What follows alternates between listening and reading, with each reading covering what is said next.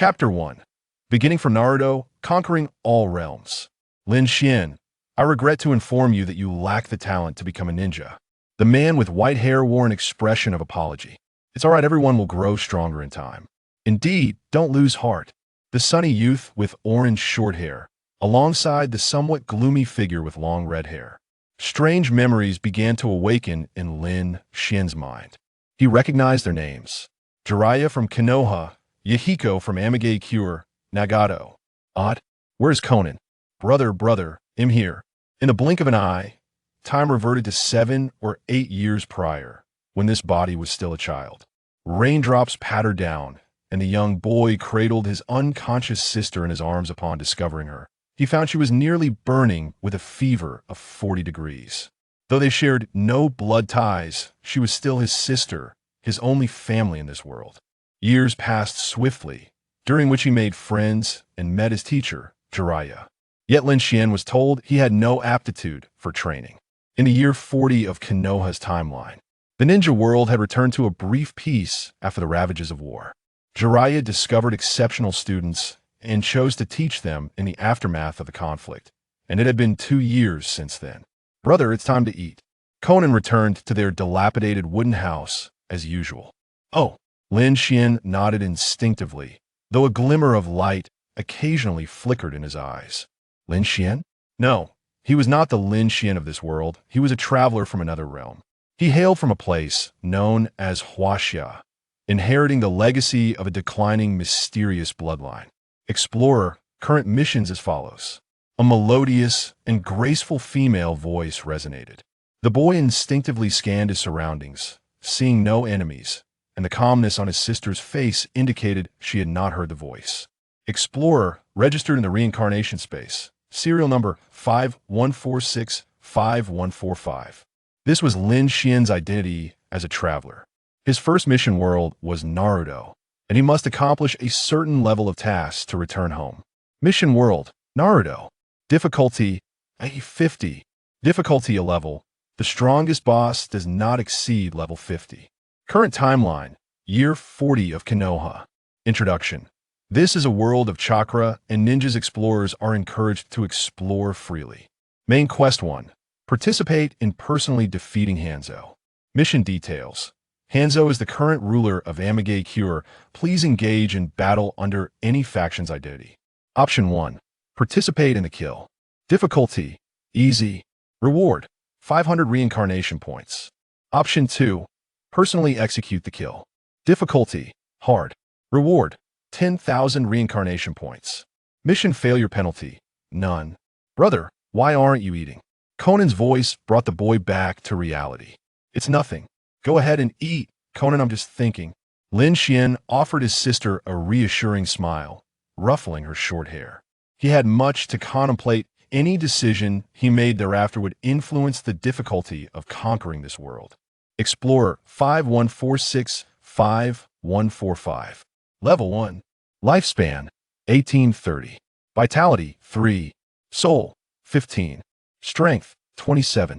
Constitution 35. Agility 22. Char 1. Luck 0. Level indicates the strength of energy, while vitality equates to lifespan. Is soul akin to a concept of mental power? As for the other attributes, their names generally convey their meanings. Strength, constitution, and agility are all related to physical prowess, while charm and luck are auxiliary attributes. Yet why is my luck 0? Lin Xuan found himself perplexed. A lifespan of 1830? This was hardly surprising, for there was a hidden attribute panel at the bottom. Bloodline, divine blood incomplete. Rating, SS.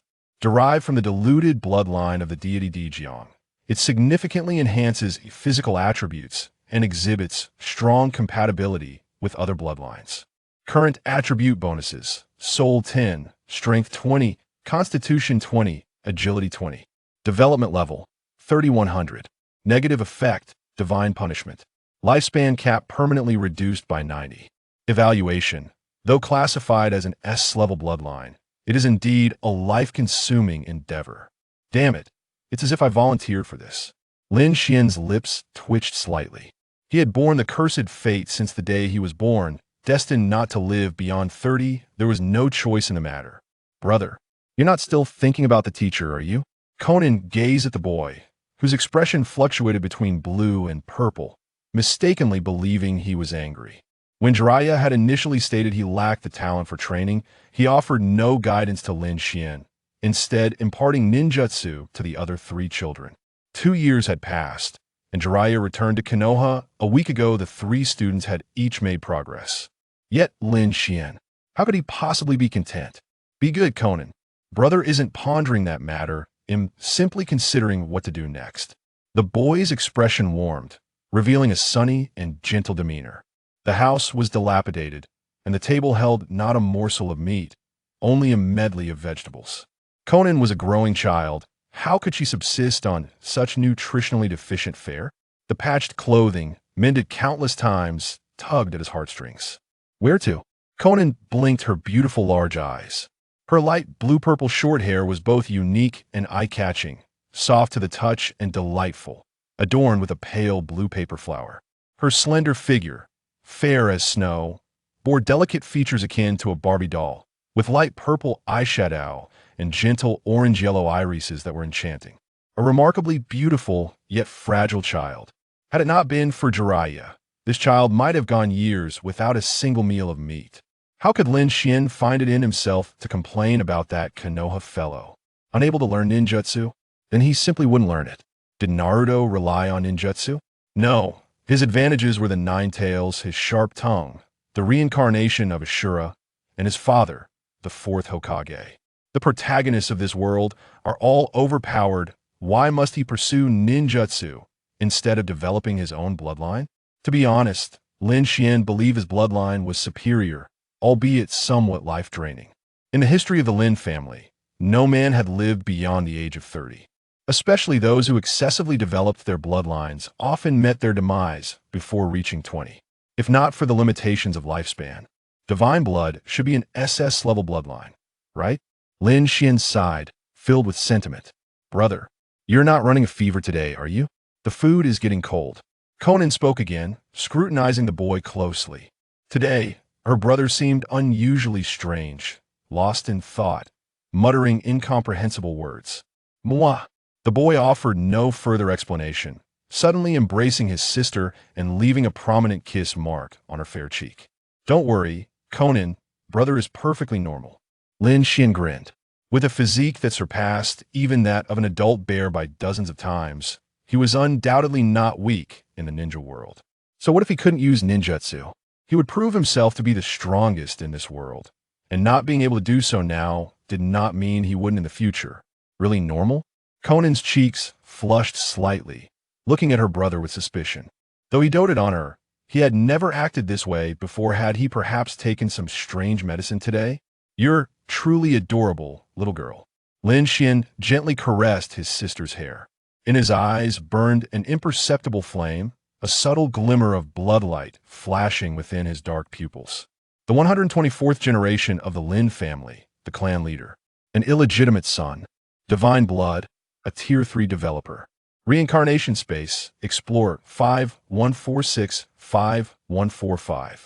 Beginning for Naruto, conquering all realms. Chapter 2. Choosing a faction, joining Akatsuki. Please select a faction. Akatsuki of the ninja world.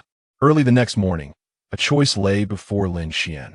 2 young boys had arrived at his home, the same age as Conan, both 15 years old, 3 years younger than Lin Xuan, yet they were disciples of Jiraiya, one of the legendary 3 ninjas. Lin Xuan, Conan. The Akatsuki has just been established. It's the perfect time for recruitment. Surely you won't decline, will you?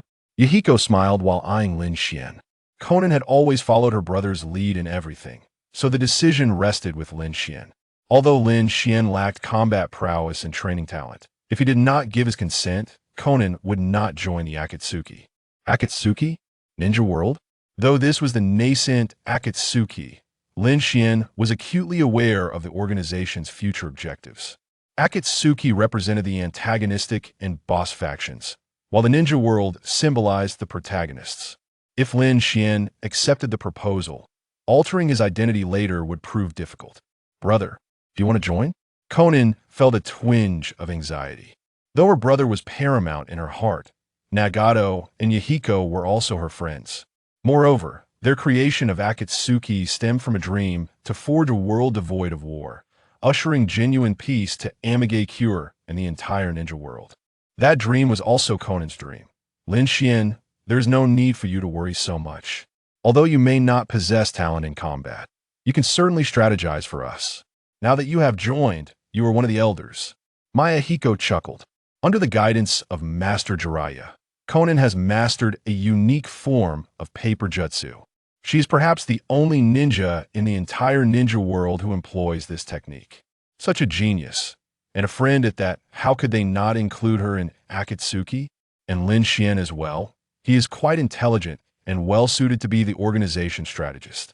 The less fortunate have already perished in the chaos of war. Very well. From now on, both Conan and I are members of Akatsuki. Lin Xuan deliberated multiple times, ultimately choosing the path of the antagonist. Current faction, Akatsuki. World reputation attribute activated. Current reputation, 0. Hidden task guardian of Akatsuki completed. Successfully joined the Akatsuki organization and became a formal member. Charm 1, Soul 1. Side quests activated. Quest 1, Recruitment. Task content. For each lower, middle, or upper ninja recruited into the organization, earn 500, 1,000, or 2,000 reincarnation points. Quest 2, Elimination. Task content. For each enemy lower, middle, or upper ninja defeated, earn 500, 1,000, or 2,000 reincarnation points. Quest 3, The Blood Clouds World Annihilator. Task content. Personally slay Hanzo to receive an additional 6,000 world reputation points. Note, rewards for tasks involving powerful individuals beyond upper ninjas will be calculated separately. That's wonderful, brother. I will protect you within the organization. Conan's eyes crinkled with joy, resembling a beautiful crescent moon. The girl's lithe form leaped into her brother's embrace, playfully showing her delight, while the two young boys beside them wore expressions of contentment. I, Mayahiko, declare that the Akatsuki organization is established today. The boy cheered exuberantly. From now on, I will continue to assist Mayahiko. Nagato's voice, as always, was gentle and calm as a still lake. Mayahiko's dream is Nagato's dream. Mayahiko yearns for a world filled with light, and thus, so does Nagato. Having dreams is indeed a good thing. Lin Xuan murmured softly. Conan and the two boys are training under Jiraiya. Yet in terms of strength, the one Lin Xuan is most concerned about is Nagato. Those eyes, faintly glowing with a purple hue and marked with black ripples, are indeed the legendary Rinnegan of the Sage of Six Paths.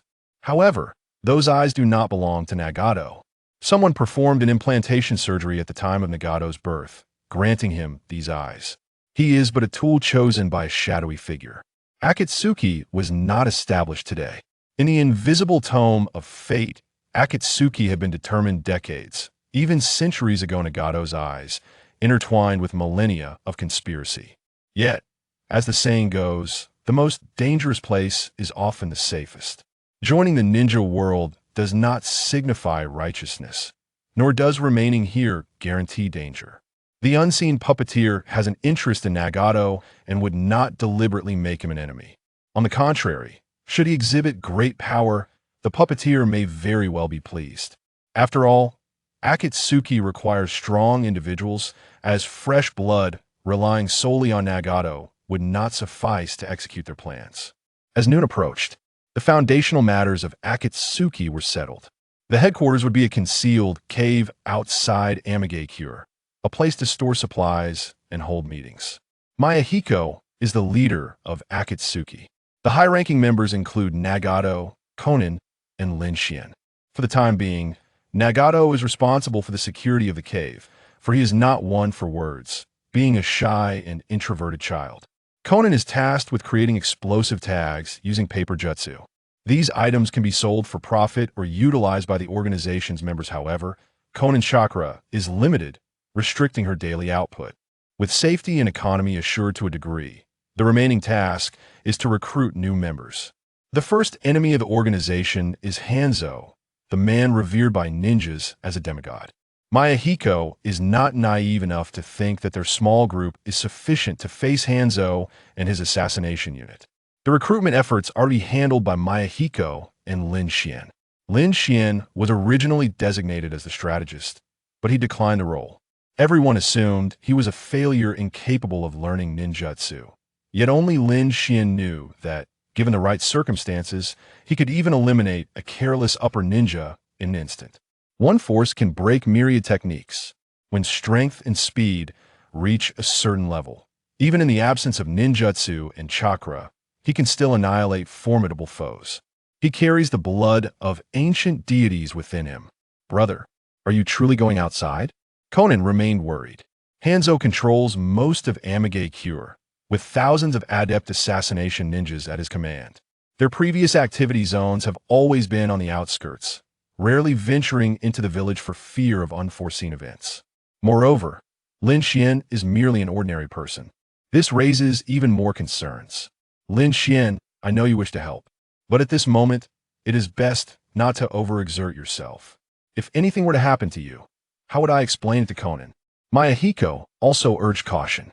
After 2 years of training under Jiraiya, the 3 students have barely reached the level of upper ninjas, lacking only combat experience. Yet Lin Xuan is different. He has learned nothing. And how could he defend himself against ill-intentioned ninjas? To put it bluntly, he might not even realize how he met his end. Alas, how about you and I engage in a duel? Mayahiko. Lin Xuan arched an eyebrow. That it was inevitable. Unless he showcased some of his prowess, they would never permit their strategist to venture out. Are you certain? Mayahiko inquired softly.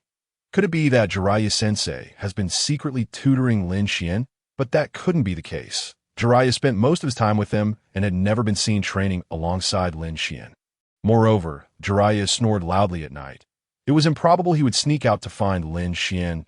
Heir of the secret bloodline, Lin Xuan, I beseech your guidance. The youth clasped his fists and bowed slightly. Adopting a combat stance that Mayahiko had never encountered before, a barely perceptible crimson light flickered in his obsidian eyes, and the atmosphere brimmed with rising combat fervor. Divine Blood, First Stage, Chapter 3. Astonishment. Lin Xuan's ultimate ferocity. Exercise caution, Mayahiko. It appears Lin Xuan is indeed not merely posturing. He harbors genuine abilities. Nagato's expression turned grave. His unique eyes could perceive what others could not. Each individual's chakra presence was distinct. And among them, the contrast between those who had trained and those who had not was glaringly apparent to him. Indeed, Lin Xuan had never trained in chakra or ninjutsu, just as Jiraiya-sensei had stated. He lacked that innate talent. Yet Lin Xuan possessed something else. Within Nagato's vision, the blood of this youth surged with astonishing intensity. 38 degrees, 39 degrees, 40 degrees, 50 degrees, a tremendous energy erupted within him, causing his physical condition to ascend at an unimaginable rate. This was a temperature surpassing the human body's limits, yet the youth showed no signs of discomfort. Rather, his expression radiated a combative brilliance, akin to a lion in the jungle stalking its prey. He was eager for battle, reminiscent of a tyrannical sovereign. In that moment, Nagato even believed Mayahiko was destined for defeat. Before that youth, he resembled a harmless little rabbit. Taijutsu, taught by Jiraiya-sensei, Mayahiko narrowed his eyes, his expression gradually growing more solemn. Jiraiya had personally fought alongside his students many times. Thus, Mayahiko was well acquainted with the aura he now sensed. This was the essence of a formidable taijutsu practitioner. No, he had hardly seen his brother and Jiraiya-sensei together, let alone privately. Conan shook her head in denial. Aside from visiting during her training, Lin Xuan never troubled Jiraiya with other matters, such potent taijutsu. Could it be the 8 gates that Jiraiya-sensei had mentioned? No, Lin Xuan still bore no trace of chakra. That power was distinctly unique. Nagato continued to analyze rationally. Lin Xuan's physical prowess surged, yet that strength was not chakra. It originated from his bloodline. Let us commence, Mayahiko. I can hardly wait to witness your ninjutsu. Do not disappoint me too much. Lin Xuan still had time for jest. His complexion, due to the internal heat, had taken on an oddly fiery hue, tinged with a hint of pink, creating a bizarre appearance. His dark eyes occasionally flashed with a hint of crimson. For a fleeting moment, Mayahiko thought he stood before an ancient monarch. Has it begun? Lin Xuan sensed the shift in the surrounding energy in the first stage of divine blood. Not only was his physical condition enhanced, but so too was his acute perception, capable of catching even the faintest whisper of the wind. Mayahiko's heartbeat faltered, and his aura subtly weakened. This was not due to trepidation. Rather, he had silently activated the shadow clone technique. Whoosh! A fleeting shadow sliced through the air. The distance of a dozen meters was closed in less than 0.3 seconds. How swift! Nagato instinctively gasped, while Conan displayed her astonishment. A gentle brother harbored such a side? He struck with ferocity, like a lion extending its claws, instantly shredding the shadow clone left behind by Mayahiko, which dissolved into puddles on the ground. Indeed, it was a clone. Lin Xuan murmured, seemingly unfazed. He had keenly detected the change in energy during the use of the shadow clone technique. Water release. Water chaos wave.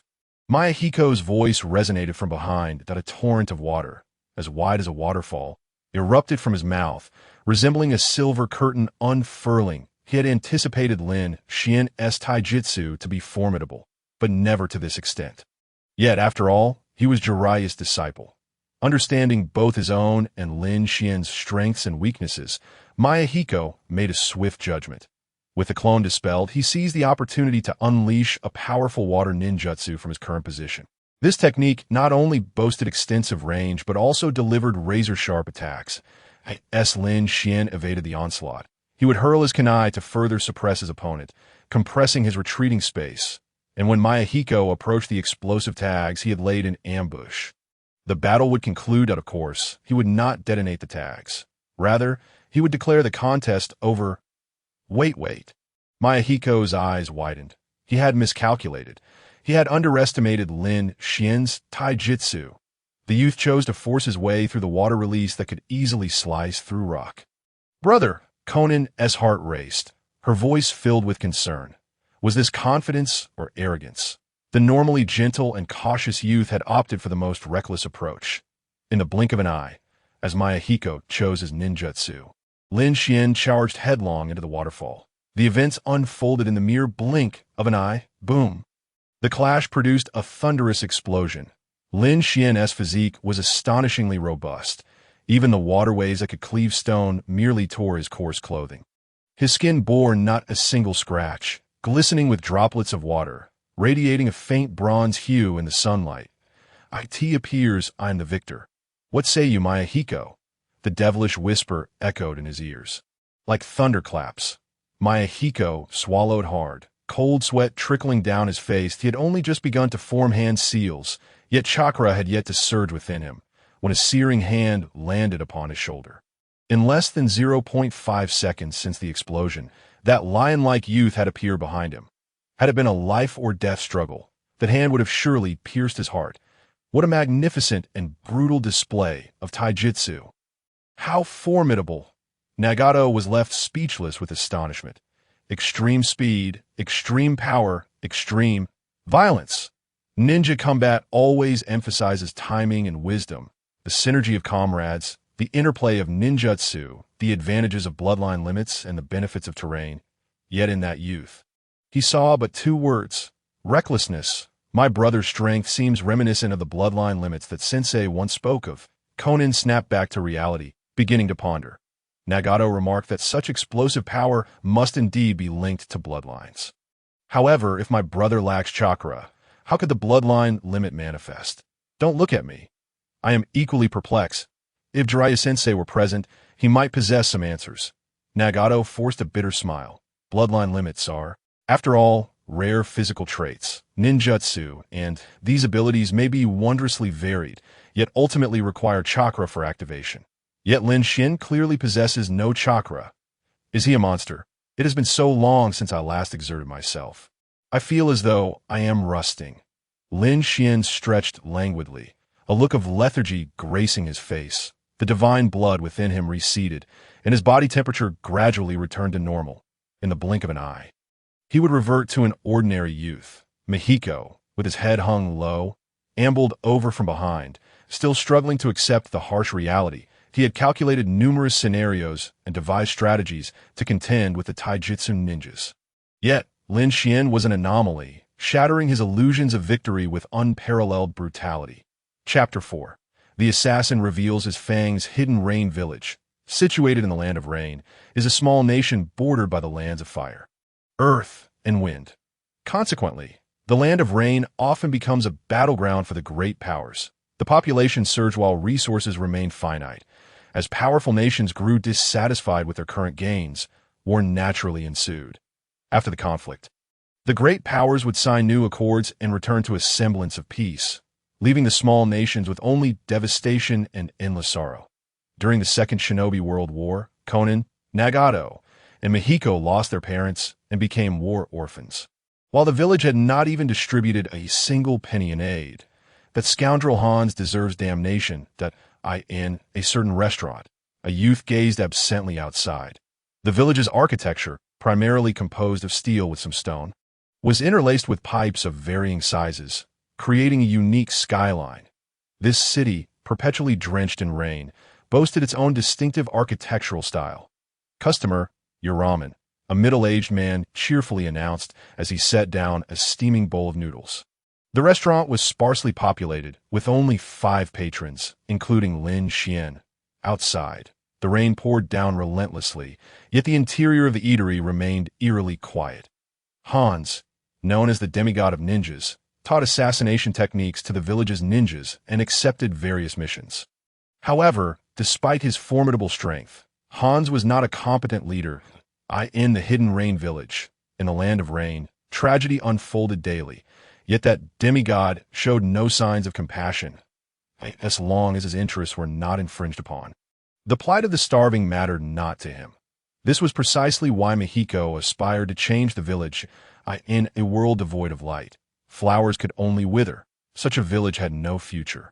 A soft thud echoed as a patron set down his chopsticks, seemingly as entranced by the view outside as Lin Xuan. Lin Xuan furrowed his brow, his hand poised to move the chopsticks, halting midair. The man was not lost in thought. An invisible blade had slit his throat, his eyes glazed over, and he exhibited no signs of struggle before succumbing. Warm blood soaked through his clothing, yet he remained seated. Gazing out the window, drip, another warm drop of blood fell. This time, Lin Xuan's eyes, tinged with crimson, seemed to catch a glimpse of something. The killer was not entirely invisible at the moment of the man's demise. He noticed the white mist in the air wavering slightly. Mist? Why is there a faint fog here? It must be a ninja technique. Uncle Lin Xuan rose, intending to alert the restaurant owner. The figure's speed and killing had increased dramatically. In the blink of an eye, 2 more patrons collapsed into pools of blood. In the next moment, the restaurant owner, standing not far away, widened his eyes and clutched his neck, swaying as he fell. His final gaze reflecting utter despair. "I've heard you are from the Akatsuki," the assassin finally spoke, revealing himself in the white mist. Hidden mist technique. The ability to create mist in a confined space allows for nearly perfect invisibility, facilitating silent killings. Hans' lapdog. Lin Xuan regarded the man before him with confusion. He did not wear a ninja headband, leaving Lin Xuan uncertain of the faction he belonged to if he were one of Hans's men. His primary target ought to be Lin Xuan, making the slaughter of innocents unnecessary. If he were a ninja from the Hidden Mist Village, why would a Hidden Mist ninja appear here? Have you heard of rogue ninjas? The lean man's eyes glimmered with a chilling light. In that moment, his body vanished once more into the mist. I see. Lin Xuan comprehended his murderous intent. Rogue ninjas are those who do not belong to any ninja village. They may be renegades, bounty hunters, or untrained misfits. The man before him was likely one who had once trained in the Hidden Mist Village, but ultimately betrayed it. The disarray in the land of rain made it a paradise for rogues. As long as one did not provoke Hans, they could kill as many innocents as they wished without consequence. Lin Xuan initially believed that today's events were orchestrated, but it seemed more like a coincidence. "You appear unafraid of me," a sinister voice echoed around them. In that instant of his first kill, the assassin realized the boy had detected his presence. Thus, he understood that this youth was the strongest in the restaurant, which was why he had been left until last to savor the moment. Why should I fear? Lin Xian's expression remained calm, a hint of mockery and disdain curling the corners of his mouth. To die by my blade would be your honor. The voice from the mist seemed to grow irate. He could never return to his village, for he had betrayed his comrades mid-mission. But so what? He possessed mastery over hundreds of advanced ninja techniques, once being an elite Jainin, and was even on the brink of earning the title of one of the 7 ninja swordsmen. The life of a rogue ninja was what he truly desired. For him, the thrill of killing was the very essence of life. To move freely, to crush pitifully weak opponents with overwhelming violence, to see their blood gush forth from their necks. This was the most exquisite music in the world. It is time to end this. Shang Chuangu approached, as if strolling through a garden. Mentally declaring the youth's death, he silently lunged from behind, his left hand as kunai aimed at the boy's unguarded neck. Unprotected, clang! The sharp sound of metal reverberated as Shang Chuangu stared in disbelief at his left hand. He had aimed to cleave the boy's head in one swift motion, yet it was his kunai that had shattered. Still trying to escape? Lin Xian's eyes transformed into a faint blood red for a fleeting moment. Shang Chuangu genuinely believed he faced a wrathful lion. The boy had seized his left arm, rendering him utterly immobile. Is this the strength of a human hand? 80,000 pounds, even 10,000 pounds of pressure is upon me, he thought, as the sound of bones cracking echoed painfully. The boy slowly revealed a smile, displaying his pearly white teeth. Who are you? The man trembled. Losing even the courage to raise his head, he fancied himself a reaper of souls. Yet this time, he encountered a demon from hell. Who I am is irrelevant. What matters is that I have triumphed. Lin Xian grinned widely. T.O. perceived the man's movements within the mist. He had activated his first stage divine blood state. Assassin? Every ninja can be considered an assassin, and he fears them least of all. The hidden mist technique was formidable, yet it could not elude him. Perhaps this man still held other trump cards. But alas, with his left hand incapacitated in a single encounter, he would have no opportunity to form hand seals. A ninja without ninjutsu is akin to a stray dog on the roadside. Roar! The man, a skilled Jainin, finally erupted in a desperate last stand, disregarding his incapacitated left hand and attempting a final gambit. Lin Xian denied him the chance to retrieve any ninja tools or explosive tags. His movements were swifter, seizing the ninja's right hand and tearing it from his body. A bloodied right arm left discarded on the restaurant floor. And the ninja's eyes filled with despair. Lin Xian's fist, imbued with the essence of death, loomed ever larger. Splat. The man's head burst like a watermelon, repugnant fluids splattering across the room, the already blood-soaked air becoming even more putrid. Side quest completed. 2,000 reincarnation points awarded. This reign truly seems endless. Lin Xian procured a relatively clean umbrella from the restaurant. His clothes were in tatters. Upon returning, he would surely be scolded by Conan. Today had indeed been quite unfortunate. Not even allowing him a moment's peace while enjoying a bowl of noodles, the youth's silhouette vanished into the inky curtain of rain. Nearly half an hour later, a half-black, half-white head cautiously emerged from the ground outside the restaurant. It watched Lin Xian's disappearing form, its lips moving slightly. Monster, Chapter 5, the second stage of divine blood, reversal. Drip, drip. The black curtain of rain washed away the scent of blood from the youth's body. Lin Xian reflected on the battle of the day, momentarily lost in thought. With his short black hair and slightly disheveled bangs, he donned a simple yet pristine robe, the dark red stains resembling vibrant plum blossoms. The puddle by the roadside mirrored the youth's face, his eyes as tranquil as a deep well. Tap, tap, tap. The sound of hurried footsteps approached from afar. 7 figures clad in black, their movements disciplined and synchronized. Resembled a shadowy legion. You go, commanded the middle-aged man at the forefront. Gesturing subtly, one of his subordinates nodded slightly and advanced toward the umbrella-holding youth. Upon witnessing this, Lin Xian furrowed his brow. His knowledge. Hanzo's faction would not concern themselves with such skirmishes. Merely wandering ninjas, they had no vested interest in the rulers of Rain Hidden Village. Are you from Hanzo? Lin Xuan inquired uncertainly in the territory of Rain Hidden Village. The appearance of such a trained ninja squad could only lead him to associate them with Hanzo, despite the absence of the village's ninja headbands. Did you kill him? The voice of the black-clad man exuded a formidable authority. With Hanzo as their backing, these ninjas were indeed the emissaries of a god within Rain Hidden Village.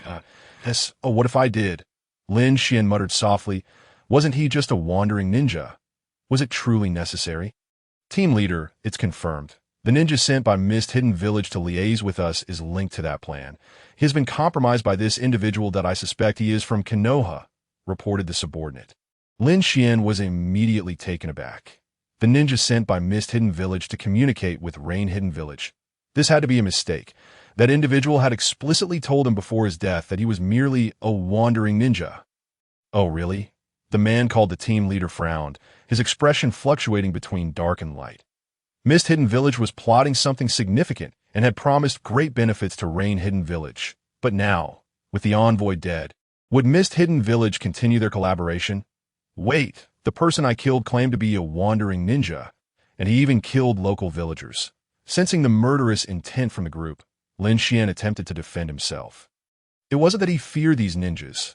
Rather, he wished to avoid drawing Hanzo's attention so soon. If it wasn't you who killed him, then who was it? The man grinned, his face twisted in mockery. At that moment, Lin Xuan fell silent. The identity of that fool who had never crossed his path was no longer relevant, for in the eyes of these men, he was merely a corpse. Perhaps they sought a hapless scapegoat to claim they had caught the murderer, or perhaps they simply wished to vent their frustration. They cared not whether he was the perpetrator. They only desired his death. I once thought, ninjas were mere puppets, obeying commands, cold-blooded machines, dogs of the powerful. But now it seems they are nothing more than repugnant maggots. The youth expressionlessly closed his umbrella. The black rain instantly tousled his hair and soaked his robe.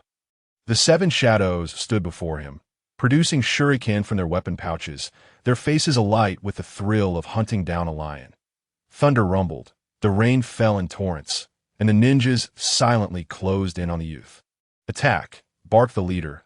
They did not even opt for a silent assault, treating the youth as if he were soft and easily squeezed fruit. I should have bought a pack of cigarettes before crossing over. Lin Xuan sighed, a hint of regret flickering across his otherwise expressionless face. Habitually, he reached into his pocket, finding neither a lighter nor cigarettes, only the incessant drizzle of rain.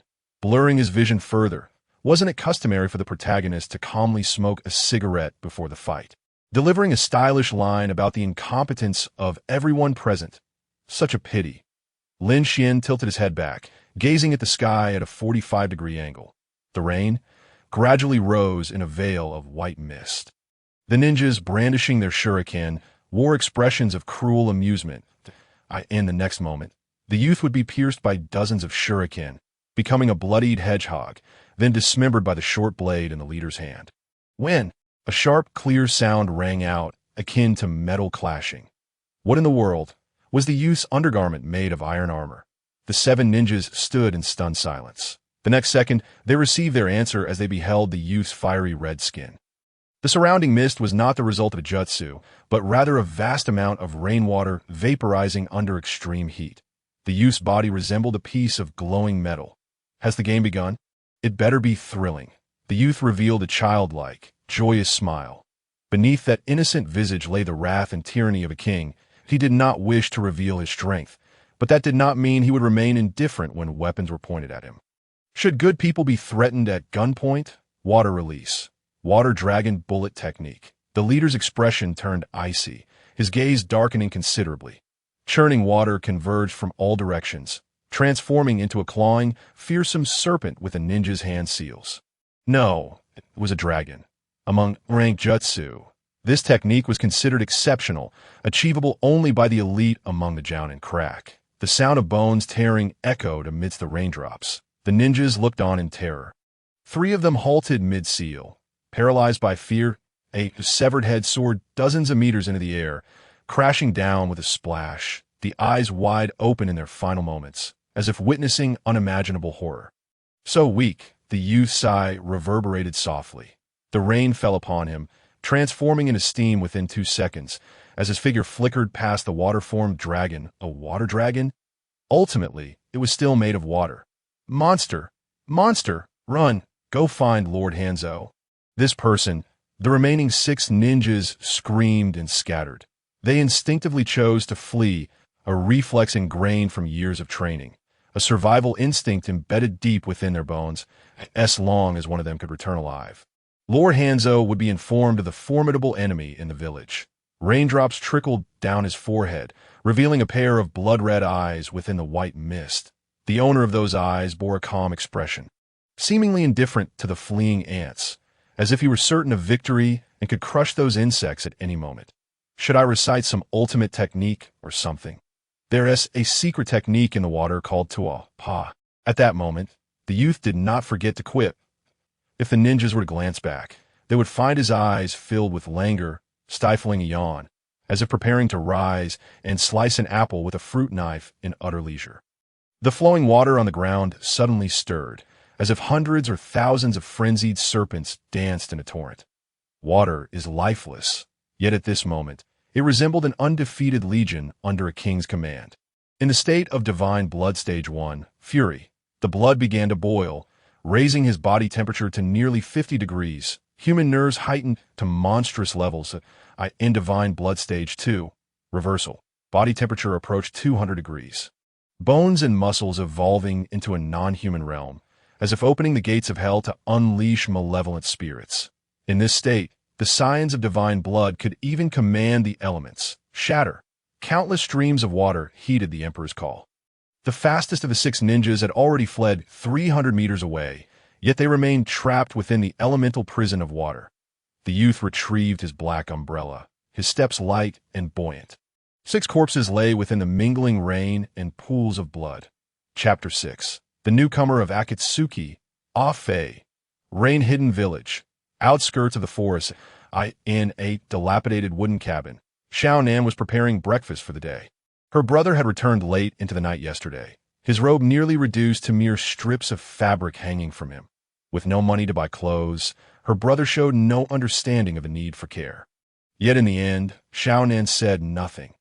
Although the rain had washed away most of the scent of blood, it could not obliterate it entirely. The lingering smell of blood hinted at the trials Lin Xuan faced before returning home. Yahiko, possessing quite the eloquence, had managed to recruit 3 Sichnin for the organization. Xiaonan spoke nonchalantly, the atmosphere at breakfast slightly peculiar. Lin Xuan remained lost in thought, as if pondering something deeply. "What about you, brother?" she inquired again. "I haven't found anything," Lin Xuan replied, shaking his head. He had wandered around the village for half the day, without locating a suitable target for contact. He intended to grab a bowl of noodles, but encountered a murderous lunatic. Shortly after emerging, he ran into a subordinate of Hanzo, who had just committed murder and returned home directly.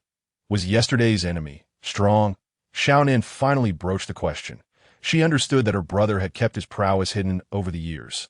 Yet she remained concerned for his safety, aware that Hanzo's subordinates were not to be trifled with. Mediocre, really, just about 8 elite Jonin levels, which can be considered as clearing obstacle for the organization in advance. Lin Xuan answered lazily. The more formidable ones were that wandering ninja and the one referred to as the leader.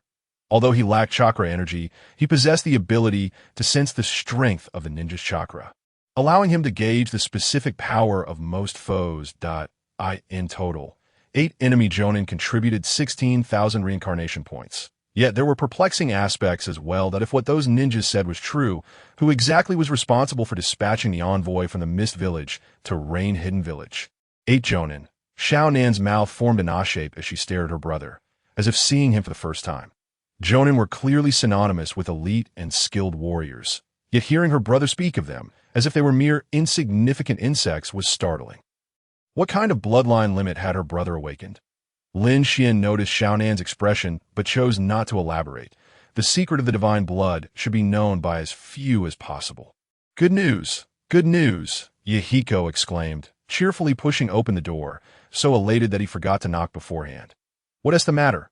Xiaonan snapped back to reality, looking at her companion. "That we encountered danger in the village yesterday. But thankfully we met him. Otherwise, we would have been ensnared by that Jonin until reinforcements arrived. Nagato's face bore a hint of lingering fear. Beside the two boys stood a peculiarly featured young man. Indeed, he was strange, clad in a black robe, slender in stature, his head wrapped in layers of white bandages, revealing only his left eye, resembling a living mummy.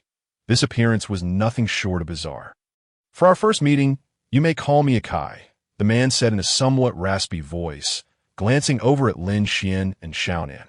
What transpired yesterday? Lin Xuan began to form a conjecture in his mind, maintaining an outwardly calm demeanor. "Akai, what a ridiculous name, that you're clearly Uchiha Obito. You should only be 12 this year. During the recently concluded Third Shinobi World War, Konoha ninja Uchiha Obito perished at the Kanabi Bridge.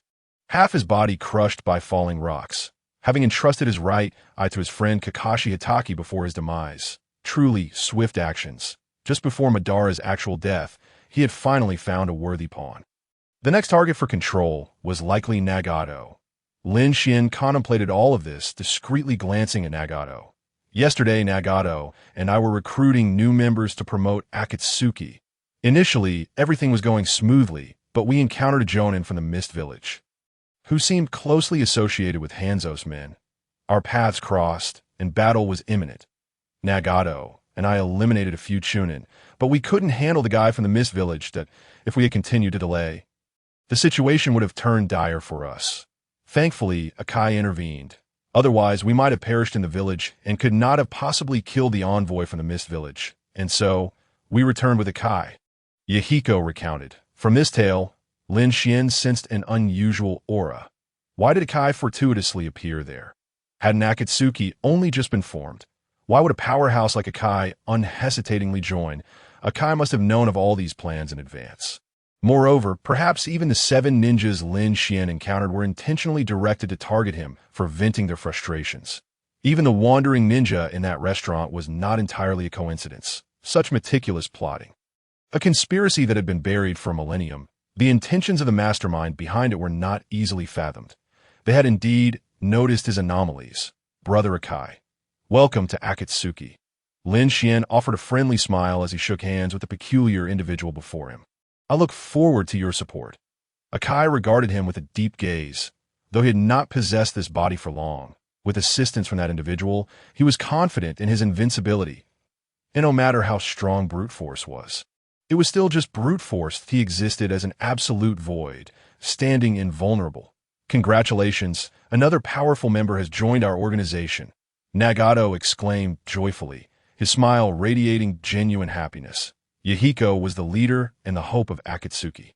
The dream of Akatsuki represented the dreams of all, and one day, a bridge of peace would be built, extending to every corner of the world. Akai, from now on, we shall be comrades. Yahiko also shook hands with a strange man, visibly excited. Akai was the first Jonin recruited by the organization. Among Jonin, he was one of the strongest.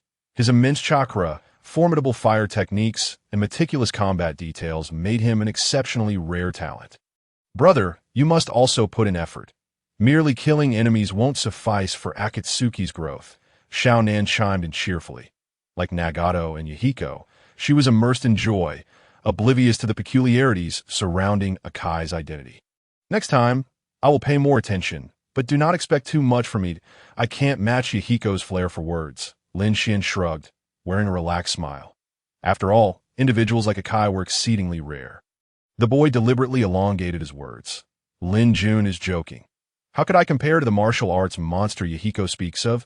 I merely know a bit of fire techniques. Akai's raspy voice was somewhat unsettling. He understood Lin Xuan's wariness and suspicion, but chose not to respond to the boy's sardonic remarks. Whether it was Yahiko, Nagato, or Xiaonan, they were all disciples of Jiraiya, one of the legendary 3 ninjas. Yet their temperaments were still immature. At the end of the day, they were merely fledglings, lacking experience in life-and-death battles. With the assistance and guidance of Zetsu, Akai found it effortless to deceive and approach them. However, Lin Xuan was different. Zetsu had been observing this fellow for quite some time. This boy was truly an anomaly. Even Zetsu could not discern his true nature. His strength seemed to materialize from thin air. One moment, he was a mere mortal, and the next, he had transformed into a dragon. Chapter 7. The youth's Lord Hanzo. A letter has arrived from Konoha Point one day. The ruler of Rain Hidden Village received a mysterious missive from Konoha, proposing a trade. The individual from Konoha sought Hanzo's assistance during the Hokage election, requesting him to publicly align himself with their stance that in exchange, Konoha would aid Hanzo in consolidating his authority over Rain Hidden Village. This transaction could be deemed mutually beneficial if it's successful. The incessant rain fell like a soft drizzle, seemingly without end. A vague white silhouette lingered in the rain, neither holding an umbrella nor advancing. Everything was proceeding according to plan, that a different voice emerged from the shadowy figure, emanating from the white bandages. Should someone be observing closely, they would notice that those bandages seemed to possess a life of their own, suddenly coming to life and dancing eerily. Akatsuki's development was flourishing, progressing with fervor. All of this lay within Yahiko's expectations, as well as the machinations of those behind the scenes. For many years, the village of Amigakure had endured the ravages of war. With the fate of civilians neglected, and countless held deep-seated resentment towards Hanzo. Indeed, Hanzo was referred to as a demigod of the ninja world, with the venom of the salamander striking terror into the hearts of countless shinobi. During the Second Shinobi World War, he faced hundreds of Konoha ninjas and the Sannin alone, ultimately emerging victorious. Yet Hanzo's reign was a failure. He was acknowledged for his strength, but that was all he had. The world had long suffered under the chains, and at this moment, Akatsuki resembled Chen Shengavure. Lin Xuan stood atop a building, gazing toward the direction of a megakure. In merely 2 months, Akatsuki had recruited over 100 ninjas. Among them, 13 jonin, with the remainder being chunin. Their operational scope had expanded significantly, and they had established their own territory. Who is Chun Sheng? A Fei emerged from the shadows behind, that he always appeared like this. Moving mysteriously, suddenly surfacing from unexpected places at tea times, he was a gravelly-voiced, reliable man, while at others, he embodied the cheerful spirit of a playful child. No one in the organization could decipher his thoughts. How would I know who he is? I was just speaking randomly. Lin Xuan replied dismissively. He had little patience for Uchiha Obito and no intention of befriending him. The combination of a schemer and a pawn held no allure for him. The meeting is about to commence, gentlemen. Nagato climbed up to the rooftop. Recently, Akatsuki's progress had been remarkably smooth, with every aspect operating flawlessly. More and more people in the Land of Rain had come to learn about this organization and the grand dreams of these young individuals. For the sake of peace, the organization had gained an increasing number of allies and comrades. Even Hanzo, the salamander, could not afford to overlook the power of this organization.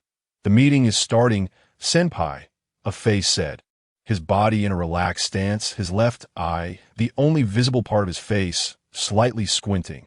Although one could not see his expression, it was clear he was smiling, a rather mischievous smile at that. Senpai, I certainly cannot be regarded as your senior. Lin Xuan stretched lazily. Obito's master was Minato Namikaze, who was about to assume the position of the 4th Hokage, and Minato's teacher was Jiraiya. Why this reckoning? Konin, Yahiko, Nagato, and Minato were of the same generation, and Obito should refer to them as uncle, while Lin Xuan should also be addressed as uncle. Of course, standing here was a Fei. Uchiha Obito was merely a vestige of his past. The night Rin died, the name Obito lost all significance. Moments later, on the 2nd floor of the building, in the conference room, several figures sat orderly in the dimly lit room, each a well-trained jonin with rich combat experience. Their lives worthy of being chronicled in novels. Now, they were members of Akatsuki, fighting for a common goal, bleeding, and risking their lives. Once everyone had assembled, the meeting officially began. Yahiko, as the leader, naturally commenced his address. During this, he cast a fleeting glance at a Fei, a momentary look of confusion flashing in his eyes before vanishing. A Fei was an enigma. He had contributed significantly to the organization, yet he did not exert his utmost efforts. This perplexed Yahiko, as he could not discern a Fei's thoughts or what he was concealing. This matter is extraordinary. Konin furrowed her brows. Oh, what has happened? Lin Xuan maintained a languid demeanor, seated beside his sister as he ruffled her hair. In the world of ninjas, in the realm of schemers, none of these affairs held any relevance for him, save for his sister. He would not permit anyone to harm Conan. T.S. Hanzo, Nagato spoke in a low voice. Shock flickered in his Rinnegan eyes, and the ninjas around the conference table were equally taken aback. Hanzo, that guy wants to end the war with us, to determine who truly rules the land of rain? A Fei let out an excited cackle. For a moment, Lin Xuan thought he was facing a lustful monkey. No, Yahiko's expression was grave. The ninja villages of the great nations had already taken note of Akatsuki's existence, and Hanzo could no longer overlook them. He had sent a messenger bearing an invitation, hoping to forge an alliance with Akatsuki.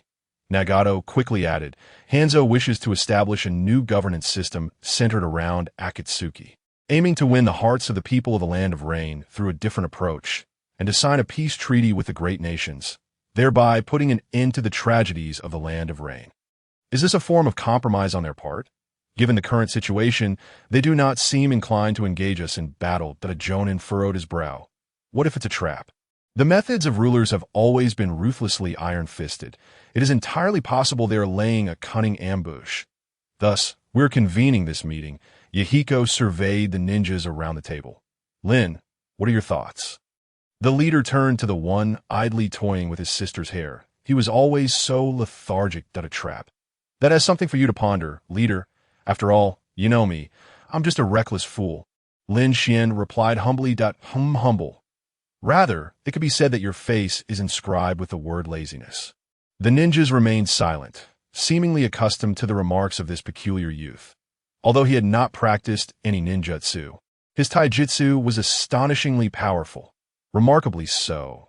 This young man was also one of Akatsuki's founding members, deserving of respect from all members. Brother, we're in a meeting. Could you be a bit more serious? Conan tugged at his clothing. Oh. Lin Xuan straightened slightly to indicate his attentiveness, and then, nothing happened at IT was undoubtedly a trap, merely waiting for Yahiko to step into it, that a person like Hanzo would never allow a second ninja force to emerge within his territory. Some plotted and strategized, some schemed in the shadows, some lay in wait. The fledgling youths faced the world's most cunning and enduring schemer, blissfully unaware. An invisible beast bared its fangs at the fledgling Akatsuki. Heralding the turning of the wheels of fate. Chapter 8. Plotting against my sister. The meeting concluded. The ninjas and their leader discussed extensively, ultimately deciding to accept the invitation. The conditions promised by Hanzo were simply too enticing. If an agreement could be reached, it would put an end to the long-standing tragedies of the Land of Rain, marking a significant step toward peace. Nagato had deviated from the path set by Madara. We must steer him back on course.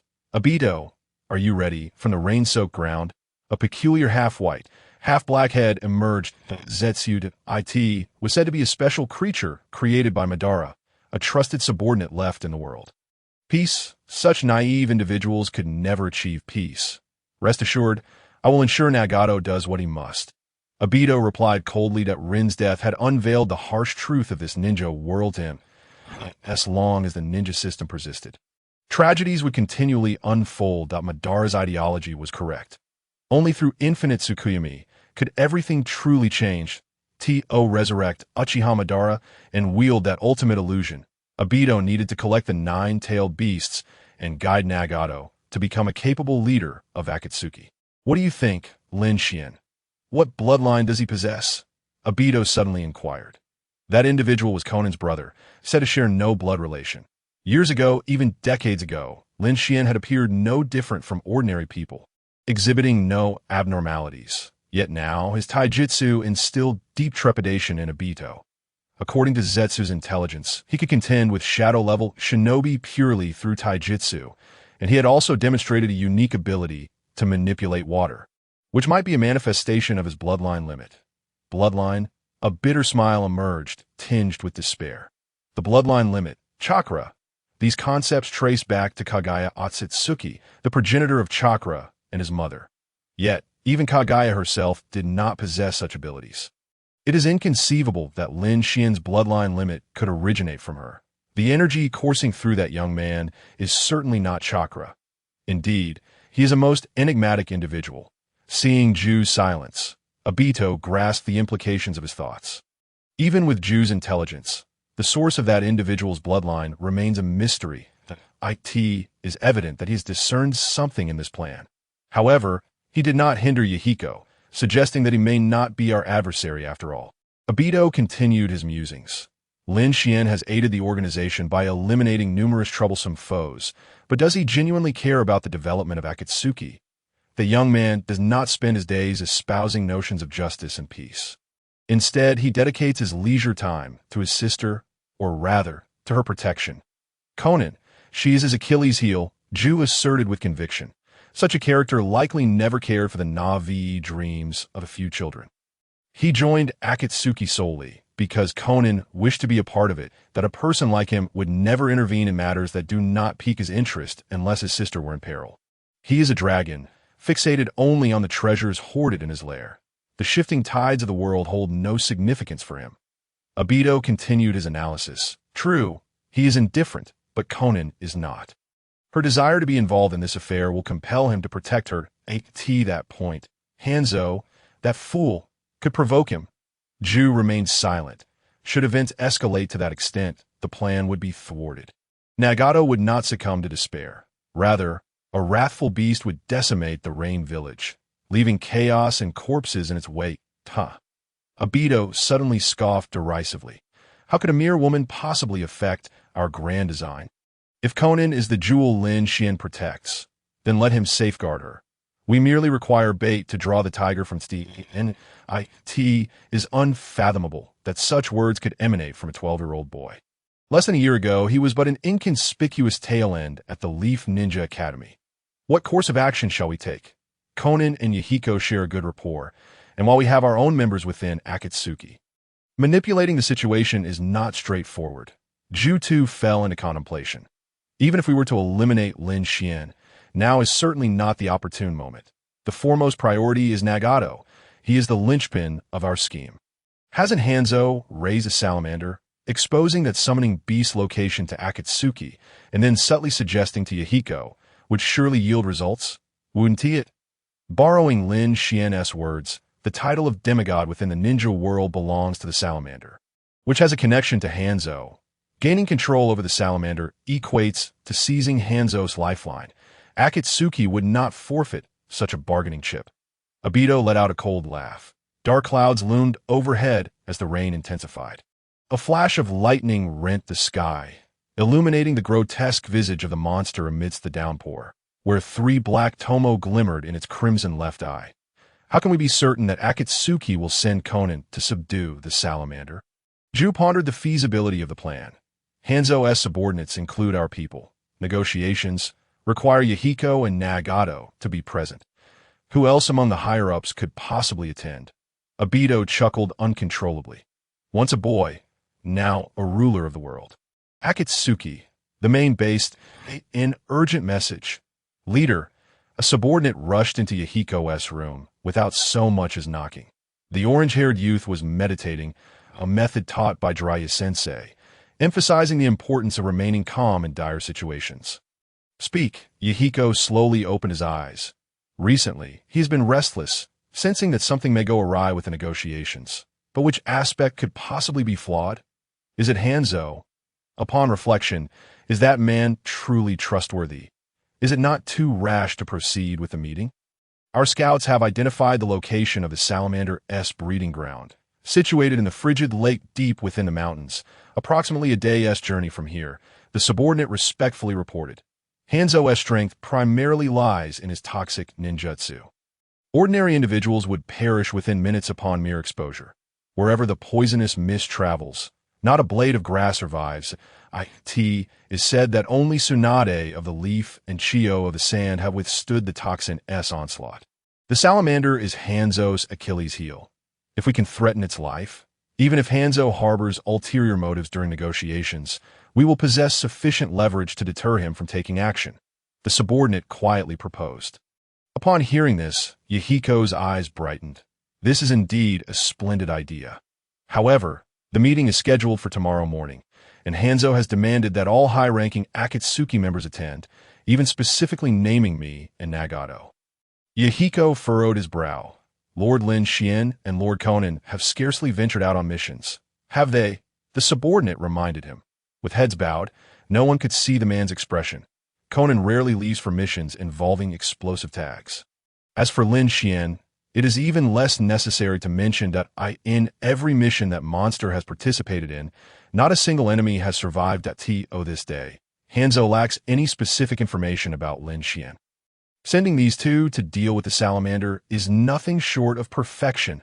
ISNT Lord Conan adept at paper techniques.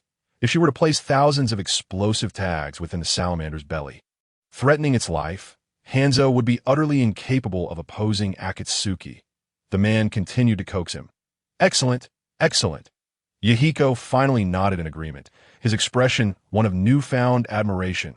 Is this truly the leader of Akatsuki? He aligns perfectly with what that esteemed individual envisioned. Lamentably foolish, as he exited the room, the man could not suppress the smile that crept upon his lips at that moment. A warm hand landed upon his shoulder. The boy behind him yawned, appearing as though he had just awakened from an afternoon, and there's something you wish to convey, Lord Lin Xuan? The man reined in his smile, bowing his head in deference. Nothing much. Lin Xuan rubbed his eyes, his expression languid. It seemed as though it was merely a casual greeting. This is Akatsuki, after all. High-ranking members and subordinates are all equal, a loving family united by a common dream. Is it not normal to greet one another and share a friendly pat on the shoulder? The man maintained his insincere smile, awaiting Lin Xuan's next words. If Lin Xuan were to inquire about his lunch, he would respond with praise for the delicious bread, expressing gratitude for the organization's generosity. Should Lin Xuan express a desire for an apple, he would bow deeply and retrieve it from a storage room on the first floor. The salamander, plotting against my sister. The youth's whisper echoed in his ears. In that instant, the man's very soul trembled with dread. He opened his mouth, but found himself unable to utter a word. That gentle hand resting on his shoulder could, with a mere thought, rend him asunder in an instant. Speak, that I must say something.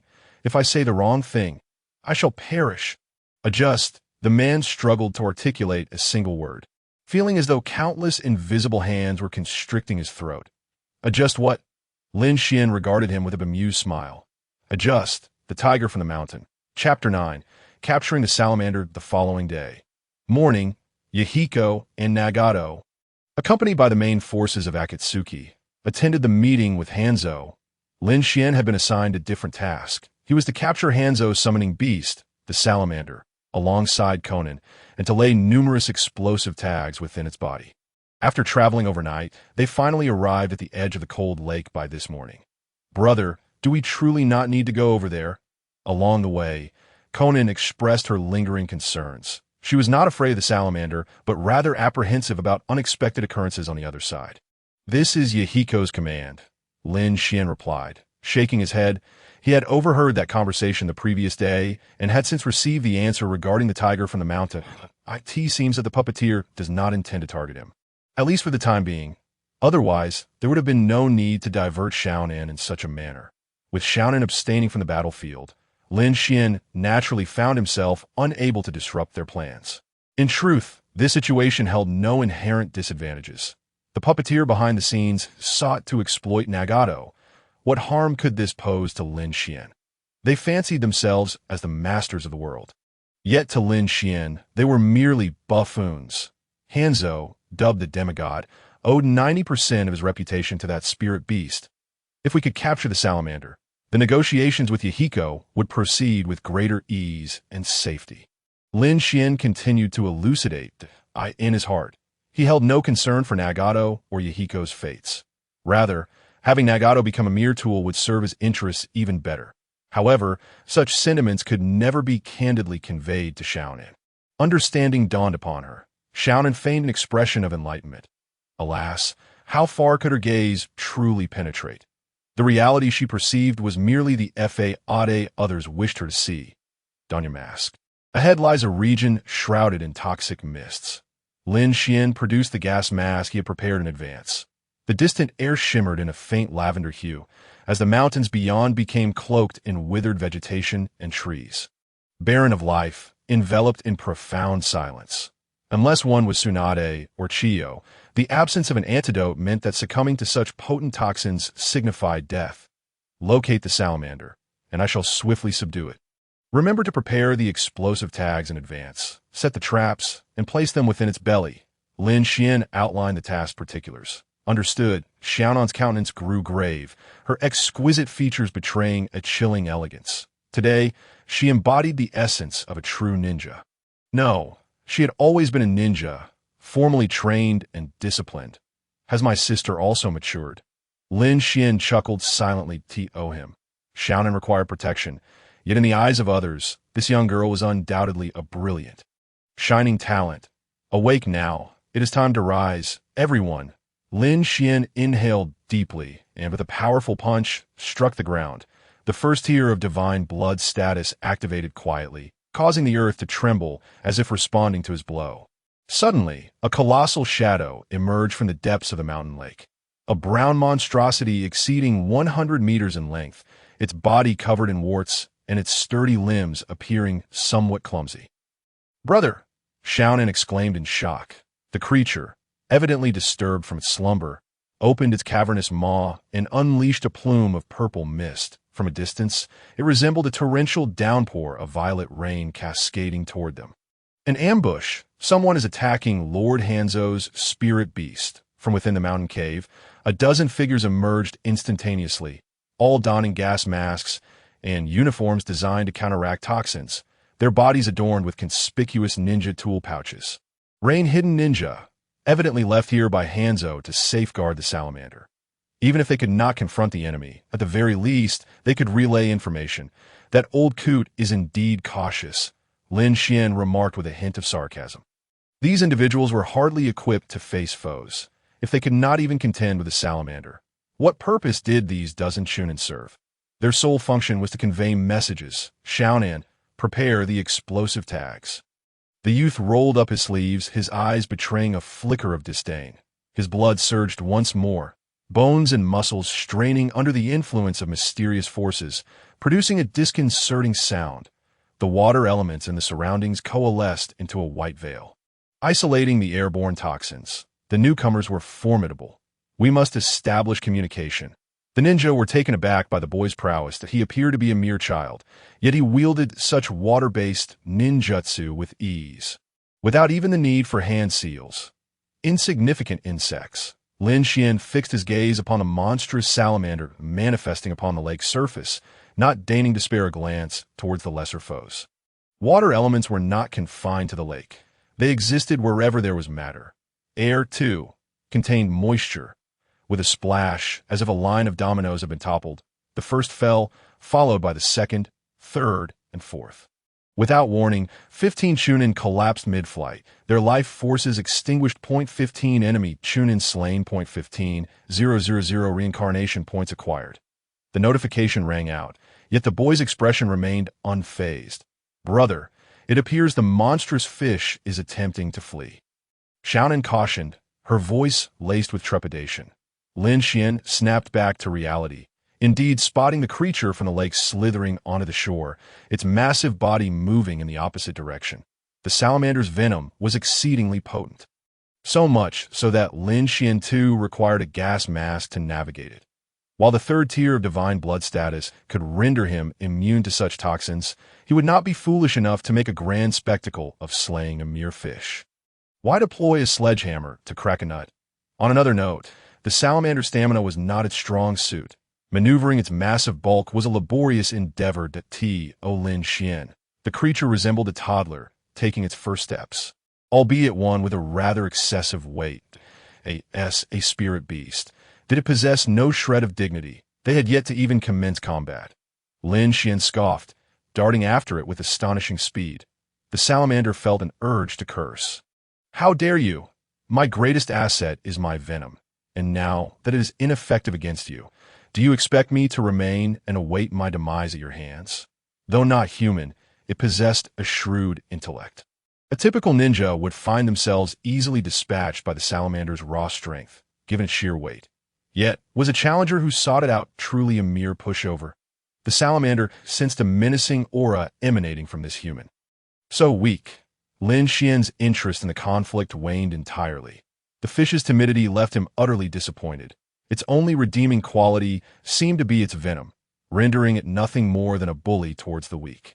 Reflecting further, he realized that the fish and Hanzo were quite the match. Halt! The youth's blood-red eyes blazed as if aflame. This was a command from Sovereign. The overwhelming pressure from his bloodline struck the salamander, making it feel as though a mountain had been thrust upon it. Its crawling body abruptly stilled. The earth trembled. At that moment, the earth element appeared to come alive, executed with greater finesse and speed than any earth-based ninjutsu. Specialized restraints ensnared the creature's massive form, becoming the most resilient metal in existence, capable of subduing even-tailed beasts. The fish let out a mournful cry. Chapter 10. The Erroneous Path. Have all preparations been completed? Lin Xuan yawned. He had maintained the second tier of divine blood status for nearly 10 minutes, during which the salamander had remained utterly immobilized. All set. Xiaonan wiped the sweat from her brow. She had brought along 5,000 explosive tags and employed paper ninjutsu to establish the traps. By implanting this within the salamander's body, they would gain the ability to control its fate at any time, provided the device remained intact. Preparations complete. Lin Xian's fiery complexion gradually returned to normal, the boiling blood cooling to a comfortable warmth. The restraints on the salamander vanished, and the overwhelming pressure dissipated, yet it remained too fearful to move. This human was a monster. IT could not fathom the intentions behind such actions. If the aim was to kill, why bury explosive tags within its belly? The salamander's intellect struggled to grasp such intricate motives. Fear not. This is merely a precaution. If Hanzo behaves himself, your life shall remain unthreatened. Lin Xuan flashed a grin, revealing a row of pristine white teeth. He understood that the salamander could comprehend human speech. If the salamander had not been summoned through the spirit technique, it indicated that Yahiko's side had encountered no mishaps. In the worst-case scenario, should the salamander be summoned, Xiaonan would activate the device, eliminating it from within, rendering Hanzo's summon nothing more than a lifeless husk. The salamander emitted another mournful cry. Whether it was a trick of the mind or not, Xiaonan felt an overwhelming sense of despair in the creature's wail. What could it possibly be despairing over? Yuan Village, the negotiation site on a silent cliff. Two factions stand divided. With ninjas poised for action, their gazes fixated on the two leaders. One side is Hanzo of the Salamander, the ruler of the Land of Rain, a demigod of the ninja world, commanding thousands of elite ninjas, renowned for his illustrious battle record. In the era following the disappearance of Hashirama and Madara, he was deemed the strongest of his time, thus earning the title of demigod. Opposite him stands a newly formed Akatsuki organization. Young idealists, fueled by dreams and fervor, have gathered this modest force, emerging as a rising star in the Land of Rain. The leader is a 16-year-old boy with orange hair. Are you Yahiko? A man in a specially crafted gas mask steps forward. The Rain Ninja forehead protector, the distinctive scythe-like weaponry, and the imposing aura unmistakably mark him as the legendary figure. Indeed, I am the leader of Akatsuki. Yahiko advances a step, his gaze locked onto the man before him. Despite his preparations, he feels a surge of anxiety in this moment. Excellent, excellent. Hanzo suddenly breaks into an odd laughter. According to intelligence reports, Akatsuki consists of merely 100 members, and today, they are all present. Upon receiving this information from his subordinates, Hanzo was certain of his victory. His opponents are merely a group of inexperienced youths, capable of delivering a few philosophical remarks. But ultimately, this so-called Akatsuki is just a disorganized rabble. Tap, tap, tapped at a multitude of footsteps echoes from the heights of the cliff. Yahiko's expression darkens considerably. Hanzo has not only brought his ninjas, but has also prepared reinforcements nearby. The numbers are staggering. 100, 200, no. Over 300 ninjas. Those masks, could they be from Konoha? Nagato's voice is heavy with realization. The ninjas on Hanzo's side are clearly divided into two groups, one of which does not bear the Rain Ninja forehead protector, instead resembling the masks of Konoha's Umbu.B. Why the order of Danzo-sama? We have 130 Umbu ninjas. Please give the command to eradicate Akatsuki. A Konoha ninja steps forward, his voice booming without a hint of disguise. All members of Akatsuki will perish in this valley today, and the dead reveal no secrets. Very well. I shall fulfill my promise to Danzo later. Hanzo squints, a smile creeping onto his face. Although the village boasts a large number of ninjas, most are engaged in missions, leaving him with relatively few subordinates to deploy to ensure the complete annihilation of the budding Akatsuki. Hanzo has contacted Danzo. That man had previously sought his support in becoming the fourth Hokage. Now, he finally finds a use for him, by enlisting the help of Konoha. The eradication operation will be foolproof. A genius that has not matured is worth less than a pile of dog waste on the roadside.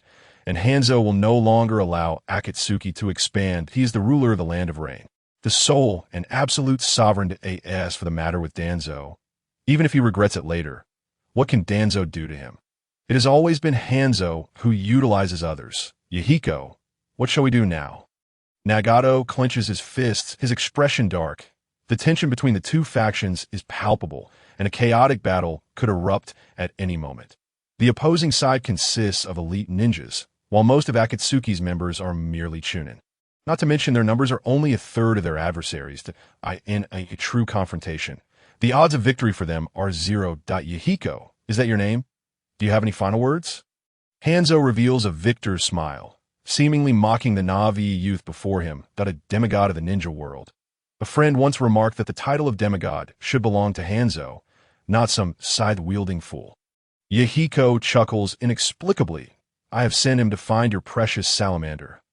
If you dare lay a hand on Akatsuki, I assure you, your summoned beast will perish. Upon hearing this, Hanzo falls into an unusual silence.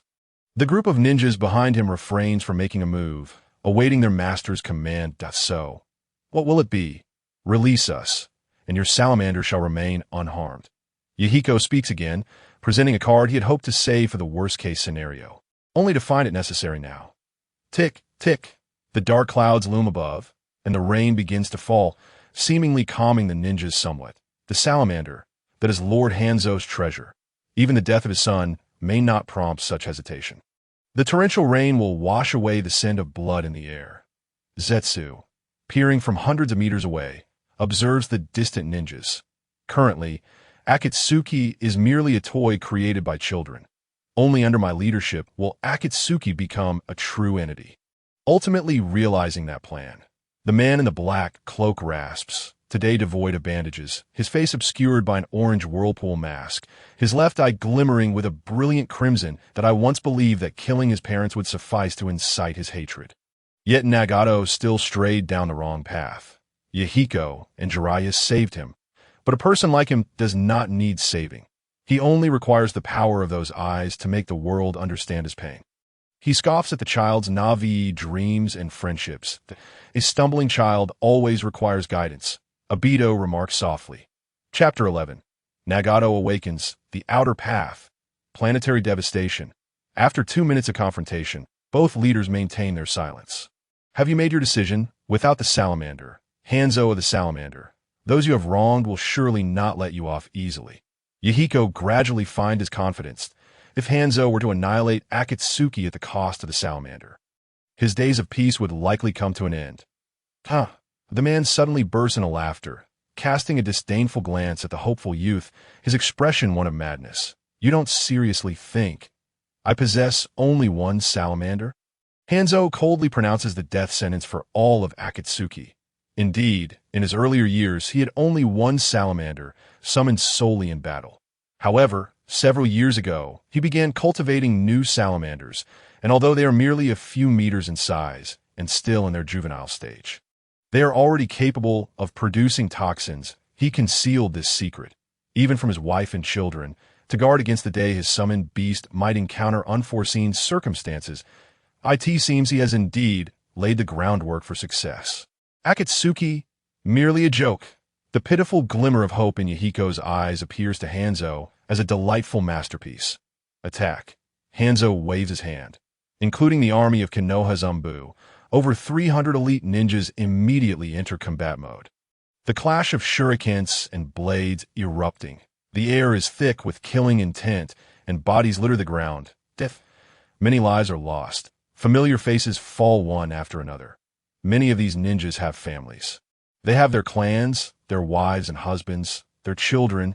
They heard of Akatsuki's ideals, were inspired by that passionate youth, and joined this organization. The future of Akatsuki is a bright future, the future of the Land of Rain. All believe this. Yahiko! Yahiko! Nagato struggles to shield himself from the storm of shurikens with wind release. All around him are cold corpses, blood soaking his clothes, both enemy and ally. The enemy is overwhelming, leaving only 2 survivors. Or perhaps just one. Survive, Nagato. You must live, no matter what. Akatsuki has not been completely annihilated. Yahiko coughs blood from the corner of his mouth.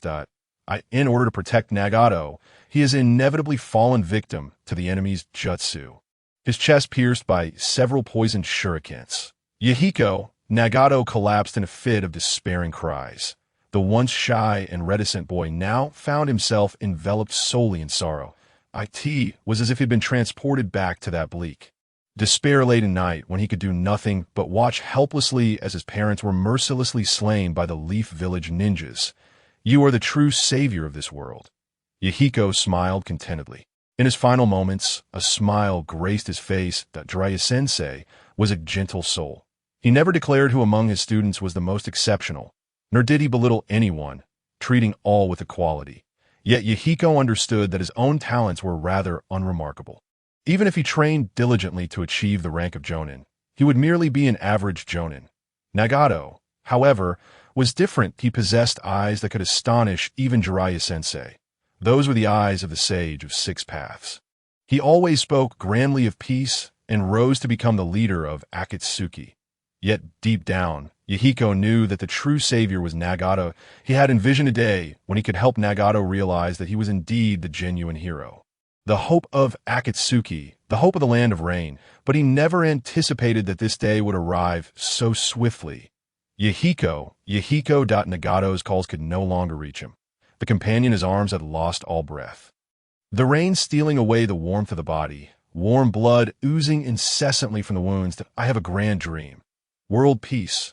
That red-haired boy. Did someone bully you? It's all right. Eat up. I won't charge you. Nice to meet you. I am Yahiko. The fruit stall owner was always a victim of our apple thefts.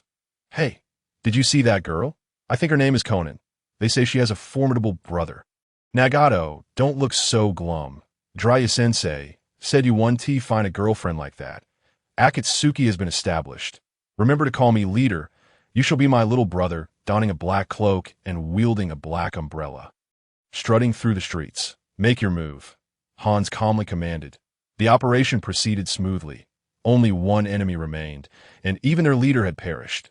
Meanwhile, their side had suffered only minimal casualties. Whoosh, whoosh, dozens of shuriken flew through the air. Even a body of stone would be turned into a pincushion. Moreover, the enemy was a defenseless, fragile void. If this world is engulfed in strife, I shall become a god of this world. Nagato recalled his companion's words. Almost instinctively, he rose to his feet. The shuriken were halted by an invisible barrier, clattering to the ground several meters away. It actually deflected them. How is that possible? Hans furrowed his brow, and the ninjas around him displayed looks of astonishment. A last-ditch struggle. No, even the dying man's fight would not manifest such a bizarre ability. This is unheard of. He was no ordinary brat. Those eyes. Hans seemed to connect the dots, yet he could not recall where he had seen or heard of such eyes before. Kill him. Go. The Umbu ninjas from the Leaf could no longer contain themselves. He's just one person. We still need to resolve this matter before returning to the village. There's no need to waste more time. Summoning technique. Outer path. Deva path. In that moment of life and death, Nagato's renegade abilities were fully awakened. He summoned a forbidden existence. A colossal hand emerged from the ground, ruthlessly crushing the Leaf ninjas as if they were mere ants. Known as the Outer Path, Deva Path, it was a true monstrosity, towering over 200 meters, its head adorned with 9 closed eyes, its skin resembling withered wood, with 10 pillar-like protrusions on its back. This was a genuine behemoth, possessing divine-like power. A black rod shot forth from the Outer Path, Deva Path, piercing through the back of the red-haired boy, siphoning his chakra. Every power comes at a cost. And the price of using the Deva path was Nagato himself. The boy's body visibly withered, life force rapidly draining away. This was the power of the Rinnegan. Obito gazed from a distance at the unfolding scene. Zetsu was the finest informant. His ability to conceal his presence was unparalleled, so he harbored no concerns about exposure. That was a chakra rod, left behind by Madara before his demise, and now, Nagato was utilizing that power just as Madara had anticipated. Zetsu murmured softly. A purple dragon erupted from the mouth of the outer path, Deva path, a powerful sealing technique at the level of the soul. Hundreds of ninjas may seem numerous, yet upon touching the dragon, their souls would be instantaneously consumed, turning into sustenance for the outer path, Deva path. This was a massacre of one against hundreds. Chapter 12. Only power is everything. Roar. The roaring dragon fixed its gaze upon the last remaining enemy on the battlefield. Hundreds of ninjas were devoured without a hint of resistance. Their souls were seized, leaving not even a scratch upon their bodies. To possess the Rinnegan is truly astonishing. Hans sighed, as if lamenting the day's failure. Akatsuki had been obliterated. However, as long as that boy remained alive, Akatsuki could be reconstructed at any moment. The fallen were merely inconsequential. Rather than saying the threat had dissipated, it would be more accurate to say it had intensified. Ah! The only response to Hans was the boy's furious roar. The red-haired boy, blinded by rage, continued to command the purple dragon to bombard Hans's position. In a moment of desperate urgency, Hans formed a hand seal with one hand, unleashing his ultimate life-saving jutsu. The chaotic battle culminated in a cataclysmic explosion. Only two remain alive. This was destined to be the darkest day in Akatsuki's history. Amigakure, outskirts, the battlefield freshly stained with blood, was littered with the bodies piled high like hills. The red-haired boy leaned against a rock, cradling the lifeless form of his companion. What a splendid performance! An abrupt voice broke the silence. Nagato wearily turned his head to find the figure of a man adorned with an orange mask. It was Tobi. It was unmistakably him. Are you? Nagato's voice was devoid of energy, cold and emotionless. Such a peculiar moment. If he could not recognize Tobi's true nature, it would be better for him to simply find a rock and end it all. Uchiha, Madara. Tobi's voice conveyed an unsettling clarity. His left eye glimmered with a fierce crimson hue. Three black tomo lay quietly within, defiantly locking eyes with Nagato's Rinnegan. What is your purpose? Nagato could no longer muster the energy for surprise. He only cared about the corpse in his arms, his most important companion, now silent and forever voiceless.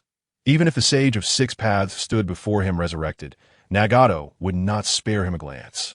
It's really coming down out there, Nagato remarked, as Obito casually remarked, extending his hand to catch the falling raindrops. Yahiko's death was like a raindrop, landing on the ground without causing a ripple. Regardless of the person he had been in life, do you not feel that this world is flawed? Meanwhile, Lin Xuan and Conan had departed the depths of the mountains. The salamander had not been summoned at any point, leading the two to naturally assume their mission had gone smoothly, leaving that individual unscathed, and of course, the explosive tags had not been retrieved. However, upon returning to the Akatsuki base, they discovered it was eerily empty. Not a single figure was in sight. Where had they gone? A sudden sense of foreboding enveloped Xiao Nan's heart. As they approached the cliff, Lin Xuan's expression darkened slightly. The puppeteer behind the scenes had indeed executed the plan. And perhaps Nagato was currently in the company of Obito. It was possible that Ju was also present at the scene, that if he and Xiao Nan hurried there now, they would only witness a gruesome tableau of corpses and bloodstains. The bodies might have already been disposed of. Half an hour later, outside the village. No, how could this be? What lay before them was nothing short of a hellish panorama. The aftermath of numerous clashes of ninjutsu had left explosive scars, with dozens of terrifying deep craters resembling the impacts of a giant's fists. Corpses and blood soaked the earth, the remnants of battle having been treated by some advanced fire-style ninjutsu. Even the torrential rain could not mask the acrid stench of charred flesh. The curtain of black rain grew heavier as Lin Xuan silently held an umbrella beside his sister. The bodies were so mangled that it was nearly impossible to identify them. Obito, Ju, they had already taken Nagato away. And there should still be Yahiko's corpse. Brother, why? Why did it come to this? Xiao Nin collapsed into his embrace, her tears soaking Lin Xian's clothes. The young man could only hold her close, wishing to offer her some comfort through his warmth. If he had opposed Xiao Nan's joining of Akatsuki from the start, would tonight have been less sorrowful? A fleeting moment of regret flickered in Lin Xian's heart, only to vanish just as swiftly. No, Yahiko was destined to die. This was the outcome that Ju and Obito longed to witness. Tragedy was unavoidable. Lin Xian, he had no desire to collide with the world's greatest antagonist at this juncture. Especially not for someone like Yahiko. One should not feign strength when lacking it. He was acutely aware of his current capabilities. Xiao Nan, whatever may come to pass, your brother will protect you. I shall never abandon you. The gentle words of the youth echoed in her ears. Regardless of the circumstances, he harbored no objections to the machinations of those lurking in the shadows. Until absolutely necessary, he would not turn against them. Rather, he would use them to his advantage. From the very beginning, Lin Xian was not a good person, and he possessed no saintly heart. He had not been one before, and he would not be one in the future. Brother, brother, as Xiao Nin cried, she eventually succumbed to sleep in the young man's embrace. In truth, she had slipped into unconsciousness. The members of Akatsuki had been like family to her, but now they were all gone. Forever separated by death. After observing the spectacle for so long, are you not going to come out and meet me? Lin Xian held the umbrella, carrying his sister on his back, without activating his Sharingan. His perception abilities were not particularly sharp, yet he did not require them, for the other party had no intention of concealing themselves from him. This was neither peeping nor surveillance. It was an invitation. Upon their first encounter, Lin Jun, you may call me Ju. The figure cloaked in black emerged from the ground, barely maintaining a human form, split down the middle into black and white.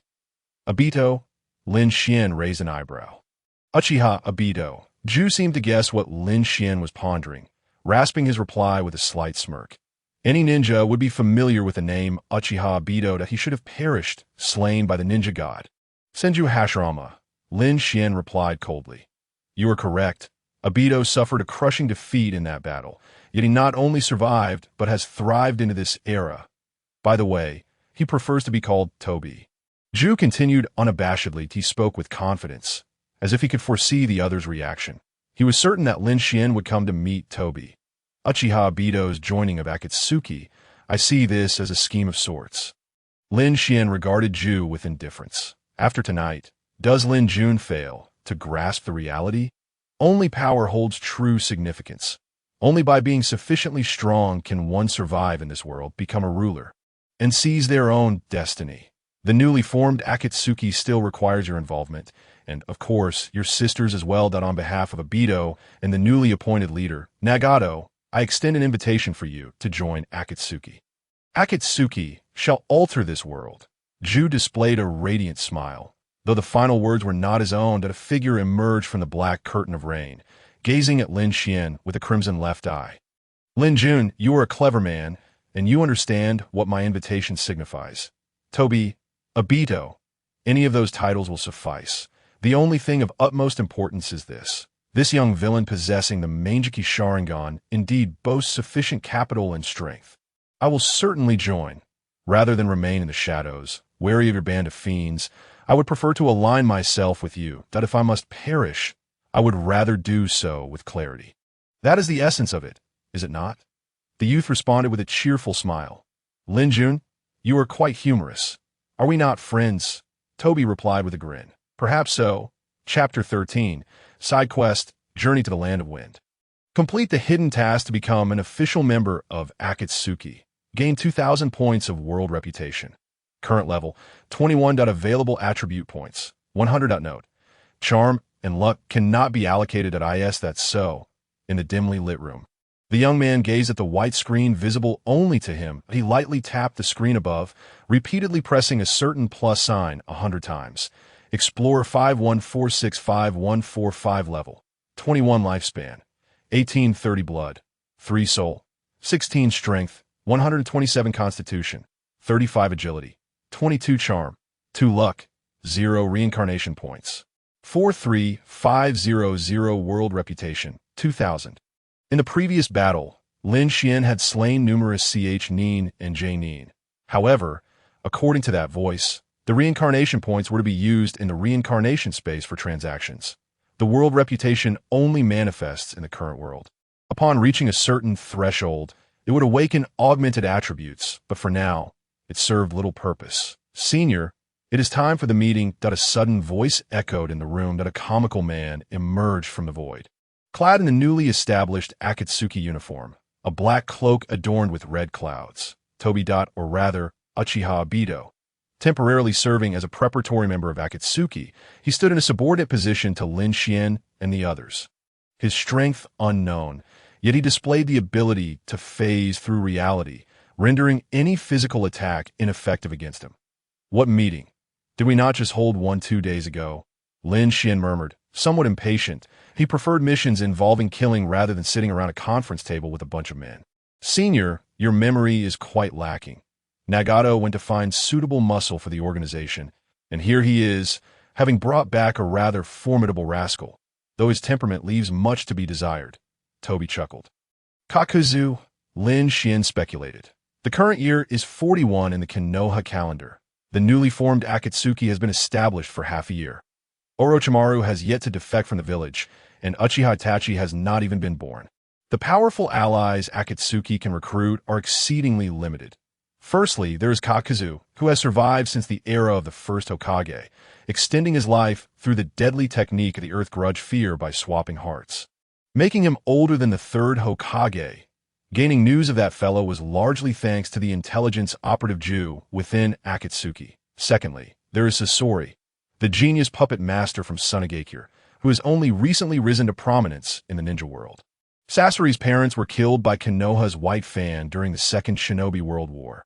He initially sought revenge against Konoha, yet White Fang mysteriously committed suicide. Subsequently, Sasori blamed the death of his parents on the third Kazekage. If not for the third Kazekage's negligence, how could it have led to Sunagakure's defeat and the murder of his parents? The events that followed were straightforward. The third Kazekage was assassinated by Sasori, and the shinobi of Sunagakure remain unaware of his whereabouts, nor do they know who struck against the Kazekage. Raza was appointed as the fourth Kazekage in a time of crisis, and soon after, Sasori defected from Sunagakure. Thanks to Ju's intelligence network, Akatsuki was able to uncover these exceptional talents. Everyone has arrived in a secluded cavern. A man with orange hair opened his eyes.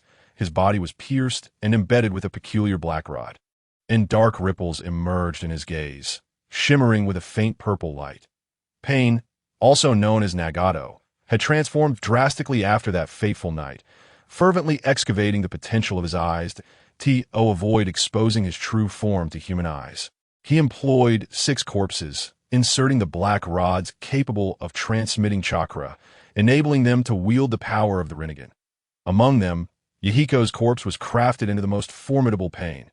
Allow me to introduce myself. Yahiko stated as his words fell. A shadow bearing the exclusive ring of a formal member stepped forth, adorned with the headband of a rogue ninja from the hidden waterfall village.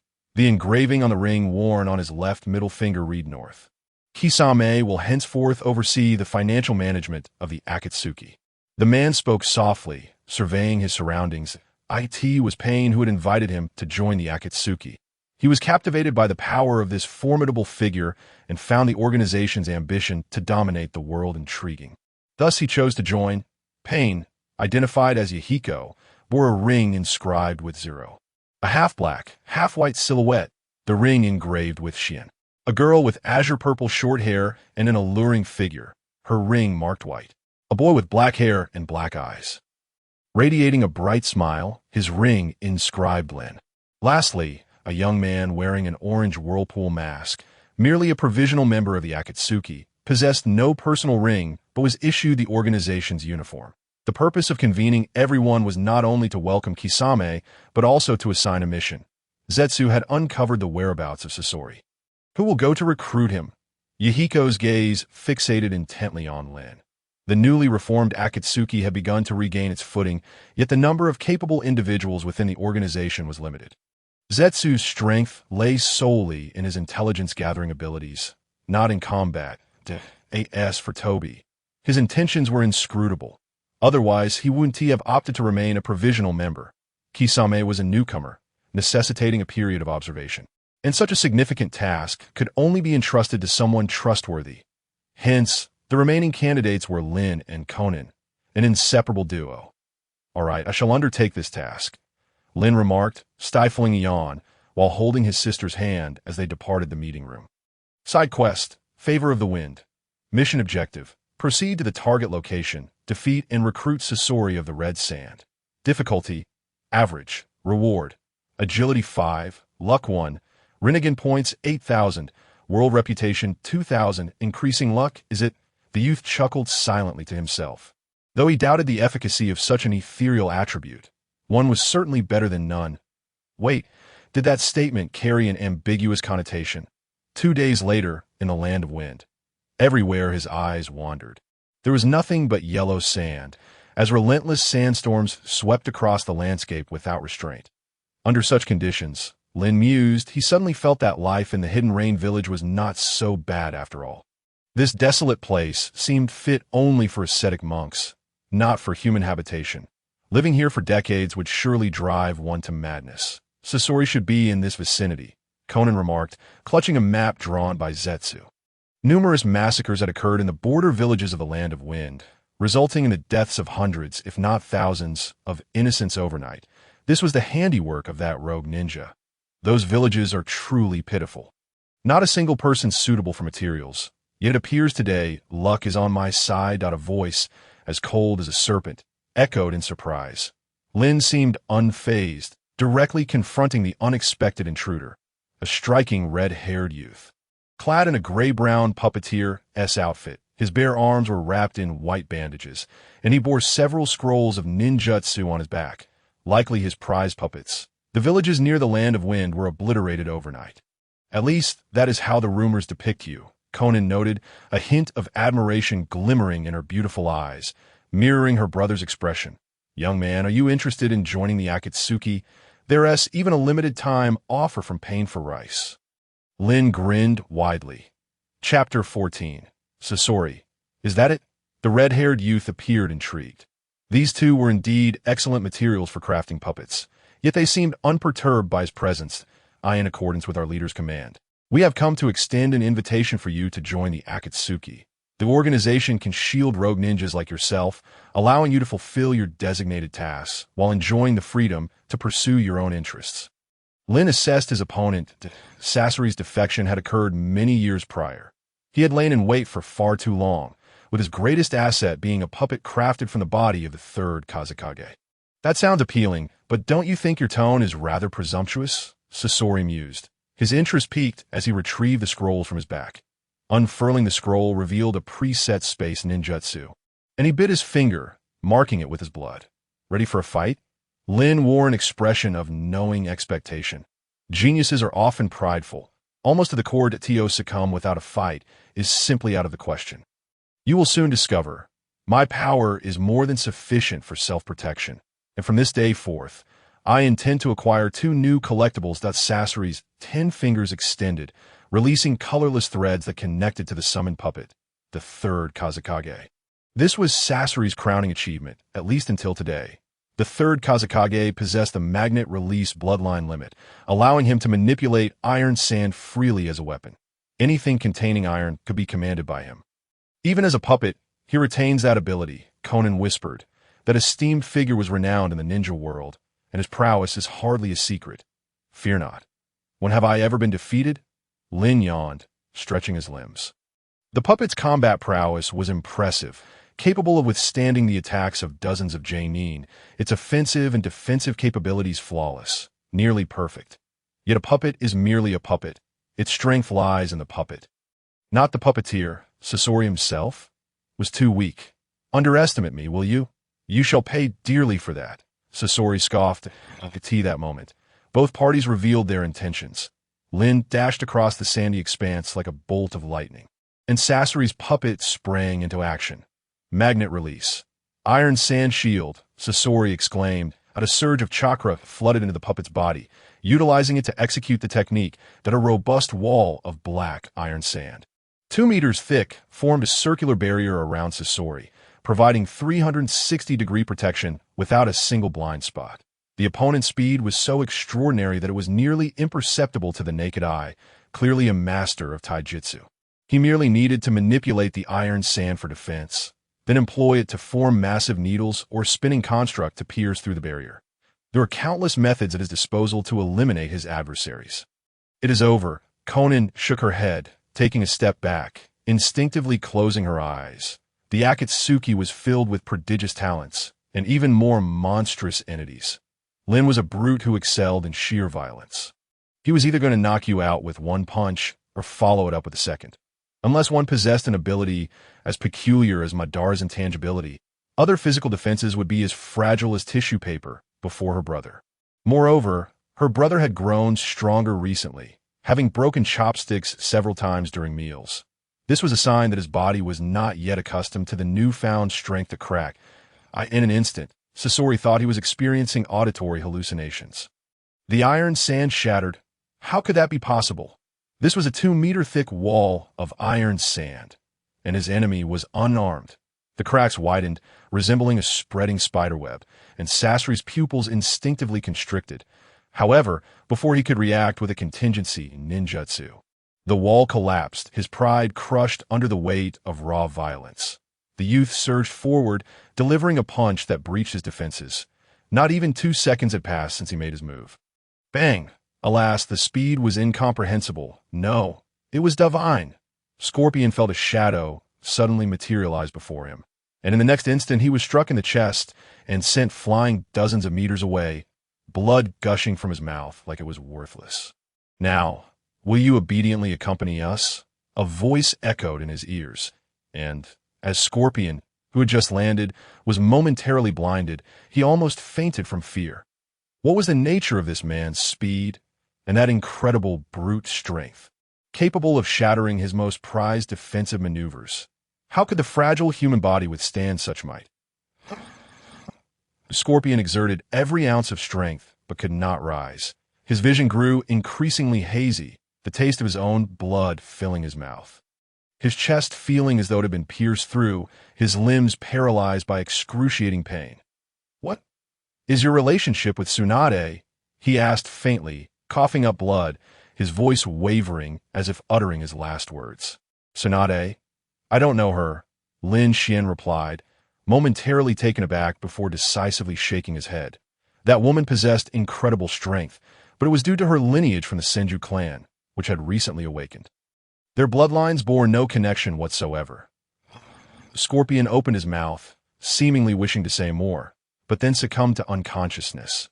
"Are we being too excessive?" Xiaonan approached slowly, sympathy evident in her eyes. Poor creature, his proud ninjutsu obliterated with a single punch, nearly costing him his life. Was this the genius of Sunagakure, the perpetrator of the Wind Country massacre? This was hardly impressive. Excessive? Nonsense. Young people need the harsh lessons of society. Otherwise, how can they grasp the greatness of Akatsuki? Who was Kakuzu? In his youth, he dared to assassinate even Hashirama Senju, albeit unsuccessfully. After being taught a lesson by pain, he surely learned to behave. Lin Xuan scoffed dismissively. Akatsuki requires geniuses, but not arrogant ones. Scorpion's demeanor, as if he were the world's greatest, would not change without a few lessons. When did Akatsuki become a band of robbers? Xiaonan retorted, wiping the sweat from her brow. "We are not robbers. We are even more despicable and shameless. Akatsuki is a war organization comprised of madmen. Whoever pays, we will assist in their killings. That, as our leader puts it, our current task is to prepare for the future. We are the rulers of the world, but it's merely a matter of recruiting a few talents, and a little violence is inconsequential. Didn't we say before that severing hands and feet is acceptable, as long as they are left alive? After all, that fellow is proficient in medical skills." Lin Xuan rambled on that he procured 2 burlap sacks from somewhere, one for Scorpion and the other for his puppets and scrolls. The boy's manner of doing things mirrored his combat style, straightforward and brutal. Those who had witnessed it could not help but concede. After all, those who resisted had been beaten into submission, some even to death. "Brother, you are increasingly exuding the aura of a thug." Lin Xuan dragged the two sacks along the ground. Xiaonan could not help but feel astonished. The once gentle boy from Amage Cure had just defeated an opponent of the shadow level. Yet he seemed utterly unconcerned about the matter. To conquer a shadow-level ninja is the lifelong ambition of countless shinobi. Yet on his face, there was only the expression of hunger. Xiaonan, do we have any rations left? Yes. What about water? Yes. Wait, that is what I've already drunk. Am I not allowed to drink what I've already consumed? Lin Xuan made a face, his tone mocking. If you don't mind, then I don't either. The girl's cheeks flushed slightly. Where did that fool Zetsu run off to? He doesn't expect me to carry 2 sacks back to Amage Cure, does he? If he doesn't come to collect soon, I might just set fire to this Sunage Cure genius. Beneath the scorching sun, the peculiar siblings traversed the desert. Chapter 15. The tyrant of the blood mist in a distant land, within a bustling and lively village. It was the dead of night. Yet a man could not find solace in sleep, his silvery hair shimmering in the moonlight. Perhaps it was due to the nature of dreams that the wanderer pursued phantoms, Kirigakure, now referred to as the Land of Blood Mist. The Land of Water was an island nation situated amidst the sea, remote in geography and typically devoid of conflicts with great powers, existing in a relatively peaceful state. However, everything changed after the Third Shinobi World War. When the fourth Mizukage, Yagura, returned to the village, this tale begins several days prior on that day. Strange ninja, clad in peculiar attire, arrived in the village, their movements odd as if searching for something. Who goes there? The fourth Mizukage himself set out to greet the guests. Armed with a black staff adorned with hooks, his innocent, youthful visage made this renowned warrior appear as though he were merely 13 years old. Ugh, this weather is dreadful. Is Kirigakure truly just a fog?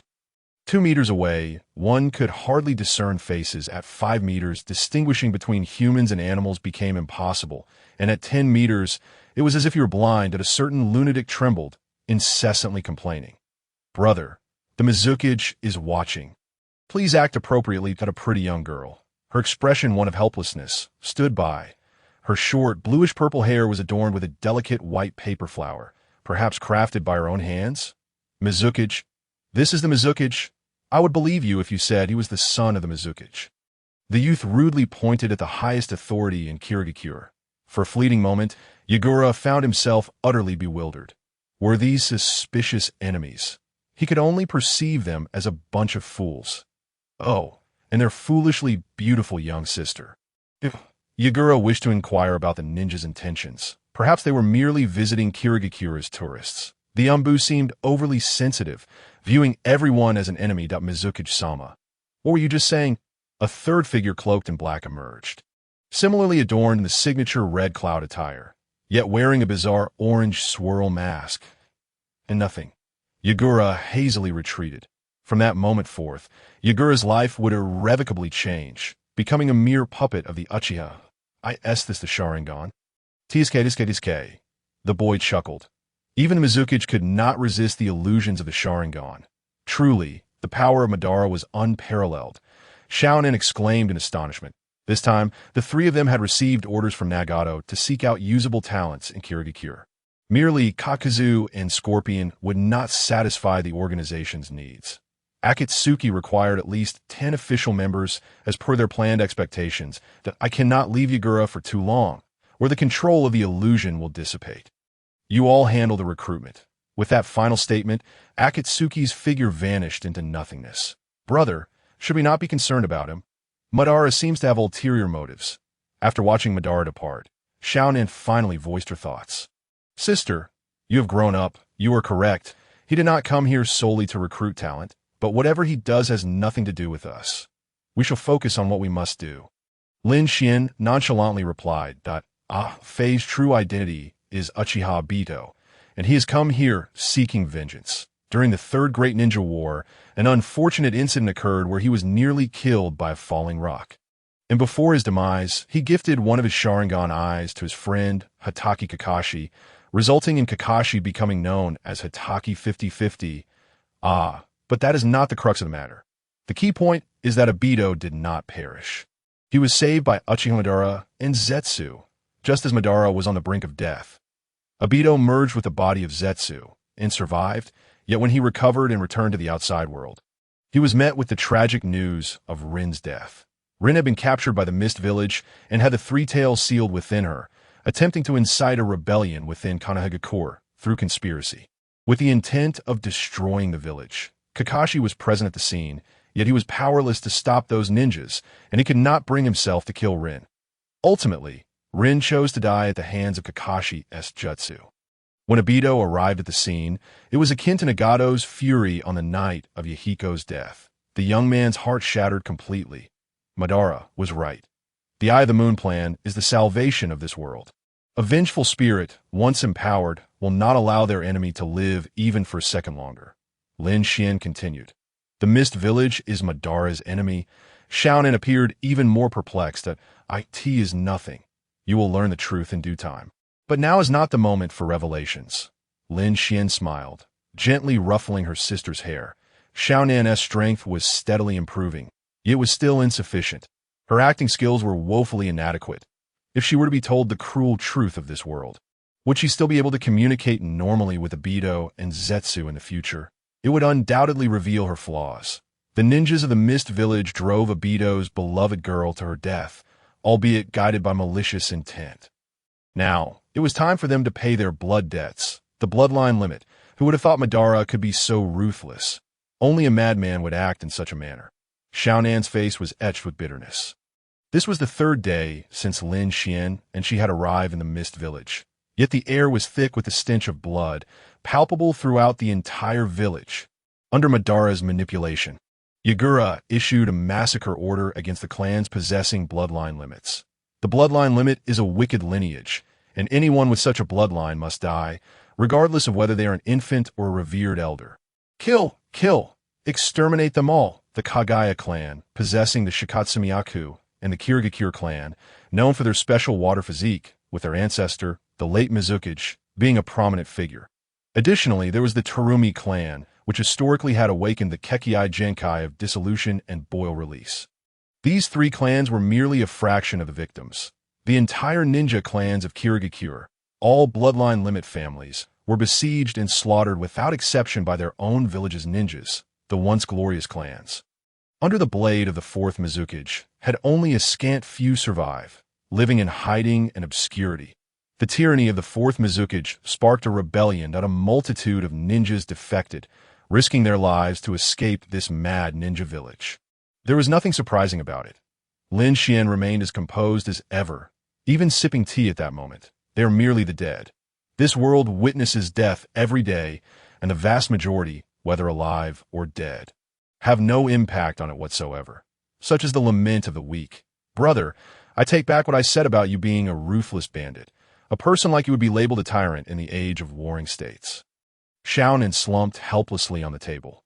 The restaurant was operating normally, yet the atmosphere was notably somber. The commoners wore expressions of sorrow, evidently subdued by the iron-fisted methods of their rulers. An invisible terror was spreading throughout the village and across the entire land of water. When a tyrant does not seem so bad, at least someone remembers your name, even if it is through gritted teeth. Look, the tyrant has arrived. Lin Xuan chuckled softly as he gazed out the window.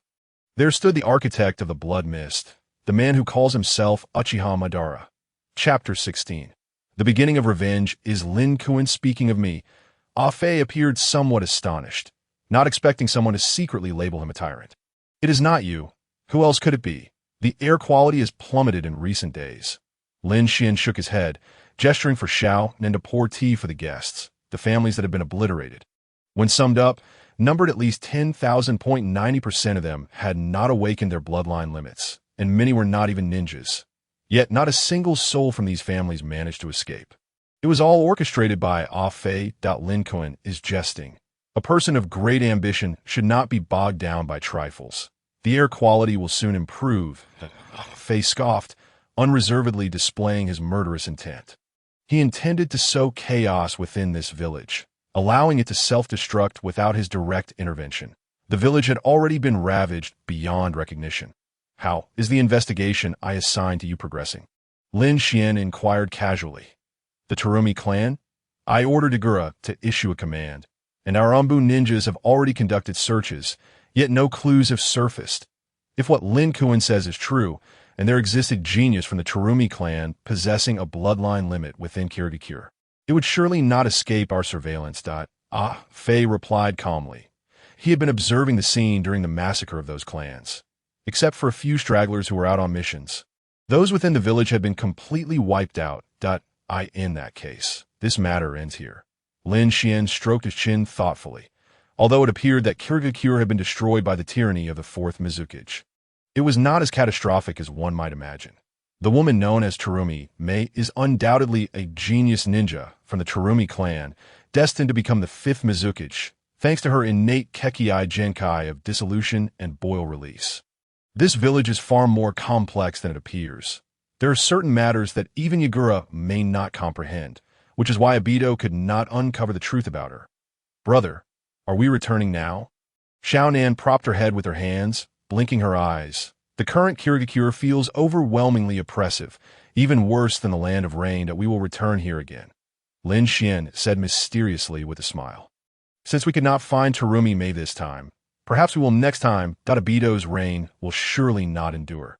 Even the Kage cannot command all the ninjas of a village. It is the same across all major nations. Just as Danzo in Konoha, his root ninjas are entirely beholden to him, and when necessary, he dares to wield a blade against the Hokage. The chaos in Kirigakure does not imply it will remain forever tumultuous. A mere Yagura cannot overturn the heavens. After a prolonged 3-day journey, Lin Xuan and Xiaonan finally returned to the land of rain, to the city that is perpetually drenched in rain. The cold structures stood in clusters, yet at this moment, they seemed somewhat familiar. Initially wishing for a quiet period of rest, Lin Xuan remarked, Xiaonan, your culinary skills have improved. He affectionately patted his sister's head. The ring emitted a surge of chakra fluctuations, indicating that the leader, Nagato, had summoned the members for a meeting. Let us meet Yahiko first. Xiaonan expressed a resignation. Nagato is still considered their friend. Yet it seems to be merely that he firmly believes in the words regarding Uchiha Madara and has become reckless in his pursuit of that goal.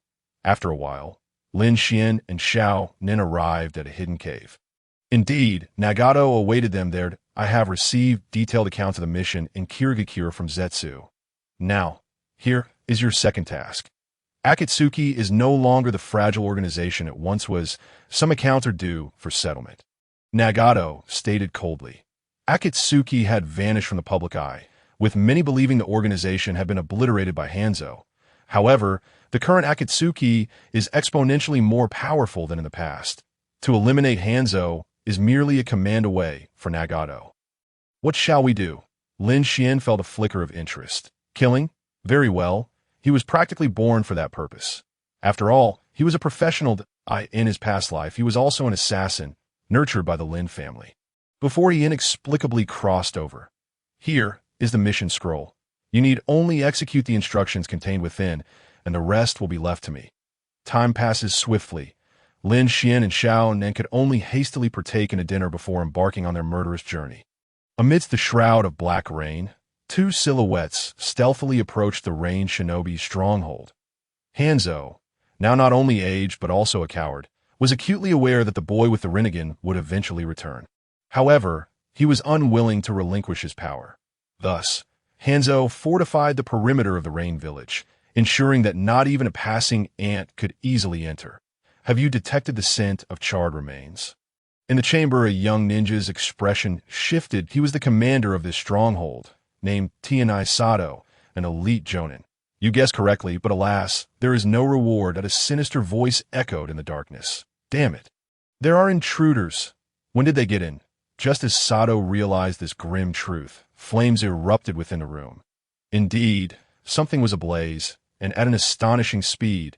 It was not mere children's fireworks, but hundreds of explosive tags. Boom! The earth-shattering explosion reverberated through the night sky of the rain village. The specter of the past, the organization known as Akatsuki, had once again sought out Hanzo, this time to claim his life. It was truly scorched. Hiss! Lin Xuan stood atop the ruins, beside the architect of the explosive tags. Xiaonan's paper manipulation had progressed remarkably, evolving into a technique that allowed her to transform her body into countless paper copies. soon gaining the ability to fly, moving with utmost stealth, and one would suspect a few sheets of paper soaring through the sky. I believe I understand Nagato's intentions. Countless sheets of white paper converged, ultimately reshaping into the form of a young girl, who sighed softly. What? Is there a deeper meaning to our actions? Lin Xuan scratched his head. He had never regarded Hanzo as a threat. This demigod's strength was woefully inadequate, aside from his poisons. He was utterly useless in the ninja world. One could easily find individuals capable of effortlessly subduing him. Our emergence serves to inform Hanzo that the avengers of the past have come knocking. That man will live in perpetual fear, perceiving shadows in every corner that he knows his demise approaches, yet he can never predict when it will strike, perhaps in the next moment, or maybe 6 months hence. Every moment of his existence is a dance with death. He employs every means at his disposal, setting traps, establishing strongholds, organizing his subordinates. But all these efforts are ultimately futile. He is destined to be slain by Akatsuki. That is Nagato's vengeance. The girl is astute. From the very beginning, she has been clever. A child one cannot help but like that so. Lin Xuan reached out to catch the falling raindrops, a cool sensation coursing through his palm to his entire being. This rainwater has remained unchanged for many years. Yet humanity is different. Humans are capricious beings. Uchiha Obito is a prime example. Even the once glorious Uchiha Madara, who illuminated an entire era.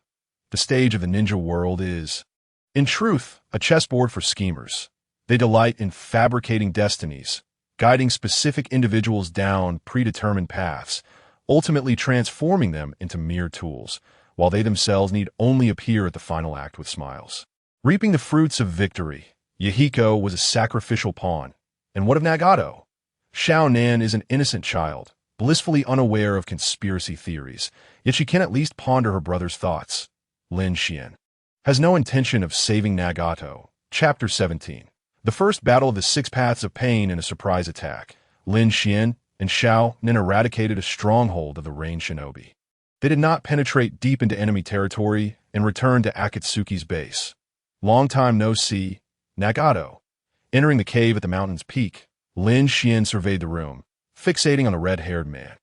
The Uzumaki clan possesses formidable vitality, which is why Nagato was chosen. Yet even so, the burden of the Rinnegan remains immense. Nagato's cheeks were sunken, his complexion pale, and his already slender form had become emaciated. Several black rods protruded from his back, connecting to the 6 panes, transmitting chakra, and enabling them to unleash ninjutsu. Lord Lin Xuan, Lord Xiao, and a white zetsu within the room respectfully lowered his head, offering a bow. This was a clone of white zetsu, responsible for both Nagato's sustenance and surveillance. You've lost even more weight. Concern was evident in Xiao Nan's eyes. Why affairs are of no concern to you? Nagato waved his hand, halting Xiao Nan's further remarks. This is the first battle of the divine, as well as the initial step toward Akatsuki's dominion over the world. No mistakes are permissible. Nagato's gaze fixed unyieldingly upon the two. He must collect the tailed beasts and then accomplish that ultimate goal, to bring true peace to this world. For this, what does his own life matter? Understood. Lin Xuan's lips twitched slightly, nodding with a hint of resignation. A god? Generally, those who self-proclaim as gods do not meet a favorable end. And no matter how formidable one may be, can they rival the protagonist? The latter can engage in verbal battles, and even if they cannot win, they can berate you, leading to a cognitive decline and a profound enlightenment before their demise.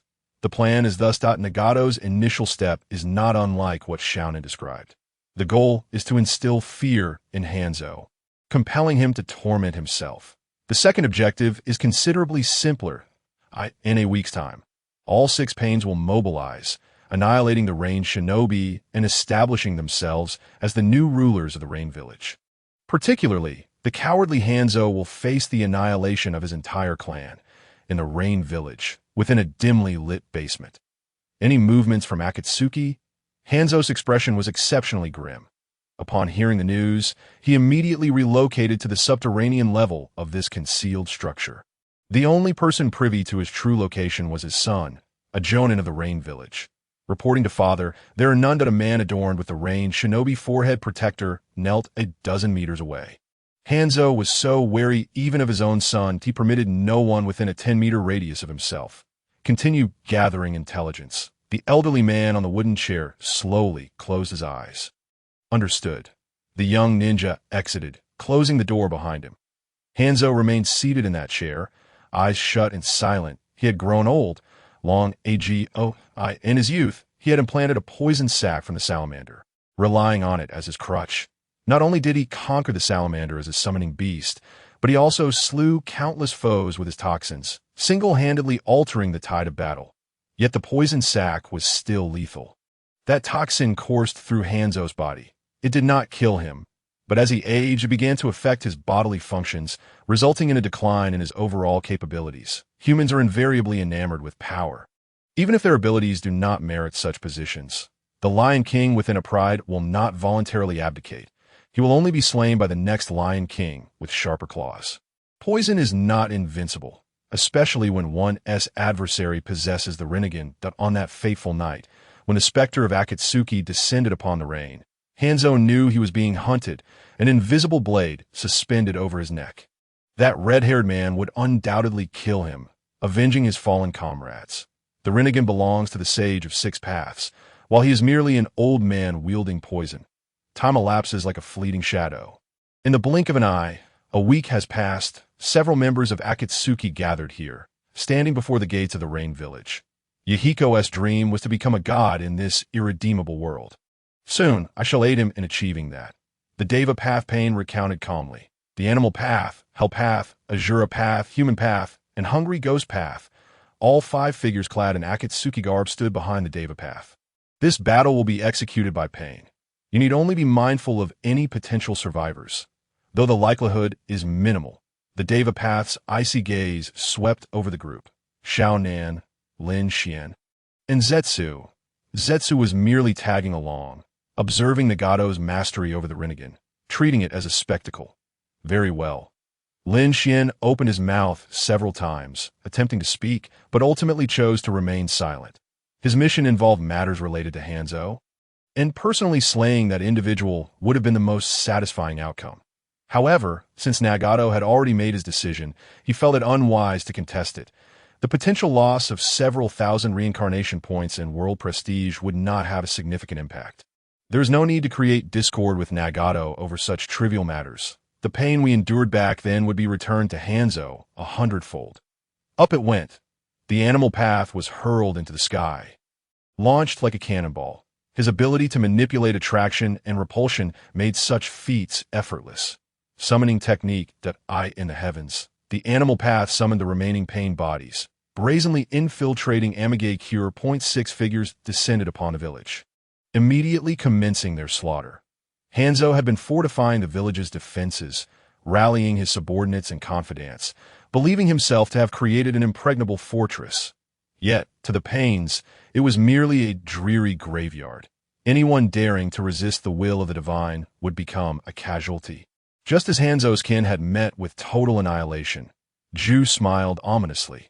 Conan wore an expressionless face, unusually silent today. Someone attempted to flee. Ju suddenly turned his gaze toward a specific spot. Several ordinary-looking individuals hurriedly emerged, appearing to be nothing more than common refugees escaping the chaos. With fires raging and explosions erupting around the village, fleeing itself was not suspicious. However, the suspiciously synchronized movements of these individuals suggested otherwise. Only a well-trained army or ninjas would exhibit such coordination. "Hey, don't steal my kill," Lin Xuan volunteered. With no hope of claiming Hanzo's head, a small consolation prize would suffice. "Suit yourself." Ju glanced at the youth, showing no intent to intervene. Regardless of who delivered the kill, Lin Xuan felt an itch to act. After all, his role was that of an information gatherer, not a warrior. In a flash, he returned within a minute, his attire untouched by blood. Just a few ch. They were Hanzo's subordinates, who, upon catching wind of certain rumors, had unhesitatingly sold him out in a moment of crisis, planning to flee. It seemed the end was nigh. Despair turned towards the village's interior. Chapter 18. Overwhelming. A battle without suspense. Weren't you dead? In a dim underground chamber, Hanzo glared at the figure before him, his eyes filled with rage, the orange-haired youth. Once the leader of Akatsuki, was now being engulfed by countless jutsu right before his eyes. Confusion, anger, and pain flickered across the old man's face, but there was no trace of regret. He simply could not reconcile being so vastly outmatched. Yet he had never regretted his choices. You should feel honored to see me. The Devapath regarded the ninja, known as the demigod, unfazed and unhurried to strike. The entire Amage Cure was under his control. The animal path had summoned a plethora of massive creatures, rampaging mercilessly against Hanzo's subordinates. The hungry ghost path could absorb chakra, rendering even the most formidable jutsu futile. The Azura path, adorned with mechanical weaponry, unleashed a barrage of firepower, while the human path had the ability to capture souls. The hell path could summon the king of hell, capable of mending and resurrecting any damaged pain in the midst of battle. Do not entertain thoughts of escape. You shall surely perish here today. The Deva path slowly withdrew a black rod from his sleeve. Water style. Exploding water shockwave. Hanzo, of course, would not remain idle. The man swiftly formed hand seals, his flying gestures dazzling to behold, and within mere seconds he was prepared. The Devapath merely looked on with a mocking expression, his gaze filled with disdain. Boom! A torrent of water materialized out of thin air. Besides his expertise in the salamander technique, Hanzo was also adept at water-style ninjutsu, a secondary specialty. The water surged rapidly, nearly submerging half of the underground chamber. Even submerged, Hanzo could swim like a fish. This was his domain, yet his goal was not to fight, but to flee. He lacked the confidence to defeat a man who had returned from the dead, especially one possessing the Rinnegan. Water style, water dragon bullet technique, shadow clone technique, water prison technique, body flicker technique. One by one, Hanzo employed his jutsu. The clones and the water dragon served to delay, while his true self utilized the body flicker technique to escape the scene at a speed of 50 meters per second. In response to this, the Devapath merely raised his right hand slightly. Shinra Tensei. An invisible repulsive force erupted from the Devapath center. The colossal water dragon was effortlessly crushed and obliterated, while Hanzo's shadow clones were rendered useless, unable to complete the water prison technique before being shattered by the repulsion, dissipating into a cloud of white smoke. Summoning technique. Hanzo, positioned 100 meters away, sensed the vanishing of his shadow clone, his expression darkening. The largest salamander had perished due to the explosive tags within its body, a trap set long ago that would detonate 3 days later. Regardless of external triggers, the summoned beasts this time were 2 juvenile salamanders, each measuring a mere 4 meters in length. Childish, the Devapath did not flinch. The toxic mist posed no threat, within the range of Shinra Tensei. The 2 summoned beasts and 2 tadpoles were indistinguishable, all crushed on the spot. That fellow's cowardice is astonishing that a figure, utilizing exceptional earth style, stealthily approached the battlefield. Hanzo's reputation overshadowed his actual strength. Moreover, he had betrayed his own beliefs. Lacking even the courage to fight, Black Zetsu remarked coldly, "The current ninjas have never encountered Hashirama and Madara. Even the most insignificant of individuals dares to challenge the divine." White Zetsu chuckled with glee. Hashirama earned the title of the god of shinobi through sheer might. Even the eternal Mangeki Sharingan-wielding Uchiha Madara fell short against him. Yet Hanzo, was such a man even worthy of being called a demigod? That wretched coward fleeing in disgrace. He was hardly better than a stray dog. Universal pull. Pain called out sharply. Hanzo, hundreds of meters away, suddenly halted, an unexpected force pulling at him, thrusting him towards the embrace of death. Damn it, is this another ability of the Rinnegan? Water style. Water, puffed. Hanzo, in the midst of forming seals, was pierced through the left shoulder by a black rod. This object, of an unknown material, disrupted the flow of chakra within his body, rendering him unable to form seals. Thud! Hanzo's face contorted as he coughed blood, barely managing to stay afloat. The Devapath stood atop a heap of ruins. The earlier Shinra Tensei had transformed the surroundings into chaos. The structures above obliterated, leaving a vast pit in its wake. Rain fell from an unknown source, the sound of cascading water echoing throughout. I shall become the god of the land of rain. While you, merely a pitiful and grotesque ant. The Deva Path scoffed. 5 more black rods emerged from his sleeve, pinning the elder against a wall, piercing through his heart and lungs, crimson liquid mingling with the rainwater as it fell. Hanzo was dead. His demise was inevitable, lacking suspense, and it was infuriating. Such a wretch was unworthy of even being humiliated by me. The Deva Path cast one last glance of pity towards the corpse growing cold against the wall. He had once believed that the sensation of vengeance was exhilarating, a process filled with unrestrained enjoyment, yet he discovered that Hanzo was not even worth that. From the outset, he had no intention of fighting. He was merely scrambling for survival. Ridiculously pathetic. The battle concluded in less than half a day. Hanzo's clan was annihilated. The upper echelons of Amigakure were all slain, leaving only minor ninjas behind. The 6 Paths of Pain assumed control of Amigakure, declaring themselves gods. Who would have thought that Hanzo would fall so effortlessly? CS sighed with a hint of melancholy. A demigod ninja was expected to be a formidable figure. Before his betrayal, the ninjas of the village had held Hanzo in deep reverence. Speaking of him in hushed tones, his grandmother, Chiyo, had warned him to never provoke Hanzo, for that man-as poison was exceedingly troublesome. Could it be sold for a profit? The corpse of Han should fetch over 100 million ryo at the bounty exchange. Kakazu licked his lips, a flicker of fervor gleaming in his eyes.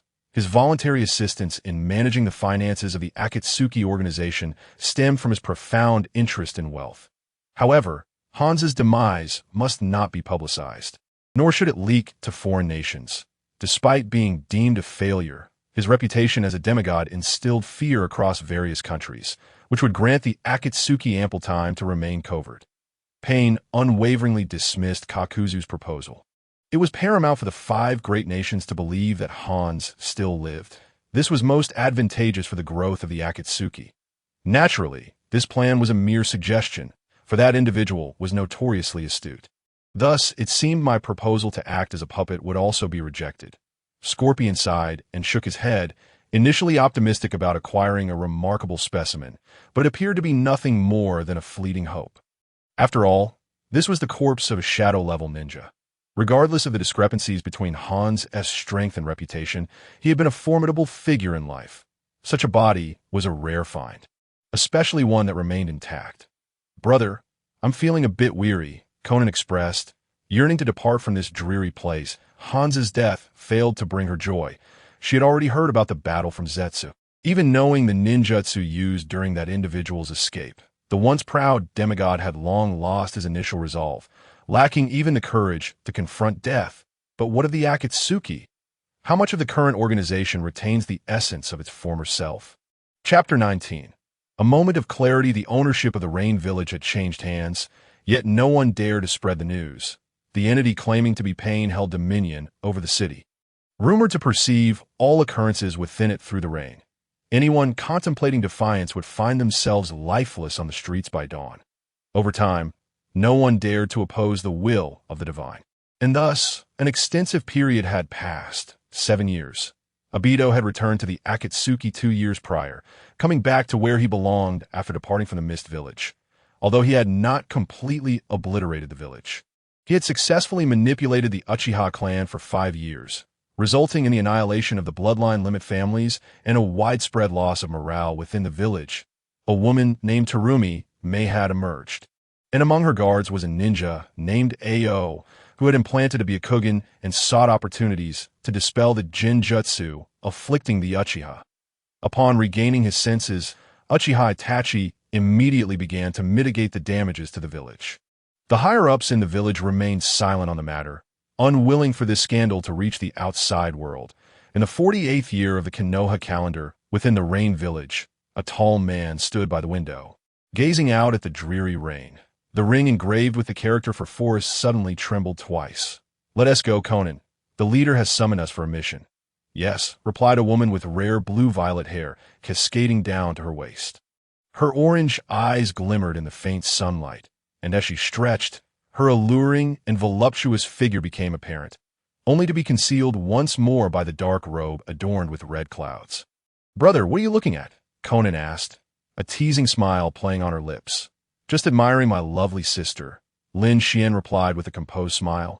The atmosphere was warm yet somewhat eerie, as the siblings seemed to harbor their own secrets while sharing an unspoken bond. A melodious feminine voice resonated from the distant heavens. Side quest. Blessing of the Undying. Quest objective. Defeat and recruit the S-class rogue ninja Orochimaru from Konoha. Difficulty. Hard. Rewards. Charm 1. Soul 5. Reincarnation points 8,000. World reputation 2,000. Charm, like luck, is an exceedingly rare attribute that it cannot be increased through attribute point allocation, only obtained from occasional quests. Lin Xuan had accumulated a considerable amount of reincarnation points and world reputation over the years. Yet, regrettably, they had yet to prove useful. Rather, they had been of no consequence whatsoever. Witnessing his lifespan extend from 1830 to 2630, Lin Xuan's emotions were heavy and complex. His level had just reached 23. Since surpassing level 20, it seemed he had reached a watershed moment where leveling up became exceptionally arduous. Explorer 51465145 level, 23 lifespan, 2630 blood chi, 3 soul, 19 strength, 157 constitution, 41 agility, 35 charm. For luck, 1 reincarnation points, 86740 world reputation, 9700 bloodline, divine blood, incomplete, rating, SS, originating from the diluted bloodline of the divine Emperor Jiang. It enhances all physical attributes and exhibits remarkable compatibility with other bloodlines. Current attribute bonuses: Soul 10, Strength 20, Constitution 20, Agility 20 to development level, 3100. Negative effect: Divine punishment, permanent reduction of lifespan limit by 90. Evaluation. Despite being an SS-rated bloodline, it is a life-draining player. All attributes have increased, yet luck remains at a meager 1. Furthermore, Lin Xuan's divine blood continues to maintain a development progress of 3,100. This was not due to his unwillingness to develop it, but rather a matter of fear. With only 4 years of life remaining, was it wise to recklessly pursue development? The pressure the divine blood placed on his body was, in a certain sense, even more intense than the reincarnation eye. Though Nagato appeared frail and emaciated, he seemingly had no problem living to 30. Meanwhile, Lin Xuan had already received a terminal diagnosis. What could be accomplished in 4 years? Orochimaru would betray the village to join the Akatsuki, Obito would incite the Nine Tails incident, and Naruto and Sasuke were soon to be born. The Akatsuki's period of dormancy would extend for at least another decade. Yet Lin Xuan's lifespan was running perilously low. Dying in such a frustrating manner was unacceptable. Wait, did I just mention a certain individual's name? Orochimaru. The man's eyes brightened, and a mischievous smile crept across his lips. This is splendid. Clarity suddenly emerged. Akatsuki. Payne's Lounge. Nestled at the base of the highest structure in the Rain Village, a special conference room had been established. When communication with members was necessary, Payne would choose to convene here. You've arrived at Payne's indifferent gaze swept over the young man and woman as they entered the room. What is the task at hand? Lin Xuan inquired directly, eager to seek out the rogue ninja who had betrayed Konoha. Wishing to avoid wasting time on any other assignment, we are to find Orochimaru, Payne replied calmly. The official members of the Akatsuki were typically powerful rogue ninjas from various villages, unwanted in the shinobi world. Yet the Akatsuki offered them a sanctuary. The recent uproar regarding Orochimaru's defection from Konoha had not escaped the Akatsuki's notice. Lin Xuan was momentarily taken aback. It felt akin to being served a meal just as he had intended to eat, or being offered a pillow just as he had desired to sleep. Is there an issue? Payne inquired, somewhat surprised. Lin Xuan was known for his obsession with tasks, particularly those involving assassination. He would take on as many as were available. Given the Akatsuki's intelligence on Orochimaru, the latter posed little threat to Lin Xuan. That slippery snake merely had various means of self-preservation, with a shallow understanding of ninjutsu, implying no substantial danger to Lin Xuan. Oh, it's nothing. I just suddenly recalled something delightful, Lin Xuan said with a bright smile and a nod. Initially contemplating declining this mission, he was taken aback to discover that the leader's task was precisely to recruit Orochimaru. Then be swift in your departure and return. Pain did not dwell on it further. Each member harbored their own secrets and ulterior motives, as long as they did not compromise the Akatsuki. He would not interfere with their affairs. For instance, Kakuzu enjoyed killing for bounties, while Haiden was enigmatic and elusive, and Scorpion often sought materials for his puppets through indiscriminate slaughter. After a while, Lin Xuan and Conan returned to their modest quarters to prepare their belongings. Their next destination was the Land of Waves, following Zetsu's intel to locate Orochimaru. "Brother, are you hiding something from me?" Xiaonan suddenly posed a question, her beautiful eyes fixated unwaveringly upon the man before her. "My dear, if I were to say that I have but 4 years left to live, would you believe me?" Lin Xian's smile was tinged with bitterness that it was high time to disclose the peril associated with the divine blood. Sooner or later, Xiaonan would come to know of it. Is it because of your bloodline limit? Xiaonan seemed to grasp something profound, and no wonder her brother often appeared melancholic, yet refrained from sharing anything with her. In recent years, he had shunned arduous missions, opting instead to confront only those of the Jainin rank, steering clear of anything related to the Kage. This was not out of fear, but rather a reluctance to wield that power again. Each surge of blood came at the cost of his lifespan. To reach the age of 26 in her clan was already deemed a longevity of sorts. Lin Xuan gazed into the distance, her eyes drifting. "Thus your brother seeks out Orochimaru, the master of forbidden jutsu. Even if the leader remained silent, you would still pursue him." Xiaonan felt a bittersweet mix of joy and sorrow. She was elated that her brother's ailment could be treated, yet saddened that he would not relinquish the power of their bloodline. In a sense, this remedy was merely a band-aid solution. As the saying goes, calamities can linger for a millennium. For someone like me, I ought to live for at least 100,000 years. Dying young does not align with my character. The man broke into a grin. Chapter 20. Has Orochimaru abandoned humanity? Taste my fist. In the Land of Waves, somewhere, a rather sinister middle-aged man was facing off against a young girl. The man sported long black hair, skin as pale as parchment, striking golden vertical pupils, and purple eyeshadow extending to his nostrils. Adorned with amethyst-hued Magatama earrings, his slender frame exuded an aura of frailty. "Hongdo, will you leave with me?" Orochimaru's voice was chilling. He appeared cold. His manner of speaking was frigid, and his heart was undoubtedly even colder. A cold-blooded creature through and through. No, please don't. The girl before him trembled in fear. She was Orochimaru's student, a test subject endowed with the heavenly curseal, as an orphan wandering the streets of the Land of Waves. She had been saved on a whim by Orochimaru, who also taught her ninjutsu, enabling her to become a ninja of Konoha. It was precisely because she understood Orochimaru that she felt terror deep within her soul. Orochimaru had betrayed the village, yet she was unwilling to do the same. What a pity. The sinister man suddenly wore a mocking expression that a genjutsu was unleashed, and the girl immediately collapsed, her memories partially erased. Hongdo had value in surviving. However, to prevent certain ninjas from Konoha from extracting information regarding human experimentation from her mind, he had no choice but to seal her memories from the day he betrayed the village. Everything that needed to be dealt with had already been taken care of. The laboratory exposed to the third Hokage was merely a fade he had deliberately allowed Konoha to see. With no significant research materials within, he had always been cautious, meticulous in his endeavors. One of the legendary 3, "I never expected you to be so ruthless towards your own student," a voice emerged from outside the room. An unexpected guest had arrived, uninvited. Have uncovered my whereabouts. This guest's background must be extraordinary. Orochimaru narrowed his eyes, a smirk crossing his face as he stepped outside, disregarding the unconscious Hongdo on the ground. It was dusk, the sky darkening. In the distance lay an expansive lake, and nearby stood 2 young people, wearing the forehead protectors of the hidden rain village, clad in robes adorned with red clouds. The man appeared to be around 25, while the woman was of a similar age. "Our organization possesses the finest intelligence network in the world." Lin Xuan chuckled softly. "That old geezer has lived for over 1,000 years. Even someone of Hashiroma's caliber cannot discern his concealed presence. He is an encyclopedia, nearly omniscient." "Organization?"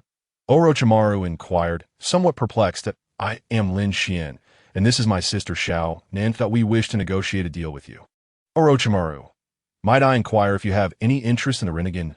Lin Xuan unhesitatingly sold out the leader. The Heavenly Path hoped he would recruit Orochimaru, yet did not specify the means. The Rinnegan? Orochimaru's pupils constricted slightly. The fabled eyes possessed solely by the Sage of Six Paths, endowed with godlike power, the pinnacle of ocular techniques. Why should I trust you? What could a mere child like you possibly know about the Rinnegan? Gradually regaining his composure, Orochimaru questioned. According to the historical accounts he was aware of, from the Warring States period to the era of ninjas, no one had ever awakened the Rinnegan, nor had anyone ever witnessed it firsthand. It was, in essence, akin to a myth, to entertain a hypothetical. Even if Lin Xuan truly possessed such knowledge, why would he seek to barter it rather than procure it for himself? He had nothing more valuable than the Rinnegan to offer. It seemed inevitable that a confrontation would ensue. Lin Xuan exchanged a glance with Xiao Nan, signaling her to retreat to a safe distance that I, too, am curious to see what exceptional young talent dares to challenge me. Orochimaru licked his lips, a glimmer of battle intent in his eyes. The ninja world was never short of prodigies, yet few dared to provoke this well-established legendary three, having researched numerous forbidden techniques. His very being had transformed into the eight-headed serpent, a non-human entity, and his golden vertical pupils were testament to that in terms of perception, strength, speed, chakra, vitality, and ninjutsu. Orochimaru considered himself invincible. Divine blood, first stage at a deep murmur, echoed. Lin Xuan's figure vanished from Orochimaru's sight, leaving only the sound of a sonic boom reverberating through the air. A fierce wind howled. Chaos surged, and for the first time, shock appeared in Orochimaru's eyes. Even he could not comprehend the young man's physique. His dynamic vision could only capture a blurred shadow, as if his opponent traversed the fissures of time like a ghost. Summoning technique. Serpent of 1,000. The cold-faced Orochimaru bit his finger, preparing to execute a ninjutsu. A vast range of ninjutsu would envelop a 100-meter radius. As long as his opponent came within reach, there would be no escape. Regardless of knowing their precise location. Boom! An explosion erupted, and a faint smile of bitterness appeared at the corners of Orochimaru's mouth. He had underestimated his opponent's speed. Lin Xuan leaped and danced. His unadorned fist embedded itself into the enemy's chest, creating a gaping hole. Orochimaru had barely completed his hand signs, not even having recited the ninjutsu. With a thud, Orochimaru's body collapsed, blood splattering onto the ground. Accompanied by a notification ringing in his ears, defeated Orochimaru. Task progress 12, that he can't be dead. Can he? Xiao Nan approached slowly, surveying the gruesome corpse on the ground. The heart had been obliterated by an overwhelmingly forceful punch, and he had not even had time to react. He won't die. Lin Xuan's body temperature gradually returned to normal, the faint red in her eyes dissipating. Just then, before their gazes, a hand, slick with mucus, emerged from the corpse's mouth, its pale skin revealing the identity of its owner. The mouth of the corpse stretched wider, akin to the shedding of a snake's skin, as a man, covered in slime, crawled out. Orochimaru's body replacement technique, a unique ninjutsu exclusive to Orochimaru, capable of activation without hand signs, merely consuming chakra. This technique was a perfect survival mechanism. As long as his chakra remained, he could never truly be killed. Impressive. You are the strongest taijutsu ninja I have encountered. Orochimaru pushed aside the hair glued to his face with slime, gazing at Lin Xuan with evident interest. Have taken a life from him, and in such a decisive manner, was no feat an ordinary ninja could achieve. Disgusting. Xiao Nan rolled her eyes, turning away from the slimy figure. Orochimaru, no different from a serpent at all. Can we now sit down and discuss? Lin Xuan offered a slight smile. Of course, I am indeed very interested in the Rinnegan you mentioned. Lin Jun Orochimaru extended his tongue, over a meter long, performing an act even more repulsive and nauseating. Meticulously licking the slimy substance off his surface, all while wearing an expression of nonchalance. This scoundrel has truly forsaken his humanity. Chapter 21. Just kidding, I'm super brave. In the dimly lit room, 3 individuals gathered around a table. On the floor lay the unconscious Red Bean, yet none paid heed to the girl. You wish to obtain the cells of the first Hokage? Orochimaru expressed astonishment. He hadn't anticipated that the other party sought materials from his laboratory. Senju Hashirama, the first Hokage of Konohagakure, revered by the world as the god of shinobi, had conquered all with his wood release and sage mode. Orochimaru had previously studied Hashirama's cells, attempting to implant them into humans to cultivate flesh and blood. The experimental conditions were exceedingly arduous. The cells of the first Hokage possessed a potent corrosive nature, akin to cancer cells. Without mastery over these cells' power, the human body would swiftly be assimilated, ultimately transforming into a tree of the 300 experimental subjects Orochimaru sought. Only one, codenamed A, survived, and even he was a failure. The boy's wood release resembled a child's play, mocking the very concept of wood release. Since then, the experiments have been entirely shelved. Although Orochimaru still retained materials of Hashirama-S cells in his research facility, he had not conducted related experiments again. Indeed, I require your assistance for a transplantation procedure. Lin Xuan nodded affirmatively that IT has said that Senju Hashirama could create vast forests in an instant, allowing trees to grow almost limitlessly, reaching heights of hundreds of meters. The first Hokage's cells symbolized immense, vigorous life force. During his later years, Hashirama battled Uchiha Madara. Although he triumphed, he himself was left on the brink of exhaustion, which led to his early demise. Had it not been for that battle, Hashirama would likely have been an exceedingly long-lived Hokage. Transplantation? Lin Jun, do you comprehend what you are proposing? Orochimaru's expression turned peculiar. He had personally conducted such experiments. With a success rate of less than 0.5, even if successful, the result would merely be useless wood release, devoid of practical application in combat. The risks far outweighed the potential benefits. Would you like information on the Rinnegan? If you desire it, follow my instructions. Should I perish, you bear no responsibility. Lin Xuan cast him a sidelong glance, her tone unperturbed. I have previously conducted experiments with a dismal success rate, and the sole survivor was a failure, leaving me to toil for months in vain. Orochimaru continued, observing the young man's expression.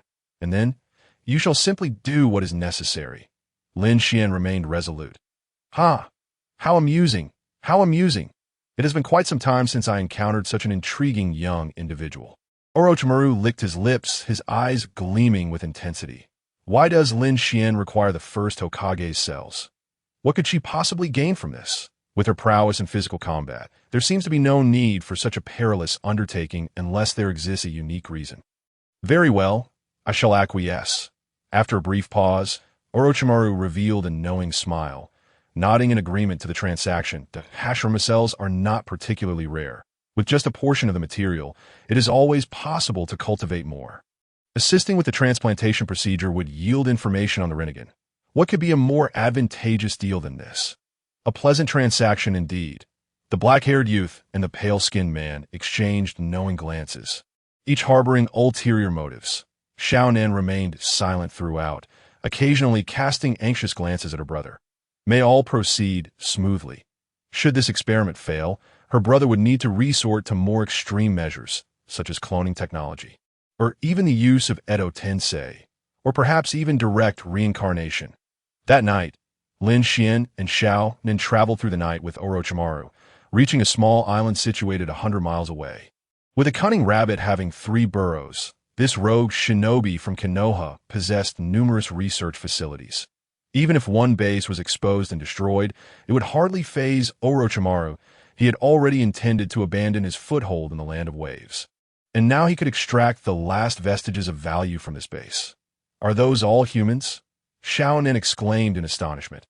Entering the cave on the island, they beheld glass containers filled with green liquid, within which floated the remains of humanoid monstrosities, some with fish tails, others with octopus-like lower halves. Oh, it's nothing, just a whimsical experiment I conducted merging marine genetics with humans, all of which were failures. Orochimaru seemed unbothered as he recounted his past. In pursuit of science and immortality, he had conducted countless experiments. However, his current research focus was on Edo Tensei and finding suitable vessels. The lifespan of ordinary flesh was far too fleeting. His current body was already over 40 years old. The atmosphere here is rather pleasant. Lin Xuan remarked. The interior of the cave was a labyrinthine maze. The passageways were adorned with candles, their dim light illuminating shadowy doors and countless bodies immersed in liquid. The eerie ambience resembled a haunted house. Within here lies the flesh cultivated from Hashirama cells. Upon reaching a secret chamber, Orochimaru gestured toward the glass container, explaining it was filled with the same green liquid. But inside lay a mass of white flesh, occasionally twitching, as if imbued with a unique vitality. Indeed, they are alive. Noticing the confusion in the eyes of the two, Orochimaru smiled and elaborated. The life force of Hashirama cells is exceptionally potent, akin to mutated diseased cells entirely distinct from ordinary humans, which renders it difficult for an average body to accommodate them. The failed subjects would be consumed, subsequently assimilated by Hashirama cells, manifesting would release, ultimately transforming the human form into a tree. Orochimaru recounted, his voice steady as soon as he finished speaking. He fixed a serious gaze upon the young man before him. I shall ask once more. Lin Jun, do you truly wish to undergo the transplantation procedure? Even my jutsu cannot save those consumed by wood release. Observing his solemn expression, Lin Xuan instinctively touched her nose, finding it somewhat amusing. No matter how formidable the first Hokage cells may be, can they truly surpass the blood of a divine being? That is the blood of a genuine deity. He did not anticipate gaining eternal life. Nor was he particularly interested in wood release. He merely hoped that the vibrant and vital cells might restore at least a portion of the lifespan he had lost, if the body were constrained by a special force. Then introducing an opposing attribute seemed prudent, similar to the principle of nurturing a goo. Let us proceed. I am mentally prepared, not dawdle like a coward. Lin Xuan reclined upon the operating table, shedding his outer robe and shirt, revealing his bronze skin, muscular and well-defined. Explosive power lay concealed within this form, exhibiting a beauty of musculature that was neither cumbersome nor unsightly, but rather harmoniously proportioned. So, you're quite brave. Huh. Xiaonan suddenly chimed in. Just kidding, I'm super brave. Lin Xuan replied with a teasing grin, laughter spilling forth. Orochimaru was left bewildered by the banter between the siblings, momentarily at a loss. Hey, those are Hashirama cells. Incredibly dangerous. They could be fatal. Why are you not afraid? Are you not scared? Chapter 22. Absorbing Hashirama cells, the surgical procedure was swift. Lin Xuan scarcely felt any pain before it was declared complete. First, a piece of flesh was excised from his right arm, then filled with flesh cultivated from Hashirama cells. The entire process took less than 5 minutes. That felt rather exhilarating. The divine blood within Lin Xuan activated naturally. Waging war against the Hashirama cells, one side sought to curtail his lifespan, while the other endeavored to prolong it. Absorbing Hashirama cells.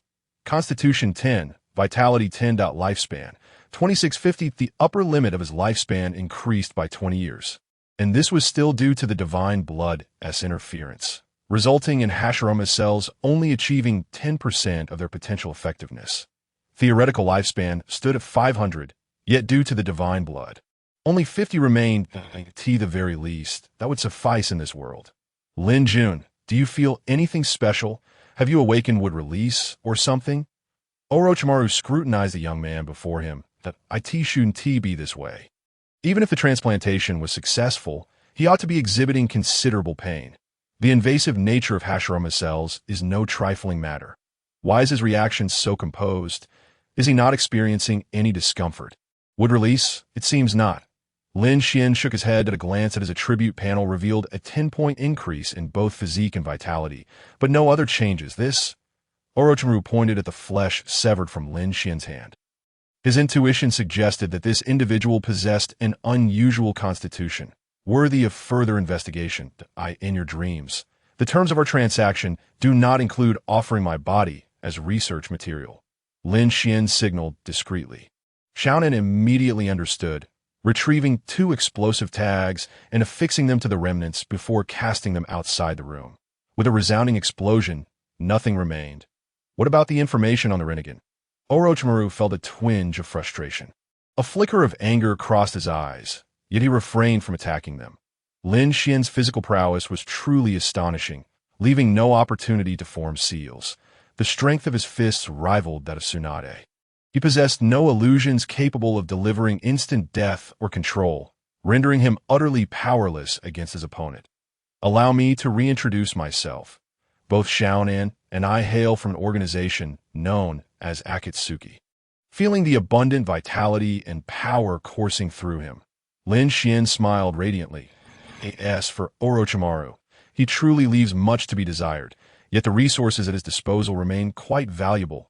Is there a connection between Akatsuki and the Rinnegan? Orochimaru inquired eagerly. The connection is indeed significant. Xiaonan's gaze turned peculiar. The leader of Akatsuki is none other than the current wielder of the Rinnegan. The Xiaonan's words detonated like a bomb in Orochimaru's mind, causing ripples of excitement. His complexion visibly flushed with exhilaration. He could hardly suppress his enthusiasm. He possessed the summoning, impure world reincarnation technique. If he could target the Rinnegan's wielder for possession, would he not become invincible? Akatsuki is a war organization. Whoever pays us, we will assist them in eliminating their foes. The organization's principle is one of no principles. The strong command the weak. If you have the capability to eliminate the leader and seize his Rinnegan, we would have no objections. Lin Xuan added with a grin. It appears I must pay a visit to Akatsuki. Orochimaru's excitement intensified. While he could surmise that the leader of Akatsuki was formidable, he could not bear the thought of not trying, for it was the Rinnegan. Such an opportunity is a once-in-a-lifetime chance. Akatsuki's stronghold lies in the village hidden in the rain. Upon entering that village, there will naturally be someone to welcome you and invite you to join Akatsuki. Dreams are beautiful, yet reality is cruel. Shinra Tensei. Bansho Tenin.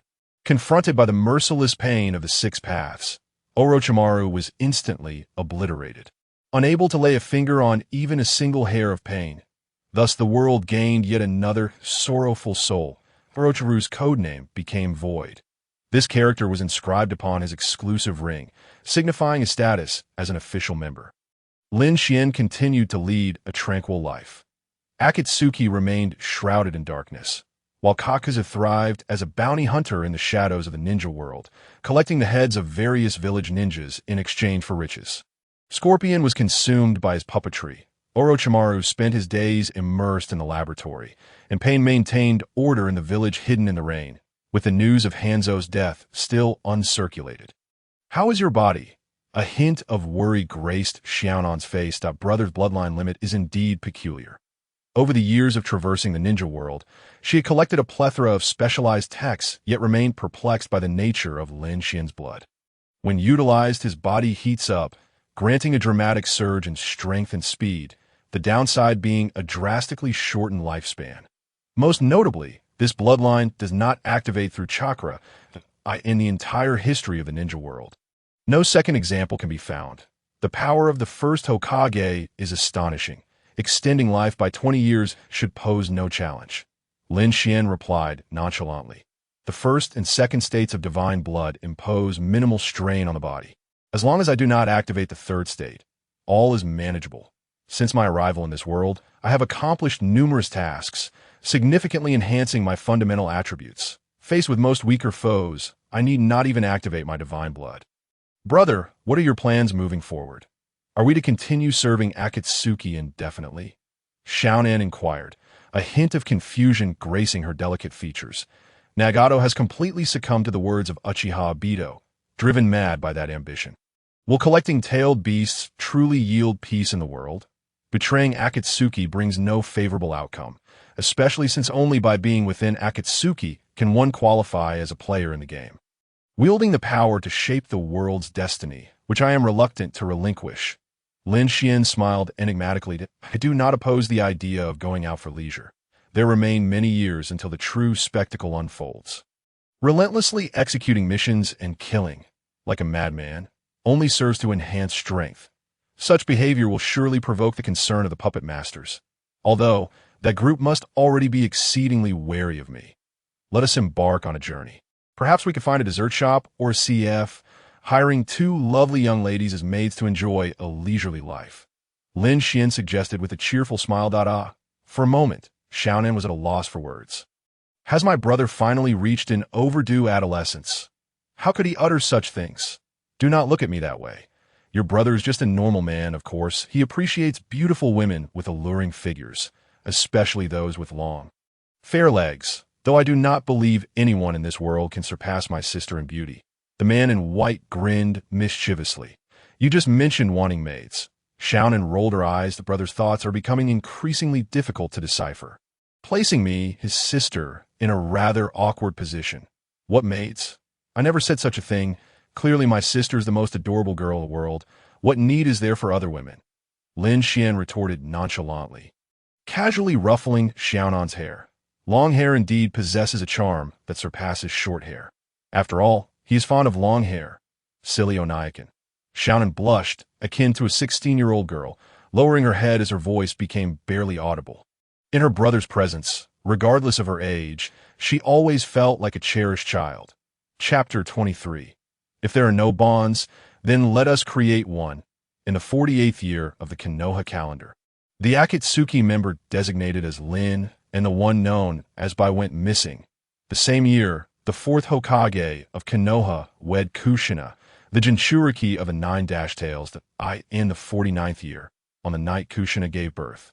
A mysterious masked man assaulted Konoha and summoned the Nine-Tails. The couple, Minato and Kushina, sacrificed themselves, resulting in the Nine-Tails being sealed once more. By the 55th year, Uchiha Itachi betrayed his clan and the village, joining Akatsuki as an S-rank rogue ninja. Each official member of Akatsuki possesses formidable strength, yet internal strife within the organization is glaringly apparent. It is unknown which generation of partners it was, but one was slain by Kakazu during a mission, with the body later transformed into a fortune at a black market. Such incidents have occurred countless times. Out of respect for the wealth Kakazu brought back, no one dared to speak out. Then there were the two most recent events. Uchiha Itachi and one of the 7 ninja swordsmen, Jinin Akabino, ventured to the hidden mist village on a mission. The two were ambushed by the 4th Mizukage, Yagura, and his forces in a bid to protect Itachi, who had been immobilized by Yagura's coral palm. Akabino confronted the tailed beast, transformed 4th Mizukage with his decapitating sword. Tragically, he was struck down by the rebounding force of his own weapon. Itachi ultimately defeated Yagura with Amaterasu before fleeing. This, too, was merely a minor incident. Dying due to a lack of strength during a mission could only be interpreted as a fatal flaw. The second incident involved Orochimaru becoming Itachi's new partner, with the ulterior motive of acquiring his Mangekyou Sharingan. During their confrontation, Orochimaru was swiftly dispatched by Itachi's Genjutsu, after which Orochimaru declared his defection from Akatsuki. Such betrayal is intolerable within Akatsuki. Orochimaru is privy to numerous secrets of the organization, and should they be exposed, it would spell disaster for Akatsuki. Yet, Orochimaru's escape techniques are prodigious, even when pursued by Pain himself. The matter ultimately remained unresolved. One can only hope he possesses enough cunning to Pain's countenance darkened. In that moment, he felt acutely the void left by his insufficient subordinates. If Orochimaru truly wished to flee, not even the entirety of Akatsuki could eliminate him. Orochimaru would not divulge secrets unless he intended to provoke Akatsuki. Deidara, ever confident, proclaimed, "Let us summon Lin and Bai back. Those siblings have been on holiday for far too long. It is time for them to contribute to the organization once more." Sasori sighed, expressing his discontent. Ever since that individual went missing, the pressure of missions had increased significantly, even compelling him, a puppeteer, to scurry across the globe. A ninja claiming to be a follower of the evil god cult, known as Haiden, has emerged in the land of water. It is said he possesses immortality, and local ninjas are at a loss against him. An S-rank bounty has already been issued, seeking assistance from the 5 great nations. Such a person would make a fitting partner for Kakazu. He should seek him out himself. Zetsu produced a wanted poster depicting a brash, laughing white-haired youth. He better truly be immortal. Kakazu sneered, turning to exit the Akatsuki meeting cave. The second individual is Kisame Hashigaki, a ninja from the Hashigaki clan in the Land of Water, known as the Monster of the Mist, and one of the 7 ninja swordsmen, wielding the Samahata. Zetsu proceeded to detail the second individual's information to Senior Kisame is a talent I discovered in the hidden mist village, Deidara exclaimed, exuberantly waving his arms and dancing with the glee of a child awaiting praise. His foolish nature was undeniable, of course. No one genuinely believed that the wielder of the Mangeki Sharingan could truly be a fool. It was merely a fade. Itachi just happens to be in need of a partner. So let Kisame accompany him on missions. Deidara winked playfully, feigning genuine concern for Uchiha Itachi. In reality, Kisame had already become one of his subordinates. Kisame recognized the masked man, who had cast Jinjutsu on Yagura, as Deidara, who claimed to be Uchiha Bido and secretly orchestrated the Akatsuki organization. This fool, along with Black Zetsu, revealed to Kisame the Grand Eye of the Moon plan and invited him to join. Kisame expressed great interest and subsequently became a subordinate to Abido and Black Zetsu. This outing was merely a pretext to bring Kisame back to Akatsuki Do and to have Kisame serve as Itachi's partner, monitoring the somewhat perilous Uchiha prodigy, who will recruit Kisame. That fellow isn't a rogue ninja yet, is he? Pain pondered momentarily, surveying the assembled members. According to intelligence, Kisame's mission in the hidden mist village was to eliminate his own comrades. And having endured such a life for years, would he not leap at the chance to defect upon receiving an offer from Akatsuki? Deidara remained cheerful. Lin and Bai happened to be outside. Let them take a trip to the hidden mist village to bring Kisame back. Zetsu regarded Pain. Regardless, he is the nominal leader of Akatsuki. How things proceed ultimately depends on his arrangement. Very well. I shall assign them this task. Pain consented. The prowess of Lin and Bai is beyond question. Even if they have not made advancements in strength over the years, they should have no trouble dealing with a mere Kisame. Sasori, you will seek information on Orochimaru's whereabouts. Pain assigned Sasori another task. If I encounter him, may I kill him? Sasori narrowed his eyes. That bastard had once established a laboratory within Akatsuki, pilfering significant funds for his experiments and belittling his puppet techniques. Although it was widely accepted that Orochimaru was difficult to dispose of, Sasori yearned to vent his frustrations. For this purpose, he had subverted a boy named Kabuto, implanting a loyalty jutsu, ensuring that Orochimaru would always carry Sasori's eyes wherever he went. If you can kill him, do as you wish. Pain regarded Sasori with mild surprise. Orochimaru may not be particularly skilled in combat, but his escape abilities rank among the best in the ninja world. How will you pursue him, being a puppeteer? He mused. The heavy-set figure, adorned with a metallic scorpion tail, retreated amidst sinister laughter. Mastery of the puppet technique has reached its zenith. He is now capable of standing against nations alone. I shall go out for a while. Deidara skipped away joyfully, his form gradually fading until he vanished. Zetsu, let us check on that Lin Xuan. Exiting the hidden rain village, Deidara and Zetsu converged, their voices imbued with cold authority. What is there to pay attention to in that boy? He has been slothful and rendered useless over the years. Black Zetsu scoffed. He had covertly investigated the two previously and discovered they were merely indulging in leisure and travel. Such individuals pose no threat to them.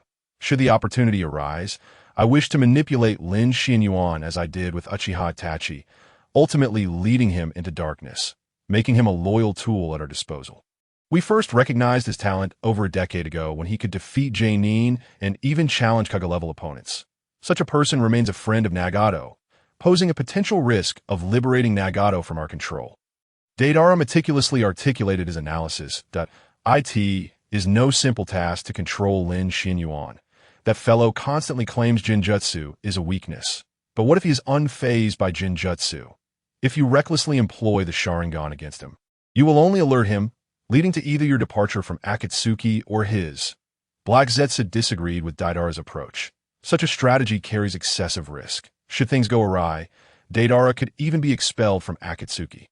And then how would they monitor Nagato? There are other methods. Deidara retorted with a cold chuckle. You intend to threaten him with Konin. If you fail, it won't simply be you leaving Akatsuki. That man will pursue you to the ends of the earth, perhaps even align with the 5 great nations to combat Akatsuki. Black Zetsu side. Are all Uchiha truly so foolish? He suddenly found himself reminiscing about that man. Uchiha was arrogant but undeniably powerful. But what arrogance does Uchiha Bido possess? Does he truly believe he is invincible? The greater the danger, the greater the reward. However, I do not intend to threaten Xiaonan. At this juncture, the man's gaze grew increasingly sinister. The bonds between humans can be forged. We could find Lin Xuan a second sister, or a woman he favors, as long as a bond is established. The subsequent matters will be much simpler. Fei laughed arrogantly. The power to dictate the world lay firmly within his grasp, allowing him to manipulate the fates of any individual. Destroying bonds is easy, yet creating them is far more challenging. He Ju sighed deeply. This fellow is truly stubborn. Xiaonan and the other party have shared a sibling bond since childhood. On what ground can he simply find another woman to attain a similar status? He even wishes to use this to scheme against others. Lin Xuan may be reckless, but he is certainly not foolish. Fei greatly underestimated his adversary. Chapter 24. A surprising encounter with Uchiha Obito. Brother, it seems we have encountered a ninja from Konoha. A soft voice echoed through the forest. It belonged to a mature woman with flowing blue-violet hair, whose charm was hardly concealed by her loose robe. Her bright eyes twinkling playfully. Kakashi Hitaki. How intriguing, Lin Xuan mused. Just as he received a mission from the leader, he and Xiaonan were to first recruit Kisame Hashigaki from the Land of Water before returning. Unexpectedly, they crossed paths with Kakashi Hitaki in the territory of the Land of Fire. The white-haired man, engrossed in his thoughts, was oblivious to the fact that he was being tracked. Xiaonan's paper jutsu was remarkably stealthy, and Lin Xuan was able to control his body without revealing a single trace of his presence. Brother? The woman gazed at the figure with a hint of surprise. Lin Xuan employed ninjutsu. Initially, he bore his true appearance, but upon revealing himself, he transformed into a different visage. This individual, who had never trained in ninjutsu, adeptly executed an almost flawless transformation technique. Kakashi immediately halted in his tracks. The instincts of a ninja caused him to instinctively turn around, only to find a mysterious figure clad in black, adorned with an orange whirlpool mask. Such an unusual attire, accompanied by an ominous chakra. Without a doubt, the newcomer carried ill intentions. We meet again, Lin Xuan mimicked Obito's voice. Fixating on Kakashi, who had just completed a mission, everyone regarded him as a reckless fool, a brainless waste apart from his lineage. Especially over the years, he had indulged Xiaonan in travel and leisure. Little did they know that the fellow had secretly monitored him for 3 whole months, as anticipated by Lin Xuan. Upon learning the truth, the mastermind had lowered their guard. They remained blissfully unaware that Lin Xuan was studying ninjutsu. The energy within his body and bloodline differed from chakra, yet it could also be harnessed for ninjutsu. While Lin Xuan appeared to be on a leisurely journey, he was, in fact, absorbing ninjutsu from around the world. In terms of efficacy, his talent surpassed his own expectations. The essence of ninjutsu lies in the manipulation of chakra. The greater one's chakra, the more refined their control, thus rendering their ninjutsu more formidable and swiftly executed. He did not need to manipulate chakra. He merely harnessed the power within his body to manifest ninjutsu. Who are you? Why are you following me? Kakashi Hitaki brandished a kunai, eyeing the mysterious figure as if facing a formidable foe. His instincts warned him that this individual was far from an ordinary lackey. The Land of Fire is my homeland, esteemed Jonin Kakashi Hitaki from Konoha. Might we not traverse the same path? Lin Xuan mused, observing Kakashi and the surrounding woods with a sense of intrigue. His acting skills were remarkable, worthy of an Oscar, yet few would ever glimpse this facet of him. You know me? Kakashi recoiled in astonishment, swiftly adopting a combat stance, revealing the Sharingan concealed beneath his mask. He donned a mask and wore the uniform of Konoha Zanbu, yet the other party appeared to know him intimately. His mind raced, contemplating every possible scenario that if the masked man refused to reveal his true identity, it implied that his identity was not to be disclosed lightly. Judging by his tone, it seemed they had previously been acquainted. A ninja from Root? Yet Danzo had no need to approach him in such a manner. That man would directly invite him to a Root meeting. Aside from Root, there was another candidate. That would be the rogue ninja of Konoha, who had once served in the Umbu and was well acquainted with Kakashi, Uchiha Itachi. However, this posed a new conundrum. Itachi consistently maintained humility and composure, and based on the tone of address, the man before him could hardly be Itachi. But then again, Uchiha Itachi was a traitor. Few from the Uchiha clan could be deemed normal. You are Uchiha Itachi. Kakashi inhaled deeply, presenting the conclusion he had reached. His Sharingan was fixated on the man before him, ever wary of the imminent threat he posed. Humph. Lin Xuan shook his head. Even through the mask, Kakashi could discern the derision etched upon that face. If you refuse to unveil your mask, then allow me to unearth the truth myself. Kakashi remained silent for a minute before ultimately opting for confrontation. The masked man was exceedingly peculiar, his speed defying the norms of humanity. As Kakashi moved to strike, the figure leapt to a tree, his gaze gradually turning menacing. Kakashi, after all these years, you remain unchanged. Kakashi Hitaki's pursuit came to a sudden halt, for he beheld a visage that should never have appeared before him. The figure, perched upon the branch, removed his mask, revealing a face marred by scars, as though it had weathered the ravages of war. He had indeed endured such harrowing battles. For this was the face of Uchiha Obito. Kakashi, do you not recognize an old friend? Lin Xian's lips curled into a mocking smile. Kakashi gritted his teeth, his entire being trembling violently, the kunai in his grasp having fallen to the ground with a clatter. That man's eyes were flooded with memories of anguish. Before his death, Uchiha Obito had bestowed his Sharingan upon him.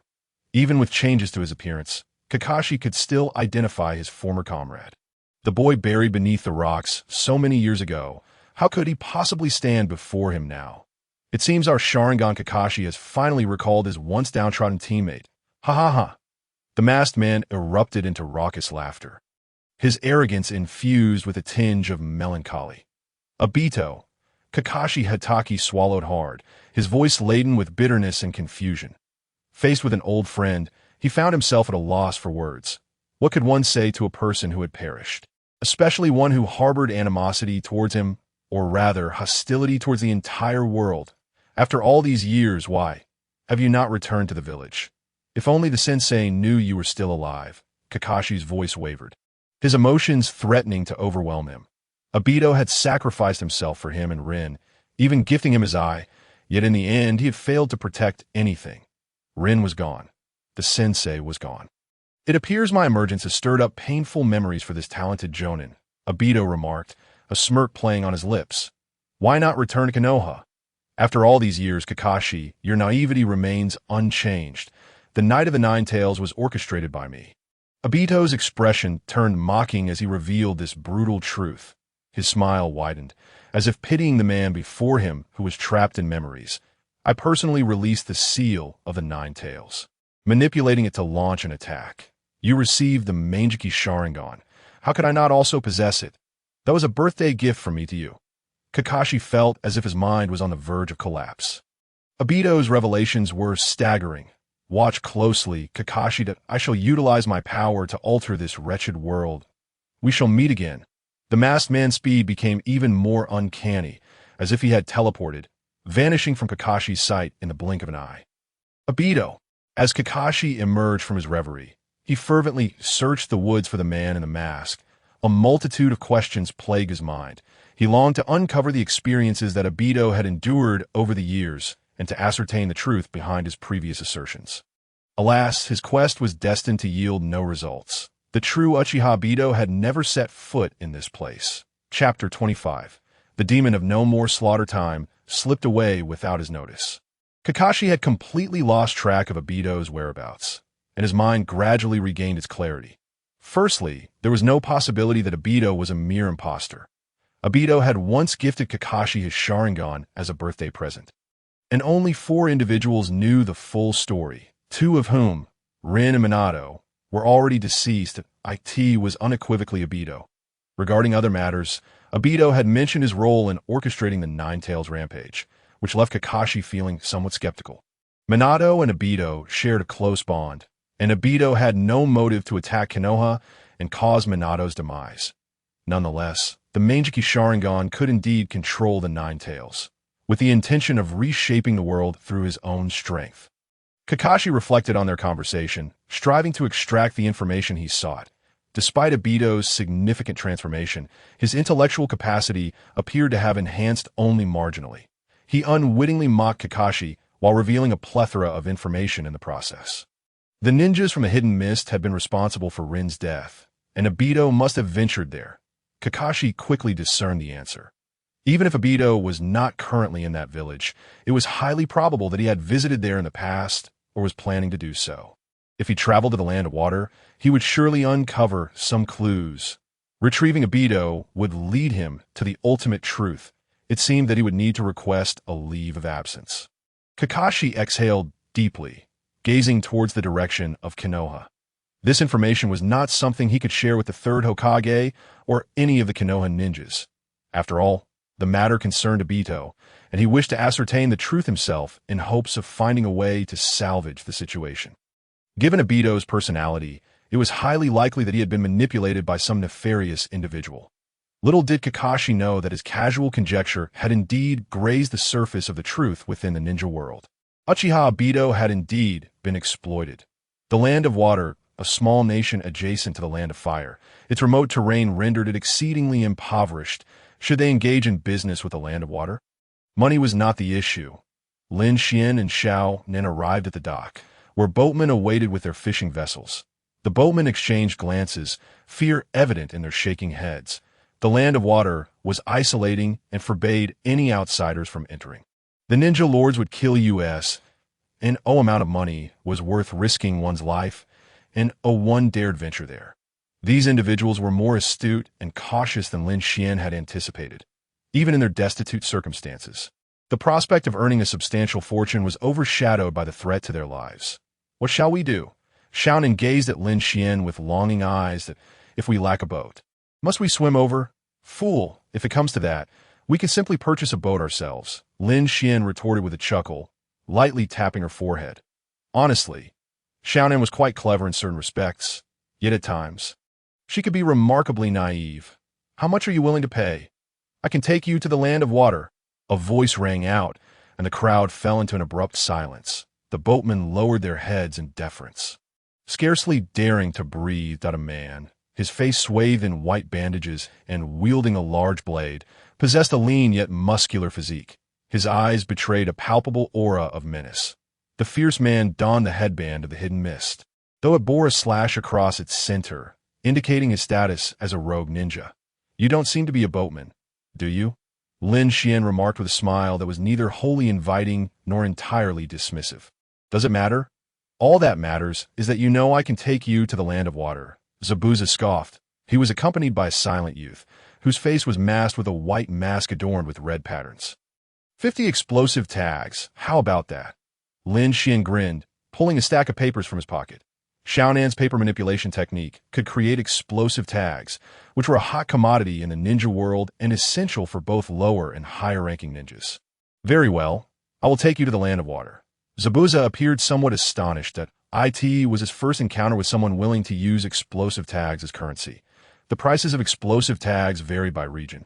In war-torn areas, they were costly, while in regions of prolonged peace, they were cheaper, generally ranging from 2,000 to 12,000 RYO.I. In the Land of Water, those 50 explosive tags were worth 500,000 Ryo. Prepare to set sail. Lin Xuan and Xiao Nin quickly boarded Zabuza's vessel. The two shared a tacit understanding as they scrutinized the weapon strapped to the rogue ninja's back, the infamous executioner's blade. A weapon associated with the Hidden Mist now belonged to Zabuza following the death of its previous wielder, Kisame Hashigaki. However, Zabuza had grown weary of his village and chose to defect. Do you recognize this blade? Zabuza commanded his subordinate, Haku, to row the boat while regarding Lin Xuan with curiosity. This individual lacked a ninja headband and did not exude an air of strength, yet there was something amiss about him. The executioner's blade can restore itself through the absorption of an enemy's blood, regardless of the extent of damage it suffers in battle, due to the iron content found in human blood. Lin Xuan stated, his tone earnest. Zabuza was taken aback, his expression gradually shifting to one of indifference. You seem to know quite a bit. Not really, I don't know much. For instance, you are Zabuza Momochi, the demon of the Hidden Mist. And this is your adopted son, Haku. Lin Xuan replied casually with a smile. His seemingly nonchalant words darkened Zabuza's gaze significantly. Since you know who I am, why do you wish to go to the land of water? What is your purpose in approaching me? Did the Mizukichi send you?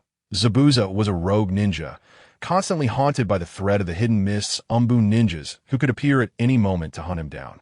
Do not be angry. Lin Xuan maintained his relaxed demeanor. Zabuza swung his blade, only to have it halted by a single finger of Lin Xuan, sending a shockwave through him. You truly believe you deserve a special visit from me? Lin Xuan scoffed. Wielding a broken blade does not make you a significant figure. You are merely a Jainin. Haku, take action. Zabuza narrowed his eyes, his killing intent intensifying. Raw physical prowess alone did not guarantee victory, especially considering he had an underling skilled in the ice-release bloodline limit by his side. There is no need for violence. Xiaonan sighed softly as Haku rowed the boat. He suddenly found himself ensnared by explosive tags. His chakra sealed by a binding technique. Just a 10-year-old child, he became as helpless as a lamb destined for slaughter under her jutsu. You still wish to fight. Haku possesses the ice-release bloodline limit, which is a piece you care for dearly, isn't it? Lin Xian's lips curled into a subtle smile, as if everything lay within his control. Zabuza was a clever man. I will take you to the land of water. But should we meet again, I will not let you escape. After a prolonged silence, Zabuza finally relinquished his grip on the blade. His opponent was a formidable martial artist, and the abilities of the woman beside him were exceedingly peculiar. Even he was unsure when she had ensnared Haku. Most importantly, Haku was his most valued subordinate over the years. With immense potential, he would not sacrifice the boy's life out of spite. You are indeed a wise man. Lin Xuan reclined leisurely in the boat. A gentle sea breeze stirred, gradually enveloping the area in thick mist. The silent Haku continued to row, while the silent Zabuza pondered the identities and backgrounds of his two adversaries. Xiaonan rested her head on someone's lap. Chapter 26. Kirigakure. A question mark emerges in the land of water. The small boat successfully arrived discreetly, as Zabuza skillfully evaded the watchful eyes of the ninjas. You have an intelligence network in the land of water, do you not? Take me to meet Kisame Hashigaki. Lin Xuan intercepted Zabuza, who was about to depart. Our collaboration has concluded. Zabuza frowned. What is this? Are you going back on your word? I was only responsible for bringing these two here. Unless you increase the payment, take us to find Kisame Hashigaki, and these 500 explosive tags will be yours. Lin Xuan countered. Xiaonan wore an impassive expression as she extracted a corresponding number of explosive tags from her space scroll. The wealthiest member of the Akatsuki organization, she casually carried over 100 million explosive tags with her, a significant portion of which she had crafted herself, while others were purchased. The exact quantity was likely known only to her. Taorizai Bujan's countenance fluctuated between dark and light. These two scoundrels had threatened him on the way, a debt he could not afford to forget. However, upon seeing the thick stack of explosive tags in Xiaonan's hands, he hesitated. Initially, his discontent with the village had led him to attempt the assassination of the fourth Mizukichi, resulting in his descent into a rogue ninja. Make a comeback. He needed to amass more wealth. Only with riches could he recruit ninjas. I shall take responsibility for locating Kisame Hashigaki's whereabouts. You two may seek him out yourselves, he declared in a grave tone. Kisame Hashigaki was the current wielder of the legendary sword, the Samahata, and his strength was unfathomable. Even he dared not appear before that man lightly. For Kisame was fiercely loyal to the Mizukichi. Very well, Lin Xuan replied with a smile and a nod. This is a deposit. You shall receive the other half upon obtaining the information. Xiaonan divided the explosive tags into two portions, temporarily offering half. We shall meet here on this coast in 3 days, at which time I will share the news about Kisame. Bujan accepted the explosive tags. He inwardly cursed the two of them, thinking that had it not been for the allure of money, he would never have considered aiding them. The next time they met, he vowed to sever their heads. Offending the mist village's ghostly figures brought no good fortune. The land of water was vast, yet Kirigakure was relatively small. The bloody mist period had long since concluded, and the fourth Mizukichi had regained his sanity while still maintaining a state of lockdown. This lockdown was instituted to restore the village's vitality. During the earlier turmoil, Far too many ninjas had perished. Side quest. Bonds of Water. Quest content. Ensure the survival of the Zuki brothers. Mangetsu and Sujitsu. Difficulty. Normal. Rewards. Soul 5. Reincarnation points 3000. Main quest. The Land of Water Arc quest content. Defeat the 5th Mizukage. Terumi Mei. Difficulty. Hard. Rewards. 30 distributable attribute points. Charm 1. Reincarnation points 15,000. World reputation 5,000. In an instant, Lin Xuan realized something. While Zaibu Zhan sought intelligence, he and Xiaonan remained active. A.S. Terumi Mei had yet to officially assume her role as the 5th Mizukage. The main quest could not be completed. But the side quest, Bonds of Water, was certainly worth pursuing. Suigetsu was unlikely to perish. He might merely be captured by Orochimaru, a matter Lin Xuan was not overly concerned about. As for Suigetsu's brother Mangetsu, he seemed to have died of illness.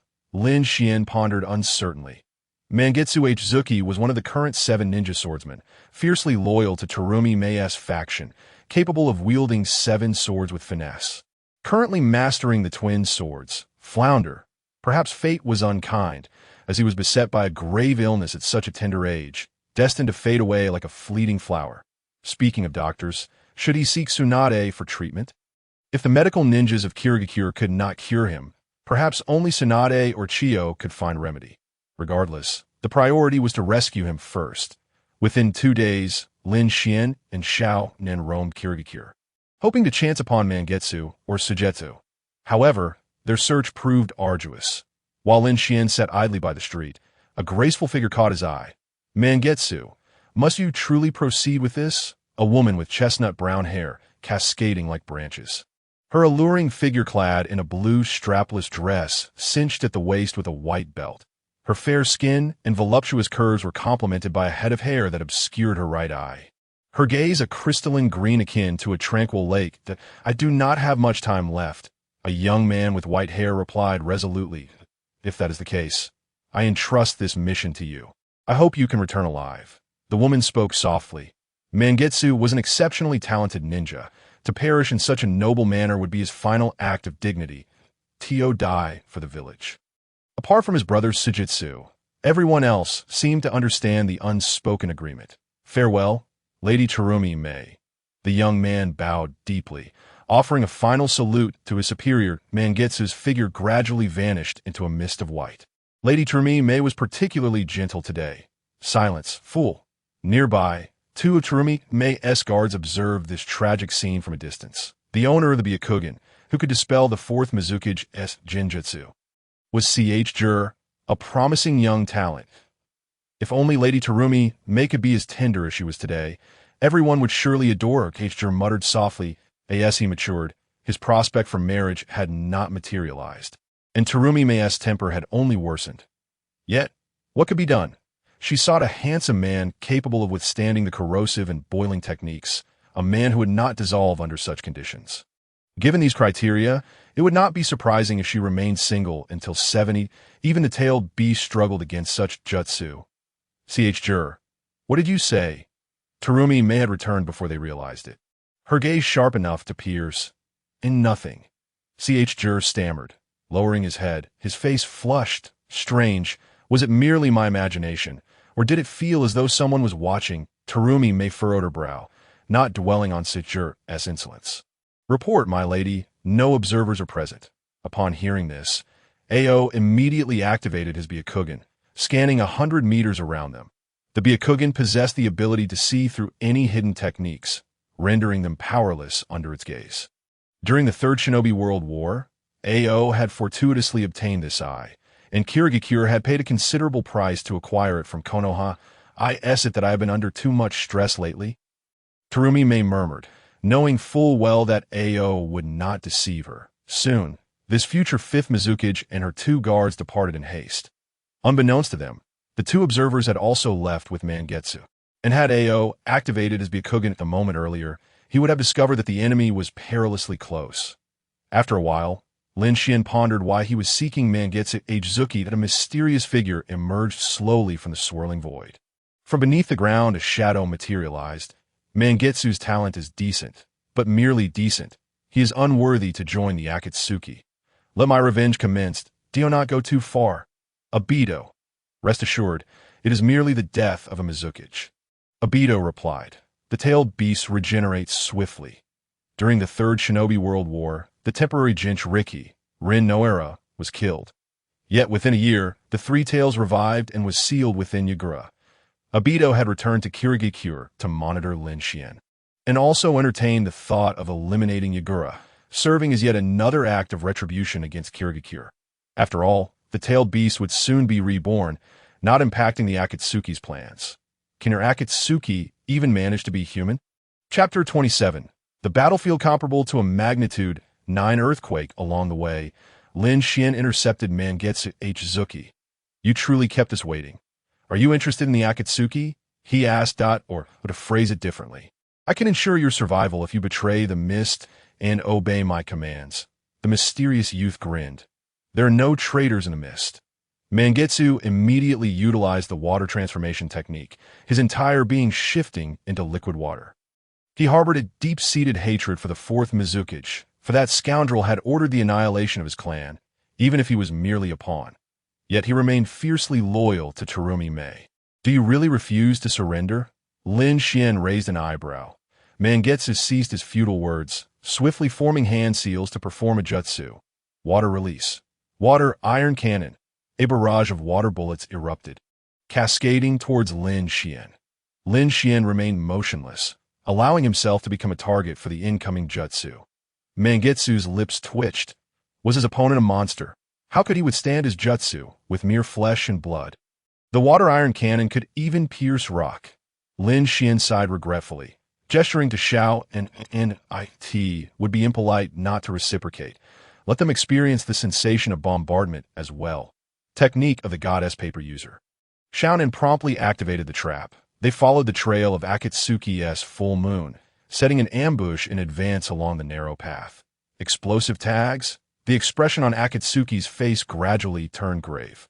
The surrounding forest, the puddles dotting the roadside, even the very ground beneath his feet, all were camouflaged with explosive tags.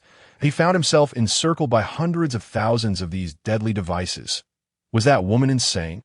Under such an explosion, would they even have a chance of survival? If the liquefied water were to evaporate completely, would he still remain alive? Lin Xuan casually observed the mist ninja opposite him. He retreated as if strolling leisurely, each step covering several meters, quickly reaching a safe distance that in stark contrast, Xiaonan, positioned at the explosion's epicenter, transformed into a flurry of white paper point 300,000 explosive tags. Xiaonan uttered a soft command. A cataclysmic explosion reverberated throughout the forest, brilliant flames shooting skyward. After a long while, as the smoke cleared, the explosion had created a massive pit nearly 30 meters deep, within which lay the liquefied mist ninja, sprawled in a disheveled state. In the final moment, Akatsuki had channeled all his chakra into a water technique, as long as there remained even a trace of water. He would not be obliterated by the explosion that it proved to be a prudent choice. A substantial amount of water evaporated, yet a small portion remained, allowing him to survive the blast. Tisk, truly a genius of the Akatsuki clan. Managing to escape death, the figure of Lin Xuan appeared at the edge of the pit. The young man remained unfazed. Little ghost, I shall grant you one last opportunity. You seem to have a 12-year-old brother. Do you not? It would be wise to consider carefully before making a choice. Upon hearing this, the full moon instinctively raised his head. His only concern was for his brother. If Mizuki were to be slain by this group, the Akatsuki clan would meet its demise. If I were to defect, Mizuki would face even greater ostracism in the village. The full moon hesitated. He refused. Both brothers would perish, and he had no doubt regarding the strength of the two adversaries. Yet, if he betrayed the Mist Village, would his brother fare any better? It seemed unlikely. Under the protection of Terumi Mei, the people of the Mist Village would not dare to act against them, at most hurling a few insults. Lin Xuan shook his head. Terumi Mei had grown immensely. She was backed by the elders of the Mist Village, her status and power equivalent to that of a Water Shadow elder. As long as Mizuki remained Terumi Mei's subordinate, he could not be secretly harmed by those from the same village. I am willing to join Akatsuki. Ultimately, The full moon chose to compromise. There was nothing wrong with joining Akatsuki. At the very least, it ensured his survival. Xiaonan cast him a sidelong glance. Loyalty? Can loyalty be eaten? Lin Xuan was not devoid of humanity. He would not compel the full moon to act against the Mist Village unless absolutely necessary, instead directing him to address other troubles. Though she was somewhat puzzled as to why her brother would invite such a weak individual. The following day, after recruiting the full moon, Lin Xuan met with Zabuza as agreed, providing the second half of the payment in exchange for the location of Kisame Hashigaki. Just like the ambush for the full moon S battle, Lin Xuan and Xiao Nen arrived early. Kisame had accepted a mission from the 4th Mizukage and would undoubtedly pass through this island during his travels. This was a stronghold of the Mist Ninjas to capture the Leaf Ninja, Kakashi Hatake, who had appeared in the Land of Water. The Mist Village had dispatched 5 teams of ninjas to encircle him, but a total of 5 J Nin and 15 CH Nin. What luck! Lin Xuan was somewhat taken aback. He had previously disguised himself as a Beidou to leak plenty of information, yet he never expected that Kakashi, the fool, would brazenly venture into the Land of Water alone. That bastard Kakashi, does he not regard us Mist Ninjas as human? He dares to infiltrate alone. Kill him. His hiding place cannot hold out for long. Eliminate him. 5 ninja squads scoured the island. It appeared that Kakashi had been trapped in this location for some time. Everyone seems to be enjoying the game. May I join in? Lin Xuan boldly stepped off the small boat onto the island. Xiaonan wore a stoic expression, as if surveying a field of corpses. While the full moon donned a mask, unwilling to reveal his true identity, his emotions complex. The Miss Sambu were on duty a Miss Ishnin approached, brandishing a kunai as a threat. This was the territory of the Land of Water, where no one could act recklessly, in own need for chatter. Intruders will be treated as enemies, commanded an unknown J-Nin. Upon hearing this, the subordinate ninjas wasted no time, immediately hurling a barrage of kunai at Lin Xuan and his companions, even unleashing a freshwater dragon technique. The essence of a ninja lies in killing, slaughtering to execute any command. Lin Xuan narrowed his eyes, feeling like an ant before the water dragon. Alas, the quality of ninjas leaves much to be desired. He had come to this island for Kisame, but now some individuals seemed intent on courting death. Bang! The water dragon and kunai shattered, and the youth who had broken these attacks charged forward. He was unarmed, yet the fierce wind generated by his fist demanded respect. A master of taijutsu. The Mist Ninjas nodded in unison, instantly preparing to gang up on the enemy. The advantages and disadvantages of a taijutsu ninja were clear. Once entangled in close combat, their stamina would swiftly deplete until entirely exhausted. Was that person seeking death? Kakashi, hidden beneath the ground, was bewildered, faced with the onslaught of these elite Mist Ninjas. Even he had to move cautiously. Yet that individual boldly charged out alone. However, the confusion on Kakashi's face quickly faded, for he witnessed an unforgettable spectacle. The black-haired youth descended like a divine being, each punch delivering an unbelievable force, creating fissures spanning hundreds of meters in the ground. The battle scene akin to a magnitude 9 earthquake. Is that even a human? The legendary Tsunade could not possibly be this formidable. One Mist Ninja after another was brutally smashed into a mist of blood. A rain of crimson falling from the air. The Mist Ninja Squad, annihilated in 20 seconds. Chapter 28. Is that guy even human? Brother, this island won't sink, will it? Xiaonan furrowed her brows. With such a humanoid dragon, this mere island surely could not withstand it. Fear not. I've only utilized 30% of my strength, Lin Xuan confidently assured, patting Xiaonan's head. The full moon. This genius from the Akatsuki clan gazed at the scene drenched in blood with a sense of existential doubt. Whether J-Nin or CH Nin, none had withstood even a single punch, brutally obliterated. Even more gruesome were the fissures in the ground, sprawling like a spider's web, with the longest crack exceeding a kilometer in length and reaching a depth of 50 meters. This moment defied description in any language. The full moon felt overwhelmingly fortunate for his choice. Had he refused to join Akatsuki, it was likely his brother would have met the same bloody fate.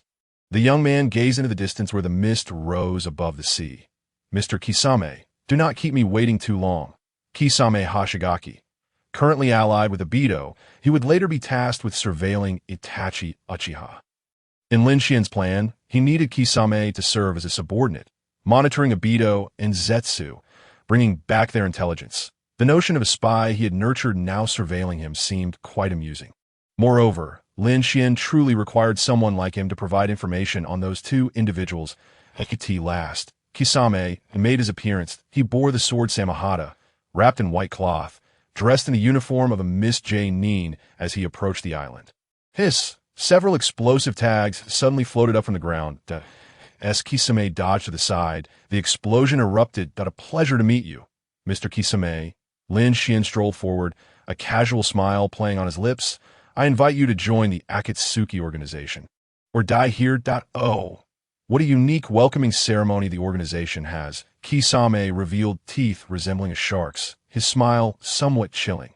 Where's Mr. Uchiha Madara? He was the one who invited me to join Akatsuki.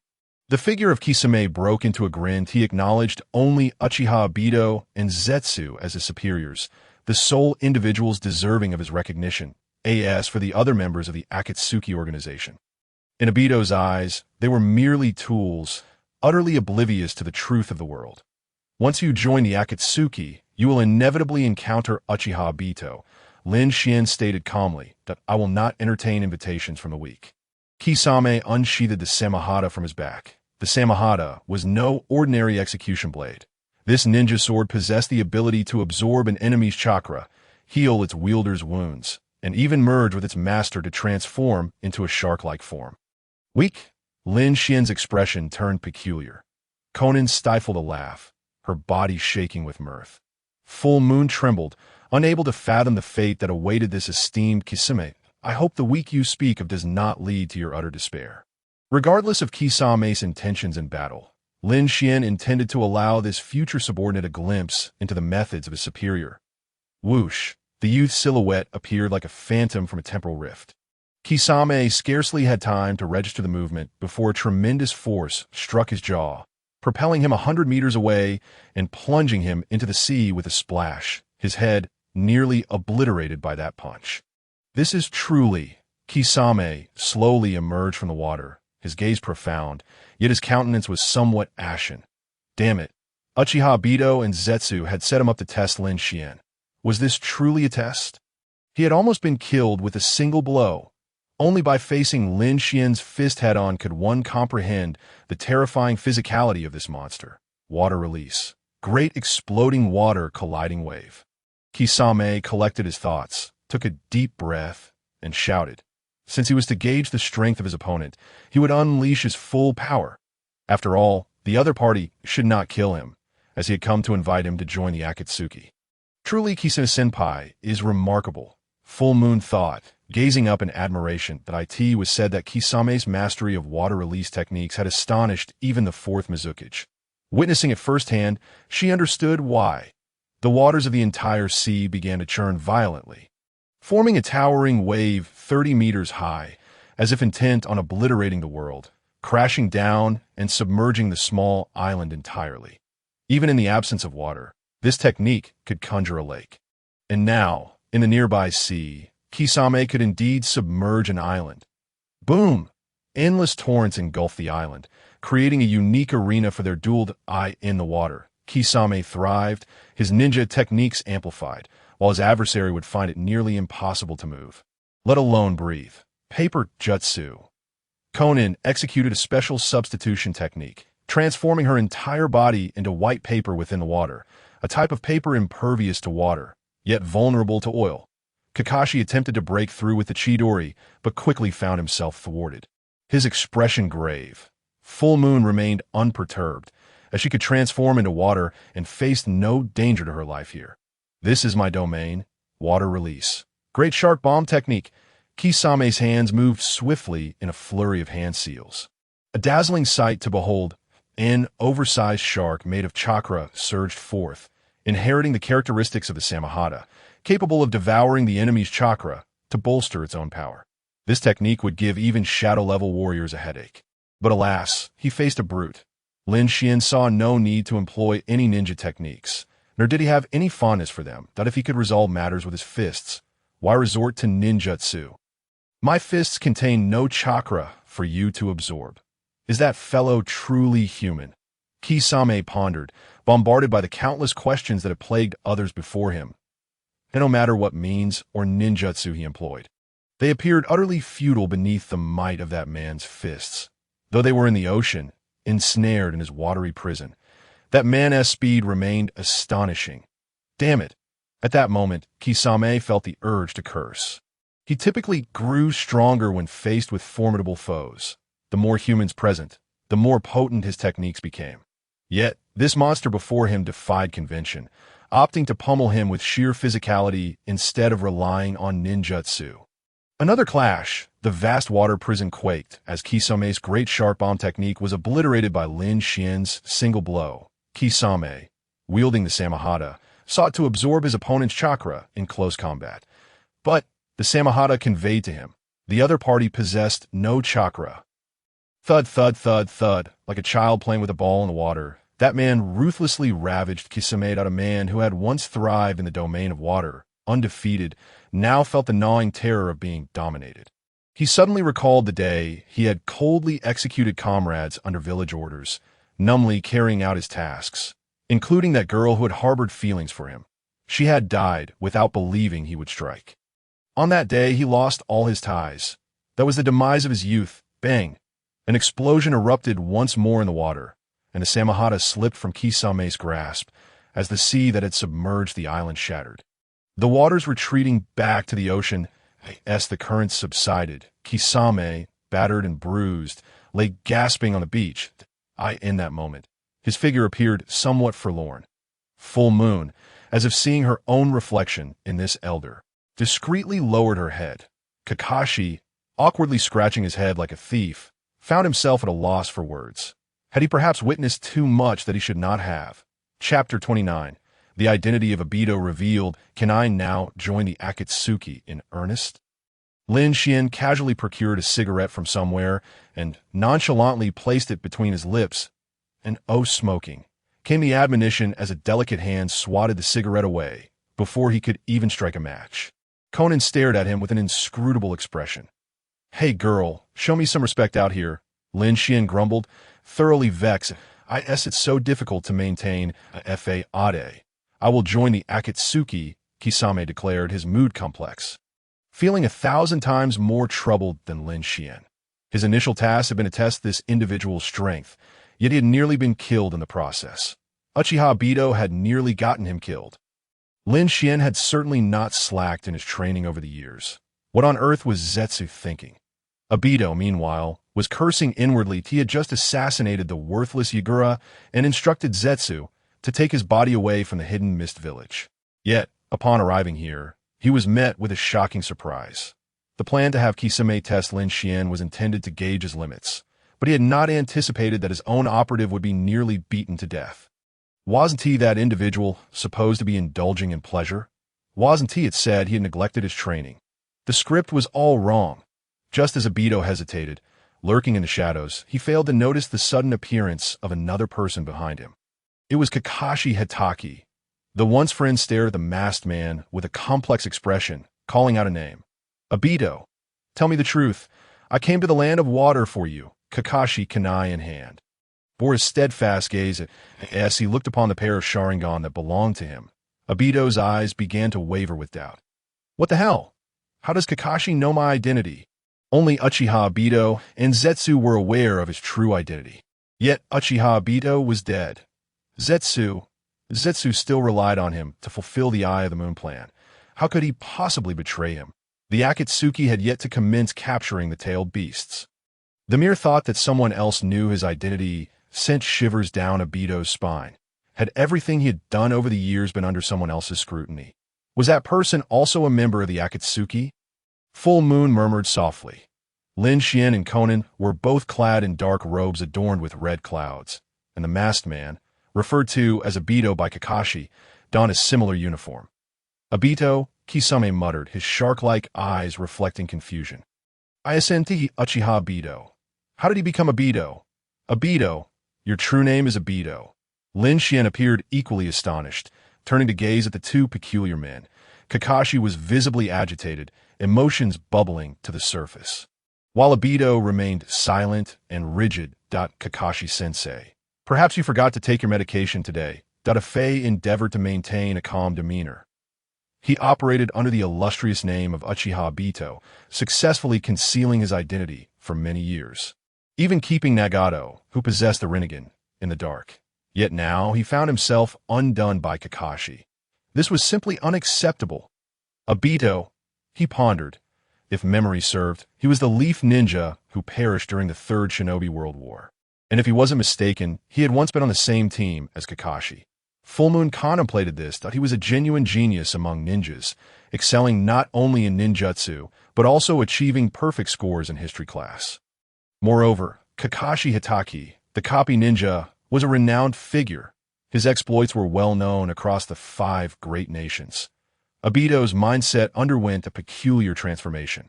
Lin Xuan truly had a knack for discerning the truth, immediately unraveling his real identity through Kakashi's words.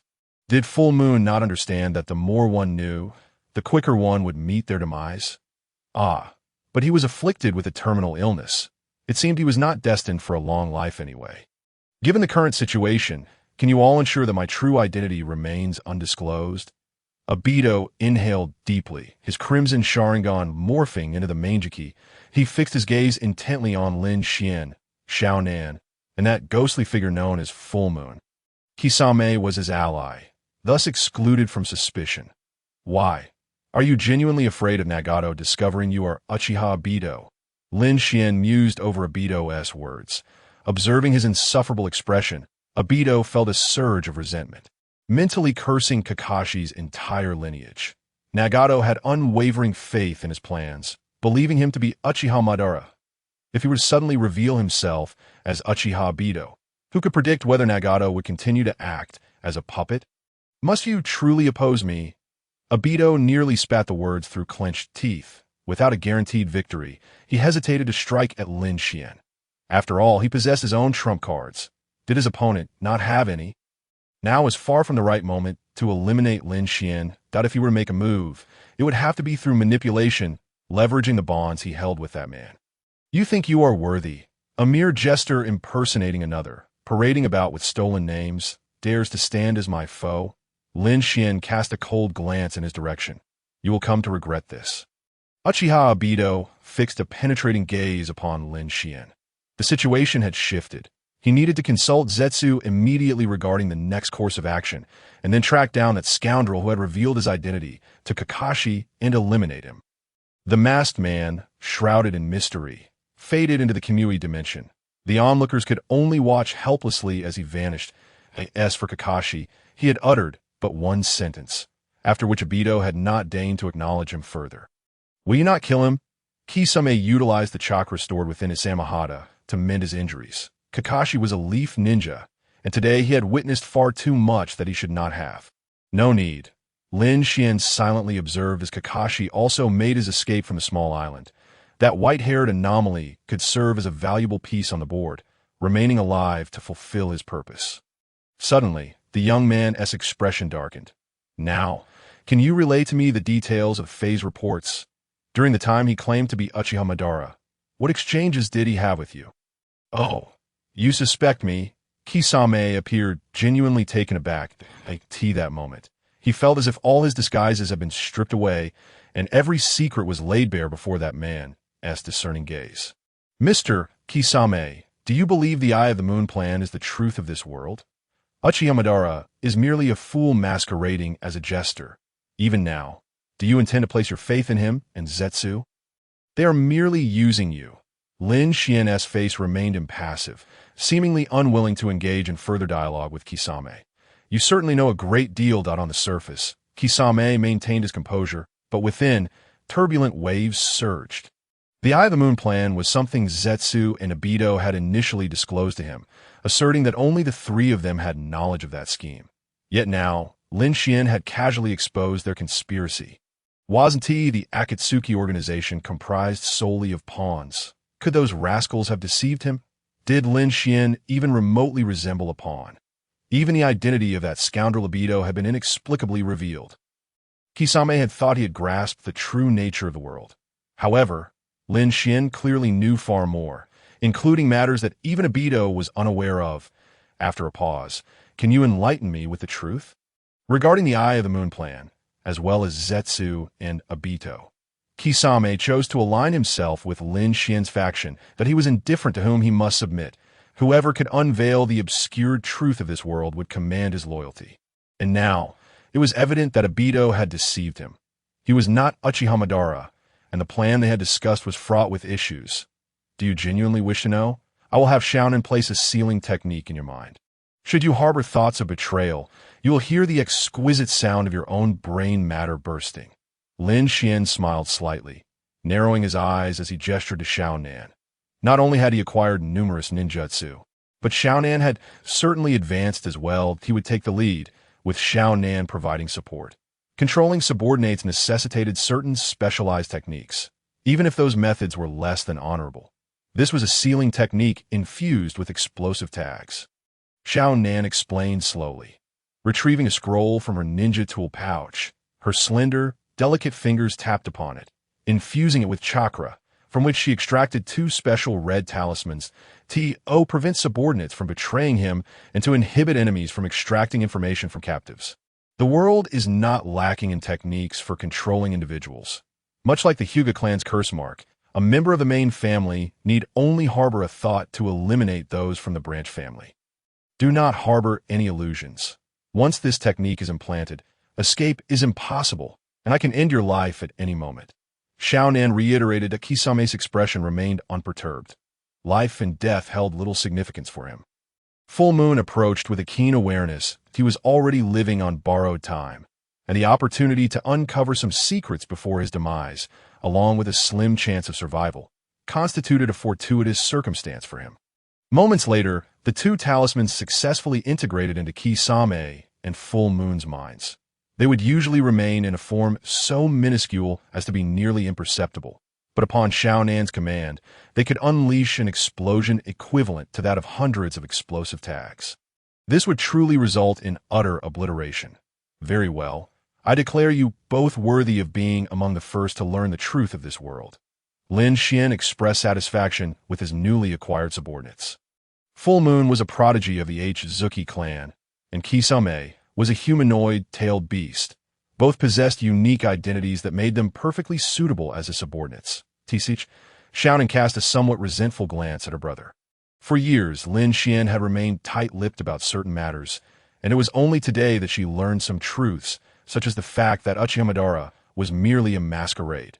Lin Jun, the first question: can the Eye of the Moon plan that Zetsu once divulged truly bring peace to the world? Kisame inquired softly, his expression serious. Zetsu had once spoken of it with grandiosity, leaving him utterly beguiled that no, the Eye of the Moon plan is merely a conspiracy. Lin Xuan decisively shook his head. What exactly is the Eye of the Moon plan? Xiaonan could not help but ask. Lin Xuan smiled as he ruffled his sister's hair, his voice lowering. It involves manipulating Nagato as a pawn, utilizing the Akatsuki's strength to compel that faction to collect the tailed beasts. Nagato believed he had resurrected a fearsome tool of war, but in reality, he had brought back the Ten Tails, which would eventually give rise to a Ten Tails Jinchuriki, through the power of the Ten Tails. The infinite Tsukumi would be unleashed, ensnaring all ninjas in a false dream. This is the essence of the Eye of the Moon plan. Indeed, this was what Zetsu and Obito had revealed to me. Kisame nodded in understanding that there another conspiracy lurking behind this plan. Full Moon swallowed hard. Ensnare all of humanity in an illusion. Such thoughts could only belong to a madman.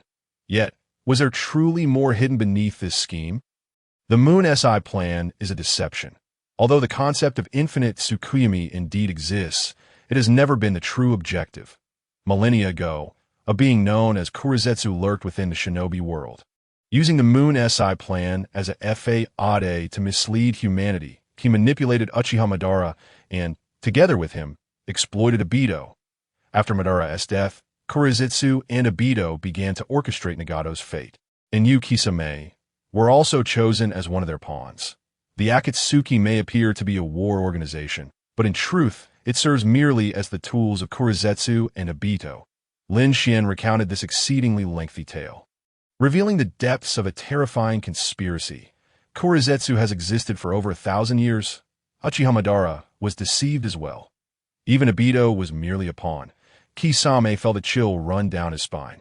The truth of the shinobi world is akin to a nested doll. The schemers clash upon the chessboard, yet it is ultimately Kurizetsu who has deceived the entire shinobi world. What is his ultimate goal? What lies beyond the infinite Tsukuyomi? Konan fell into deep contemplation. Kisame and Hanar also pondered to resurrect Kurizetsu's mother, or rather, to refer to her as his master. After all, Kurizetsu's true form is but a fragment of that woman's will. A fusion born of yin and yang release. Speaking of which, that woman is the mother of the sage of six paths. Lin Xuan stroked his chin, his tone remarkably calm. Kisame's mind was engulfed in chaos. Utterly unable to comprehend what he had just heard, he was not alone. Konan and Hanar shared the same bewilderment. In just a few short phrases, the horrifying conspiracy of Kurizetsu was unveiled, yet many details remained elusive. And what of us?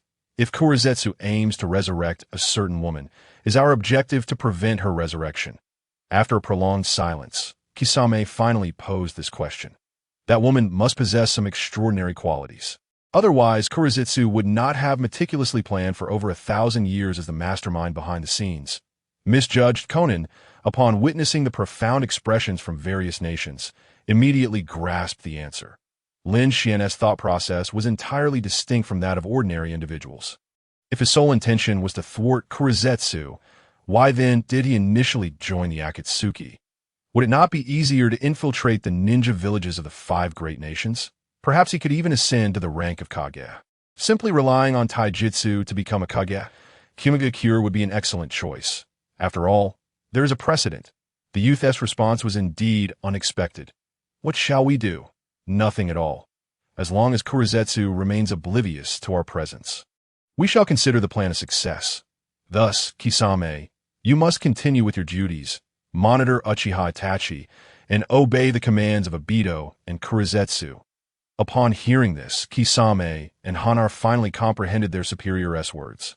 First and foremost, Kisame must continue to act as a pawn for Kurizetsu and Obito. Simultaneously, he is to provide intelligence to Lin Xuan that a double agent. The Akatsuki is destined to become increasingly lively. Konan sighed softly. She was the person who understood Lin Xuan better than anyone else in the world, yet she too did not possess all the answers. This brother of hers, who concealed himself so deeply, was, in a sense, more terrifying than Kurizetsu, far more suited to be the puppet master behind the scenes. To this day, we remain unaware of who initially revealed that secret to Lin Xuan on that fateful day. Chapter 31. Obito is a spy sent by Konoha. The technique of the shadow clone, one of the abilities of the Rinnegan. The Deva Path Pain receives the mental waves emitted by members of the Akatsuki, which are transformed from chakra. Pain amplifies these mental waves, presenting them as a dazzling illusion of colorful patterns that, there's something you need. The Deva Path slowly opened his eyes, gazing at the phantom of Lin Xuan. Many years ago, Lin Xuan had roamed the world with Konan. This was the first time Lin Xuan had taken the initiative to contact him. An unexpected incident occurred during the mission. Konan encountered Konoha ninja Kakashi. And when Akatsuki appeared, Kakashi referred to him as Uchiha Obito. Lin Xuan briefly recounted the events of the past few days. Obito was unwilling to reveal his identity to me. And he even threatened you? The Deva Path fell into contemplation. Nagato suddenly felt as if he had plunged into a vast conspiracy, in his most desperate moments. It was Obito and Kurizetsu who appeared before him, revealing the plan to him and even guiding him on how to harness the true power of the Rinnegan. However, Akatsuki was not Uchiha Madara. It was Uchiha Obito. Calculating the timeline, when Nagato first met Akatsuki, the other party was merely 12 years old. He was deceived by a child. Uchiha, Konoha. That scoundrel Obito cannot possibly be a spy sent by Konoha. Can he? Nagato spoke coldly. He suddenly recalled Uchiha Itachi, whom his organization had recently recruited. That fellow also hailed from Konoha, and he belonged to the Uchiha clan. His parents were killed by Konoha ninja. and the death of his close friend Yahiko was also related to Shimura Danzo from Konoha. When it comes to Konoha, Nagato was filled with nothing but hatred. You and Konan bring Kisame back. I will personally inquire about Obito with Uchiha Itachi, for they are indeed of the same clan. Nagato gradually regained his composure. Regardless, he would not alter his objective. He now needed to uncover why that scoundrel Obito had deceived him and why he had initially joined the Akatsuki. And what of Kurizetsu, who is in charge of intelligence? The relationship between Kurizetsu and Obito has always been peculiar. Perhaps Kurizetsu is also Obito's spy. Uchiha Itachi. Lin Xuan narrowed his eyes, speaking of which. This year, Uchiha Itachi is only 13 years old. To borrow the words of the second Hokage, the Uchiha clan are all born malevolent little devils. Tsuke. What a talent pool. Unlike Uchiha Obito, the mere pawn. Uchiha Itachi is indeed a genuine spy sent by Konoha. That man who once claimed to be Madara has suddenly transformed into the fallen hero of Konoha, Uchiha Obito. I wonder how Itachi will react upon hearing this news. On the night of the massacre, Obito was indeed the mastermind.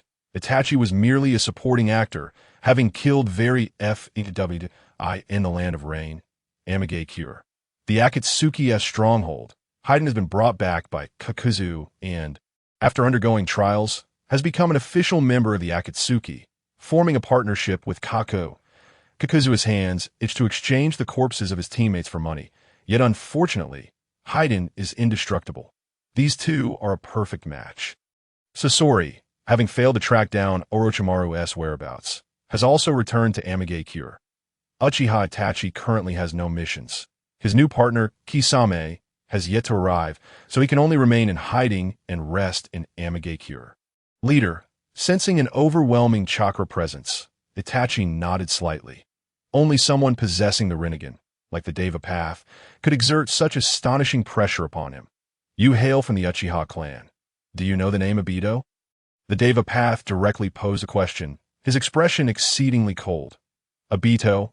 Itachi's expression turned somewhat astonished. In a daze, he recalled an elder he had once seen in the clan, who was on the same team as Kakashi. He perished during the Third Great Ninja War, and before his death, he gifted a Sharingan to Hatake Kakashi. Konoha regarded him as a hero, but in the eyes of the Uchiha, he was merely a failure. More of a hindrance than a help. Could a Sharingan be casually given to an outsider? The Deva Path frowned slightly. Itachi's reaction revealed no signs of peculiarity. He was unaware that Obito was the same person who claimed to be Uchiha Madara. During the Third Great Ninja War, Uchiha Obito perished in the Battle of Kanabi Bridge, and his name is inscribed on Konoha's memorial stone. Uchiha Itachi deliberated over his words, recounting the intelligence he possessed. Continue. I wish to know more about that person's life story. The Deva Path waved his hand, decisively taking a seat in the dwelling where Uchiha Itachi was hiding. Given Itachi's current demeanor, it was highly probable that he too had been deceived by Obito. A flicker of confusion passed through Uchiha Itachi's eyes. What is there to discuss about the dead? Moreover, he was merely an ordinary member of the Uchiha clan. Yet, a command is a command, and Itachi could not possibly defy such a request. At that time, Uchiha Obito was referred to as the tail end of the crane, while Kakashi Hatake and their team was deemed a prodigy. Having attained the rank of Jonin at the tender age of 12, Uchiha Obito, Kakashi, and Rin Noara were initially disciples of the fourth Hokage. Itachi recounted this while deep in thought, narrating the somewhat tragic tale of a boy who was merely a tail end, despite his mediocre talent. He possessed an indomitable spirit of camaraderie, never abandoning his companions in times of crisis, ultimately sacrificing himself for the village and his allies, dying a hero's death. Itachi was gifted in various aspects, including storytelling that, in his words, Obito was sculpted into the protagonist of a tragic tale, embodying the will of fire. Uchiha Obito, Pain gazed vacantly out the window, lost in contemplation, rendered speechless for an extended period. Wasn't he just a simple-minded, hot-blooded fool? Yet, such a person had managed to deceive him. Leader, why do you suddenly inquire about that individual? Itachi's expression was rife with confusion. The Akatsuki organization was teeming with various dangerous figures. Yet how could there be such idle gossip? Itachi, you were introduced to the Akatsuki by Toby. Pain turned his head, revealing a knowing smile to Uchiha Itachi. Itachi's pupils contracted slightly, while his exterior displayed little emotional fluctuation.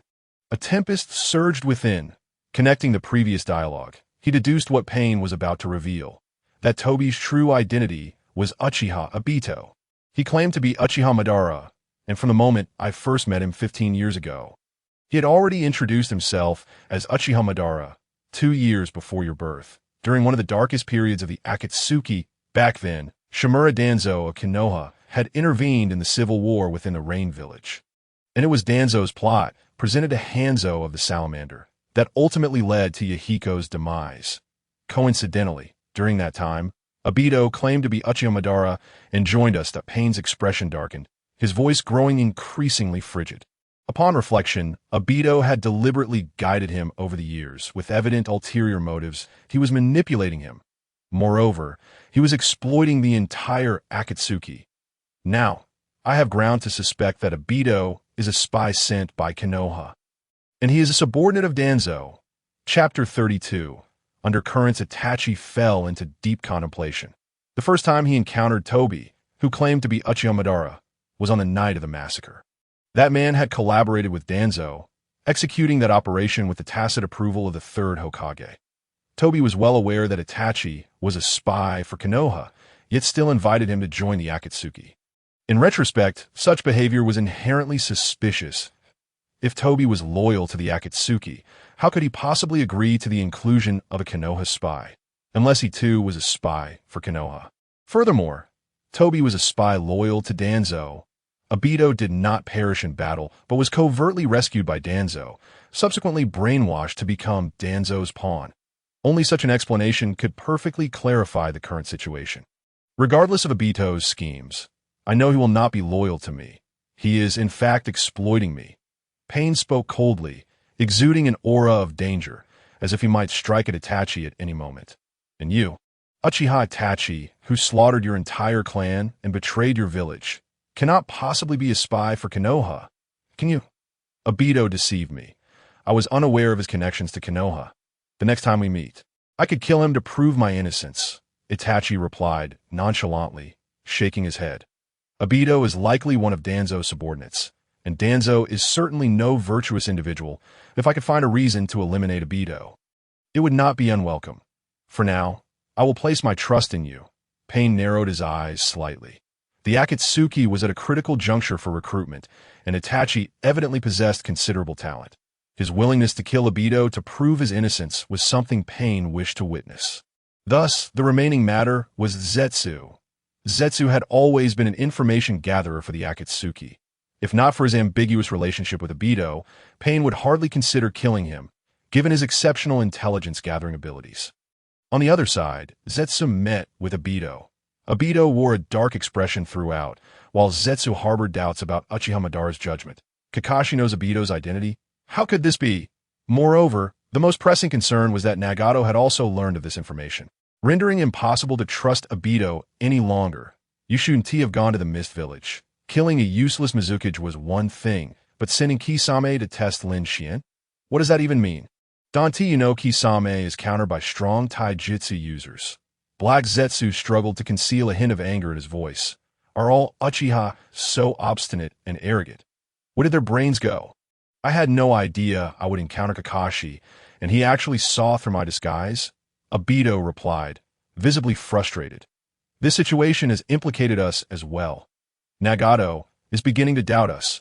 White Zetsu was equally displeased. He and Black Zetsu had schemed for so many years. They could not allow it all to unravel because of Obito. Am I unable to return to the Akatsuki? Obito slowly closed his eyes. Reflecting on all he had done, he felt as though he had done nothing wrong, yet inexplicably found himself in this predicament. Impossible. While Nagato is uncertain of your intentions, and unclear if you were sent by Konoha. He only needs to know that you deceived him. He might even realize he has been manipulated by you all these years. Black Zetsu spoke solemnly. The tool had come to realize his status as a mere instrument, which was not a favorable sign. Black Zetsu's gaze flickered. We must swiftly position new spies to monitor Nagato and Uchiha Itachi must not escape our control. This was straightforward. Obito finally found some solace in that Kisame was still willing to heed their commands. Believing in the Moon's Eye plan, he would assist in surveilling Uchiha Itachi. The troublesome matter remained. Why did Kakashi recognize my identity? He couldn't fathom it at all. Why had his disguise been so easily penetrated by Kakashi? Why didn't you capture Kakashi back then? Black Zetsu's voice turned. I see why. Is it possible you went soft upon seeing an old acquaintance? Obito, that rascal. When Kakashi appeared, he directly called my name, and Lin Xuan's group was right beside him. What use was it to capture him? Kakashi would never leak any information. That person would never betray Konoha, even in death, Obito replied calmly. Black Zetsu remained silent for a long time. I will tell Nagato that you deceived him to temporarily placate him. You should avoid returning to the Akatsuki for now. Lie low and await my next plan. Understood. Meanwhile, in Konoha, within a dim underground chamber, the higher-ups of Konoha gathered around a table. Danzo Shimura, Hiruzen Tsurutobi, Kohor Udatane, and Hamir Mitokado, that a raven raised by Uchiha Itachi, delivered news. Uchiha Obito was still alive. The initial plot against the Uchiha was orchestrated by him in collaboration with the Root Organization. Unbeknownst to the Akatsuki regarding his true identity, Danzo furrowed his brow tightly. Uchiha Obito, in the existing records, was a figure of little significance. Yet such a person had joined the Akatsuki and possessed a Manjiki Sharingan. The third Hokage and the two elders were equally at a loss for words. What was the meaning of this? Uchiha Obito appeared in the Akatsuki and was mistakenly believed to be a spy sent by Konoha. Konoha would not bear such an unjust accusation. They had clearly dispatched Uchiha Itachi. How could they tarnish their reputation? If I recall correctly, this Obito was a student of Minato, right? Danzo tossed the information scroll aside, discarding it into the fire. Minato's teacher was Jiraiya, and Jiraiya's teacher was the third Hokage. Why this logic? Obito belonged to the Hokage's faction, yet he seemed to have betrayed Konoha. What was Obito's hidden agenda within the Akatsuki?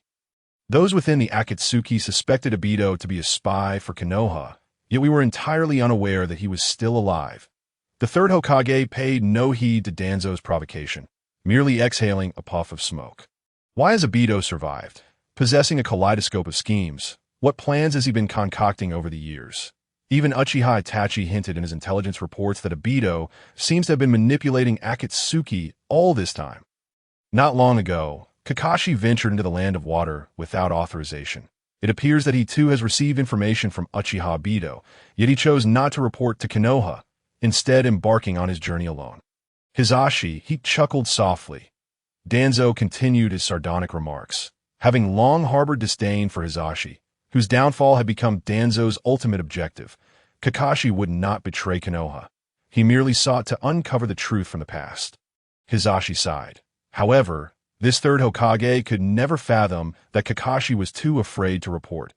Obito had unequivocally confessed to orchestrating the Nine Tails incident. Such a revelation, without confirmed authenticity, was something he dared not disclose to the third Hokage. Even ninjas possess their own selfish motives, and Hatake Kakashi was reluctant to abandon his former comrades. Obito was merely a misguided idealist, a fool blinded by justice.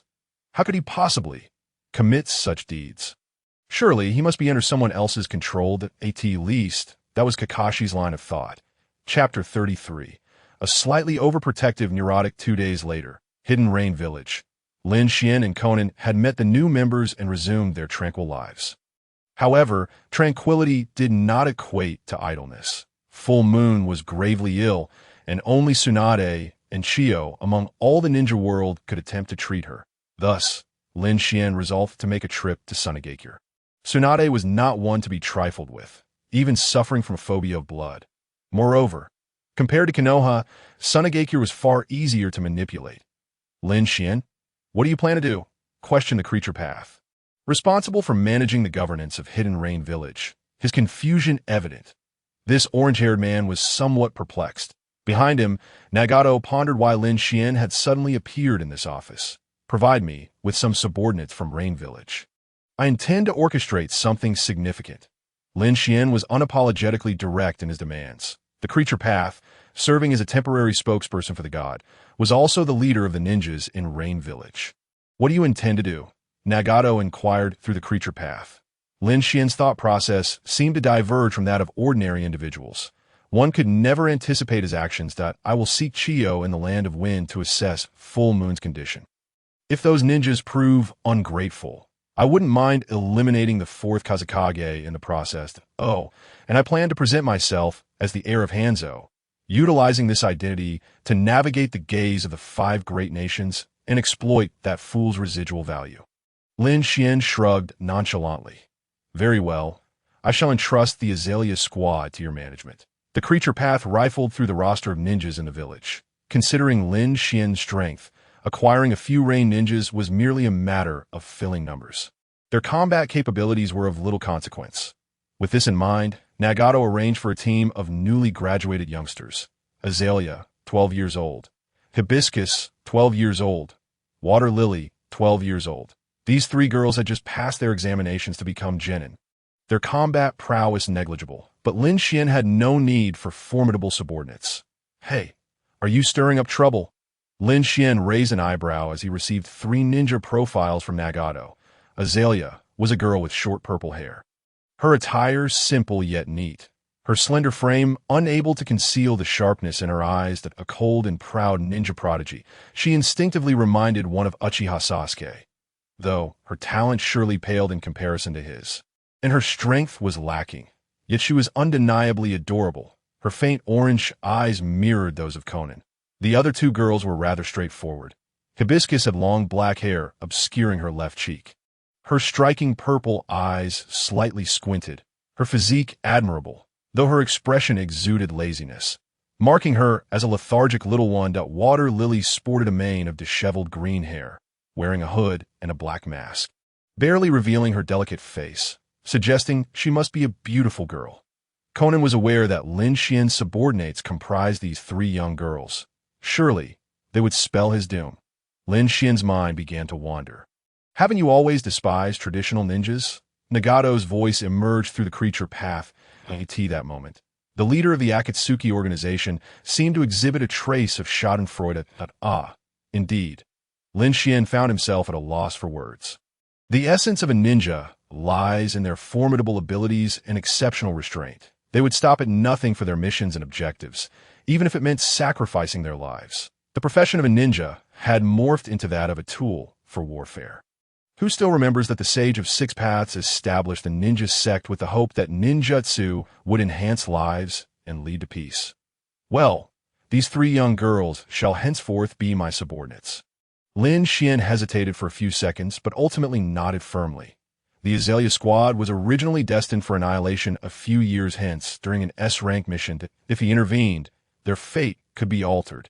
Hidden Rain Village was a peaceful village. How could he allow these adorable girls to stride toward a tragic conclusion?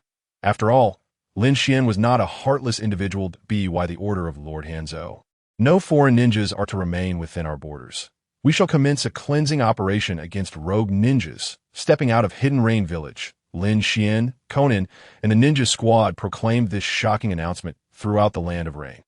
Indeed, after so many years, only the inhabitants of Hidden Rain Village were aware that Hanzo had perished. Even the other cities in the Land of Rain remained oblivious. Now, Lin Xian was resurrecting that so-called semi-divine title within the ninja realm for some utility. To him, Hanzo was a waste. Yet, in the eyes of this ninja world, Hanzo's name held considerable weight. After all, the legendary Sannin of Konoha had never managed to defeat Hanzo. Is the Land of Rain on the brink of civil war? It seems Lord Hanzo is preparing to take action against some rogue ninjas. Unrest is looming once more. Wherever Lin Xian and his group traveled, whispers filled the air. These foolish people. Azalea regarded the ignorant masses with pity. Hanzo had long since perished, slain by Lord Pain of their village. Now, Hidden Rain Village was under the protection of the Divine Lord, alongside the beautiful and gentle Angel Lord, and the Angel Lord's brother. In summary, the true strength of Hidden Rain Village was undoubtedly on par with any other ninja village. The tasks in the Land of Rain were nearing completion. Conan sighed in relief. The news would swiftly spread throughout the Land of Rain. eventually reaching the far-off 5 great nations. Angel Lord, what is our next course of action? Azalea gazed at Conan with admiration and reverence. This gentle senior occasionally appeared in the village to distribute aid funds to the poor and orphans. In terms of both strength and character, this senior was the true hero Azalea aspired to emulate. Don't ask me. Ask him, he is your superior. Conan rolled her eyes, reaching out to ruffle Azalea's hair. This proud junior only revealed such a docile side in her presence. Though Conan also held a fondness for adorable young girls, yet the thought of Azalea being adopted by Lin Xuan stirred a tinge of jealousy within her. Conan herself found this sentiment inexplicable.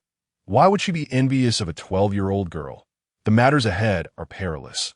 The young lady should return to the village. We are heading to Sunagakure. Lin Xuan cast a glance at the sluggishly moving Manyu at the rear of the group. Providing an explanation, engaging with the shinobi of Sunagakure would present opportunities to venture into the Land of Wind, where an encounter between Kaga-level ninjas was highly probable. Such affairs were not suited for genin involvement. Indeed, Hibiscus and Water Lily exhibited commendable awareness and adhered to orders without question. Lin Xuan rarely made appearances, and information about him was scarce, yet observing the Angel Lord's attitude towards her brother revealed that man's terrifying power was indisputable. Understood. The hydrangea, though somewhat reluctant, understood that this was not the moment for bravado, that a genius should not merely bask in pride. Possessing a clear awareness of oneself is equally vital. What kind of gift does the flower sauce desire? It is a rare occasion for me to venture far from home. Lin Xuan imitated Xiao Nan, gently caressing the young girl's hair. Sauce? The hydrangea cast a perplexed glance. If memory serves correctly, it seems she is not particularly close to this eccentric superior. Only the water lily and hibiscus would address her in such a manner. The young girl couldn't help but blush slightly, appearing both shy and somewhat apprehensive. Brother, at 30 years old, you shouldn't bully a child. Xiao Nan remarked, somewhat exasperated as she rubbed her forehead. It is now October, the 55th year of the Leaf Village calendar. Soon, Lin Xuan will turn 34, a true middle-aged man, or as some might say, a rather peculiar uncle. Come on, is age not a personal matter? Lin Xuan seemed to be both embarrassed and enraged. The hydrangea and the 3 young girls exchanged astonished glances, unable to believe the sight before them. A young man whose appearance could easily pass for 20. And if one were to exaggerate, even 18 would raise no suspicion. Lin Xuan slipped away, his retreat somewhat awkward, having forgotten to take his umbrella. Oh, brother, no matter how old you are, you still act like a child. Xiao Nan sighed. The 3 young girls could only manage to maintain a semblance of calm, stifling their laughter as prominent figures in the Rain Village. The personalities of this brother and sister duo appeared exceptionally approachable. The angel was gentle, while the angel's brother resembled a lunatic, more precisely, a slightly obsessive brother complex. Chapter 34. What a good person indeed, esteemed guests. It is time for you to leave this place. Ah, by the way, do you know where Chiyo resides? Lin Xuan appeared before the ninjas of the Sand Village. These individuals were a reconnaissance team dispatched by the Wind Country to gather intelligence within the Rain Country, tasked with reporting all occurrences here. However, with Hanzo the Salamander declaring a purge of rogue ninjas, foreign ninjas are not permitted to remain within the territory. There's no room for negotiation.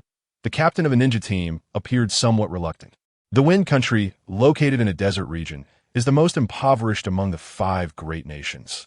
The Sand Village receives very few mission commissions, and their means of earning are severely limited, leading to a surplus of labor.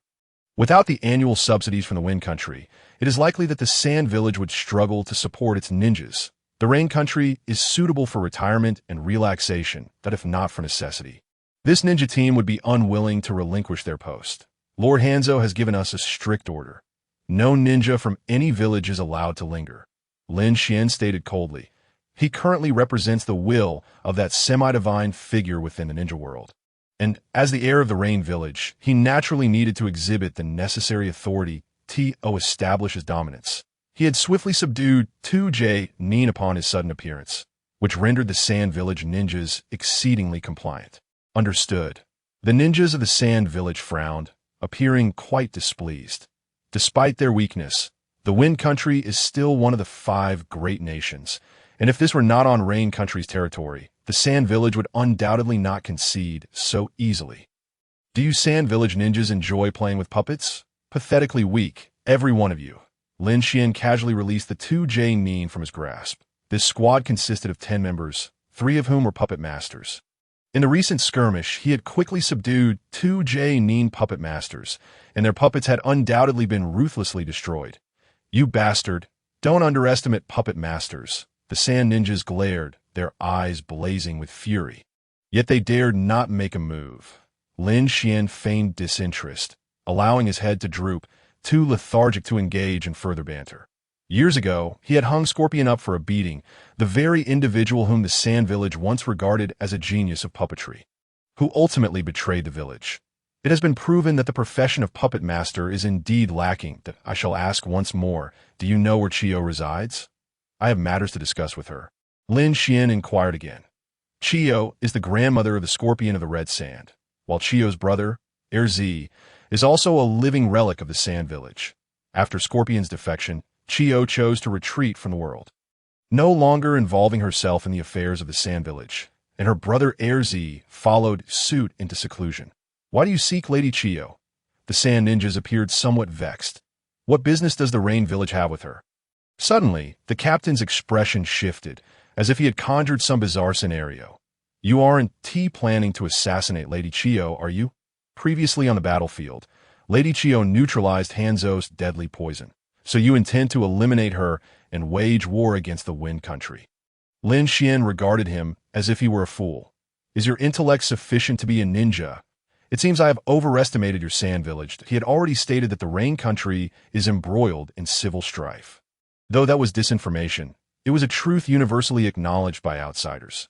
Given that the Rain Country is in civil war, how could one possibly plot to assassinate high-ranking officials of the Wind Country? Then what is your purpose in seeking Lady Chiyo? The captain appeared even more frustrated. That I have a subordinate afflicted with an incurable illness. I promise to save him.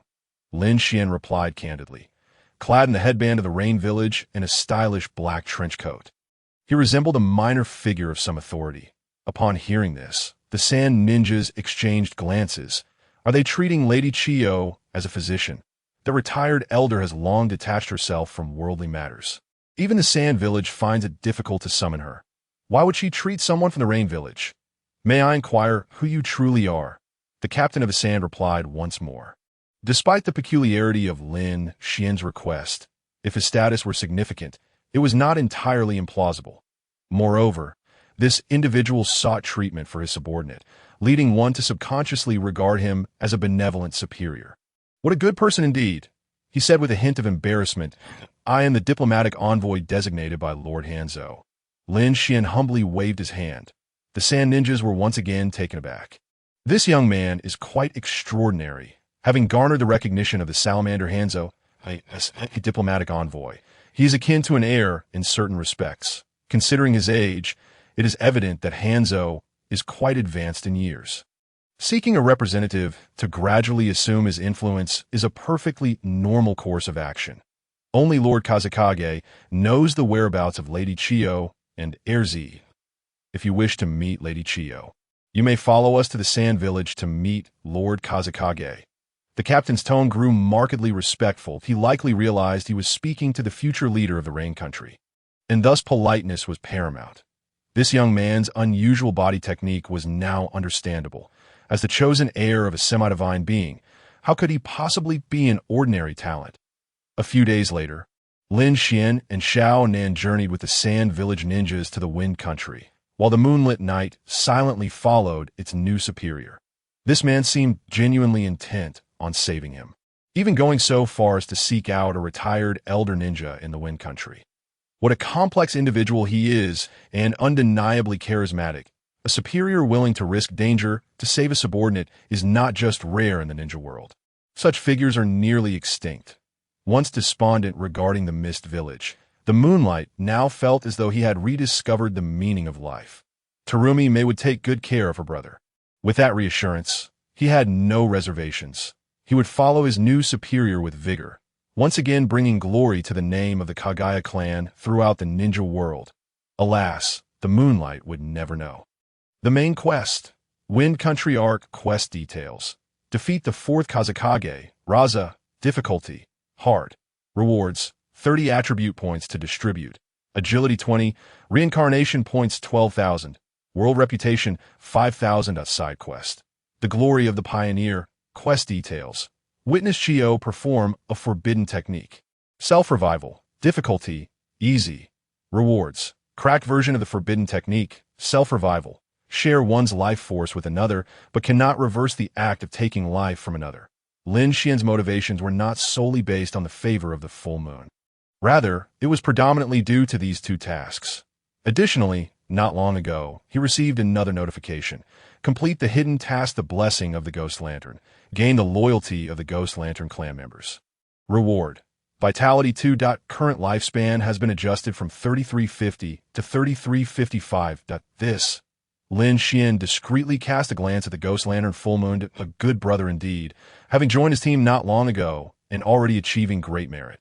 Though he himself was oblivious to this fact, the reward for defeating the 4th Kazekage, Raza, was already substantial, and now there was an unexpected delight.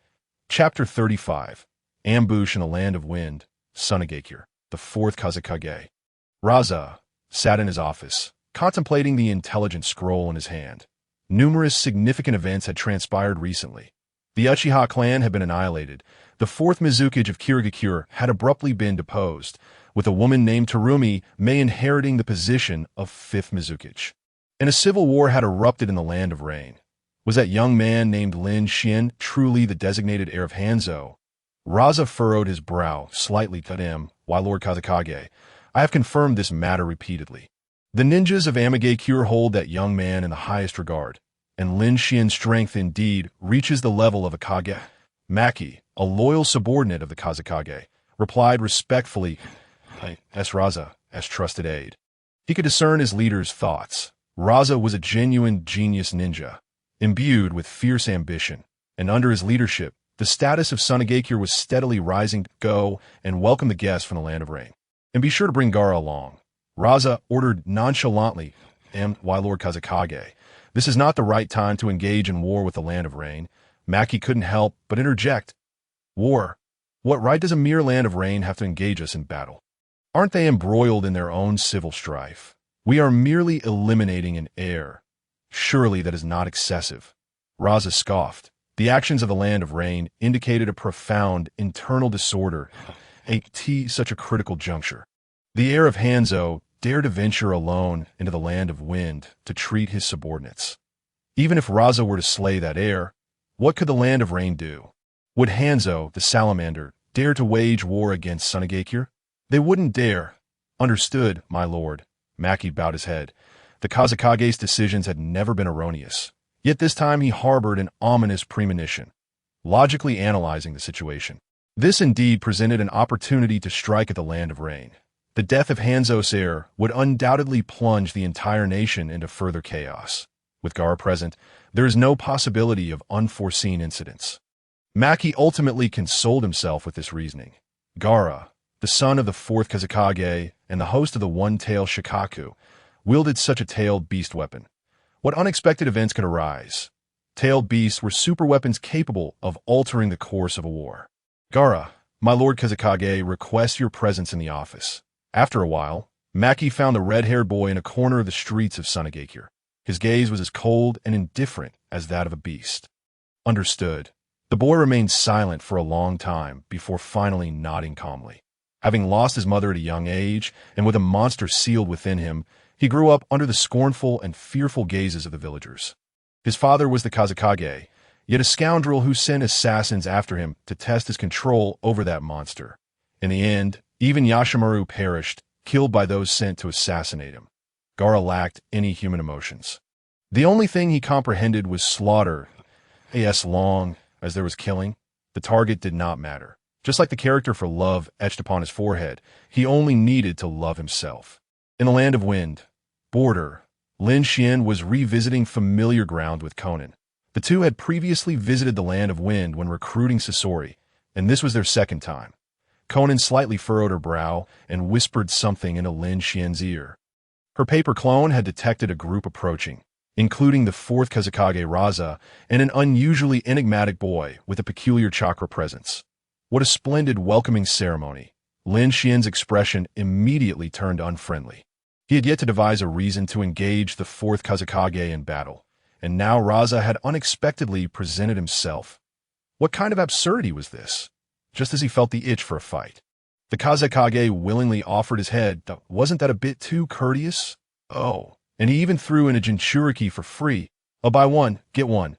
You must be Lin Xian, Raza remarked shortly after leading a squad of Umbu ninja into the desert ahead.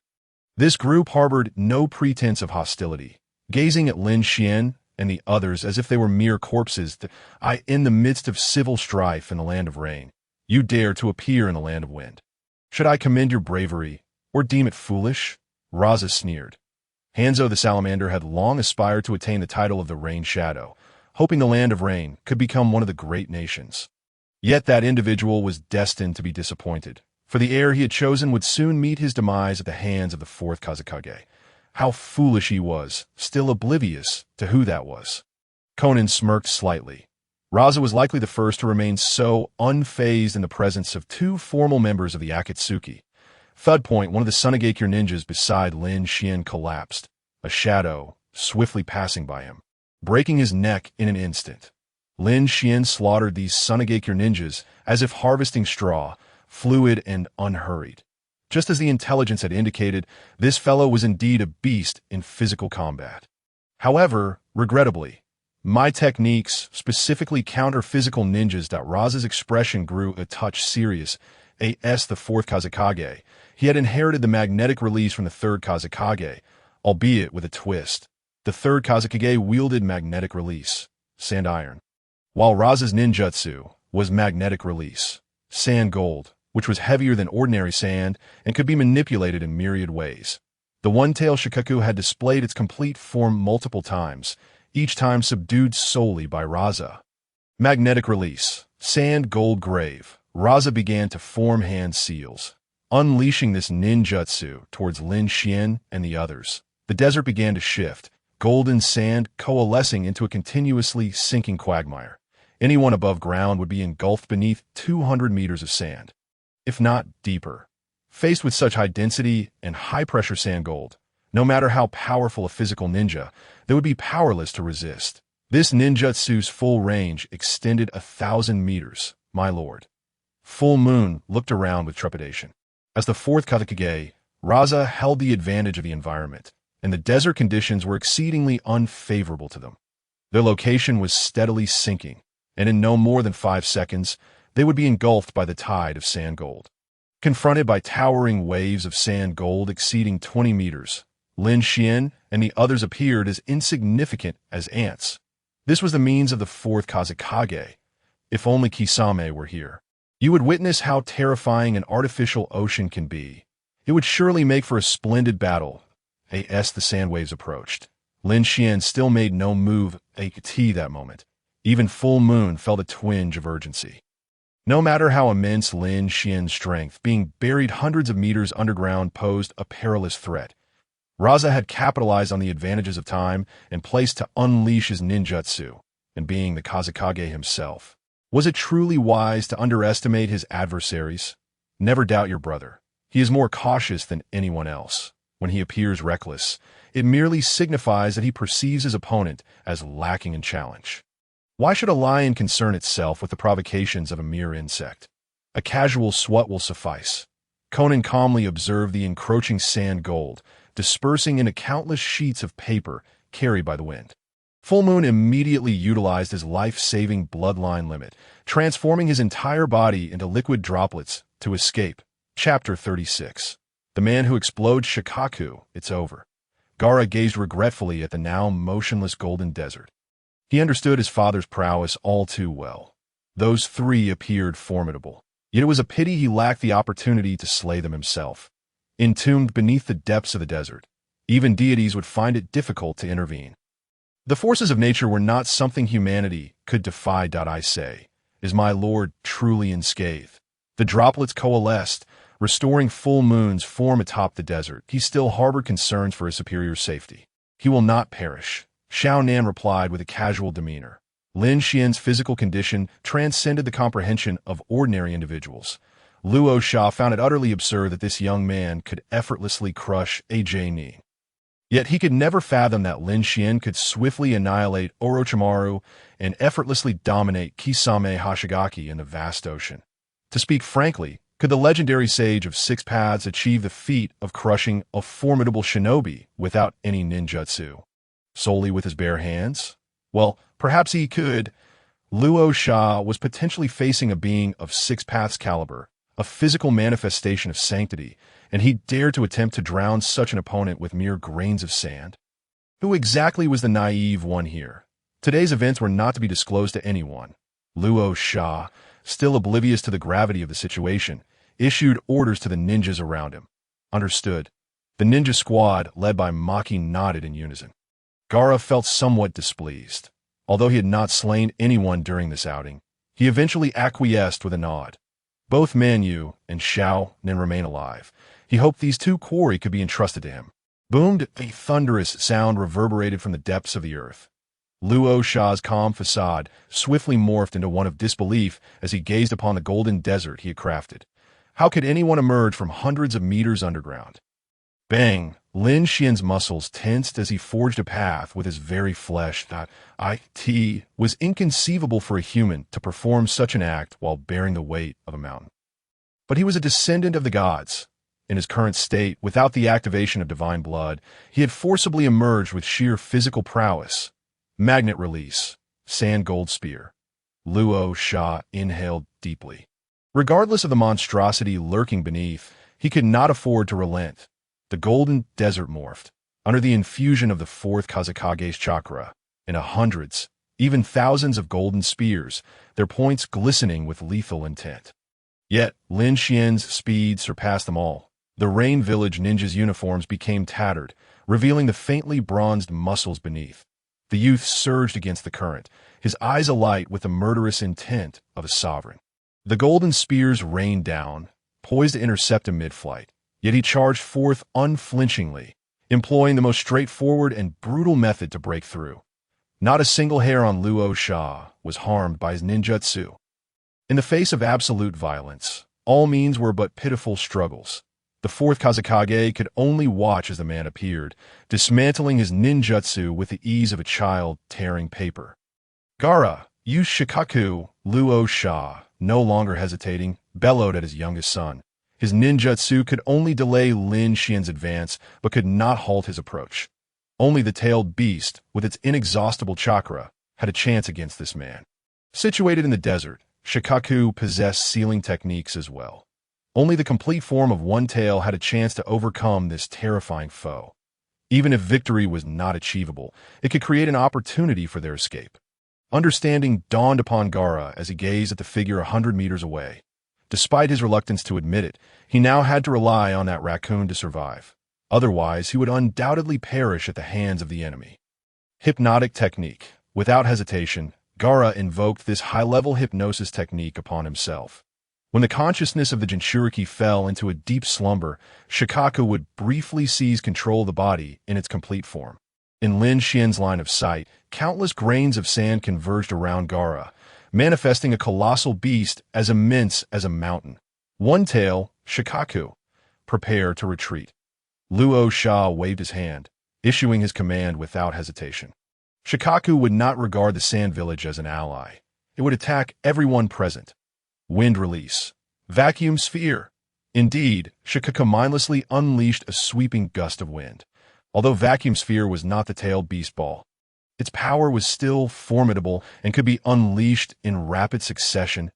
Oh, isn't that the little raccoon? Why the lack of finesse? Just as Shikaku was about to unleash chaos, a voice suddenly resonated above its head. The massive form of Shikaku crashed to the ground, sending up a cloud of sand. Lord Wind Shadow, your village's pet is quite impressive. It must command quite the presence as a guardian. Lin Xian remarked with a playful smile, utterly dismissing Shikaku. This yellow raccoon couldn't withstand even a single punch from him. How pathetic. Human, you are provoking my wrath. Shikaku's raspy, sharp voice roared like thunder. The tailed beast's form was composed of chakra. Even if slain, It would resurrect after several years, allowing Shikaku to battle without restraint. Silence. Now is not the time for you. Lin Xian's expression turned icy. The Akatsuki was still in the phase of gathering resources and did not intend to act against the Jinchuriki of various villages to avoid alerting them. Capturing Shikaku was not an option at this moment. At most, he could only teach it a lesson that I will tear you apart. Shikaku screeched, re-establishing itself on the desert floor. Its corpulent form surged with astonishing chakra. The yin-yang chakra coalescing in the air, swiftly forming a deep purple giant sphere. Tailed beast ball. Has Shikaku lost its mind? It's attempting to use tailed beast ball at this proximity. Luo Sha and his subordinates quickened their escape. At zero distance detonation, even Shikaku would be affected. That explosion could obliterate an entire city. Pets must learn to behave. Otherwise, their masters will not cherish them. Lin Xian vanished in an instant, reappearing beneath the tailed beast ball. This technique required substantial preparation time, and Shikaku was destined to be interrupted. Go home. Little raccoon. Lin Xian unleashed a punch that struck Shikaku's head, its massive form exploding into a storm of yellow sand. The tailed beast ball it had just prepared also extinguished. The creature that had barely emerged to catch its breath was swiftly pulled back into the Jinchuriki, without even a chance to bid farewell. From a distance, Luo Sha, witnessing this scene, found himself at a loss for words to describe his emotions. Was that still a human? Even he could only suppress Shikaku with sand gold and then resolve it with sealing techniques. Yet that man had obliterated the entire Shikaku with a mere fist. Lord Wind Shadow. Now we can have a proper discussion regarding the compensation issue for the Sand Village as the defeated party, as well as the ownership of the tailed beast, One Tail, Shiku. Xiaonin suddenly appeared in front, obstructing the fleeing Luo Sha and his ninjas. Countless sheets of paper descended, forming a circular barrier, and the Wind Shadow halted. His face filled with bitterness as he estimated there were at least 1 million explosive tags, and this was merely the number visible to him. This path is impassable. Lord Wind Shadow, I am quite pleased with your welcoming ceremony. The tattered man flicked his hair back, revealing a harmless, sunny smile. Manu, displaying great discernment, brought forth a set of outer garments, which Lin Xian accepted with ease, draping them over himself, flashing a smile that revealed 2 rows of pristine white teeth. Chapter 37. Slaying the Wind Shadow. Equipment system activated. Truly worthy of being the heir chosen by demigod. Luo Sha's complexion darkened. The legendary 3 ninjas of Konoha, Jiraiya, Orochimaru, Tsunade, each were renowned figures of the shinobi world at the shadow level. Since Hanzo could easily defeat the legendary 3, it was no wonder that his disciple was equally monstrous. Indeed, the title of demigod in the shinobi world was not unfounded. The individual closest to the god of ninjas. His insight was indeed sharp. Luo Sha gradually regained his composure. The ability to nurture a talent like Lin Xian undoubtedly spoke to Hanzo's own strength. Do you not feel that the Rain Village has restricted your development? The Wind Shadow suddenly spoke, a mocking smile gracing his lips. Hanzo the Salamander spent his life striving to become a Rain Shadow. If I am not mistaken, you possess little actual authority, do you? Hanzo was a selfish, power-hungry ruler. As long as he lived, you would remain in his shadow, bearing the title of successor while serving him as the defeated party. Luo Sha did not abandon negotiation. He even proactively sowed discord between Lin Xian and Hanzo. Lin Xian was undeniably powerful, yet, at the end of the day, he was still a young man that if Lin Xian were willing to spare them, even to join the Sand Village and pledge loyalty, Luo Sha would not mind cultivating him as the next Wind Shadow. This young man was worth courting. However, Hanzo the Salamander was already dead. Lin Xian continued to observe the corpse at the scene. Even if Lin Xian truly intended to infiltrate one of the 5 great nations, it would be improbable for him to choose Sunagakure. This was not only due to their feebleness, but also because of their utter lack of principles when it came to betraying their comrades. Yi Tsong, possessing the rare bloodline of Shikutten, was hailed as a hero of Sunagakure. However, the 4th Kazekage, Raza, deceived Yi Tsong under the pretext of a confidential mission, leading him to Kirigakure, where he became the target of their wrath and ultimately met a tragic demise. If even the hero of the village could be treated in such a manner, Who else could the fourth Kazakage dare to scheme against? Lin Xuan fell into deep contemplation, as if genuinely pondering Raza's suggestion to abandon the pitiful land of rain and recognize that only the land of wind could be his stage, offering greater resources and power, with the possibility of becoming the next Kazakage. Raza coaxed him gently. There are no eternal enemies in this world, only eternal interests.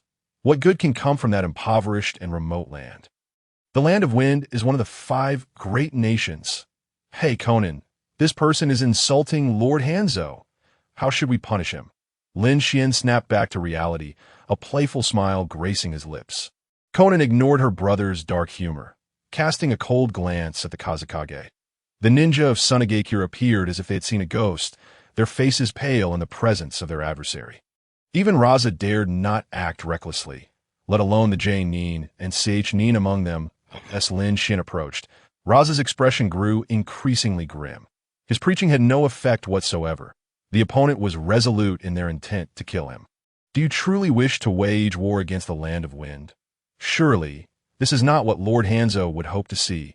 You are still embroiled in internal strife.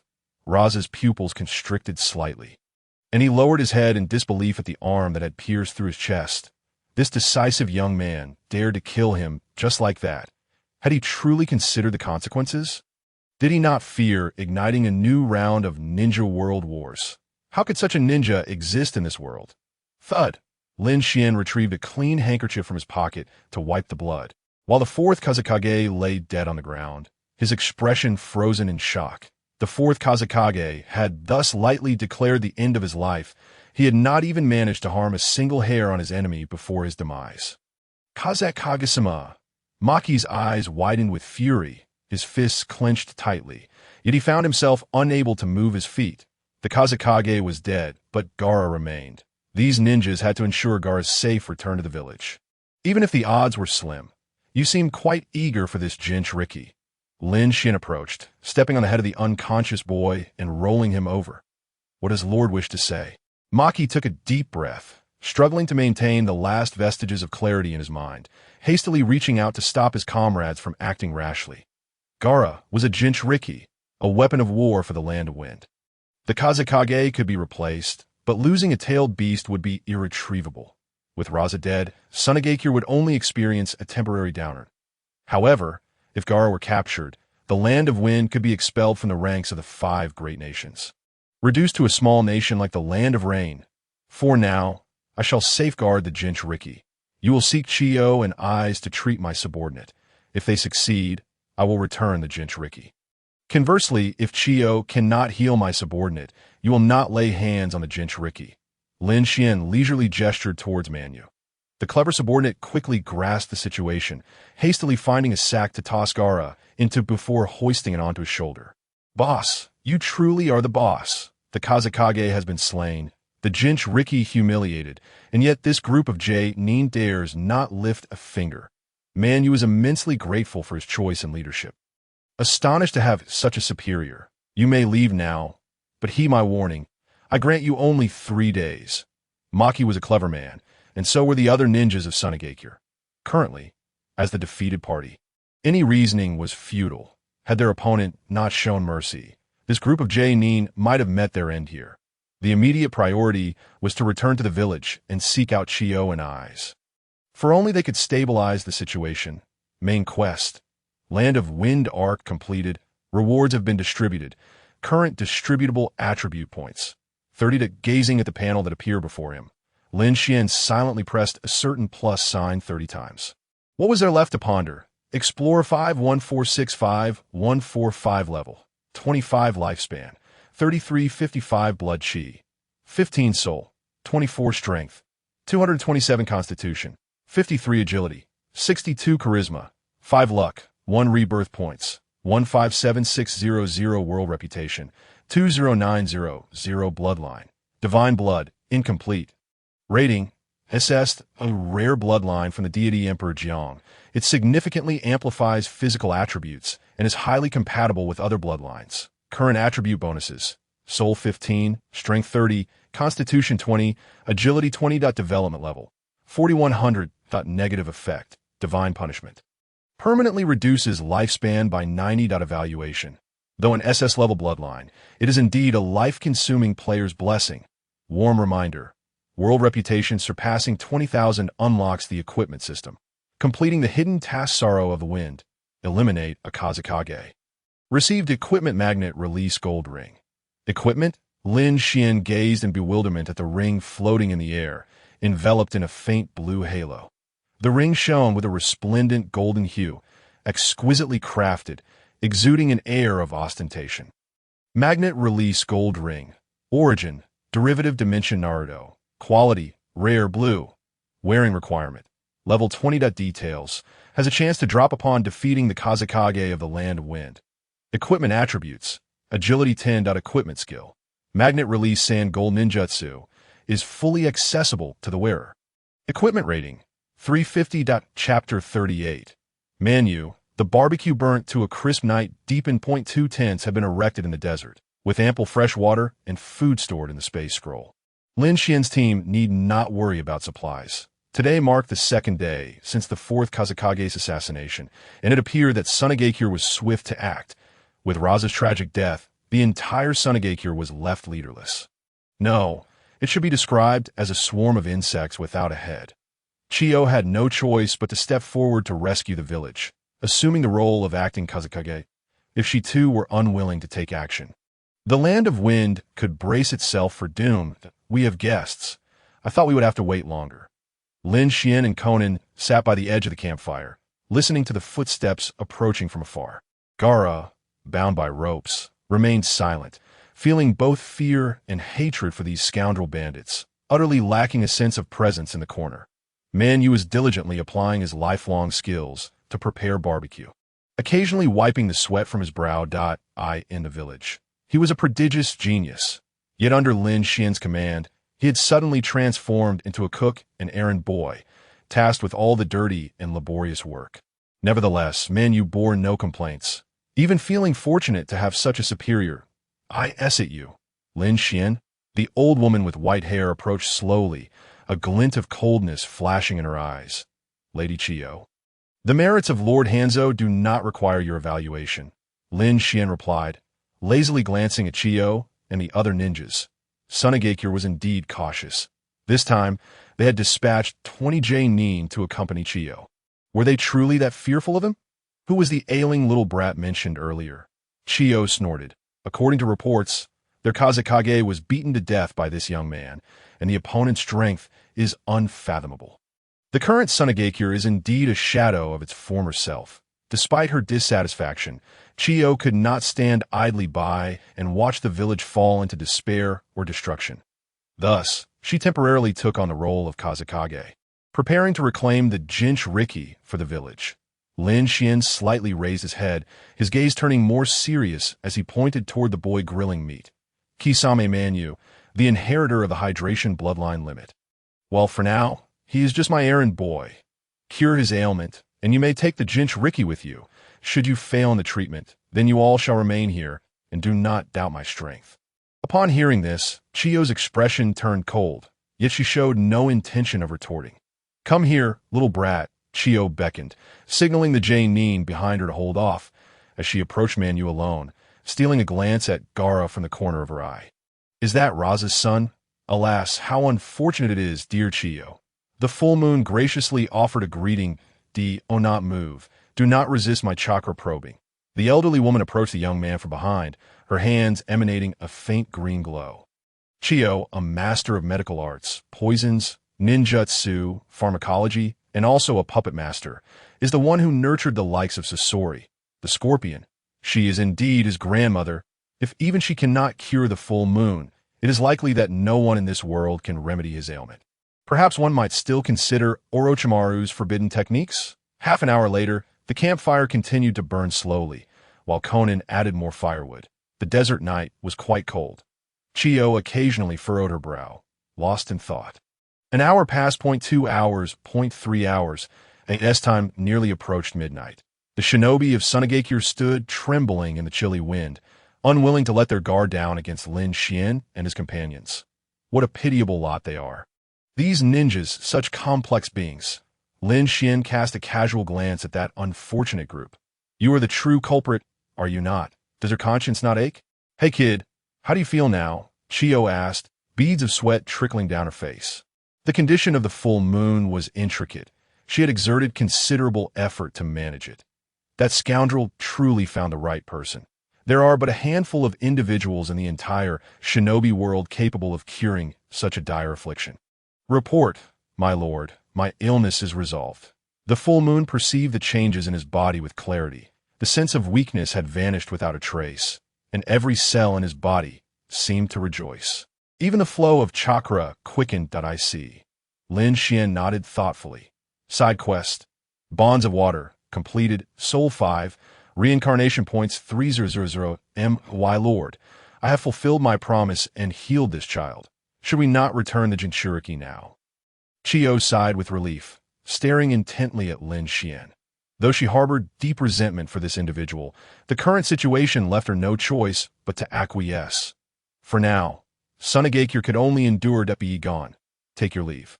No need to see you off, Lin Xuan replied without lifting his gaze, his attention fixed on the peacefully sleeping Conan. The campfire illuminated her enchanting face, her ruby lips slightly pursed, resting on his lap with a gentle smile. Truly a delightful girl. With the matter of the full moon resolved, there was no longer any need to linger in the land of wind. He held no interest in these insects. What are you dawdling for? Come and take the Jinchuriki. Chio disregarded Lin Xuan's contemptuous words. The fundamental quality of a ninja is to learn patience. In situations where one cannot act, one must never strike. That a gentleman's revenge is a dish best served cold. For a ninja, even 30 years is not too late. Two jonin stepped forth from the elite team, cautiously untying Gaara's bindings. The young boy wore an expression of utter indifference, devoid of joy at being rescued. His existence was solely for the sake of slaughter, but not long ago his greatest reliance was shattered in a single blow, and even his powerful father was slain, leaving Gaara profoundly affected. He was not grieved by the death of the sand. That wretched father mattered little to him. Gaara was subdued by Lin Xuan's prowess, struggling to comprehend that such formidable ninjas existed in the world. Is there truly a chance to slay that monster? Hurry up, Chio urged, hastening her departure with the jonin. They cared not for Gaara's thoughts.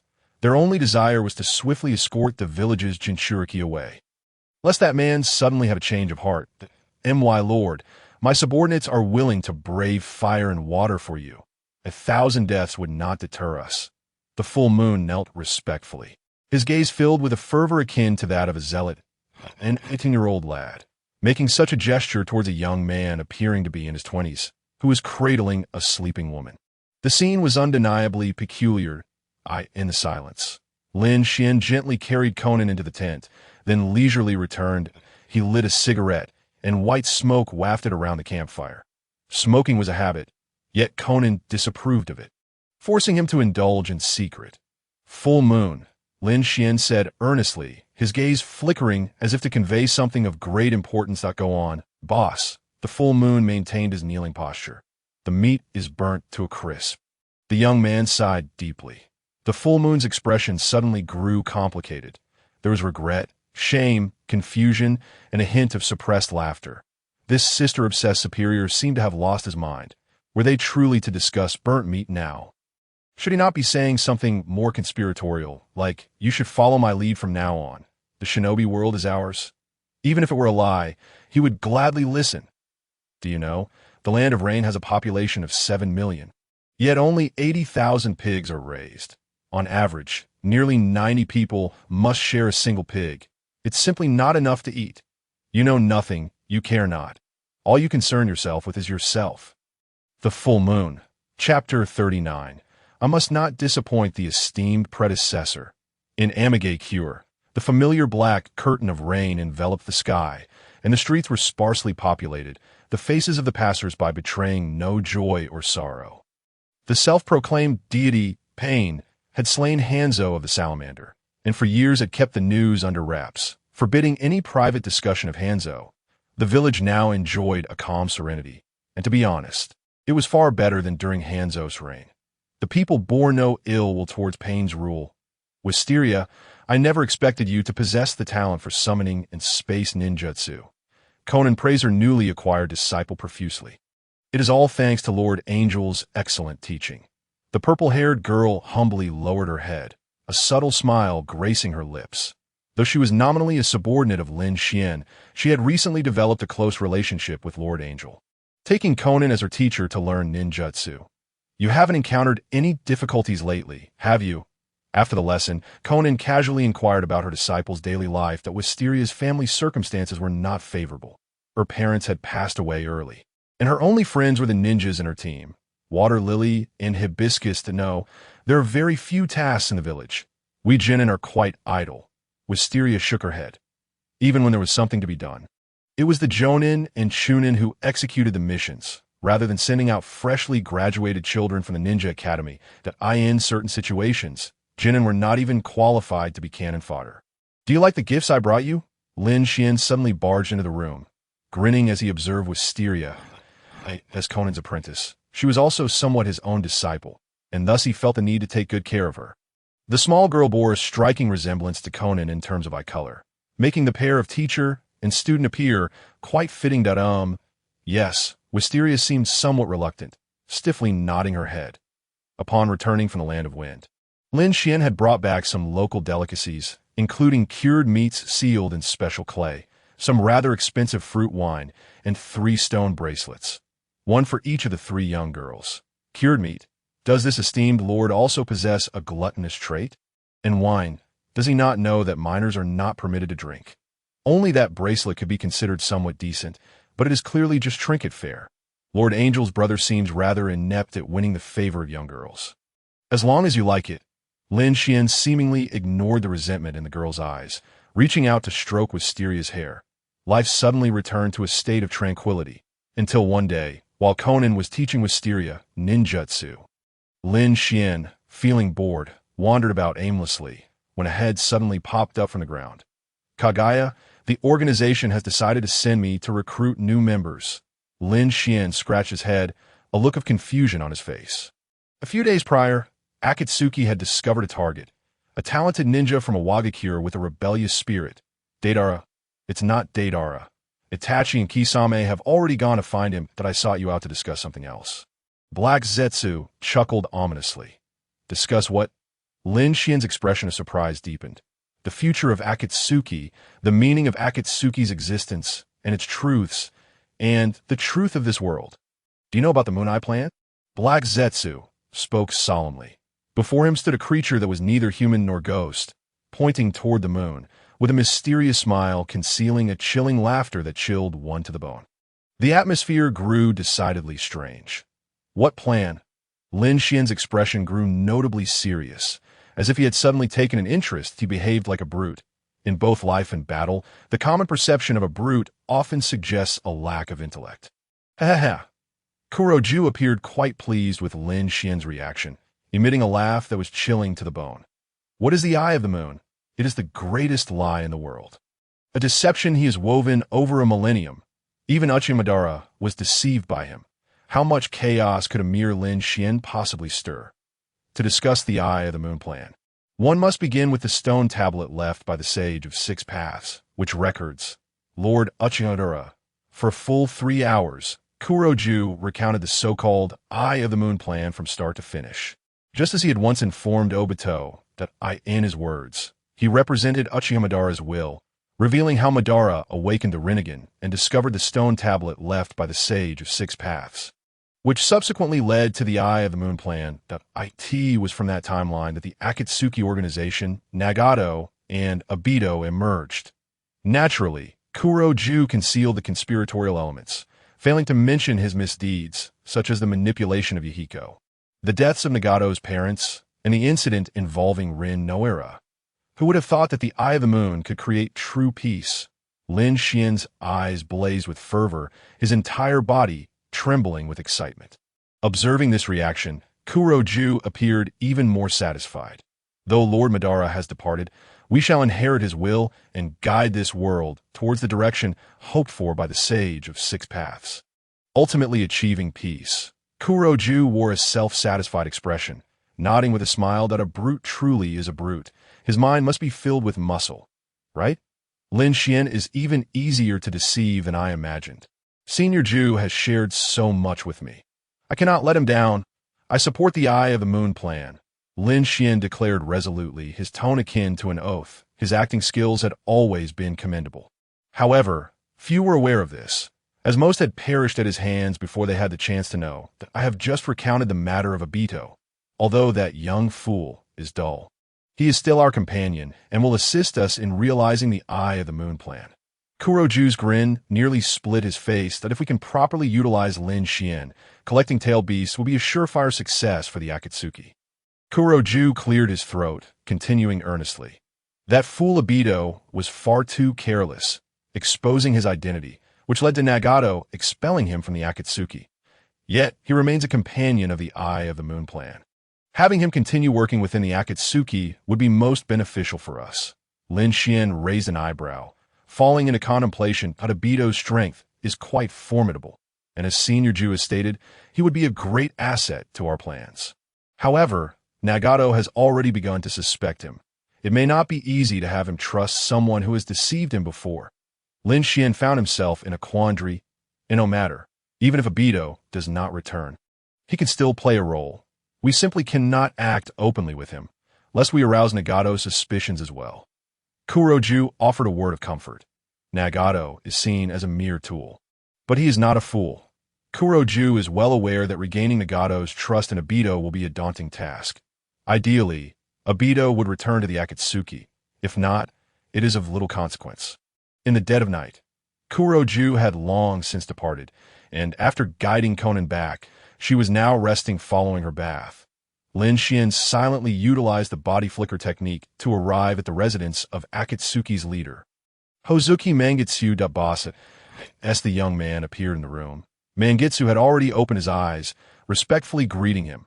Mangetsu, I have a task for you. Lin Xuan casually tossed a scroll and seated himself on a chair, pouring himself a glass of water. Mangetsu waited in silence for his superior's command. Though disturbed in the middle of the night, he bore no anger. Instead, he felt a flicker of joy. Finally, a task of significance. Having spent his time cooking, cleaning, and taking out the trash, he had nearly forgotten that he was originally a ninja. You are to go to the village hidden in the mist, gain the trust of Terumi Mei. During your mission, you will be defeated by the enemy and subsequently healed of your injuries. Then, you will act as an undercover agent by my side, always prepared to relay information back to the village hidden in the mist.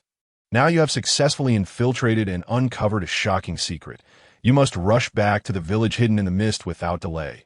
Lin Xuan chuckled lightly. He instructed Hozuki Mangetsu on how to proceed and how to gain Terumi Mei's trust. Mangetsu is his subordinate, but now he must masquerade as a spy dispatched by them in the mist, tasked with monitoring Lin Xuan within the Akatsuki. Chapter 40.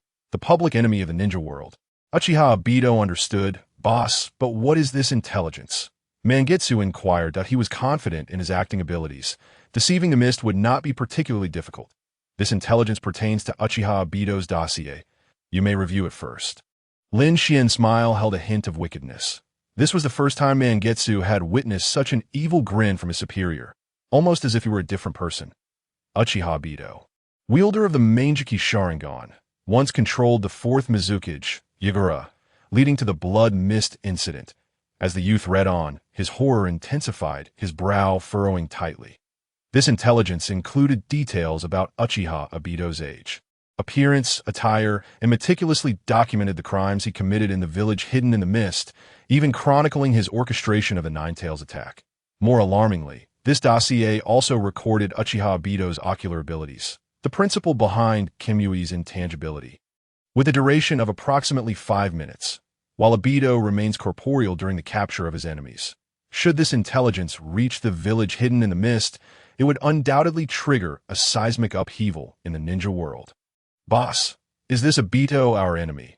Upon reviewing the intelligence, Mangetsu's first thought was that Obito had wronged Lin Xuan. Such actions would surely render Obito a public enemy in the ninja world. Not now, but surely in the future. Lin Xuan replied calmly. Mangetsu understood the implication in his superior's words. Obito would undoubtedly harbor resentment for what they have done today. In the future, I will accomplish the task. Mangetsu revealed a sharp, toothy grin. This return to the mist also provides an opportunity to see my younger brother, Suijitsu. Although as a spy, it is unlikely that I will appear before him. I find satisfaction in that alone. The fourth Hokage, Raza, was murdered by a mysterious individual, and the entire ninja world soon received even more explosive news. A bounty notice issued by the village hidden in the mist. The intelligence on Uchiha Obito has been made public. The crimes committed by Obito are unforgivable by any major nation. The current intelligence includes the Blood Mist incident, the assassination of the fourth Mizukage, and the summoning of the Nine Tails, which led to the death of the fourth Hokage. Who knows how many heinous acts he has committed behind the scenes? Not only is the Mist furious, but the Leaf Village is also in an uproar. The third Hokage acknowledged the bounty notice from the village hidden in the mist, indicating that the Leaf Village would cooperate in the pursuit of the S-rank rogue ninja, Uchiha Obito. From this day forth, Obito became the most wanted man in the ninja world. In the secret base of Kuroju, Uchiha Obito gazed at the bounty notice, his expression dark and brooding, nearly grinding his teeth in frustration. He had envisioned unveiling the fourth great ninja war with his own hands, yet he never anticipated that he would be exposed beforehand, becoming a public enemy of the world. How did the Mist obtain this information? Obito could not fathom it, having shown no signs of weakness. What went wrong? Lin Xuan, even if that bastard knows his name and identity, he could not possibly understand his abilities, let alone be aware of the duration of his intangibility. More importantly, Lin Xuan had no reason to provoke an enemy without cause. That individual had only recently been brainwashed by Kuroju. Who leaked this information? Is it Kisame Hashigaki? Has that bastard betrayed me? Obito felt a surge of frustration. Since the death of Rin Noara, it was the first time he had felt such agitation. It was evident that someone was plotting against him, yet he had no clues, no means to discern who that person was or why they targeted him. Jew, could it be that you have betrayed me? Suddenly, Obito turned his head, his scrutinizing gaze fixated on the shadow that was half black and half white. If anyone were to master his every move and know all his hidden cards, it would undoubtedly be Zetsu and Uchiha Madara. However, Madara was already deceased. Zetsu's already unsightly countenance grew even more grim, particularly when Obito pointed at him and questioned him. His rather unpleasant mood was immediately exacerbated. Was Obito's mind akin to that of a crumbling tofu? How could such a fool have been chosen by Madara? He dared to question the very being that had nurtured him. It was utterly preposterous. This tool not only proved to be ineffectual and dim-witted, but now even dared to doubt his benefactor. Was he and Uchiha Madara merely raising an ungrateful white-eyed wolf? Zetsu declared, I, along with White Zetsu, will investigate the mastermind behind the intelligence leak. For the time being, you must act discreetly and await my intel before taking any actions. Black Zetsu, with great difficulty, suppressed his inner fury. This was not the time for infighting, and quarreling with Obito held no purpose. The higher-ups of the Hidden Mist Village were undoubtedly aware of the source of the intelligence. I can kill another Mizukage. Obito, overwhelmed by anger, seemed to be losing his grip on reality. Obito, the entire shinobi world is searching for you. You must not reveal yourself. Black Zetsu frowned. Acting impulsively and seeking revenge, he had cast aside the teachings of both him and Madara in his moment of rage. This was hardly the behavior of a competent tool. What Uchiha genius! He was nothing more than a foolish pig. So what if he was exposed? He believed he could escape unscathed. Obito remained resentful. He had always been the one to outsmart others. When had anyone dared to deceive him? Calm yourself. Obito, the enemy is leveraging the strength of the 5 great nations. You should not provoke those hidden villages. The shinobi world has never lacked individuals skilled in manipulation. Black Zetsu urged earnestly. Had Madara still been alive, he would have surely wanted to slap Obito across the face. With little skill and an exceedingly foul temper, he was a liability. If our collusion were to be exposed, it would likely lead to the investigation of the Eye of the Moon plan. The ever-cautious Zetsu would not allow any flaw in his plan to successfully resurrect Kagaya Otsutsuki. He had toiled for over a millennium, and in these final years, he could afford no missteps. Even the slightest risk was unacceptable. I understand, murmured the man behind the mask in the cave, slowly bowing his head. The Eye of the Moon plan was the ultimate goal. As long as it could be realized, what did it matter if he had to endure for a few more years? In the face of absolute power, all schemes were mere jokes, and O1 was privy to the dialogue between Zetsu and Obito in the cave. Nor did many care. Although the 5 great nations had dispatched shinobi to investigate, they found no leads whatsoever. White Zetsu and his clones comprised the finest intelligence network in the world, with White Zetsu covertly shielding him. The shinobi of the 5 great nations would never uncover Obito, not even a single strand of hair. In the year 56 of the Konoha calendar, shinobi were unable to locate Uchiha Obito. Nor did they know who had slain the 4th Kazekage. The matter faded into obscurity, yet life continued. Bad news. Uzumaki Naruto had failed his final exams last semester. Good news. Naruto successfully advanced to the 3rd grade of the Ninja Academy. Bad news. Uchiha Sasuke, whom Sakura admired, topped the entire grade once again, receiving Sakura's 57th love letter. Good news. Sasuke discarded Sakura's love letter. Bad news. Sakura also tossed away Naruto's gift. Bad news. Lin Xuan arrived in Konoha. Chapter 41. He smiled happily in the year 60 of the Konoha calendar. The annual graduation exam took place. Uzumaki Naruto, having navigated the intricacies of his feuds with Mizuki, ultimately succeeded in acquiring the Konoha Genin headband, simultaneously learning the shadow clone technique under the guidance of the 3rd Hokage. The shinobi world remained as tranquil as ever. The Akatsuki organization dutifully pursued their goals, while Uchiha Obito seemed to have vanished from the mortal realm. Naruto, Sasuke, and Sakura became students of Kakashi, triumphing over Zabuza in the Land of Water, just as Lin Xuan had anticipated. Following this was the Chunin exam, hosted in Konoha, extending invitations to shinobi from various villages to participate or observe.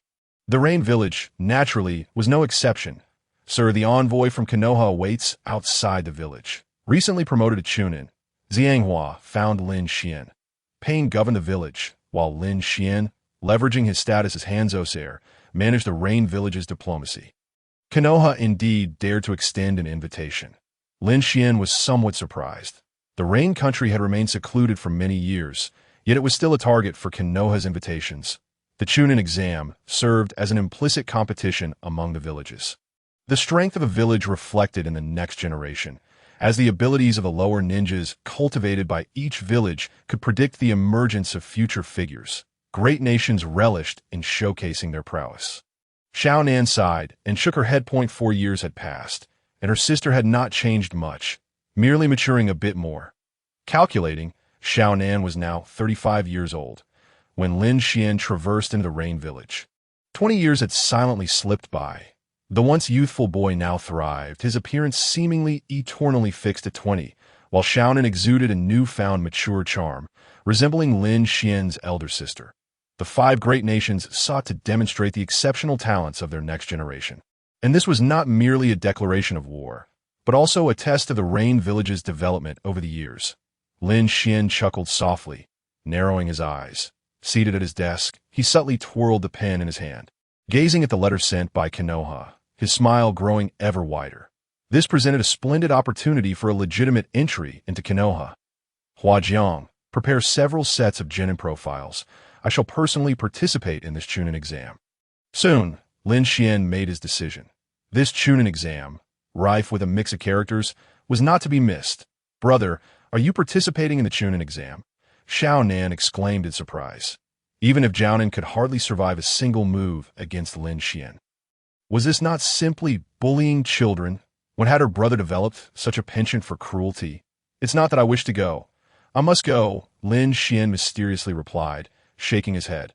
Orochimaru, the 3rd Hokage, Uzumaki Naruto, Uchiha Sasuke, Kabuto, Jiraiya. Even Shimura Danzo lurked in the shadows. Lin Xuan had certain objectives that necessitated contact with these individuals. That I can serve as your leading Jounin, but how will you arrange for your other 2 companions? Xiao Nan posed another question. Each village's participants were required to send at least 1 Jounin as a representative, and the shinobi team for the Chunin exam consisted of 3 members. Lin Xuan could not participate alone, could he? Age was not a significant issue. Lin Xuan's appearance was highly deceptive. There were indeed many adults in the Chunin exam, and being 20 years old was perfectly normal. How about this? Xiaonan will use the transformation technique, and together with Hua Jiang, we will form a ninja team, Lin Xuan suggested after a moment of contemplation. Huh, I'm already a Chunin. Sir Wenghua innocently blinked. She had recently passed the internal assessment of the Rain Village and officially become a Chunin. Now she had to take the exam again, although joining the two adults was not entirely unacceptable. Excellent. Let us arrange it this way. Manuel, you shall be our Jiaonan captain, Lin Xuan announced with a smile, disregarding Zhang Hua's protests. The so-called intent of the inebriated was not merely for the drink. The Chunin exam was not genuinely an examination. It served a different purpose. Main quest. The Land of Fire Arc quest content. Defeat the third Hokage, Sarutobi Hiruzen. Quest difficulty. Hard. Rewards. 30 attribute points to allocate. 10 physique. 15, 000 reincarnation points. 8, 000 world reputation. 8s anticipated. Lin Xuan had triggered the main quest for the Land of Fire Arc. Seizing this opportunity during the Chunin exam, Orochimaru planned to execute his plan for the destruction of Konoha, and Lin Xuan could navigate the murky waters to achieve his own objectives. Side quest, The Burning Will. Quest content, eliminate the Hokage of the Fire Country. Difficulty, hard. Rewards, Goddess Robe. Drop rate 30, guaranteed drop on the third kill. The Divine Robe. Origin, derivative dimension Naruto. Quality, rare blue. Wear requirement, luck 1. Details, has a chance to drop upon defeating the Hokage of the Land of Fire. Equipment attributes, agility 50. Equipment skill. The Flying Thunder God technique is fully accessible to the wearer. Equipment rating, 980. Undoubtedly, this is one of the finest pieces of equipment Lin Xuan can acquire, boasting an impressive rating of 980, which surpasses the previous Magnetic Escape Gold Ring by a staggering 630 points. Common white, precious green, rare blue, secret treasure purple, epic orange. The drop rate of the equipment is exceedingly low, unless it is from a quest that actively drops equipment. Over the past 4 years, Lin Xuan has only managed to update his gear twice, and his level has barely risen by 1. For those two pieces of equipment, he obliterated 11 hearts of Kakazu and decapitated Haiden over 30 times. One could say the journey has been fraught with challenges. In truth, it is Kakazu and Haiden who are truly burdened, while Lin Xuan himself is rather unfazed. He smiles with great joy. Now, the members of the Akatsuki organization regard him as a lunatic, and a particularly devoted brother complex lunatic at that. The Black Heart Ring. Origin, derivative dimension Naruto. Quality, rare blue. Wear requirement, level 20. Details, has a chance to drop upon defeating Kakazu. Equipment attributes, charisma -5. Grants 30 distributable attribute points. Equipment skill, restores 10 energy when receiving a fatal blow. Cooldown time of 90 days. Equipment rating, 200. Despite the equipment skill being rather lackluster, it at least provides a substantial number of distributable attribute points. Without hesitation, Lin Xuan donned the ring and allocated all the attribute points to strength. Next, he acquired the equipment obtained by defeating Haiden, the Evil God Bracelet. Origin, derivative dimension Naruto. Quality, rare blue. Wear requirement, charisma 10. Details, has a chance to drop upon defeating Haiden. Equipment attributes, Constitution 20. Equipment skill, any attack will carry a curse effect, dealing an additional 1 maximum health damage. Equipment rating, 260. The Constitution attribute provided by the equipment enhances defense, and the skill performs reasonably well. It may yield unexpectedly beneficial results in certain future scenarios. Having obtained these two pieces of equipment, he endured another round of 4 years of patience. Below is Lin Xuan's current attribute panel. Explorer 51465145. Level, 26. Lifespan, 3855. Blood chi, 15. Soul, 32. Strength, 275. Constitution, 72. Agility, 70. Charisma, 1. Luck, 1. Reincarnation points, 174400. World reputation, 28,000. Chapter 42. I have forgiven the Land of Wind. In the Land of Fire, Konohagakure, Naruto Uzumaki is 12 years old this year. He has experienced countless instances of both good and bad news. The best news is that he still has a chance to pursue Sakura. The worst news, however, is that Sakura still likes Sasuke Uchiha. The worst news might have another addition. Lin Xuan from the Land of Rain has arrived in Konoha today. Lord Angel, Lord Lin Xuan. No matter what happens, I will sacrifice myself to protect you, Hua said earnestly, clenching her small pink fist. This girl has become increasingly mischievous. She was quite aloof in her childhood. How did she grow up to be such a silly girl? Alas, it must be the influence of Conan. Lin Xuan cast a languid glance at Conan. Upon feeling his gaze, Conan's lips twitched. Her brother has indeed become more eccentric recently. So adorable. Now Hua and Conan are like sisters. The man said cheerfully, stroking the hair of both girls. Hua is 16 this year, but she hasn't grown much taller, still sporting an aloof, lowly face that keeps others at bay. Only in front of Lin Xuan and Conan has she learned to act cute. Conan currently uses a transformation technique, appearing as a 16-year-old girl. Her face is youthful, yet her eyes possess an unusual maturity, enhancing her beauty without disrupting her allure, instead accentuating her haughty demeanor. No, I cannot. Lord Angel is my master. Hua's small face flushed, both astonished and slightly bashful. The person she respects the most is Conan. Gentle yet powerful, she's a flawless senior in every aspect. If one overlooks her brother. Let's find a suitable place to stay first, Conan said calmly. With the Chunin exams approaching in Konoha, there will be a significant influx of people. If they don't secure a decent hotel, they will have to sleep on park benches at night. Conan's daily observations and considerations are merely trivial matters. Hey boss, it seems like there are ninjas from Sunagakure ahead. There are some familiar faces. Man, you suddenly spoke up as they walked ahead. Following his gaze, Lin Xuan spotted a team of Sunagakure ninjas. Leading them was the Jonin Maki, and among the participating ninjas was Gaara, the Jinchuriki of One Tail, whom Lin Xuan had encountered in the Land of Wind. Speaking of which, Lin Xuan had once defeated Gaara's father and obliterated Shikaku, so meeting again after all these years is indeed a twist of fate. Gaara's teammates are Temari and Kankuro, the children of the fourth Kazekage. Boss, what should we do? Manu obediently awaited Lin Xuan's command, that he was merely a nominal leader of the Jonin and dared not make arbitrary decisions. What else can we do? Of course, we greet our old friends. As the saying goes, a smile can dissolve enmity. Let bygones be bygones, for I have already forgiven the Land of Wind, Lin Xuan said with a beaming smile. The three who knew the truth were left in a state of bewilderment. You really are a talent. You killed the fourth Kazekage, captured the Jinchuriki, and threatened Chiyo, yet somehow you appear to be the victim. Does the Land of Wind still require your forgiveness? Hey, nephew, long time no see. Lin Xuan waved enthusiastically, stepping forward to greet the Sunagakure team with a radiant smile. The residents of Konoha looked on in confusion. Could it be that the Land of Rain secretly signed a peace treaty with Sunagakure? This young man from the Land of Rain actually referred to the Sunagakure ninjas as nephews.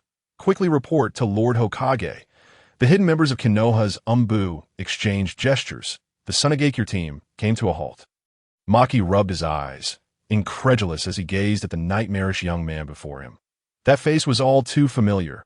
Appearing countless times in his nightmares, it was this very individual who had slain the fourth Kazekage. Plunging the already vulnerable Land of Wind into further despair, Gaara's expression was one of humiliation and resentment, his eyes bloodshot. However, being a clever individual, Gaara chose not to act rashly and instead signaled Maki to remain calm. Sir, what brings you to Konoha? Gaara asked through gritted teeth. He did not harbor hatred toward the man who killed his father. Rather, he felt a sense of disdain for the term nephew that he used.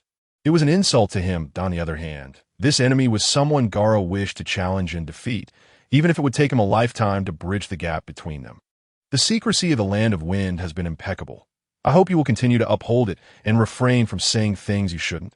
Lin Xuan shrugged nonchalantly. The truth behind the fourth Kazekage's death remains largely unknown to this day, thanks in no small part to the Land of Wind's secrecy. Nephew, you've grown as well that I'm sure the Kazekage will be pleased to see you like this, the young man spoke in an elder's tone, casting a somewhat gratified gaze at the young boy before him. Gaara, now 13, has indeed matured significantly.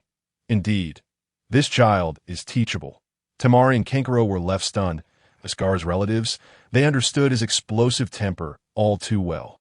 Anyone who dared to act so arrogantly in front of Gaara would likely find themselves 6 feet under. Yet before this rain ninja, Gaara remarkably held back. Who on earth is this person? We shall meet again during the Chunin exams. I look forward to seeing how much you have grown over the years. Lin Xuan seemed oblivious to Gaara's brooding gaze, laughing to herself as she departed.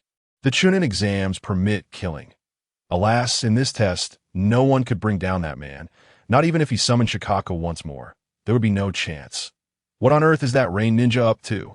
Gaara, do you know him?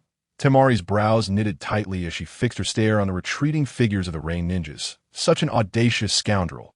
How dare he speak to Gaara in such a manner? Kenkaro was equally displeased that not provoke him. Otherwise, I cannot save you, he warned, though the fate of the others was of no consequence to him. Gaara's eyes wandered. Issuing a caution, he was momentarily lost in the haunting memories of that day, steeped in despair. In a vast desert, a man had obliterated a monstrous beast with a single punch, marking the first time he felt his existence to be so utterly insignificant. His arrival in Konoha must be reported to Lady Chiyo. Maki's expression was even grimmer than Gaara's. Lin Xuan is participating in the Chunin exams. This is no mere wolf among sheep. It is akin to unleashing a Tyrannosaurus Rex in a kindergarten. A man capable of annihilating the 4th Kazekage and Shikaku participating in such an examination. Is there anything more absurd in this world? In truth, Sunagakure was not the only village wary of Lin Xuan.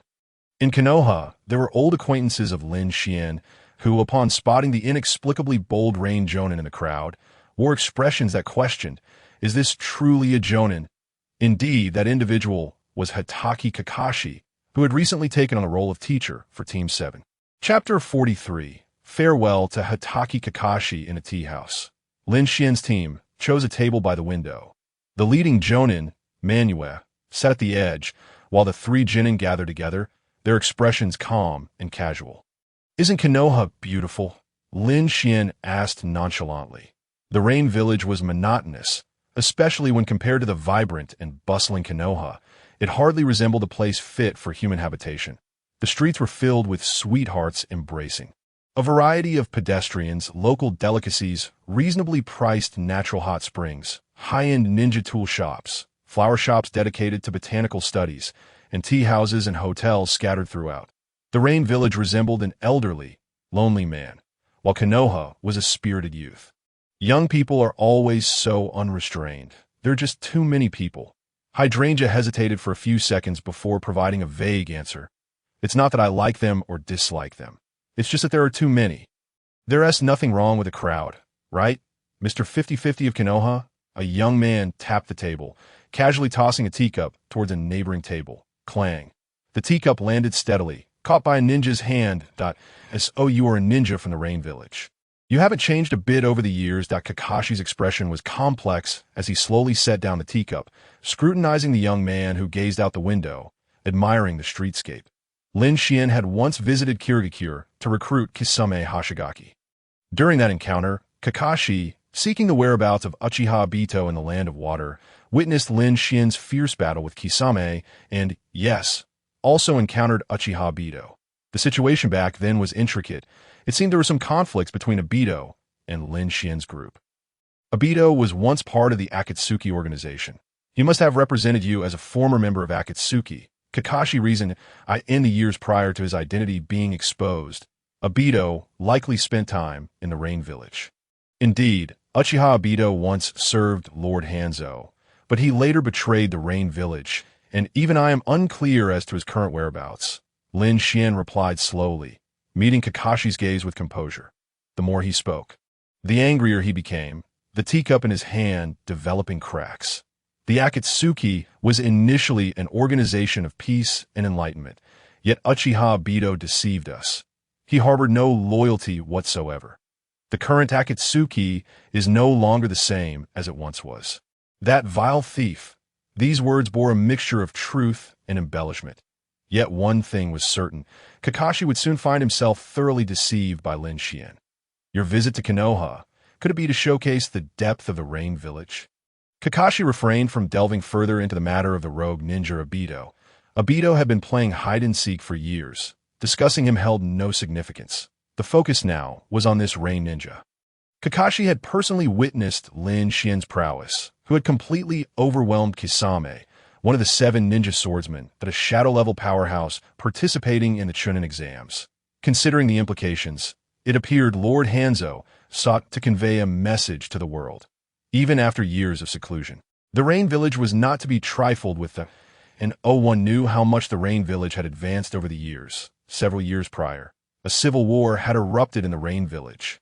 A fact Konoha was likely aware of. That turmoil had been instigated by Uchiha Obito. Thankfully, Lord Hanzo, with his wisdom and valor, had single-handedly repelled the formidable foes. Lin Xuan followed Kakashi's lead. Whether it is a lie or the truth often holds little importance. People only wish to hear what aligns with reason and what they are willing to believe. If it were not for Lord Hanzo's command, who would wish to partake in the games of these youngsters?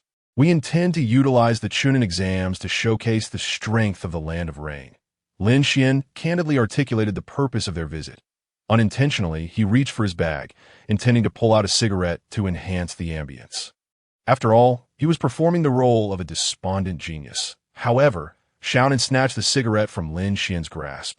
The atmosphere became awkward as Lin Xuan's hand froze mid-air, slowly descending, revealing a dejected demeanor.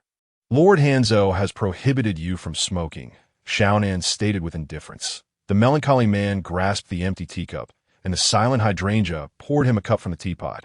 Kakashi felt a surge of sympathy and an understanding bond among ninjas. Life as a ninja in a great village is never easy. Let alone in a small one that had Lin Xuan been born in Konoha, he would likely have become an exceptional jonin, perhaps even undertaking perilous missions. Yet he would never have been coerced into participating in such childish examinations. It is an affront to the ninja profession. Since you wish to proceed in this manner, it seems I might as well allow my students to forego this, lest they encounter an enemy like you and lose their dreams at such a tender age, Kakashi lamented. Rest assured, Mr. 50-50, the Rain Village and Konoha are allies. This is Konoha's territory. How could I possibly threaten your genius? Lin Xuan flashed a sunny smile and waved his hand dismissively. This seems a tad unfair, doesn't it? Our ninja profession is quite serious. Could we really afford to let things slide? Kakashi chuckled, albeit a bit nervously and inexplicably. By the way, don't call me Mr. 50-50. Just call me Kakashi. The man, clad in a black mask, corrected him once more. Of course, a serious person cannot let things slide. Lin Xuan nodded in agreement, then broke into a smile. But what if I am not a serious person? Kakashi returned a knowing smile. Both ninjas harbored ulterior motives, each believing they had gleaned the information they sought.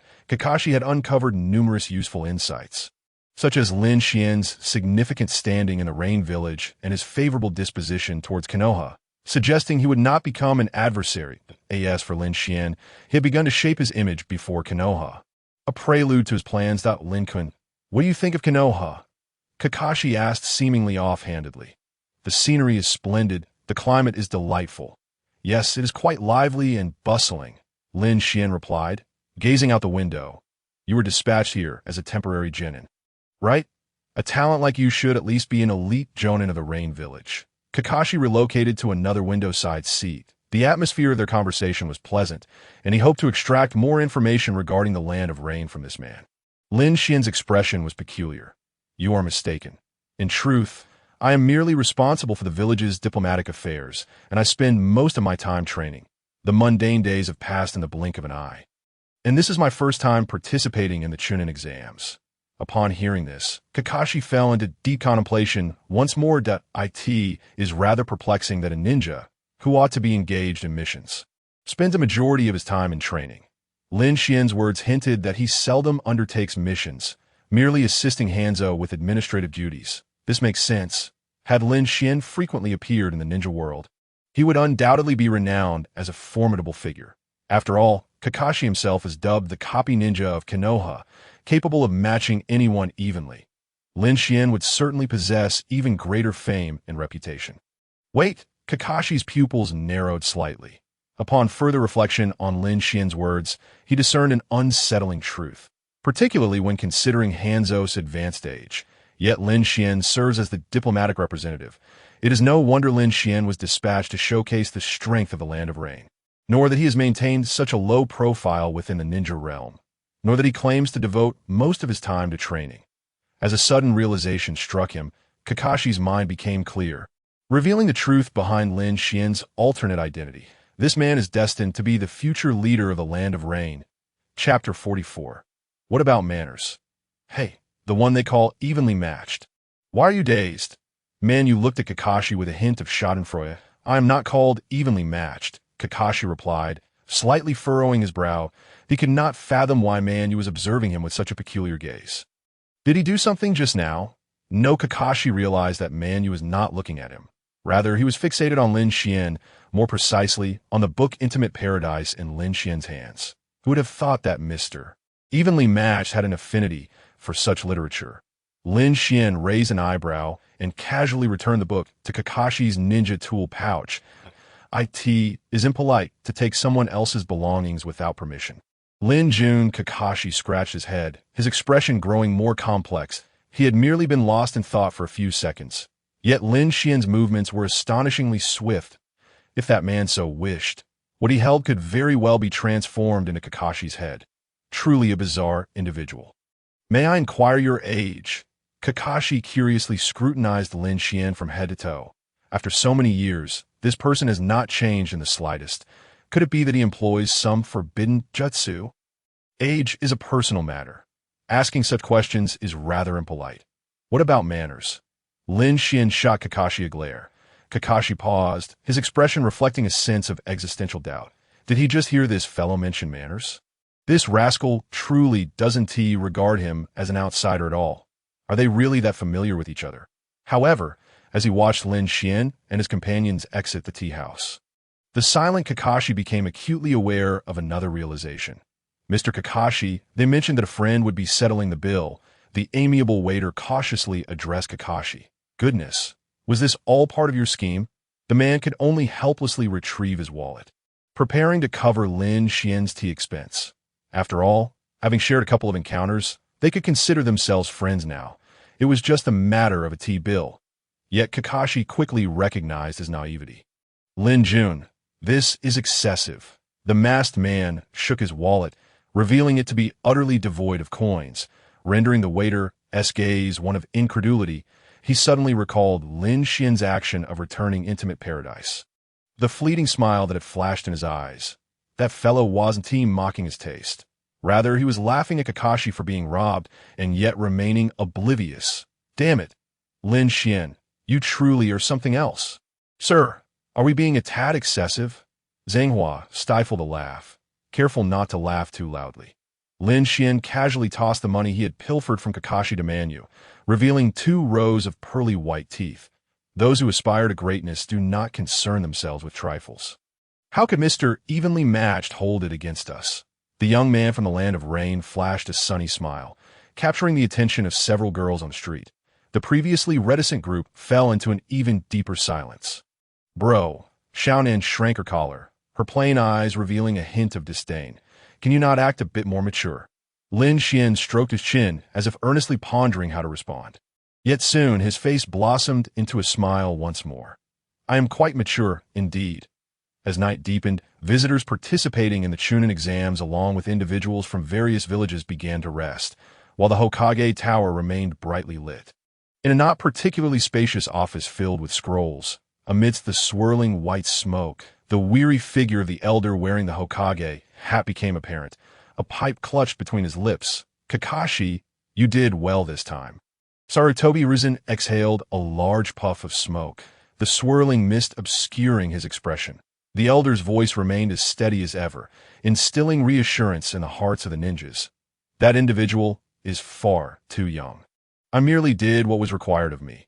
Kakashi spoke humbly, which could also be interpreted as a veiled self-praise of his capabilities. The internal conflict within the Land of Rain is no trifling matter. Had Uchiha Obito been the one to instigate turmoil there, even Hanzo would have struggled to manage it. That brat speaks lightly, yet he alone understands the toll taken on the Land of Rain. Were the village not so fragile, Why would they so urgently seek to proclaim their might, even allowing Lin Xuan to participate in such a childish exam? Sarutobi Hiruzen's voice remained flat, revealing little emotion. Lin Xuan is formidable. Today, he consciously demonstrated to me that should he desire, he could end my life in but 2 seconds. As one who has witnessed Lin Xuan in battle, Kakashi is acutely aware of the terror of that man's taijutsu. His friend Might Guy is also a master of taijutsu, yet in Kakashi's eyes, Guy would require at least the 7th gate to have a chance against Lin Xuan, perhaps even the 8th gate. What are your thoughts on that individual? The 3rd Hokage's tone suddenly lightened. The Land of Rain is a small nation, yet it is not a force to be disregarded.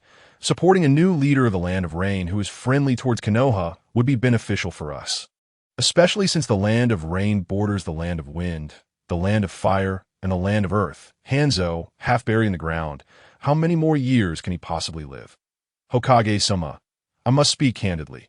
Lin Xuan is an exceedingly complex and inscrutable individual. He is certainly not a mere brute, as he appears. If we were to discuss his stance towards Konoha, I believe he harbors amicable sentiments, Kakashi stated earnestly. How could a simpleton survive in such a world? Dismiss them. Instruct the Umbu not to disturb him. The 3rd Hokage set down his pipe and commanded. Understood that Kakashi's figure vanished into the shadows. The following day, the first round of the Chunin exams commenced. Konoha had several noteworthy young talents. Kakashi's team: Uzumaki Naruto, Uchiha Sasuke, Haruno Sakura. Yuhi Kurinai's team: Inazuka Kiba, Aburame Shino, Hyuga Hinata. Asuma's team: Narashikamu, Akimichi Choji, Yamanaka Ino. Guy's team: Tintin, Rock Lee Niji. The entire Konoha 12 were present.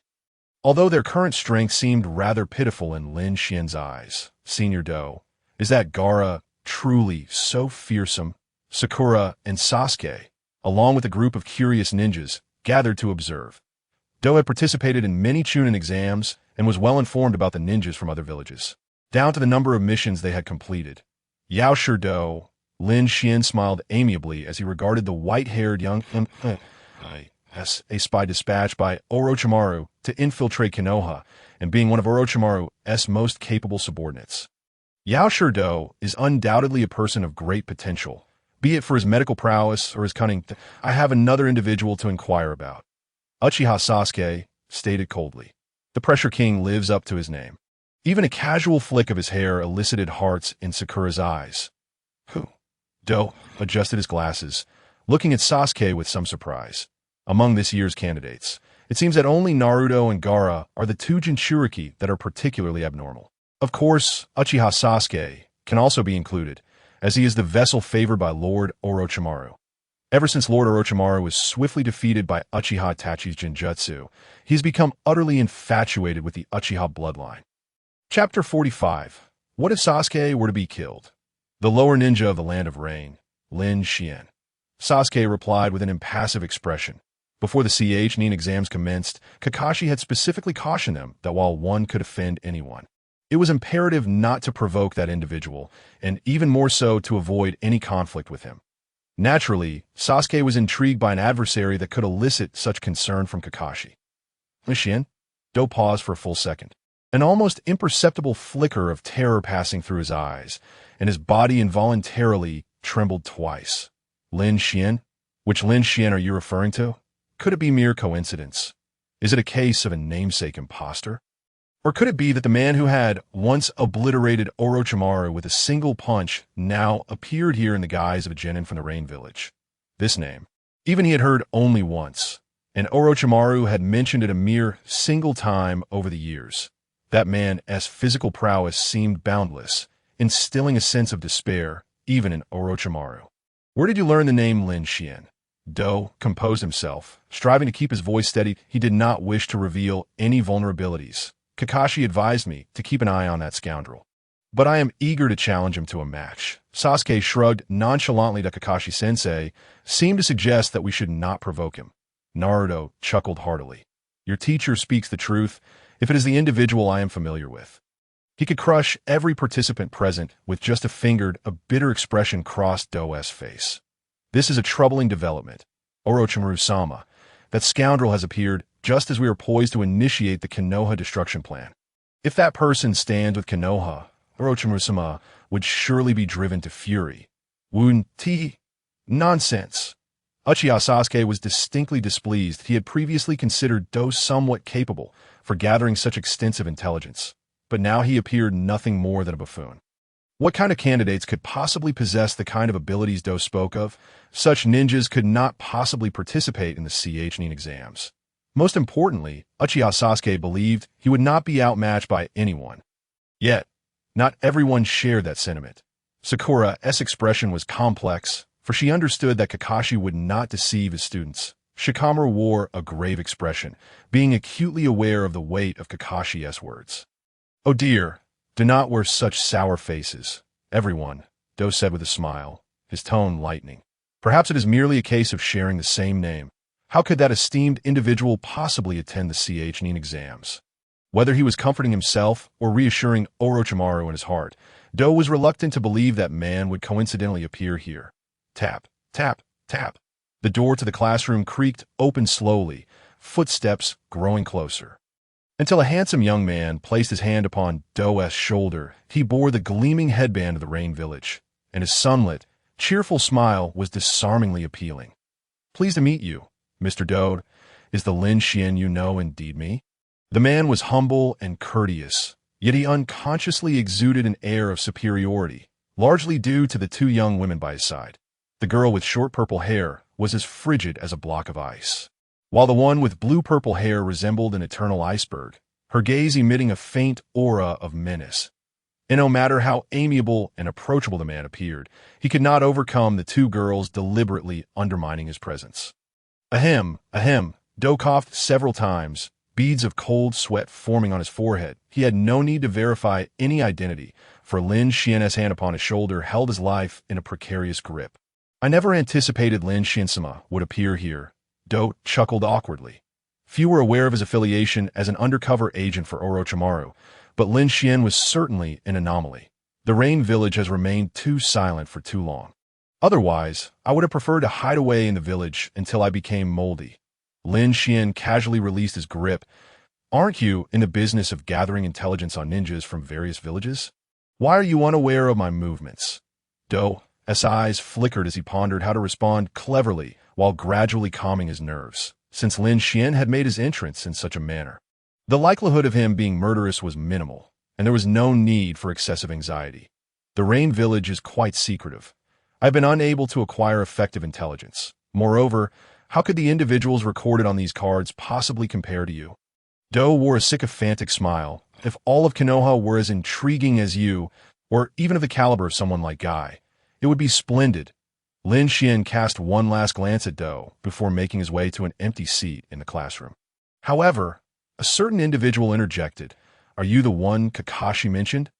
Uchiha Sasuke regarded the man, visibly irritated, scrutinizing this man who appeared to be around 20 years old. Still a genin at that age. Is this the so-called individual one must never provoke? The two women beside him might pose some trouble, yet the scoundrel's strength seemed rather unimpressive. Sasuke felt no pressure emanating from him whatsoever. Lin Xuan, intrigued, fixated his gaze on Sasuke. This younger brother of Itachi seemed to regard him with disdain. Truly, an ignorant brat lacking the tempering of the world. Even Uchiha Itachi would respectfully address me as senpai. What audacity does a mere single Tomo Sharingan have to flaunt? In the next moment, the purple flower acted on Lin Xuan's behalf. This girl from the Rain Village, who was, in fact, a Nin, had made tremendous strides in her abilities under Conan's guidance. Had Conan permitted her to undertake dangerous missions, this gifted disciple would likely have already advanced to Nin. Bang! The girl conjured a plethora of white paper, as if by magic, sealing technique. Paper snowstorm. She summoned an extensive number of explosive tags, previously prepared and sealed, that would yield unforeseen effects in combat. However, the nature of the girl's ninja technique differed from Conan's.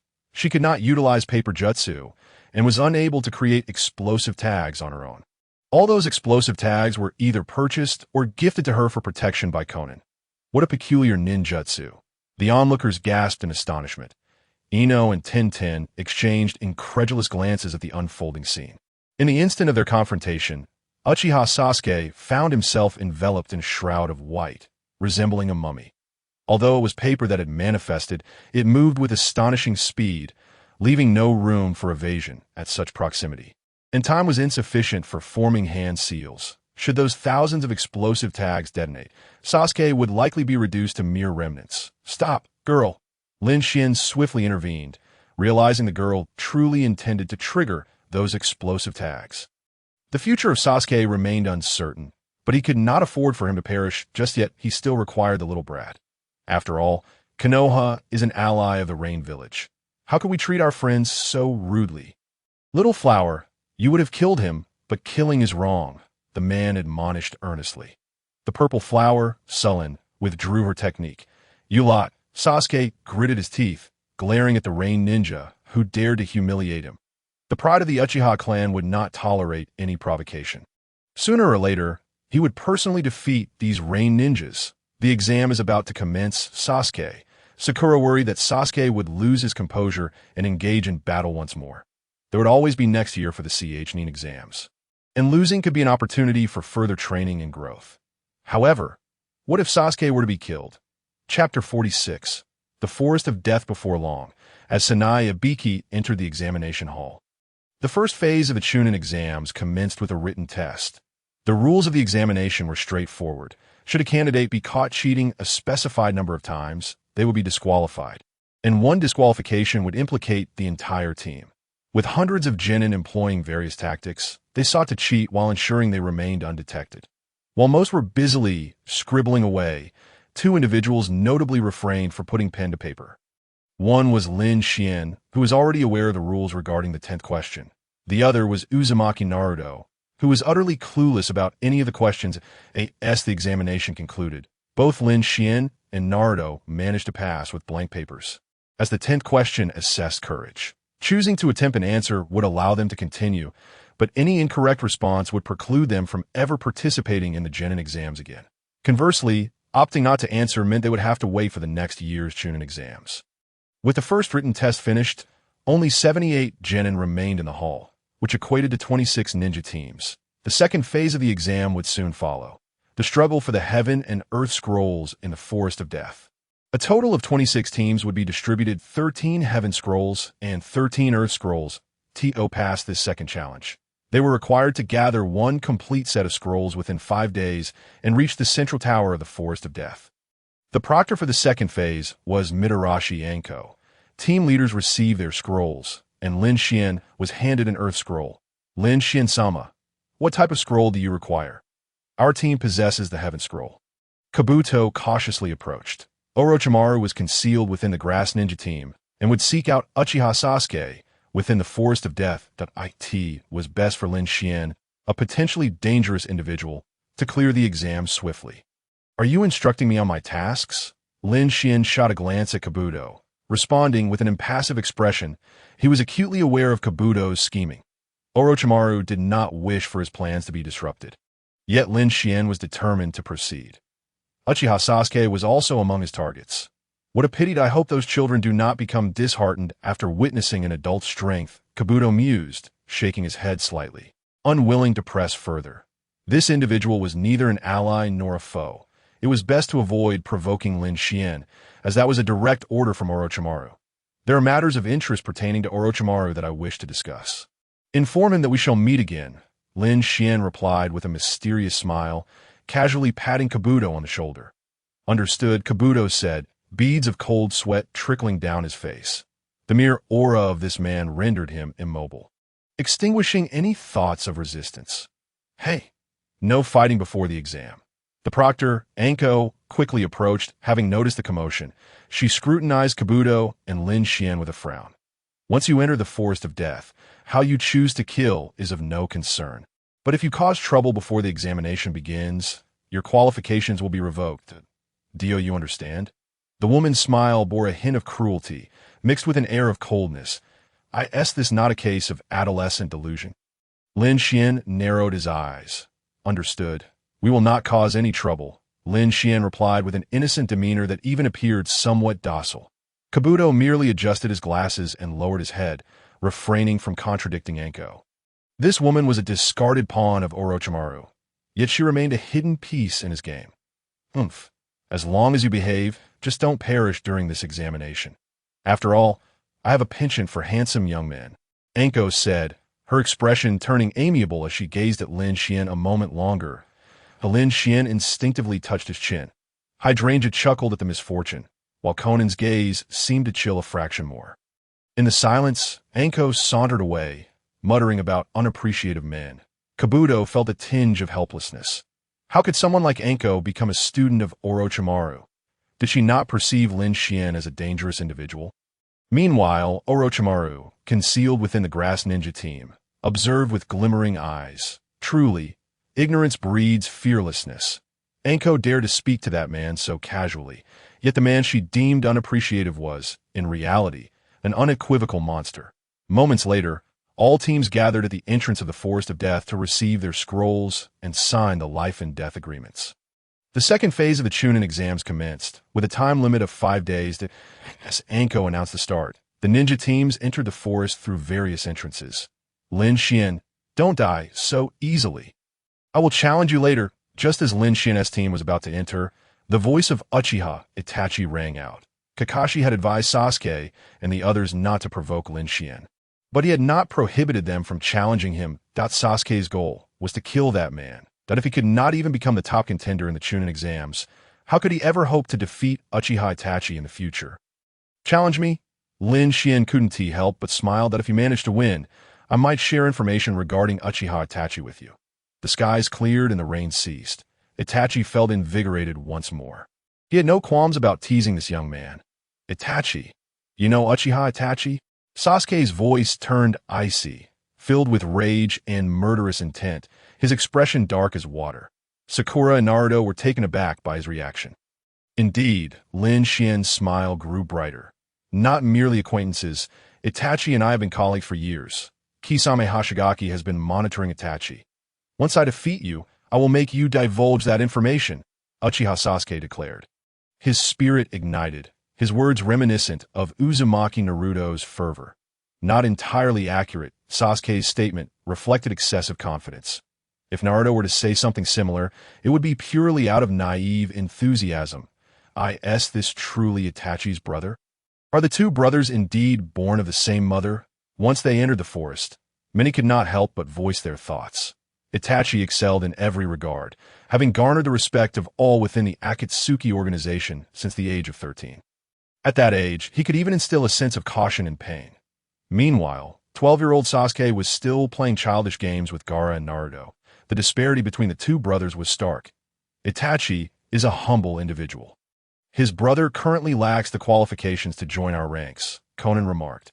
Uchiha Itachi paved the way for his brother with his own life, hoping Sasuke would possess at least the means to survive in the future ninja world. This was not a secret to Lin Xuan, nor was it one to Conan. Hey boss, can I hit Sasuke? Manuel suddenly expressed interest. Observing Sasuke's prior behavior, it was evident he was merely a hot-headed child with little strength. Surely, he could bully Itachi's younger brother, especially one as insufferable as Sasuke. In response, Lin Xuan smiled knowingly. Youthful exuberance is the hallmark of the young. Sasuke bears a fate that compels him to maintain pride, even if he lacks the requisite strength. Uchiha Sasuke seeks to kill his brother, the source of his enmity, in pursuit of the Uchiha clan's revival. For this, he is willing to sever any ties and commit unspeakable acts. How could someone of his character remain restrained? He must be proud, yet is doomed to fall. Whomever possesses strength shall command his allegiance. Chapter 47. Hinata's reminiscence in the Forest of Death. Hinata's team commenced their operations according to plan as soon as they entered. Kiba and Akamaru possessed keen senses. Hinata's Byakugan offered extensive visibility, and Shino's insects adeptly observed their surroundings. This team's reconnaissance capabilities were the finest in Konoha, executing their strategies with resolute decisiveness. The trio first spotted another ninja team, subsequently setting an ambush along their path. Merely an hour into the examination, they successfully eliminated one team, thereby acquiring a complete set of Heaven and Earth scrolls. What a splendid start! Let us continue to eliminate other teams, Kiba proclaimed, beaming with pride. This is only the second phase. By eliminating a sufficient number of opponents here, the subsequent examinations will be considerably easier. Shino nodded slightly. indicating his approval of Kiba's approach. Their team may not possess overwhelming strength, yet their extensive sensory range allowed them to swiftly evade formidable foes while laying traps for weaker ones. Hinata remained silent throughout. This young girl had been subjected to scorn and disdain by her father since childhood, resulting in a somewhat timid disposition. Woof! Woof! As the trio engaged in conversation, the small white dog perched on Ya's shoulder suddenly began to bark and, trembling, burrowed into Ya's clothing. Coincidentally, a warning signal also emanated from Shino's insect. Someone was swiftly approaching their location. It was the first time he had witnessed Akamaru in such a state of fear. Furrowing his brow, he anxiously scanned the surroundings. Byakugan, activate. Hinata, sensing the gravity of the situation, promptly activated her Byakugan. In that fleeting moment, her expression shifted subtly. The young man from the classroom, the one from the rain village, had already positioned himself on a tree branch merely a dozen meters away. Beneath the branch where he stood, two young girls regarded them with cold expressions. Do not be alarmed. I am a friend from Konoha. I merely intend to teach you a lesson, the youth said with a smile as he approached. Friend? You regarded the man with a perplexed expression, contemplating whether to confer with Akamaru about employing their unique ninjutsu. Suddenly, darkness enveloped his vision. As a fist loomed larger before him, you remained oblivious to how the adversary had closed the distance and struck. It was as if he traversed through a rift in time. The specter-like figure moving with ghostly swiftness that in an instant, Inazukiya, along with Akamaru nestled in his clothing, was sent careening away, crashing against a tree with a resounding thud. Secret technique. Curse of the beast. Bang! The man delivered a knife-hand strike, rendering Shino unconscious as he attempted to utilize ninjutsu. Within less than 2 seconds of combat, both Ya and Shino found themselves kneeling in defeat, while shocked Hinata was left with no opportunity for effective resistance. Following Lin Xuan's instantaneous movement and subsequent punch, Hinata coughed up a trickle of blood and collapsed to the ground. The sight caused Zhang Hua to furrow her brow. Shouldn't the narrative dictate that one ought to show mercy to a beautiful maiden? Why was the assault even more severe? Such internal injuries rendered Hinata nearly incapable of participating in the upcoming exams. Conan, however, exhibited no visible reaction, accustomed to her brother's ruthless demeanor. After all, they were destined to be beaten into a state of severe injury. Might as well let him do the honors. Lin Xuan muttered softly. Even if Hinata were not to be struck today, she would surely face a brutal thrashing from Niji later, making Lin Xuan's actions seem preferable. Woof! Woof! Just as Lin Xuan was about to seize the scroll from Ya, Akamaru, protective of his master, began to bark. Another little dog. Take this punch. The man's expression remained impassive as he delivered a punch. Akamaru yelped in agony before losing consciousness. Bastard! If you want the scroll, just take it. Why strike Akamaru? You don't even spare a girl. Inazukiya rose heavily to his feet, clutching his abdomen, pain evident in his features. I will strike. I shall strike indeed. If you're not satisfied, feel free to bite me. Lin Xuan retorted, raising a middle finger. Inazukiya was left speechless with rage. How could this man's strength possibly be that of a genin? With a single encounter, he had decimated their team. He must have come to wreak havoc. Before long, Shino and Hinata began to groggily regain consciousness. The two boys were relatively unscathed, but Hinata bore severe internal injuries. Coughing up blood profusely, Ya and Shino seethed with the desire to eliminate Lin Xuan. What business did a weakling have as a ninja? Had I not mentioned that someone like you would fare better as a decorative vase? After all these years, you have not changed a bit, Miss Hinata. Lin Xuan ignored the furious glares from the two boys, simply letting out a weary sigh. Confusion flickered in Hinata's innocent Byakugan. Was he speaking to her? Bastard! He could no longer contain his fury. This self-proclaimed friend from Konoha had repeatedly humiliated them. They would be better off dead. Who does he think he is? Thud! A kunai pierced Ya's abdomen, sending him crashing to the ground once more. You think you can speak to anyone as you please? Zhang Hua's voice was cold, casting a threatening glance at Shino. Fortunately, Shino remained composed, unlike Ya, merely watching Hinata, who was in the worst condition. Unless they intended to kill, Shino would refrain from using his final card. The situation was not as dire as it appeared. Oh, Hinata, in her pain, seemed to recall something. She felt as though she had seen that person somewhere before, long ago. Miss, someone like you is ill-suited to be a ninja. You would be better off as a vase. Lin Xian's expression revealed little emotion as he shook his head and departed, followed closely by Conan and Xinghua.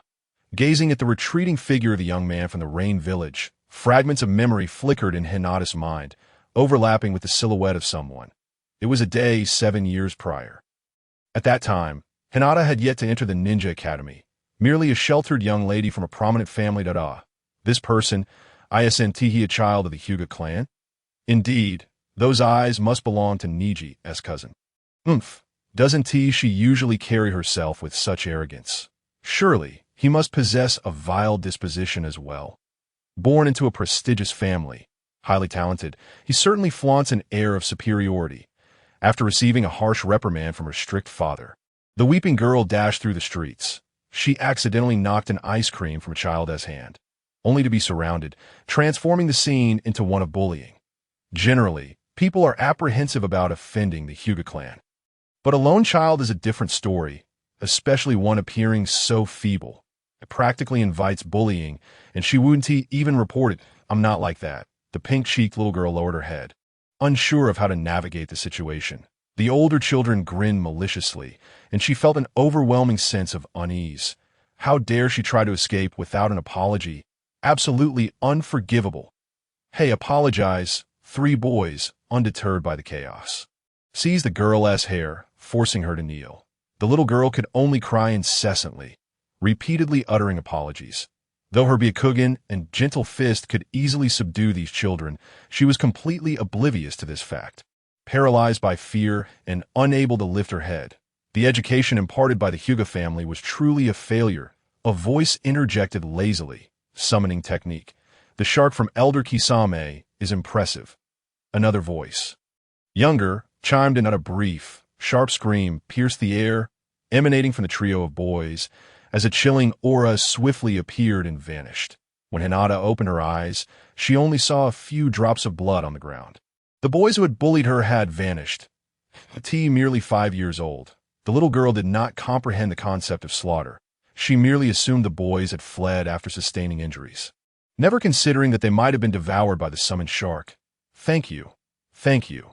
The dazed Hinata was helped to her feet, observing the young man before her, clad in a dark robe adorned with red clouds. His handsome face bore a somewhat languid expression, flanked by a similarly dressed man and woman. The boy seemed to hold him in high regard, while the woman's gaze was softer. Why don't you fight back? The young man paid no heed to Hinata's gratitude, his expression one of confusion. Fight back? Hinata remained bewildered. They bully you, strike you, and you don't retaliate? Surely, you've practiced on wooden dummies before, he replied with a casual shrug. My father says those moves are for killing people, and I don't want to hurt others, Hinata carefully articulated after a moment of contemplation. Not wanting to hurt others. Then why, miss, would you pursue the path of a ninja? The young man smirked derisively, and even the 5-year-old Hinata could perceive the disdain in his eyes. Did he not savor? Why would he say such things? Miss, someone like you is ill-suited to be a ninja. You would be better off as a vase. The man dismissively waved his hand and departed with a decisive air. The woman with blue-purple hair opened her mouth, seemingly about to speak, but ultimately chose silence and walked away. The 3 figures in black gradually fading from view, waves of recollection surged forth, only to dissipate again as Hinata's consciousness shifted from haze to clarity, then back into chaos. Was she truly unsuited to be a ninja? Chapter 48. Yet you have always been smiling. Side quest. The Fall of White. Quest content. Earn Hinata Hyuga's loyalty. Progress. 25100. Task difficulty. Challenging. Reward. Otsutsuki bloodline injection. Those of the Otsutsuki clan with pure Byakugan will awaken their Rinnegan. Once Lin Xuan completes this task, he will enhance his bloodline, allowing him to face even stronger foes in the future without overly relying on divine blood for combat. Side quest. Darkening triples in ancient times. Task content. Use any means necessary to persuade Uzumaki Naruto to join the Akatsuki and turn dark. Task difficulty. Hell. Reward. Derived dimension. World Crystal of Naruto. Possession of the World Crystal will secure the current dimension and grant permanent ownership. Undoubtedly, this is a coveted goal for Lin Xuan. Should an explorer conquer the entire dimension, it will signify that this dimension has become a unique and permanent existence. Even if he departs, it will not be reset or replicated, but will transform into his private domain. He is the first to arrive in the Naruto dimension, and perhaps he will also be the last. In the Death Forest, Gaara's team from Sunagakure has just eliminated a squad of ninjas. Gaara-san provides an invincible defense as he ruthlessly slaughters these feeble ants. Young man, how can you take a life? At merely 12 years old, he dares to kill. I shudder to imagine what he will become in adulthood. A sardonic voice echoed. Gaara's pupils constricted, and his expression darkened. That individual truly was a persistent specter, returning to cause trouble. What do you want? Just take the scrolls and leave. The red-haired youth manipulated the sand gourd behind him, forming a thin layer of defense from the swirling yellow sand. While speaking, he tossed 2 heavenly scrolls toward the opposition.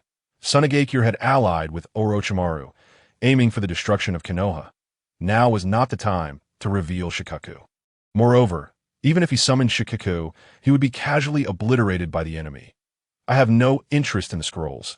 I've gathered them long ago, Lin Xuan scoffed, shifting his focus to Temari and Kenro. Gaara's gaze turned icy, barely perceptible. The man smirked mockingly. If I were to kill them, would you protect your brother first or your sister?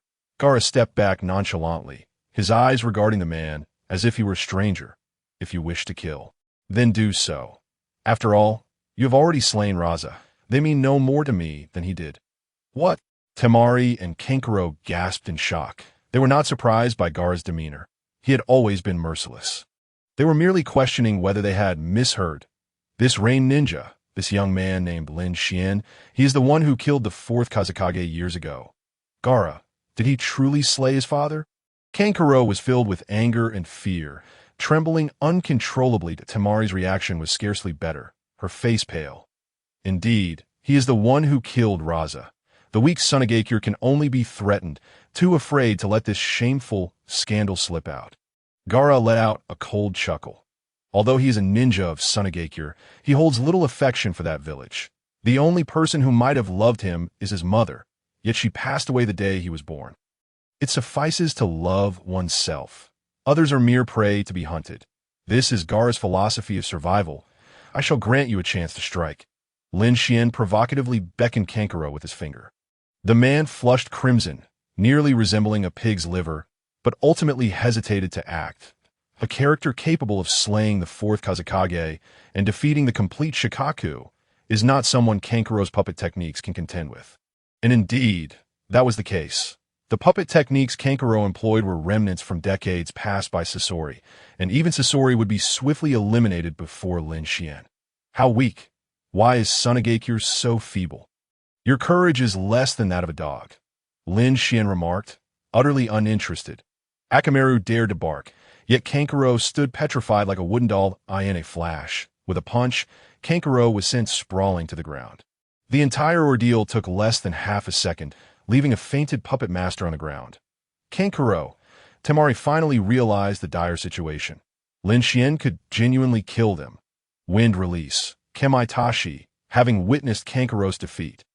Temari finally retrieved her 3-star fan to unleash her ninjutsu. Regardless, she could not simply sit back and wait. Your wind ends here, little girl. The bone-chilling gale failed to capture the enemy's form, only a deep voice resonating in her ears. Temari, defeated. Next is you, Gaara. The man clapped his hands, casually discarding Temari's unconscious body. That I concede. Gaara inhaled deeply, gritting his teeth. Yet, all he received in return was Lin Xuan's fist. The shadow expanded rapidly, and in the blink of an eye, Gaara was sent flying several dozen meters, the sound of cracking bones echoing as his arm broke. I can beat you if I choose to, and I can kill you as well. You have no right to concede before me. Lin Xuan nonchalantly wiggled his fingers. Gaara's eyes widened in disbelief, wishing he could rise and devour this scoundrel. But in the end, he could only remain silent. What could he do? He could do nothing. Provoking that man would mean certain death for Temari and Kankuro. Kankuro, however, was indifferent. He had been speaking ill behind their backs. Losing Tamari would be a pity. That woman never spoke ill of others and would occasionally show concern for his feelings. Offering warmth, Gaara did not wish for her to perish, even if it meant he had to act himself. Having finished, he called forth the next talented ninja. After defeating the one-tailed Jinchuriki, Lin Xuan did not linger. Killing these individuals was meaningless, as it would not fulfill his task nor yield rewards, so he chose to spare their lives. Zihua and Conan followed their captain, their emotions somewhat complicated. Lin Xuan showed no regard for his seniority. Bullying these poor children, did his conscience not ache? Honestly, to commit such acts is truly deranged. Lin Xuan, why don't we head directly to the tower? We've gathered all the heavenly scrolls. Zihua murmured, Do you think I'm engaging in futile endeavors? Lin Xuan raised an eyebrow. The young girl hesitated before gently nodding. The man shrugged. This is all for show. If it weren't for the performance, who would willingly partake in such tedious activities? Clearly you are enjoying this. You have been smiling the entire time. Zihua could only feel helpless within. With the assistance of Conan's paper clones, the trio swiftly located a nearby squad of Konoha ninjas. Within the forest, Shikamaru, Ino, and Choji were engaged in a game of hide-and-seek. Their ninjutsu leaned towards control and support, making it difficult to perform well in direct combat. Ino was hot-tempered, and Choji lacked intellect. Relying entirely on Shikamaru to coordinate their actions, their best strategy was to hide, hoping to stumble upon a weaker team and pass through the second phase of the exam. Hey, good evening, everyone. Chapter 49. He blows up fish and even hits women. Oh. The Nara team was taken aback, gazing incredulously at the man beside them. Choji, still engrossed in his bag of chips, recognized Lin Xuan, while Ino was so tense she could hardly speak. You are a friend of Konoha.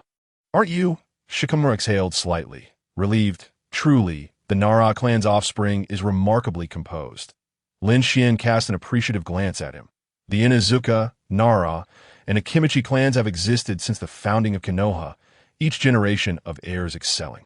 Especially the cunning Nara clan, that I prefer to treat everyone fairly. Thus you should receive the same treatment as others. Lin Xuan grinned mischievously, causing Shikamaru to feel an ominous premonition. This man bore no hostility towards them. But that did not mean he would refrain from other actions, such as bullying them. The scrolls can be yours. Shikamaru gazed at Lin Xuan with a pitiful expression. Lin Xuan did not respond, merely demonstrating his intentions through actions. Thud. Thud. Shikamaru and Choji collapsed to the ground, having been dealt a heavy blow. Heart-turn technique. In the depths of the mountain, Ino seized the opportunity to complete her hand seals, unleashing a secret jutsu of her clan. However, what was this farce? Was it a deliberate attempt to evade a beating from me?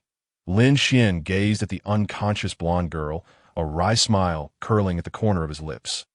The mind transfer technique enabled the user to invade the spirit of their opponent, momentarily controlling their body. Yet the prerequisite for this technique was that the caster's mental strength had to surpass that of the enemy. How could a 12-year-old girl possibly possess greater mental fortitude than Lin Xuan? The jutsu backfired. Lin Xuan emerged unscathed while Ino collapsed on the spot. Very well. May the next challenger step forth. The man hummed a tune as he sauntered away. Xiao Nan and Hydrangea followed silently behind, both wearing expressions of exasperation. Had they known, they would not have accompanied Lin Xuan. Bullying children was hardly amusing. The Konoha team consisted of Niji, Tintin, and Rock Lee. Niji was the strongest rookie among the previous year's graduating class. Tintin was a wealthy girl equipped with countless ninja tools, and Lee, who had inherited Might Guy's martial arts, bore a striking resemblance to Naruto in his spirited foolishness. Hey, you branch family waste, what are you staring at? Niji paused by the river. Fishing.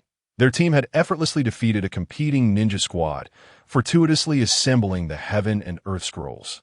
As evening approached, the trio found a spot to rest and prepare for their nighttime mission, only to unexpectedly encounter an uninvited guest while Niji was fishing. Who are you insulting? Niji's hands clenched, veins bulging. He despised it when others referenced his lineage. The head of the Hyuga clan was a waste, but the branch family seemed no better. Mere scum. Were they? Lin Xuan's arrogance knew no bounds. In the next instant, his figure vanished from Niji's sight. Instinctively, Niji activated his Byakugan, assuming the stance for the gentle fist technique. Byakugan, activate. The moment Niji's vision expanded, he was met with a disheartening revelation. He had no time even to form a defensive seal. Just as he opened his eyes, a shadow of a fist was already upon him. The Rain Ninja struck mercilessly, knocking the Byakugan youth to the ground, a smirk of derision playing on his lips. Impossible! How can the gap be so vast? This is supposed to be the Chunin exams. The genius of the Hyuga branch family flushed with anger. Had the opponent concealed their strength? Or was he simply too weak? He aimed to claim first place in this exam. How could he fall now? My fists specialize in defeating all manner of geniuses, Lin Xuan remarked nonchalantly, discarding the Byakugan youth onto the grass by the riverbank before leisurely making his way toward the flickering campfire in the distance. 2 minutes later, the recently appeared Rain Ninja swiftly incapacitated Tintin, who was tending to the fire with a precise chop to her neck that, if I recall correctly, your name is Lin Xuan? The green-clad Li stood ready for battle. Faced with this sudden adversary, he displayed no signs of retreat, but rather a fiery determination that aren't you afraid, little one. Niji was just taken down by me with a single punch. Lin Xuan couldn't resist teasing him. This was a disciple of Might Guy, an exceptionally diligent commoner ninja. Lacking bloodline limits, ninja talents, or a prestigious background, Li had come this far through sheer effort, earning Lin Xuan's respect.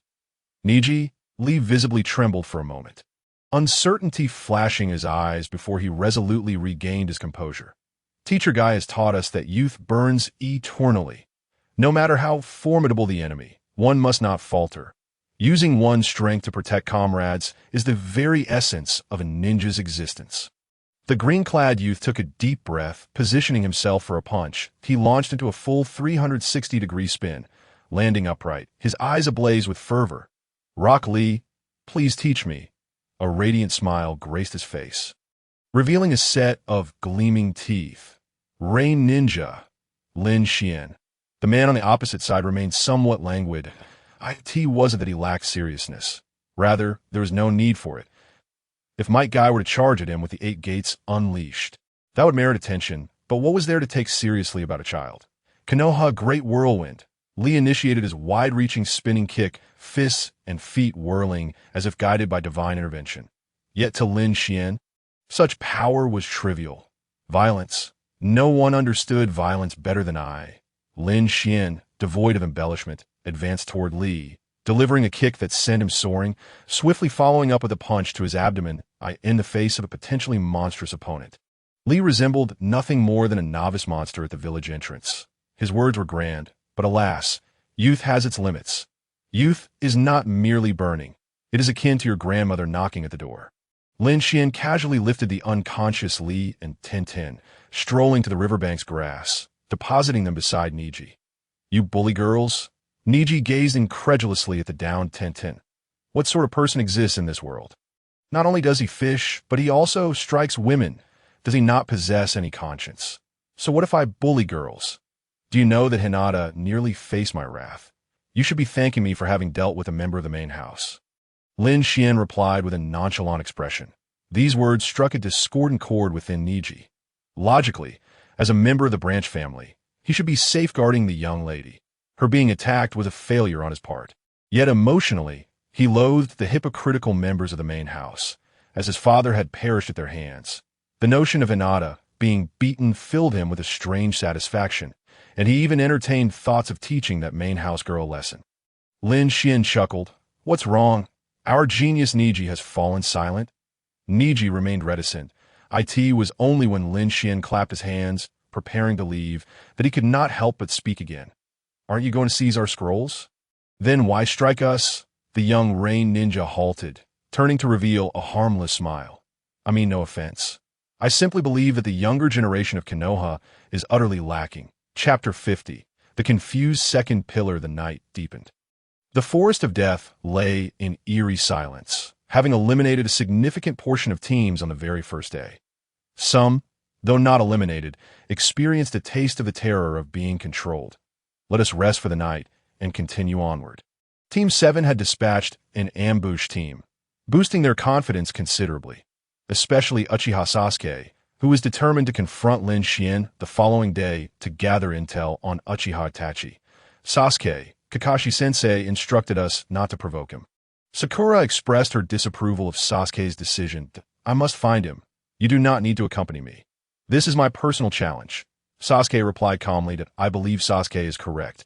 We cannot retreat simply because the enemy is formidable. Only by overcoming stronger foes can we prove our ninja way.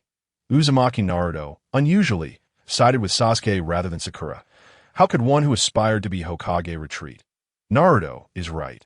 Shrinking back in the face of adversity is the behavior of the weak. If I cannot overcome our current enemy, how will I ever defeat Itachi in the future? Sasuke glanced at Naruto, who had recently become more agreeable. Very well, tomorrow we shall seek out Lin Xuan's team.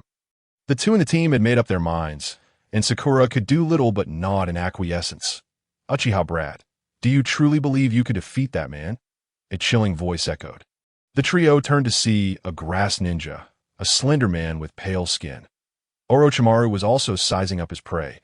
Uchiha Sasuke was leagues behind his brother and dared to challenge Lin Xuan. A ninja, even he would hesitate to offend. Perhaps even Itachi would struggle against him. However, Orochimaru sought the bloodline of the Sharingan, and Sasuke was his sole candidate. There was no other choice that this the extent of your abilities. Sasuke-kun, Orochimaru quietly unleashed a killing intent, amplifying his aura to the maximum. Sasuke and Naruto found themselves brought to their knees, while Sakura appeared utterly dazed. This truly the pressure a lowly genin can exert? Even Kakashi pales in comparison to the figure before him.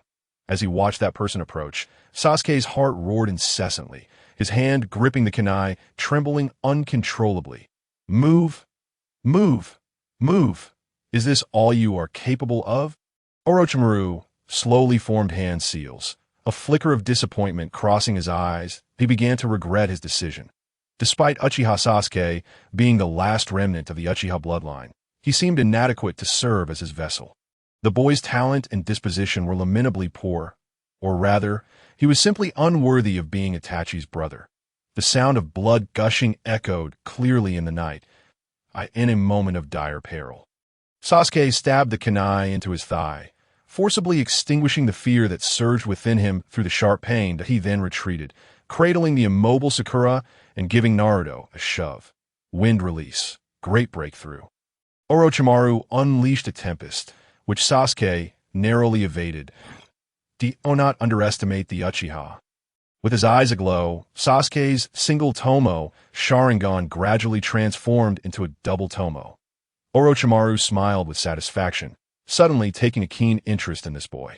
Should Sasuke accept his heavenly curse mark, he could be cultivated into a worthy vessel. It was now time to test his limits. Sharingan. Windmill of shadows. 3 blades. Fire release. Dragon fire technique.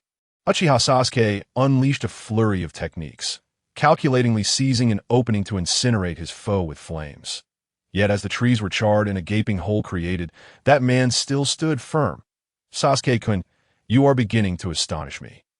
Orochimaru discarded his melted facial disguise, revealing his true countenance. It was a visage of sickly pallor, and his smile plunged Sasuke and his companions into despair. Sakura could not contribute any combat power, and Naruto had succumbed to a 5-element seal, leaving Sasuke in a state of silent anticipation for an uncertain fate. Orochimaru moved again. He extended his neck suddenly, his head darting towards Uchiha Sasuke, seeking to leave a mark upon the boy. Only through the trial of the heavenly curse mark could one qualify as a potential vessel. If you survive, we shall meet again, Sasuke-kun. Only I can grant you the power you seek for revenge. Orochimaru chuckled coldly. That moment, someone interposed themselves before Sasuke, casually slapping Orochimaru back. In the chaos, Orochimaru bit that person's arm. Lin Xuan, must you truly stand against me? Orochimaru's expression darkened ominously, almost dripping with malice. This individual was indeed opposing him in Konoha. Sasuke, Sakura, are you both unharmed? Lin Xuan, seemingly indifferent to Orochimaru, greeted the two young ones with a smile. The bite he received was of no consequence to him. Divine blood itself was the most potent poison.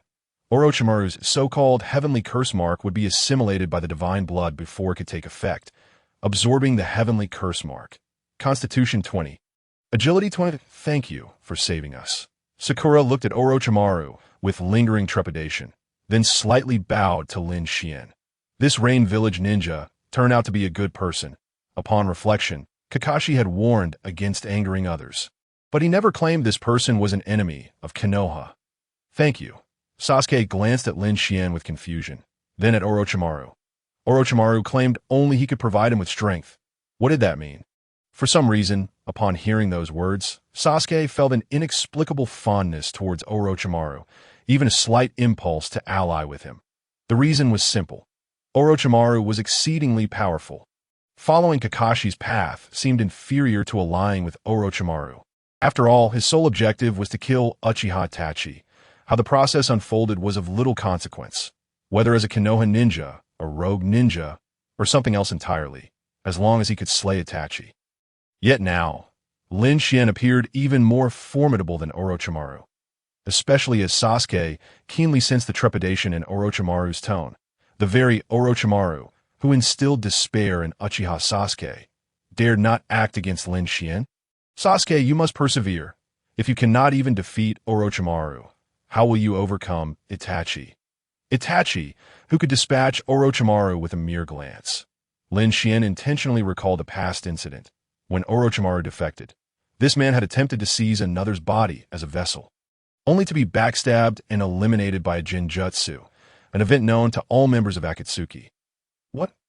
Uchiha Sasuke was shaken, his pupils constricting once more. Lin Xuan maintained a friendly demeanor, beginning to speak with a hint of sarcasm. Orochimaru and Itachi are both S-rank rogue ninjas from Konoha. Yet the strength of certain individuals is likely inflated. Orochimaru remained unfazed, unconcerned by Lin Xuan's deliberate belittlement. Itachi, being a master of ninjutsu, inherently countered most ninjas. Losing to Itachi was not disgraceful, as it allowed Orochimaru to recognize his own limitations. Chapter 51. You have quite a few enemies from the Rain Village, Lin Xuan. I do not believe I have offended you in any way, have I? Moreover, why do you shield Uchiha Sasuke? Orochimaru inquired. Perplexed. Acquiring Uchiha Sasuke is not impossible, but you must provide me with something in return. Lin Xuan casually tossed a scroll. Sasuke and Sakura's eyes widened in shock, seemingly unprepared for this man to so quickly reveal his true nature. He was treating Uchiha Sasuke as a mere bargaining chip. What happened to being friends with Konoha? Despicable. Orochimaru's complexion shifted between shades of green and purple, and he incinerated the scroll with a fire technique. Reanimation Jutsu, Eight-Headed Serpent Technique, Impure World Reincarnation, For Symbols Sealing Technique, Mutual Explosive Tag Technique, Flying Thunder God Technique. In the past, as the disciple of the third Hokage, Orochimaru had meticulously reviewed all of Konoha's forbidden techniques. Even those he could not learn, like the Flying Thunder God Technique, he had kept records of Dati Odamant. Such an array of ninjutsu in one go was no mere robbery. It was a threat to Orochimaru's life. The reanimation jutsu was initially devised by the second Hokage and subsequently refined by Orochimaru over several decades. It had only recently reached fruition. How could he possibly give it away so casually? Lin Xuan was already perilously dangerous. Granting him the reanimation jutsu would be catastrophic. The eight-headed serpent was the very foundation of Orochimaru's existence, and he would never relinquish it, even at the cost of his life. I must decline your offer. A mere Uchiha Sasuke is not worth such a high price, Orochimaru stated coldly, his expression frigid. Without waiting for Lin Xuan to respond, he utilized Earth Release to depart the scene. Unwilling to endure further humiliation, Sasuke felt a whirlwind of emotions. It appeared Lin Xuan intended to sell him, yet Orochimaru deemed certain things more valuable than him, thus refusing the trade. What does this mean? Rest assured, I knew Orochimaru would never accept those terms. That is why I showed him the scroll. After all, I am a friend of Konoha. I cannot bear the responsibility of betraying a talented ninja from Konoha in such a manner. Lin Xuan chuckled dismissively, patting Sakura on the head. Yes, that's so. Sakura snapped back to reality. This Rain ninja seemed rather odd. Could one truly trust such a person? It seems your relationship with Orochimaru is quite strained. What about Uchiha Itachi? Sasuke disregarded the trivial matters and inquired about the information he was most concerned about, Uchiha Itachi's whereabouts. Uchiha Itachi is also considered my enemy, Lin Xuan replied after a moment of contemplation. At his core, Itachi remained loyal to Konoha, embodying the will of fire. Such a person could never be his ally, nor would he assist Lin Xuan like Kisame did.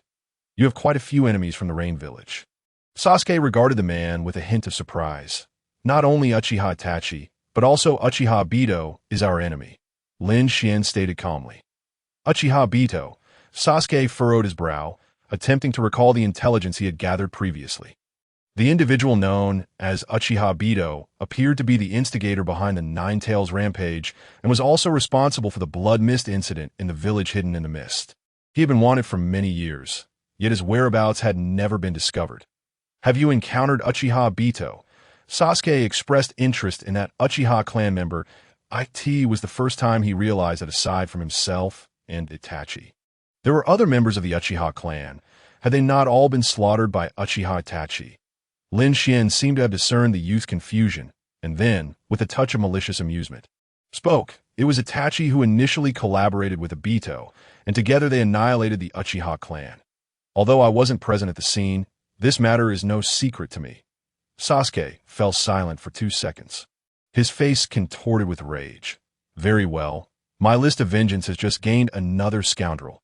The boy from the Uchiha clan indeed harbored a deep-seated hatred for Obito, just as Lin Xuan had anticipated. Despite Obito's disappearance over the years, it did not deter Lin Xuan from inciting animosity against him. After a brief moment, the group found a hollow in a tree to rest. The unconscious Naruto Uzumaki was placed at the innermost part, while Sakura also took a break, her stamina not being her strong suit. Uchiha Sasuke was tasked with keeping watch for the night. One last question. Lin Xuan, why did you save me? Sasuke spoke with a hint of confusion. He was uncertain of Orochimaru's intentions towards him, but if his instincts were correct, it seemed that Orochimaru planned to use his body for some experiment. You are the adorable disciples of Mr. 50-50. How could you not intervene? Lin Xuan waved his hand dismissively, sitting around the campfire with the 2 young women beside him.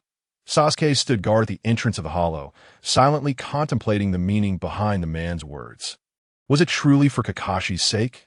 Hadn't Kakashi mentioned that nearly all his friends were dead? You simply want to oppose Orochimaru, right? You previously intended to sell me out for a deal. Lin Xuan was oblivious to what Sasuke was pondering. Of course, he would not have cared even if he had known. The flickering light of the campfire illuminated the group, as Lin Xuan absent-mindedly stroked the hair of the hydrangea. That moment. Uchiha Sasuke spoke again. Actually, I have another question. How significant is the disparity in our strength? Upon hearing this, Lin Xuan began to reflect. He thought about Orochimaru, whom they had encountered today, and then about Kakashi, their teacher from Team 7. How should he respond to this query? I do not know. The man finally shook his head. Why? Uchiha Sasuke was perplexed by the meaning behind that I do not know. Kaga level is Kaga level, and Jonin is Jonin. If you claim to be akin to the legendary Hashirama Senju, it seems plausible to assert that you could easily defeat other Kaga level ninjas, considering that even Orochimaru fears that man. Perhaps it was arrogance, but he had the qualifications to flaunt. Yet, what did I do not know signify?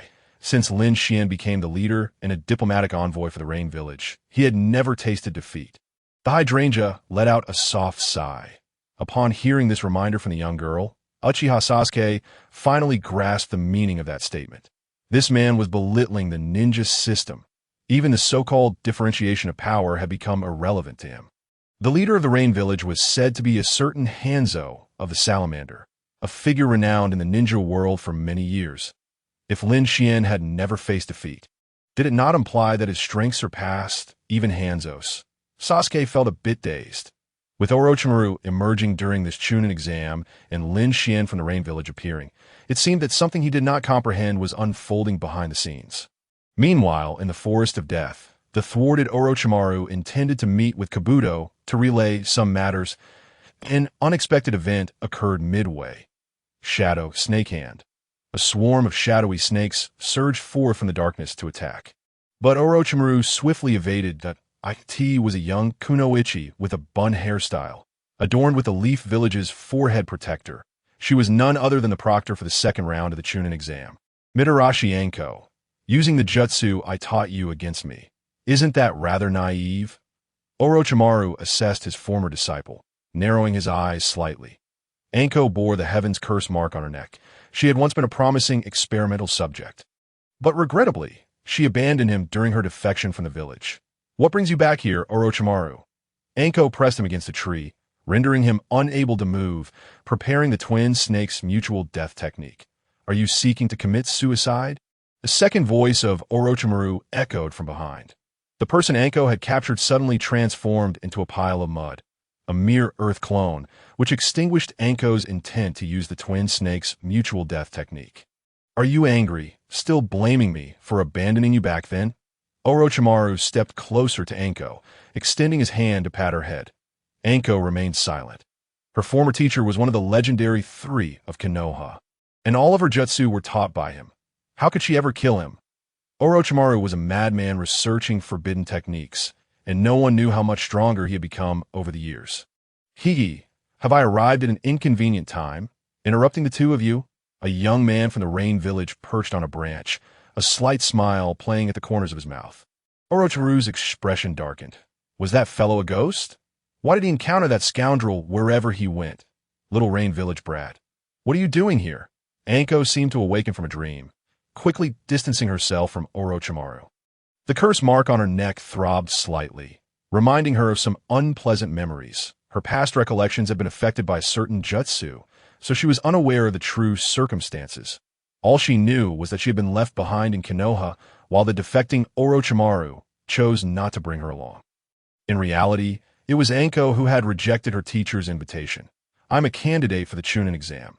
Why can't I be here? By the way, I do not believe the proctor has the strength to deal with Orochimaru. You should hurry and inform the higher-ups of Konoha. Lin Xuan was unfazed by Anko's tone. You can handle Orochimaru. Anko subtly edged closer to Lin Xuan's direction. He was right. The pressing matter was to inform the Hokage about Orochimaru's reappearance. This rogue ninja had returned after many years and was surely scheming something in the shadows. My teacher is Hanzo of the Salamander. He is quite pleased with my talent, or else I would not be representing the Rain Village here in Konoha. The man maintained a rather languid demeanor. However, a tempest surged within Anko, a student of a demigod in the ninja world. No wonder this man could be so confident even in the face of Orochimaru in their youth. Orochimaru and Jiraiya had been easily defeated by that legendary ninja.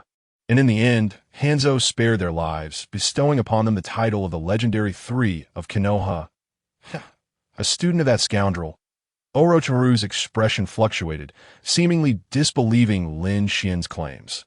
When he first encountered Lin Xuan, that scoundrel was indeed a member of the Akatsuki organization. Hanzo of the Salamander. Those outside are oblivious to the truth, but as someone who has been part of the Akatsuki, does he not know? The so-called student of a demigod in the ninja world, Hanzo has long since passed away. Speaking of which, was he not grasping Lin Xuan's weakness? If he were to expose Lin Xuan's identity, this fellow would have no hope of continuing in the Chunin exam. He might even become a pariah like Uchiha Obito, hunted by all. Hey Lin Xuan, how about we kill Orochimaru together? At this delicate moment, Anko suddenly spoke with fervor. Lin Xuan, is this woman mentally challenged? Not to mention that Orochimaru possesses countless means of survival. Even if they truly aim to eliminate him, now is not the time. Orochimaru was a tool he had set his sights on. How could he dispose of him so casually? If I could kill him, I would have acted long as his former student. Do you not realize how troublesome this man is? Quickly inform Konoha of what is happening here. I will take it upon myself to hold him off. Lin Xuan's expression turned cold, earnestly advising. Anko remained somewhat reluctant, but after some contemplation, she ultimately agreed with Lin Xuan. Little Rain Village brat, I will seek reinforcements. Just don't die. Mitarashi Anko vanished into the night with a graceful leap that Lincoln, you have severely disrupted my plans. As Anko moved further away, Orochimaru once again spoke. He and Lin Xuan had once been colleagues, and while this fellow possessed rather abnormal physical strength, he was not someone with ambitions. Orochimaru could not fathom Lin Xian's reasons for protecting Uchiha Sasuke, nor why he opposed him. Are you referring to Uchiha Sasuke? It's quite simple. Hand over those jutsu to me, and I will personally capture Sasuke and deliver him to you. Lin Xian innocently blinked his eyes. Impossible. Orochimaru resolutely declined that if forbidden techniques were to become commonplace, could they still be deemed as forbidden? Ambitious individuals possess their own boundaries, and for him, those boundaries are defined by the ninjutsu he has diligently studied for many years. These forbidden techniques are the foundation upon which he stands in the ninja world, that I shall not hinder your assault on Konoha, but similarly, do not interfere with my affairs as a traitor of Akatsuki. You are well aware of what you should and should not do. The man continued to speak, indifferent to whether Orochimaru would acquiesce. The night seemed to grow ever colder. The stars were few and far between this evening. Outside the forest of death, Mitarashi Anko ran swiftly, seeking out the third Hokage, Hiruzen Tsurutobi. Orochimaru's appearance during the Chunin exams was a matter that must be reported. That man is far too dangerous. Our allies from Amigakure have indeed been quite helpful. The old man exhaled a plume of white smoke, his countenance becoming grave at the mere mention of Orochimaru's former teacher. He was acutely aware of that man's formidable talent and malicious disposition. His visit to Konoha likely bore significant intent. Hokage-sama, how should we handle Lin Xian? Since Orochimaru himself fears his strength, should we allow him to continue participating in the Chunin exams? Yamenka Ino furrowed his brow. Although the Rain Ninja had aided Konoha in this incident, his deliberate concealment of strength while entering the Chunin exams is hardly commendable behavior.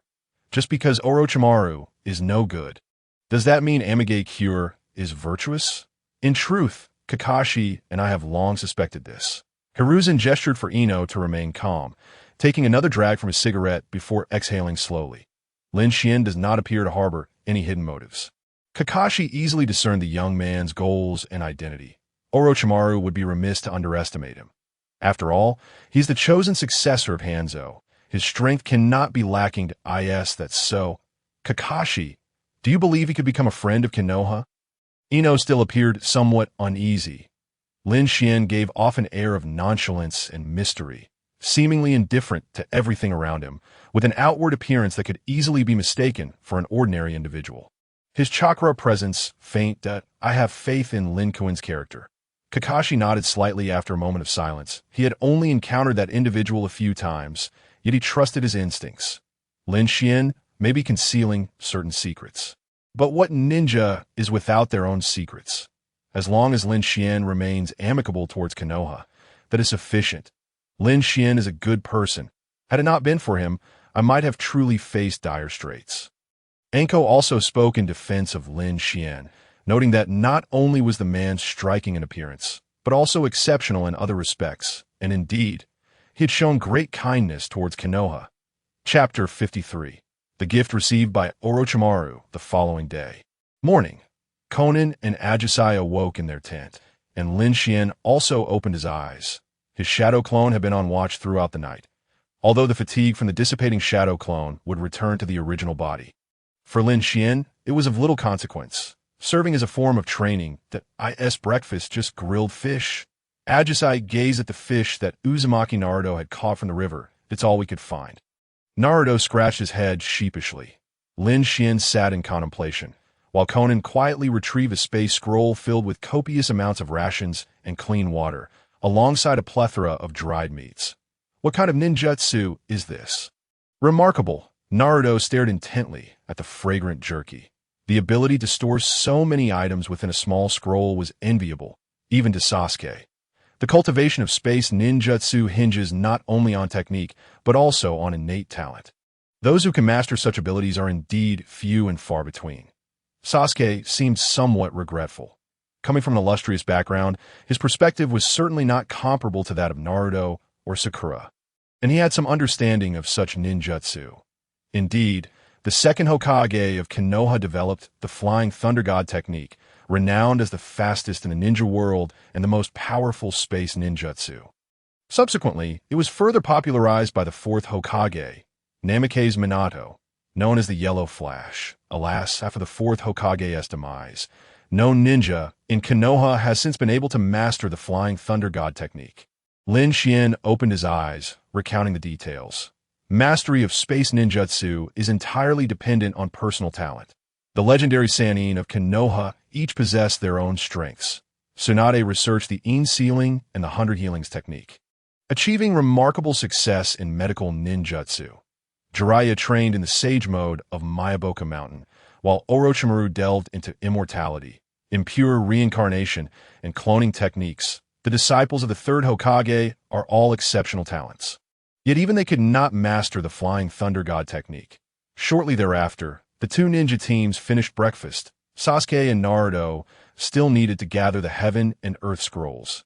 In their pride, they refrained from seeking Lin Xuan's assistance, opting instead to rely on their own strength. After agreeing to meet at this location again that evening, the two teams parted ways, with the assistance of Conan's paper clones. Lin Xuan swiftly located his target. Yakushi Kabuto was not in a particularly pleasant mood today. He had met with Lord Orochimaru the previous night and discussed many matters regarding Lin Xuan. That man had even shown favoritism towards Uchiha Sasuke. Lord Orochimaru was displeased, and naturally, Kabuto was too. However, there was little he could do about it. That pervert, Kabuto, concealed himself in the shadow of a tree. Contemplating the Chunin exams and their plans for the destruction of Konoha, he had been an undercover agent in Konoha for many years, participating in numerous Chunin exams. Once Lord Orochimaru's plan succeeded, he would be able to return to serve him. Yet for some reason, Kabuto felt an incessant twitch in his left eyelid, an unease gnawed at him, as if something significant were about to transpire. Is there truly such a thing as an intuition when one is nearing death? Kabuto adjusted his glasses, observing the Amigakure team that had appeared before him.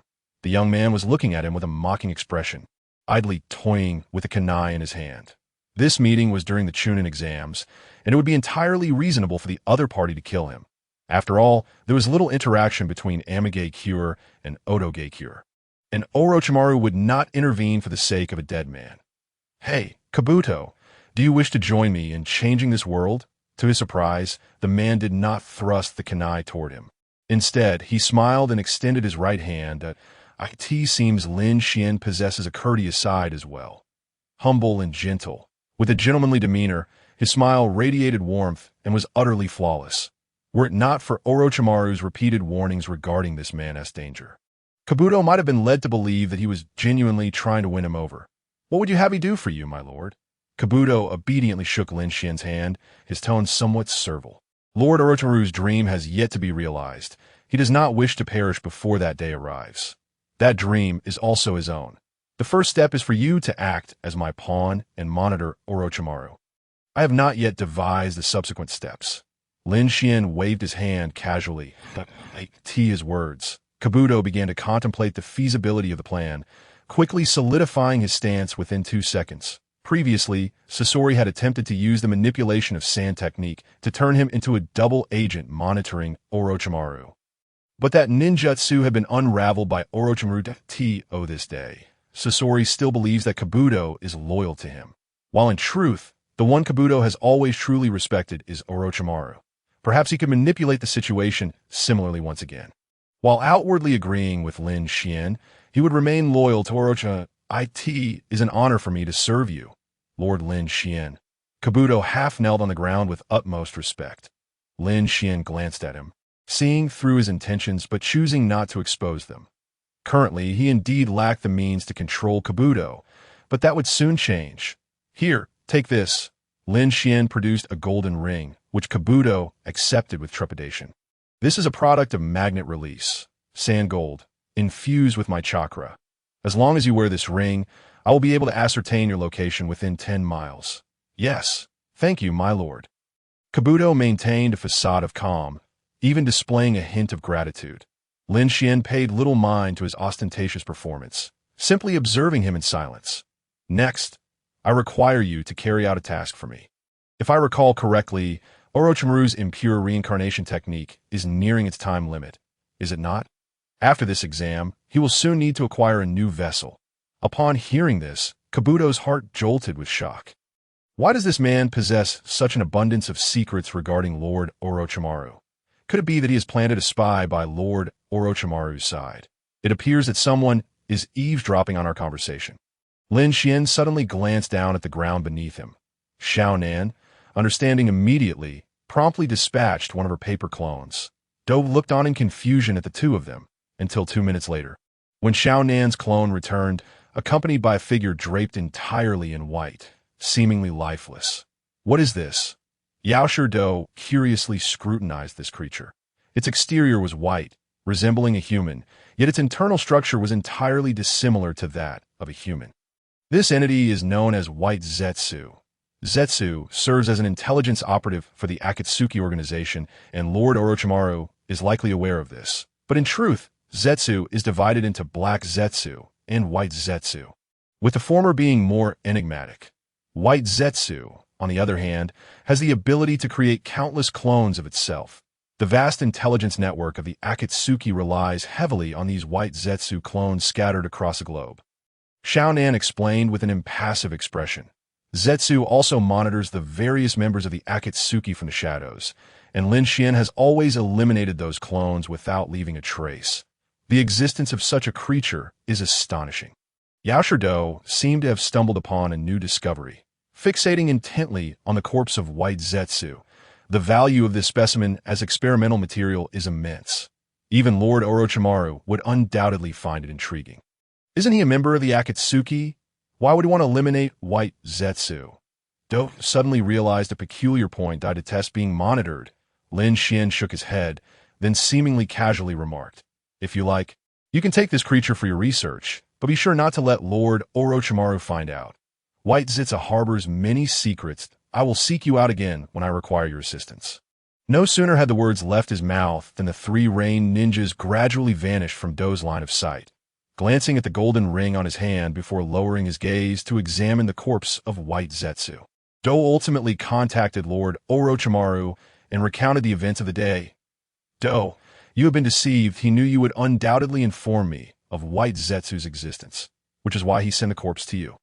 Lord Orochimaru chuckled upon hearing this.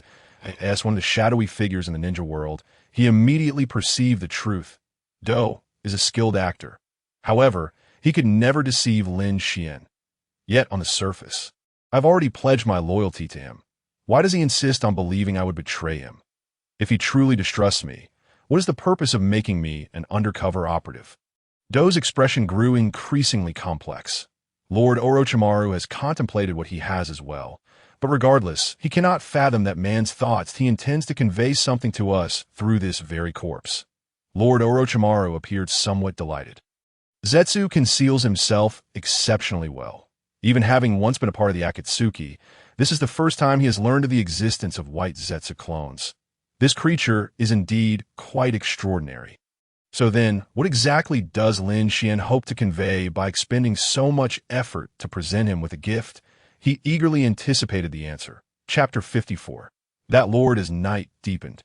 The campfire blazed once more, with two teams gathered around to enjoy their dinner. Who will keep watch with me tonight? Lin Xuan opted not to use a clone this time, that he intended to engage in a meaningful conversation with Naruto Uzumaki during the watch. Subtly planting a seed, he was willing to employ any means necessary to lead Naruto down a darker path. That I will do it. Naruto Uzumaki was indeed the first to raise his hand. He had been knocked unconscious by Lord Orochimaru yesterday, and still felt ashamed for having accomplished nothing.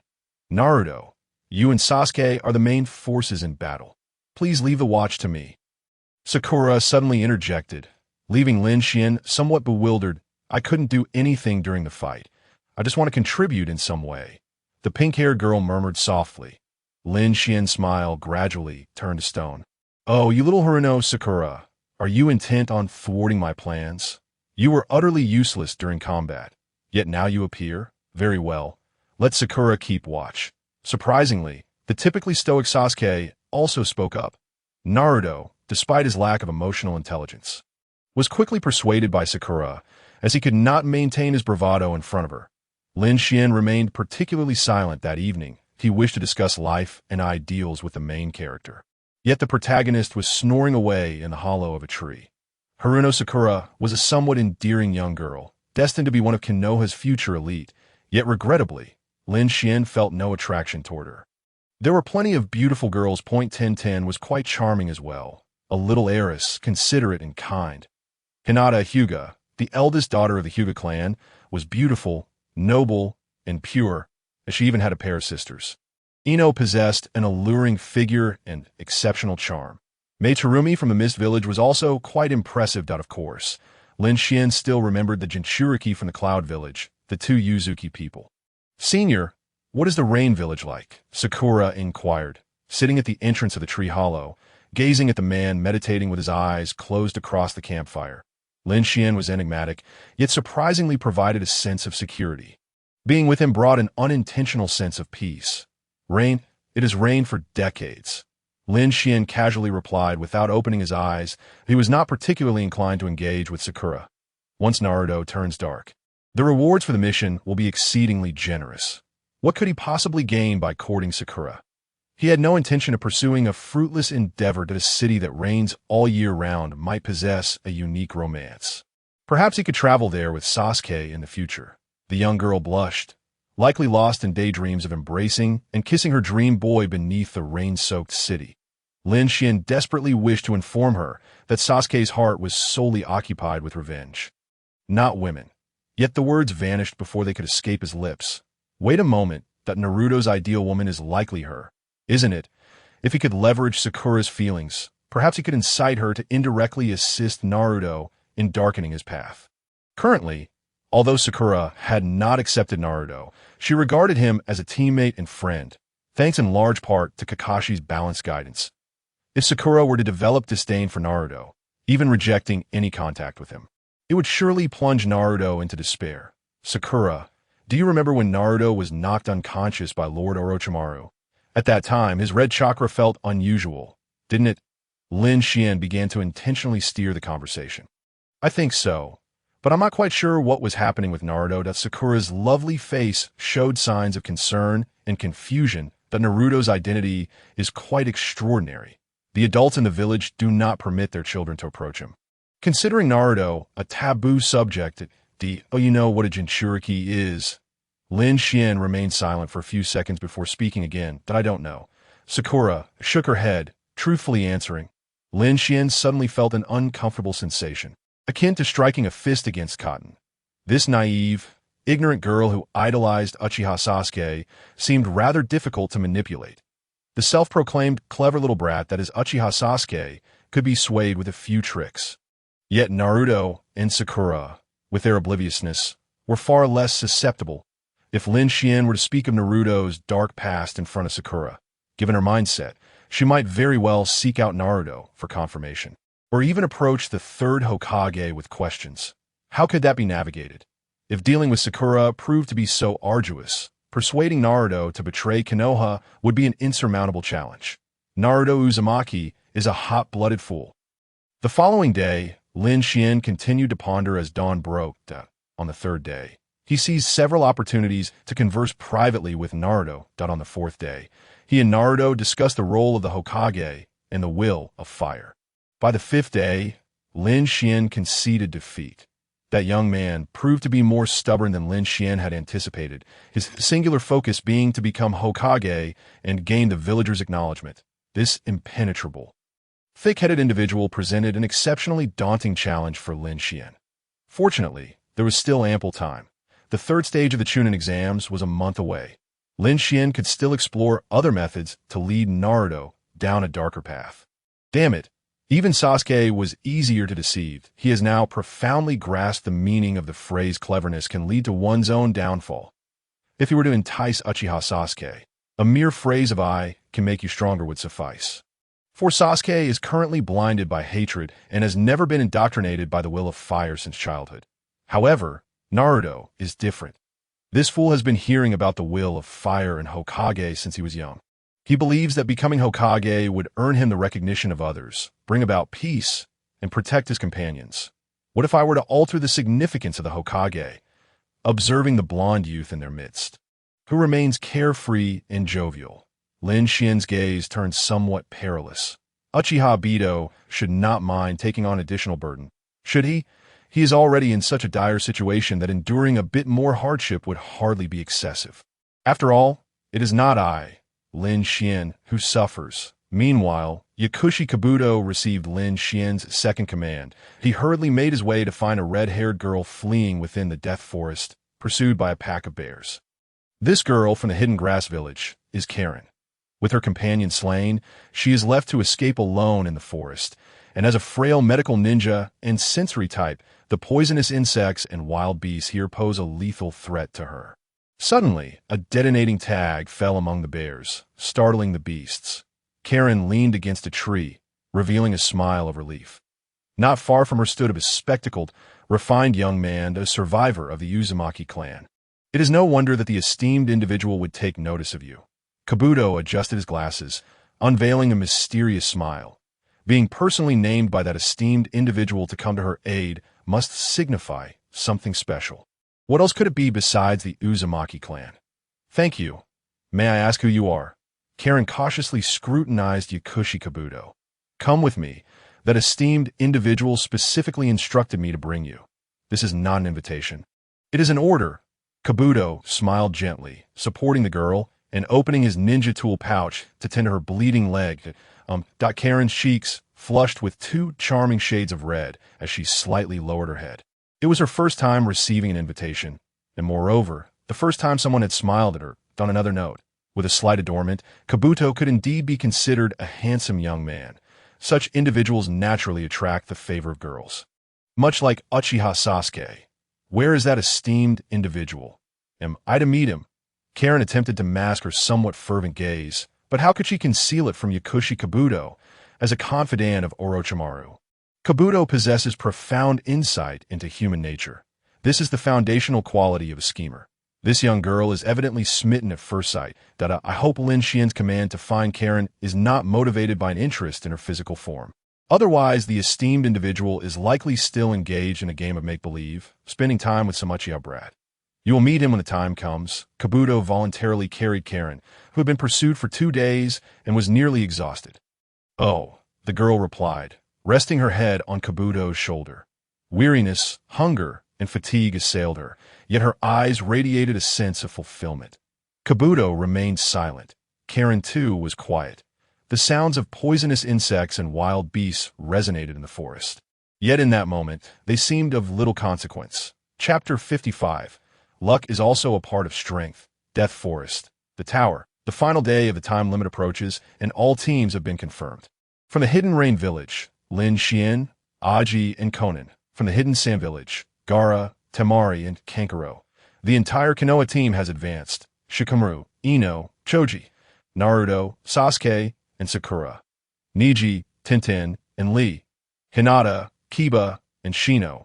With the eccentric Gaara providing protection, the Konoha youngsters, despite being bullied by Lin Xuan, have fortunately gathered their scrolls in the end.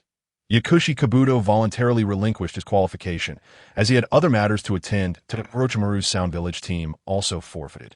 Since Lin Xuan is safeguarding Uchiha Sasuke, a mere handful of sound ninjas are hardly a threat. Cough cough. First, congratulations to all for passing the second assessment. Next, we shall proceed. A Konoha ninja stepped onto the main stage to announce the rules of the preliminary rounds. In past years, the number of successful participants have been in single digits, yet this year, it nearly reached 20. To prepare for the third round of the Chunin exams. The third Hokage swiftly decided to commence the preliminary rounds. In the final exam a month later, the feudal lord of the land of fire and nobles from various nations would attend as spectators, and the acting fifth Kazekage, Chiyo, would also be present. For various reasons, the number of participants must be limited to ten. By the way, Hinata Hyuga was severely injured during the exam. Even if she passes, she will have to forfeit the upcoming Chunin exam. The preliminary round format consists of one-on-one battles, allowing any means of combat. When one party falls, concedes, or perishes, the battle is deemed concluded. However, cough cough cough, should I determine that the outcome of a battle is glaringly evident, I will immediately halt the engagement to prevent unnecessary casualties. Moonlight Breeze explained the rules.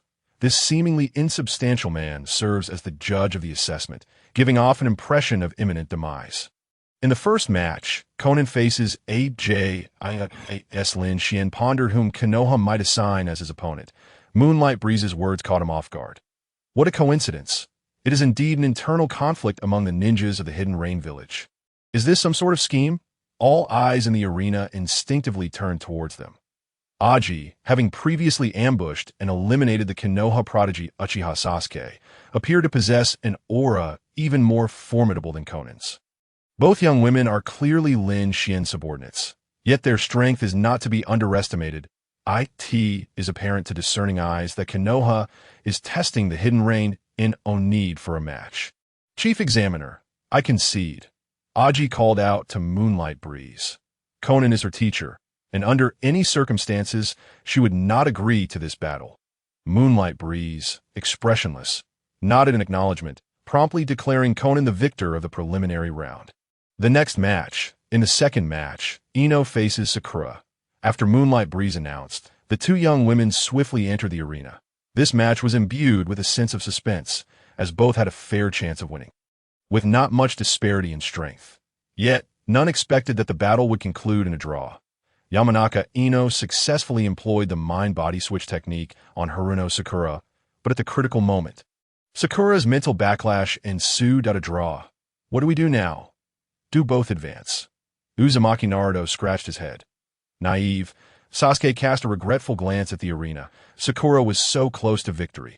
However, a draw signifies that neither young woman could advance.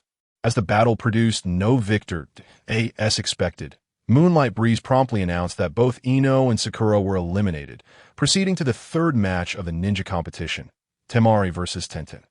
This match was overwhelmingly one-sided. Temari, skilled in wind-release techniques, perfectly countered Tenten's weaponry, and no matter how many tools were thrown, they were merely returned by the gale. Ultimately, Temari secured a clean victory in the fourth match. Uchiha Sasuke faced Nara Shikamaru. As soon as Moonlight Breeze's words fell, Nara Shikamaru promptly raised his hand, declaring his forfeit. Despite Sasuke often appearing to be on the receiving end of beatings, his actual strength is quite formidable, especially in comparison to Shikamaru. Moreover, Shikamaru is inherently lazy and unwilling to engage in a strenuous battle. After all, there will be future Chunin exams. In the fifth match, Kankuro faced Akimichi Choji. The puppet master from the Hidden Sand Village confronted the heir of Konoha's traditional noble clan. The outcome clearly demonstrated that Choji was ill-suited for solo combat. Faced with puppets armed with blades and poison, Kankuro calculated a few moves before incapacitating Choji with anesthesia, successfully advancing in the preliminary round. In the sixth match, Uzumaki Naruto versus Inuzuka Kiba. In earlier battles, Naruto had been thoroughly dominated. Even with the shadow clone technique, he could not best Kiba. Yet, in a moment of desperation, Naruto unleashed a forbidden technique, and an overwhelming stench filled the arena, instantly incapacitating Kiba, whose sense of smell is exponentially heightened. Naruto advanced to the preliminary round. In the seventh match, Lin Xuan faced Hyuga Niji. The moonlight and the swift winds herald the conclusion, and the competitors are now poised in the arena. On one side stands a cheerful young man with black hair from the Hidden Rain Village, while on the other is the prodigious member of the Hyuga clan from Konoha. This prodigy had been humiliated by Lin Xuan just days prior. Hey, are you ready to fight? Lin Xuan casually gestured an invitation to Niji. I forfeit. I refuse to fight. Niji Hyuga's eyes brimmed with fury as he begrudgingly declined the challenge. He had personally experienced that in human strength and speed, what would be the point of accepting the fight? It would merely result in another humiliation. Thus, the remaining genin were Shao Li, Shino, and Gaara. The final match was about to commence, with the unpaired genin advancing directly to the preliminaries. The world is indeed a curious place. Sakura Haruno and Ino Yamanaka exerted every ounce of strength, only to end in a draw, resulting in both of them failing to advance. Yet, some merely require a stroke of luck to progress. It's so unfair, Kakashi-sensei. Naruto Uzumaki protested on Sakura's behalf. In response, Sasuke cast a somewhat nuanced glance at Naruto. You dare speak of luck after having stunk Inuzuka Kiba into submission? Luck is undeniably a facet of a ninja's prowess, Kakashi remarked with a sidelong glance at Naruto. Meanwhile, the participant for the final match had been announced. Rock Lee versus Gaara, the student of my guy. a master of physical jutsu, versus the host of the One Tail from the hidden sand village. The thrill of a momentary power surge can be intoxicating, but tomorrow's reality awaits. Despite unleashing the sixth gate, Xiao Li was ultimately defeated by Gaara. Had Guy not intervened in time, he might have faced death at Gaara's hands. Undoubtedly, this was a spectacular battle, captivating to behold. Even Lin Xuan found delight in watching. Munching on 2 bags of chips. However, the price was steep. According to the preliminary diagnosis from the medical ninjas, that young man's future as a ninja might be irrevocably shattered. I've always said that youth is like a knock at the door, not a blaze, Lin Xuan observed quietly as Xiao Li was carried away. With the conclusion of the final match, the list of those advancing had been finalized, and the matchups were randomly assigned. Conan would face Naruto, Lin Xuan would duel Temari, Sasuke would clash with Gaara, and Shino would go against Kankuro a month later at the venue for the 3rd stage of the Chunin exams. The Genin had ample time to recuperate and even train specific jutsu tailored to their opponents, enhancing the competition's entertainment value. Behind the Chunin exams lies a vast gambling enterprise, where countless wealthy individuals and nobles place their bets, all under the tacit approval of the Hokage. Chapter 56. The Burning Youth. Vest exclusivity in hospital. Many ninjas came to visit Xiao Li, and upon hearing the circumstances, they fell into silence. Even Konoha's most skilled medical ninjas were at a loss. Perhaps only Lady Tsunade held a glimmer of hope for treating Xiao Li's injuries. If he could no longer be a ninja, it would be a devastating blow for Xiao Li. Niji Hyuga, too, fell into an uncommon silence. As a teammate of Xiao Li, he had fought alongside him numerous times, and a bond of camaraderie had inexplicably formed between them. The thought of that earnest, hard-working fool facing such misfortune made Niji's heart ache. He was painfully aware of Xiao Li's grim fate, which was perhaps even more tragic than his own. Yet, at least he was a naturally gifted genius, while Xiao Li had nothing. He had started from scratch, enduring grueling training, bearing over 200 pounds of weights in his daily life. After all his efforts, to end up in such a predicament was heartbreaking. Even a fox sheds a tear for a dead rabbit. How much more for a friend like Xiao Li? Is there truly no way to save Xiao Li? Guy-sensei, Niji's voice was heavy with despair. Perhaps Lady Tsunade could assist Xiao Li. Guy closed his eyes slowly. Xiao Li's left arm and leg had been shattered by Gaara's sand, and due to forcibly opening the 8th gate. His spine had also sustained significant damage. The medical ninjas of Konoha were helpless, merely suggesting they seek Lady Tsunade, one of the legendary Sannin. How could this happen? Sakura and the others despaired, particularly Sakura, whose emotions were complex. Xiao Li had once pursued her affections, yet she had not reciprocated. He was not her type, but he was a good ninja, polite and dedicated to training, and it was shocking to see him in such a tragic state. Can you treat such injuries? Ao Idri Monica winked at Lin Xuan, initiating the performance as per their plan. Since Lin Xian's identity had been exposed to Konoha, the leading Jainin, Ao Idri Monica, felt no hesitation in directly addressing Lin Xuan as Lord. It might be worth a try. After a moment's hesitation, Lin Xuan narrowed his eyes and nodded. Upon witnessing this, Kakashi and Might Guy both displayed expressions of elation. Don't rush. I can't guarantee 100% success. It's merely an attempt. Lin Xuan waved his hand, evading the embrace of the enthusiastic green-clad man. Guy seemed to realize his indiscretion and scratch his head, chuckling, "Then I shall entrust this to you. Regardless of the outcome, you shall always be my esteemed friend." Kakashi felt a twinge of doubt. This fellow is also proficient in medical ninjutsu. Given everyone's excitement, Kakashi could only suppress his doubts and watched as Lin Xuan entered Xiao Li's hospital room. Amid the quiet vigil of the gathered ninjas, Lin Xuan began assessing Xiao Li's condition. Kakashi's suspicions were entirely valid. Lin Xuan had no understanding of medical ninjutsu. However, what does saving a life have to do with medical training? The answer is that it has no relation at all. Since crossing over, Lin Xuan had acquired exceptional equipment, ample lifespan, and even learned jutsu he had once dismissed. Yet his greatest reliance had never changed, the blood coursing through his veins. Inherited from ancient deities, it bore the essence of the divine. That it is both the most potent poison and the finest elixir in the world. This divine blood had permanently reduced Lin Xian's lifespan by 90%.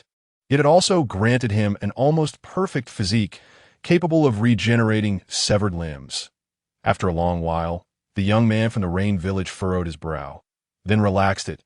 He alternated between contemplation and moments where his eyes sparkled with insight. "Senior, how is it? Is there hope for Xiao Li's injuries?" Niji Hyuga asked tremulously in a hushed tone. Preoccupied with thoughts of Xiao Li, he even addressed Lin Xian with a respectful term. Indeed, humans are fickle beings. Quickly forgetting their past humiliations, "Conan, how many blood ginseng do we have left?" Lin Xian disregarded Niji, calmly inquiring, seemingly pondering the medicinal formula that Conan's lips twitched. "What blood ginseng? I wasn't aware we had any. What on earth is my brother up to? Is it really that amusing to deceive the ninjas of Konoha?" 30 pieces, she casually reported a number. "What about the Tian Shan Snow Lotus?" Lin Xian inquired again, a hint of dissatisfaction flickering in his gaze. "Did you not see my brother engaged in significant matters? How could you simply state 30 pieces? That would make our herbs seem worthless, akin to street goods. Only 2 remain." Conan was not slow-witted and instantly grasped Lin Xian's intention. For the sake of the performance, she feigned a pained expression, as if the so-called Snow Lotus were an exceedingly precious item. "With the main materials gathered, you Konoha can surely provide the remaining ingredients. Correct?" Lin Xian fixed his gaze on Kakashi and Guy, his tone considerably more relaxed. "And oh problem. Whatever Konoha can offer, I would sacrifice my entire fortune to ensure Xiao Li's recovery." Guy readily agreed. Xiao Li was not only his student, but also regarded as his own child. Any sacrifice would be justified. Side quest, rekindled youth, task content. Heal Xiao Li's injuries sustained from opening the 6th gate. Task difficulty, average. Rewards, burning youth, vest exclusivity. Burning youth, vest exclusivity. Origin, derived dimension. Naruto, quality, precious green. Wearing conditions, none. Details, complete the side quest rekindled youth to obtain. Equipment attributes, soul 3. Equipment skill. The wearer will reignite the spirit of youth, awakening their innermost desires. Equipment rating, 114. Prepare these herbs according to the specified quantities and deliver them to me. I will brew the medicine by tomorrow morning. Leaving a note behind, Lin Xian departed the hospital room with Xiao Nan and Jianghua. The ninjas of Konoha exchanged glances, their expressions a mixture of concern and hope. Adhering to the notion of treating a dead horse as if it were alive, none were willing to concede defeat. Upon regaining consciousness, Xiao Li expressed his willingness to take the medicine. After all, who knew where Tsunade was at that moment? It seemed that she had not returned to Konoha for over a decade. Rather than waiting for an elusive hope, it was far more prudent to try the prescription Lin Xian had provided. This night descended upon Konoha in a hotel room. Jianghua pondered with a tinge of sorrow for the Konoha ninjas. "That prescription is a sham, isn't it? Goji berries, deer antlers, angelica, and jujubes." A mere glance was enough for her to discern the prescription's unreliability. "Are you making soup? What kind of prescription is this?" Lin Xian replied with a mysterious smile. Leisurely stating, "Of course, the prescription is fake. Ni-san. How do you plan to save Rock Lee?" "I don't recall you studying medicine over the years," Xiaonan said, a hint of discontent in her voice. It seemed her brother, in his pursuit of pleasure, had acted recklessly by agreeing to treat Xiao Li. "Call me Oni-chan, not Ni-san." Lin Xian playfully flicked his sister's forehead. Xiaonan puffed her cheeks in a display of grievance. "I'm not a child anymore." She pouted adorably, casting a wistful gaze at him. "Have faith in your brother. I'm the greatest medical ninja in the world, with just a drop of my blood. Any terminal illness can be cured," Lin Xian declared nonchalantly, ruffling Xiaonan's hair. The chakra interference disrupted her transformation technique, causing the 16-year-old girl to mature several-fold in an instant, her captivating visage slightly flushed. Drawing Lin Xian's gaze, "That's not a medical ninja. That's a walking feast." Lin Xian chuckled self-deprecatingly. As he drew out a kunai, a few drops of crimson liquid fell onto the potted plant on the table. The vibrant blossoms ignited into flames within mere seconds, the intense heat resembling the detonation of a miniature bomb, leaving only a trace of ash upon the soil. Jianghua and Xiao Nan suddenly grasped a question they had contemplated numerous times. Is Lin Xuan truly human? Chapter 57. Orochimaru seeks immortality. What about you? The following day, the medicine arrived. In truth, it could scarcely be called medicine. It was merely a concoction infused with a few drops of Lin Xuan's blood. Thank you, Senior, Shaoli declared, gazing resolutely at the bowl of dark liquid. Under the watchful eyes of Might Guy, Kakashi, and others, the ailing youth drank the mysterious liquid. An immense power coursed through his limbs, enveloping Shaoli in flames. Sweat poured from him, his skin reddening to the point of steaming, the entire experience akin to a rebirth through fired ha. Shaoli grimaced against the internal agony. However, through Niji Hyuga's Byakugan, a completely different sight unfolded. Shaoli's body was visibly healing at an astonishing rate. Congratulations, Shaoli, Lin Xuan beamed, waving at the boy. Side quest. Rekindled youth completed. The reward has been issued. That guy really is something, Uchiha Sasuke remarked, gazing at the rain-hidden ninja with newfound respect. Not only was he incredibly powerful, but he was also well-versed in medical arts. The senior is a good person. Indeed, exclaimed Uzumaki Naruto and Haruno Sakura. Both delighted, for Shaoli was also their comrade in Konoha. I shall never forget the senior's kindness to Shaoli. Even the typically proud Niji Hyuga lowered his head in gratitude. To be honest, he felt no remorse over Hinata's injury. He remained unaware of the truth behind his father's death. If you encounter any difficulties in the future, the proud azure beast of Konoha shall face death unflinchingly, Guy proclaimed, clasping his fists, overwhelmed with emotion. Thus, Lin Xuan was incessantly praised as a good person throughout the morning, receiving dozens of accolades, even reaching the ears of the Hokage and Kazekage. Yet, Lin Xuan merely smiled. Seemingly unfazed, he had gained enough from the charade, having ingrained his disguised identity into the hearts of many while accomplishing his tasks and earning rewards. That vest, equipped with substantial utility, particularly for specific individuals. At that moment, with a month remaining until the Chunin exam finals, the esteemed figure, Yakushi Kabuto, gazed at a floating grain of sand gold, murmuring to himself. He remained a Konoha ninja, his identity concealed for the time being, as he and Karen hid in an inconspicuous corner of Konoha Point 2 minutes later. A visitor arrived at Kabuto's modest quarters. In contrast to Kabuto's calm demeanor, Karen fidgeted nervously. Kabuto's cunning and shrewdness were the most formidable she had ever encountered. What sort of person could his superior be? Good afternoon. You too, would you care for some juice? A slightly languid yet magnetic voice resonated as an unremarkable man opened the door. He appeared to be a young man in his 20s, clad in a white short-sleeved shirt and black shorts, with neatly trimmed black hair and penetrating black eyes.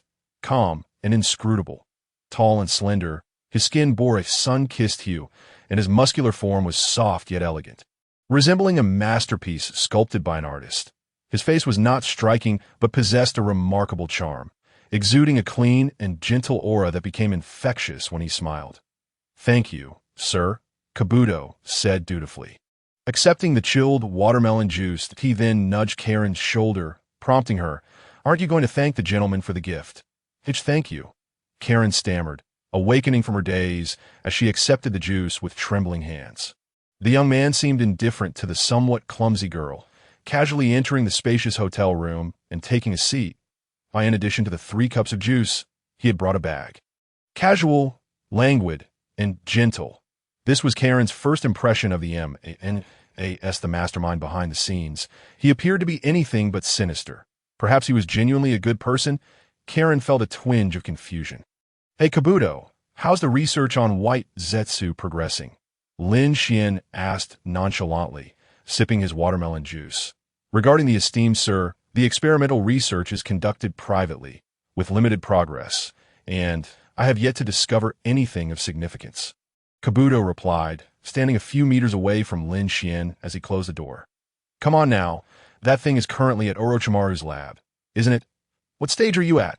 Lin Xuan continued to sip his juice, casually exposing Kabuto's disguise. Indeed, Kabuto realized that Lin Xuan had anticipated his betrayal from the very beginning. Why, then, had he sought him out? Kabuto fell into contemplation. The body of white zetsu displayed remarkable adaptability. seemingly capable of integrating into various bloodlines, making it an exceptionally unique organism. Orochimaru intends to reignite the wood release experiment. Observing Lin Xian's calm demeanor, Kabuto ultimately divulged part of his findings, that it seems you are not foolish. Lin Xian set down his juice, suddenly breaking into laughter. White Zetsu is, in fact, the most suitable vessel for reincarnation, capable of accepting various Kekkei Genkai, including the wood release represented by Hashirama's cells. Why gifting this to Orochimaru? He hopes to dissuade him from pursuing Uchiha Sasuke. Sasuke is a pawn he has set his sights on. Of course, in a certain sense, Orochimaru is also a piece on his chessboard. What does the esteemed sir wish for me to do? Kabuto mustered the courage to ask. If Lin Xian intended to kill him, he would have acted during their first encounter without needing to go around in circles to reach this point. Lin Xian glanced at Karen and then back at Kabuto. I desire your loyalty. Kabuto found himself at a loss for how to respond to such a query. Orochimaru was his guiding light. His dreams were intertwined with Orochimaru's. How could he possibly betray him? As time ticked away, cold sweat trickled down Kabuto's brow. If he were to confess that he could never pledge his allegiance to Lin Xian, would Lin Xian take his life on a whim? I understand your deep respect for Orochimaru, but what he can offer you, I assure you, is not beyond my capabilities. Noticing the unsightly expression on Yakushi Kabuto's face, Lin Xian took another sip of watermelon juice, a smile that was neither fully a smile nor a frown gracing her lips. Mortal flesh is but transient, with a lifespan of merely a few decades. Lord Orochimaru seeks immortality and truth. He yearns to know everything and to possess everything, aspiring to become a true deity. And I shall become Lord Orochimaru's witness. If I were to pledge my allegiance to you, what could you possibly offer me? Yakushi Kabuto inhaled deeply, his gaze suddenly earnest and sincere. Even a deceiver can have moments of honesty. A deceiver, after all, is still human. Lin Xian smirked disdainfully. Immortality? That holds little significance for me. Orochimaru desires eternity. What about you? What is it that you seek? Kabuto found himself momentarily stunned by the man's audacity. Adjusting his glasses with a hint of excitement, I wish for... Kabuto abruptly fell silent. He had always been a mere shadow of Orochimaru, if one were to erase that name from his life. He seemed but a blank sheet of paper. The youth's face suddenly drained of color, losing all semblance of vitality. In the distance, the expression on Karen's face grew complex as she silently listened to the exchange. Does even Kabuto possess such a side? The normally haughty visage appeared lost and sorrowful in this moment, his head bowed like a child caught in wrongdoing. Here, Kabuto, done the gift I've selected for you. Lin Xian finally retrieved the item concealed within the bag, a grass-green vest adorned with bold red letters proclaiming Burning Youth, its aura steeped in youthful exuberance. Limited edition Burning Youth Vest. Chapter 58. The Inner Thoughts of Yakushi Kabuto.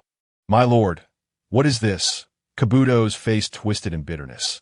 This peculiar garment, presented without warning, was it a deliberate jest at his expense? Truly, this lord possesses a cruel sense of humor. You shall know once you wear it. Lin Xian replied mysteriously, shaking his head. This piece of equipment can be deemed useless or may very well be a divine artifact. Its basic attribute merely enhances one's soul by 3 points. Yet it possesses the power to unveil the wearer's innermost desires, guiding them towards their truest longings. That Sasuke's dream is to slay his brother, that Naruto's aspiration is to become Hokage, Sakura's dream is to marry Sasuke. Cough. For some, this equipment holds no value, as they are not in a state of confusion. However, for Yakushi Kabuto, this item could influence him, revealing what the true Kabuto yearns for after the name Orochimaru is stripped away. This equipment could provide him with the answer: silence. After a few moments of stillness, under the watchful eyes of Lin Xian and Karen, Kabuto removed his outer garment and donned the peculiar vest Lin Xian had given him. The instant he slipped into the bizarre green vest, something deep within his mind shattered. Memories, long sealed away, resurfaced after many years. Tears streamed down the youth's face, dampening his glasses, during the Third Shinobi World War. Kabuto, unaware of his parents or his own name, was taken in by Yakushi Nanu, the head of the Konoha orphanage. From a young age, Kabuto displayed remarkable intelligence, but due to poor eyesight, the headmistress gifted him her own glasses while he learned medical ninjutsu. In an encounter while assisting Konoha ninjas with their injuries, Kabuto first met Orochimaru, who recognized his talent. Later, Shimura Danzo, along with Orochimaru and a member of the Aburame clan, appeared at the orphanage, threatening the headmistress, known as the Wandering Shrine Maiden in the Intelligence Division, to conduct long-term reconnaissance on the Stone Village to ascertain whether they were formulating a large-scale military operation. Upon noticing Kabuto eavesdropping from the window, Danzo asserted the need for children to become Konoha ninjas to replace those who had sacrificed themselves for this intelligence, successfully recruiting Kabuto under the pretense of financial support. From that moment on, Kabuto was trained as a ninja spy, gathering intelligence from the villages of the Cloud, Mist, Sand, and Stone Point 5 years later. While stationed in the Stone Village, Kabuto made a critical error that led to an ambush. Facing an enemy ninja who turned out to be the headmistress herself. Attempting to call out to her, he was met with her unrecognizing gaze as she lay on the brink of death. And soon he was forced to retreat by other enemy ninjas. Lost and bewildered, Kabuto found himself by the riverside, pondering why the most significant person in his life had forgotten him. That it was then that he encountered Orochimaru, who revealed the painful truth. Danzo, the moment Kabuto left the orphanage, had informed the headmistress that Kabuto had willingly sacrificed himself for their financial aid by joining Root. At her request, Danzo declared that if a certain person were to be killed, Kabuto would be freed, that person being the true Kabuto himself. That it turned out that Danzo had intentionally kept them apart to prevent their meeting, leaving the headmistress to rely on photographs to track Kabuto's growth and safety. However, the photographs had been swapped midway through, leading the unsuspecting headmistress to kill the very Kabuto she believed to be a double agent trying to rescue. Orochimaru had been ordered to eliminate both Kabuto and the headmistress, but, intrigued by Kabuto's abilities, hesitated to carry out the task. Upon learning the truth, Kabuto resolved to accept Orochimaru's invitation to join the Sound Village, unbound by any nation, and return to Konoha under the fabricated identity Orochimaru had created for him. Headmistress, do not die. Headmistress, it is I, Kabuto. Danzo deceived you. I am Yakushi Kabuto. Headmistress, the youth trembled, curled upon the ground.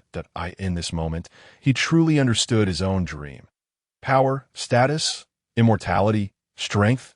No, he desired nothing of the sort. He simply wished for the peaceful and tranquil life he once knew. To see the headmistress, who had long departed from this world, brought back to life. Watching this scene unfold, Karen felt a twinge of concern, yet dared not voice her thoughts. Mr. Kabuto, do you now comprehend what it is you truly desire? Lin Xuan looked down upon the youth, who lay prostrate on the ground, tears streaming down his face. At this moment, Kabuto resembled a lifeless fish. My lord, can you truly bring the headmistress back to life? In the truest sense, not through the impure world reincarnation. A glimmer of hope ignited in Kabuto's eyes. An inexplicable force compelled him to rise. He cared not for the strange garment upon him. His gaze fervently fixed on the figure before him, as if Lin Xuan were an omniscient deity. Why did Kabuto deliberately mention impure world reincarnation? The answer is simple. The technique requires a living person as a sacrifice, allowing the soul of a deceased individual to inhabit another's body, enveloped in the earth soil, to resemble the deceased in life. Such forbidden techniques are a desecration of the deceased soul and, in a strict sense, do not constitute true resurrection. This time, it was Lin Xuan who fell silent. True resurrection techniques do exist in this world. Chiyo of the Sand Village has mastered the art of life transfer, which entails preserving the deceased's body intact and exchanging one life for another to bring the deceased back. However, this method is clearly unfeasible, as Yakushi Nanayu does not possess a complete body preserved to this day. Excluding impure world reincarnation, the only remaining option is the outer path. Samsara technique. To activate that technique requires the Rinnegan and demands the life of the user as a sacrifice, something Lin Xuan is currently unable to achieve. True resurrection techniques necessitate the Rinnegan. You must bide your time, that if you remain loyal to me, I assure you I will resurrect the headmistress. In the end, Lin Xuan bestowed upon Kabuto a promise. Uchihamadara shall eventually be revived, and at that time, adding one more name to the list would be trivial. Yakushi Kabuto swore an oath to serve the Lord for life. Flames of fervor ignited within the youth's eyes. At that moment, he discovered his life's purpose. He was not merely Orochimaru's shadow. He is Yakushi Kabuto. I will bring back the headmistress and live a peaceful life with her, and I shall slay that Shimura Danzo. Kabuto clenched his fists, brimming with unbridled passion. In this moment, a shadow of youthful vigor seemed to manifest behind him, a legacy of the spirit of youth. Now, return the vest to me. This item is indeed a divine artifact. Lin Xuan smiled. This item could aid him in recruiting many subordinates in the future. It must not be carelessly given away. Yes, my lord. Kabuto respectfully returned the equipment. With a newfound life goal, he would no longer follow Orochimaru. His true superior would be only Lin Xuan. You shall remain by Orochimaru's side to monitor him. Contact me only when important matters arise. As for Danzo, you can use the pretext of negotiating with Orochimaru to reach him. Settle the meeting place, and then come find me. He possesses something I desire, and I would be more than willing to assist you in avenging Danzo. Lin Xuan finished the last sip of his juice and casually discarded the empty cup. He vividly recalled how Danzo had conspired with Hanzo the Salamander to nearly annihilate the original Akatsuki. This incident was etched firmly in his memory. For the sake of Conan, he would ensure that Danzo experienced a fate worse than death, making him regret ever coming into this world. Amidst the respectful gazes of Toby and Karen, the young man strolled briskly down the streets of Konoha. The sunlight outside was warm, and a gentle breeze danced through his hair. It was a perfect day for couples to go on a date. Karen, forget everything you've seen and heard today. Understood. Chapter 59. The Affairs of the Learned. Could this be called peeping? With the tools of manipulation at his disposal. Lin Xuan felt elated, humming a cheerful tune as he contemplated how to induce a dark transformation in the protagonist. Naruto, he had long been prepared for this task. While he could not persuade Naruto, he could lead him to willingly choose to betray the village. Once Naruto became thoroughly disillusioned with Konoha, he would naturally be reluctant to continue as a ninja of the village. Did he not aspire to become Hokage? Very well, Lin Xuan would reveal to Naruto what being Hokage truly entailed and the multitude of sordid, unspeakable secrets hidden beneath it. And no matter what Sarutobi Hiruzen had done or failed to do, tarnishing his reputation would suffice. When Naruto discovered that his dreams had turned into a farce, realizing he had been used, scorned, and despised by the village since childhood, an elaborate conspiracy where even his parents had fallen victim to the villagers, would he still remain in Konoha? At that point, Lin Xuan would merely beckon with a finger, and Naruto joining Akatsuki would be a foregone conclusion. Konoha. Ichiraka Ramen. As Lin Xuan casually passed by, he was suddenly intercepted by an elderly man and a young boy. What a coincidence, Lin Xuan.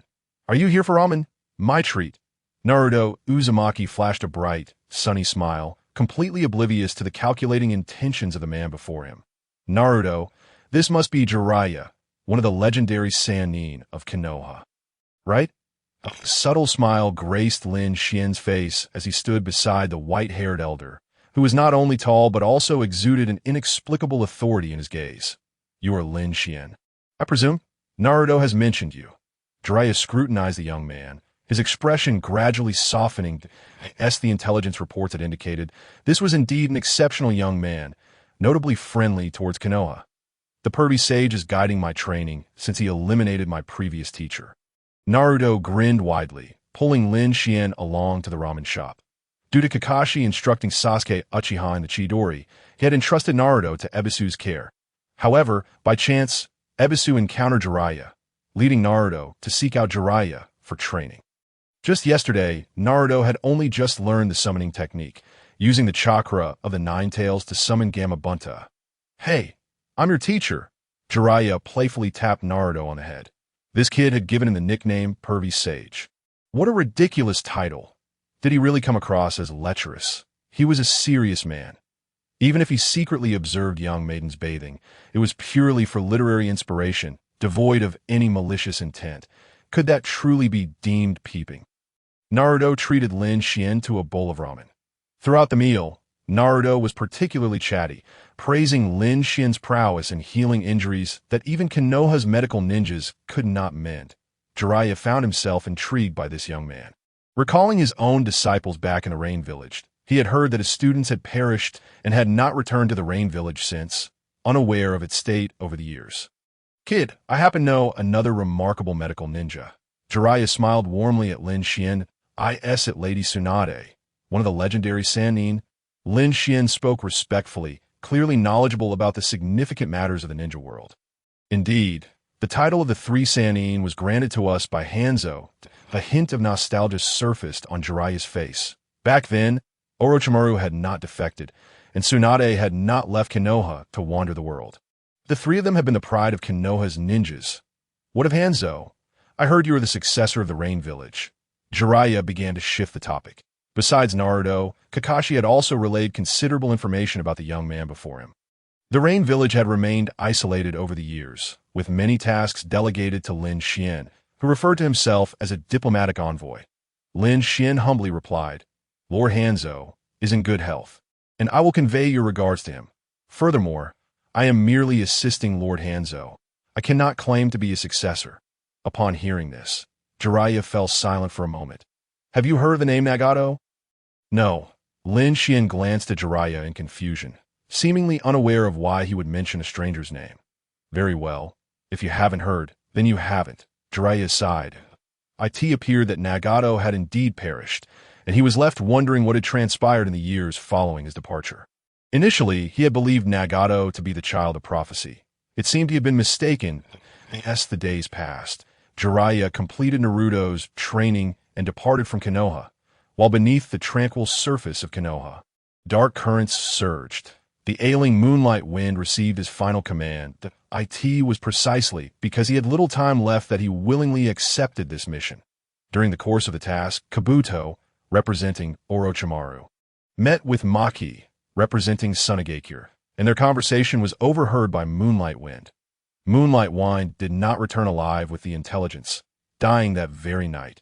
His body was discovered the following day by Konoha's Umbu. Another sorrowful woman emerged in the world. His girlfriend, Yuzuki Yugao, of course. Lin Xuan remained indifferent to this. He was currently finalizing the execution plan with Kabuto, intending to lead Naruto Uzumaki down a dark path.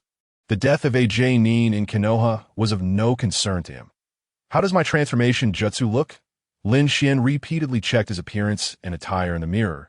He had transformed into Uchiha Bido, donned in the orange vortex cloak of the Akatsuki, while Kabuto had taken on the guise of the third Hokage, Sarutobi Hiruzen. Did Uchiha Bido have any relation to Sarutobi Hiruzen? None, but they wouldn't mind carrying an additional burden. Would they? Have you memorized the lines? Lin Xuan's eyes glinted with mischief as he even mimicked a Bido's Sharingan. Yes, I've memorized everything and guarantee there will be no mistakes. That I'm just a bit puzzled as to why you care so much about a naive Jinchuriki like Naruto. Wouldn't it be simpler to just abduct him? Kabuto repeatedly checked his disguise while voicing his query. Lin Xuan's strength was more than sufficient to forcibly capture Naruto. This approach seemed somewhat superfluous. No, I must ensure that Naruto Uzumaki chooses to betray Konoha of his own volition. Only then will he trust me completely. After all, it will be me who graciously accepts him as a defector. Guiding him towards the right path, in this narrative, I will assume the role of the good guy. Lin Xuan's expression turned enigmatic as he chuckled softly and shook his head. Naruto may be foolish, but his potential is no less than that of Sasuke Uchiha. He is a tool worth cultivating. Your foresight is commendable, my lord. Kabuto chuckled, realizing Lin Xuan's intent. If it would forcibly take Naruto. Even if the latter ultimately succumbed to darkness, he would not feel gratitude towards Lin Xuan. But what if Naruto willingly betrayed the village and was saved by Lin Xuan in his moment of despair? That would yield an entirely different result. Naruto Uzumaki's potential far exceeds your imagination. Do not underestimate anyone, Kabuto. Lin Xuan pushed up his mask, his sinister voice echoing in the darkness. Yes, my lord. Kabuto, disguised as Sarutobi Hiruzen, placed a pipe in his mouth. As the smoke billowed, the two figures vanished without a trace. Chapter 60. The truth of the past unveiled. Deep into the night, The moon hung full and bright. There were no Ombu monitoring near Naruto's home, allowing Lin Xuan and Kabuto to approach with ease. The golden-haired youth lay in bed, on the verge of slumber, when he heard footsteps approaching. What is the situation? The third Hokage, in the guise of Do, suddenly spoke that Naruto's body trembled, taken aback by the unexpected presence of the Hokage at his window in the dead of night. Fear not. Hokage-sama, my Sharingan perceives clearly. Uzumaki Naruto is fast asleep. The tone of Uchiha Obito, disguised as Lin Xuan, was audacious. Naruto cautiously opened a sliver of his eyelids, only to behold Sarutobi Hiruzen, draped in a ceremonial robe, engaged in conversation with a masked man, whose eyes bore the unmistakable Sharingan, identical to Sasuke's, but the Uchiha clan had been exterminated, had they not? Why would the Hokage converse with one of their kind at such an hour? Naruto promptly shut his eyes again, feigning deep slumber while maintaining steady breaths. While hopeless fool Naruto was unable to harness the power of the Nine Tails after all these years, he was, without a doubt, a useless Jinchuriki. Uchiha Obito scoffed, his disdain palpable, and Naruto's anger flared, yearning to leap up and strike down the masked man. Yet swiftly his fury morphed into shock, sorrow, and confusion. Perhaps he was indeed a failure. The village had no suitable vessel to replace him. To his dismay, Sarutobi Hiruzen had acquiesced to the masked man's assertions. The gentle and kind Hokage, why would he treat himself so? Naruto could not fathom it. For years, I have dispatched Ombu to monitor this brat. Though he shows no signs of rebellion, he also lacks any talent to control the tailed beast. I had initially instructed you to incite chaos, to eliminate the fourth Hokage and his wife, sacrificing numerous shinobi in the process. Yet this Jinchuriki has proven so inept. Sarutobi's voice was cold and harsh. The fourth Hokage could never have imagined that it was the third Hokage who set me in motion. Without the support from within Konoha, how could I have successfully located Kushina's birthing place and instigated the Nine Tails rampage? That fool Minato died oblivious to the truth, sacrificing his life to seal the Nine Tails within his son, while his offspring remains a pawn for our use, 12 years old and yet unaware of his true parentage. Uchiha Obito laughed maniacally. The initial plan had been flawlessly executed, yet he had miscalculated. Naruto possessed Kushina's bloodline, but lacked the innate ability to control the Nine Tails, leaving Konoha's gains insufficient to offset its losses. Sarutobi sighed deeply. At least the current Nine Tails Jinchuriki is loyal to the Hokage. Is that not enough? The masked man remarked without restraint. Pretending to be asleep, Naruto's tears had long since soaked his pillow, yet he remained motionless. Even his breathing must remain steady. There are myriad jutsu capable of erasing memories through brainwashing.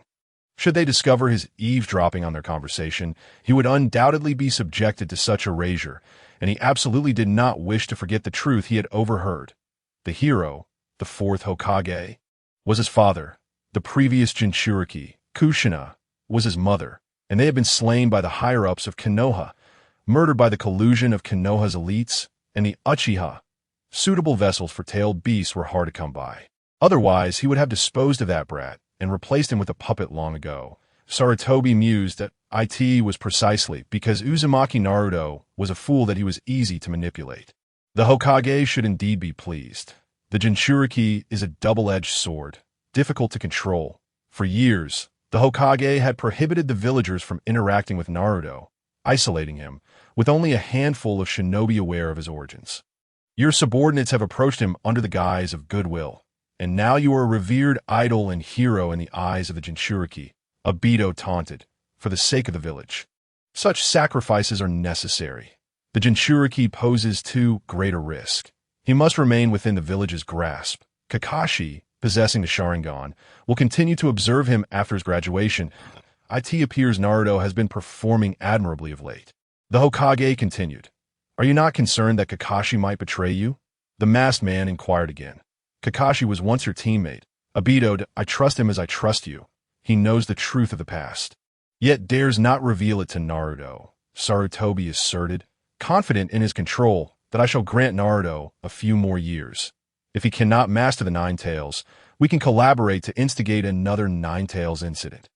With control over the Nine Tails, Konoha can reclaim its status as the foremost shinobi village, the Hokage added. Delighted to cooperate, Hokage-sama. As compensation for Konoha's protection over the years, I shall assist you in identifying exceptional vessels. Obito's voice brimmed with arrogance. Indeed, the world believes him to be a drowning dog, reviled by all, yet he sleeps soundly and eats well, and even if he falters, the Hokage shields him. Why should such a person not revel in arrogance? The Chunin exams are approaching. During this time, you must remain compliant. Last time, you instigated a civil war in the Land of Rain. Should you cause trouble again, I cannot assist you, the Hokage commanded before departing. The night outside soon fell silent. Just as Naruto awaited the masked man's departure, that voice rang out once more. Brat, I know you are not asleep. But you naively believe the Sharingan cannot discern whether a person is awake or not. Uchiha Obito sneered as he pushed open the window. You bastard. Naruto, tears streaming down his face, could no longer restrain himself and leapt from his bed. The chaotic chakra within him seemed poised to unleash the Nine Tails. His eyes transforming into blood-red slits, his dreams, his life, his hopes, all shattered this night. His past efforts and love for the village have become the most ludicrous of jokes.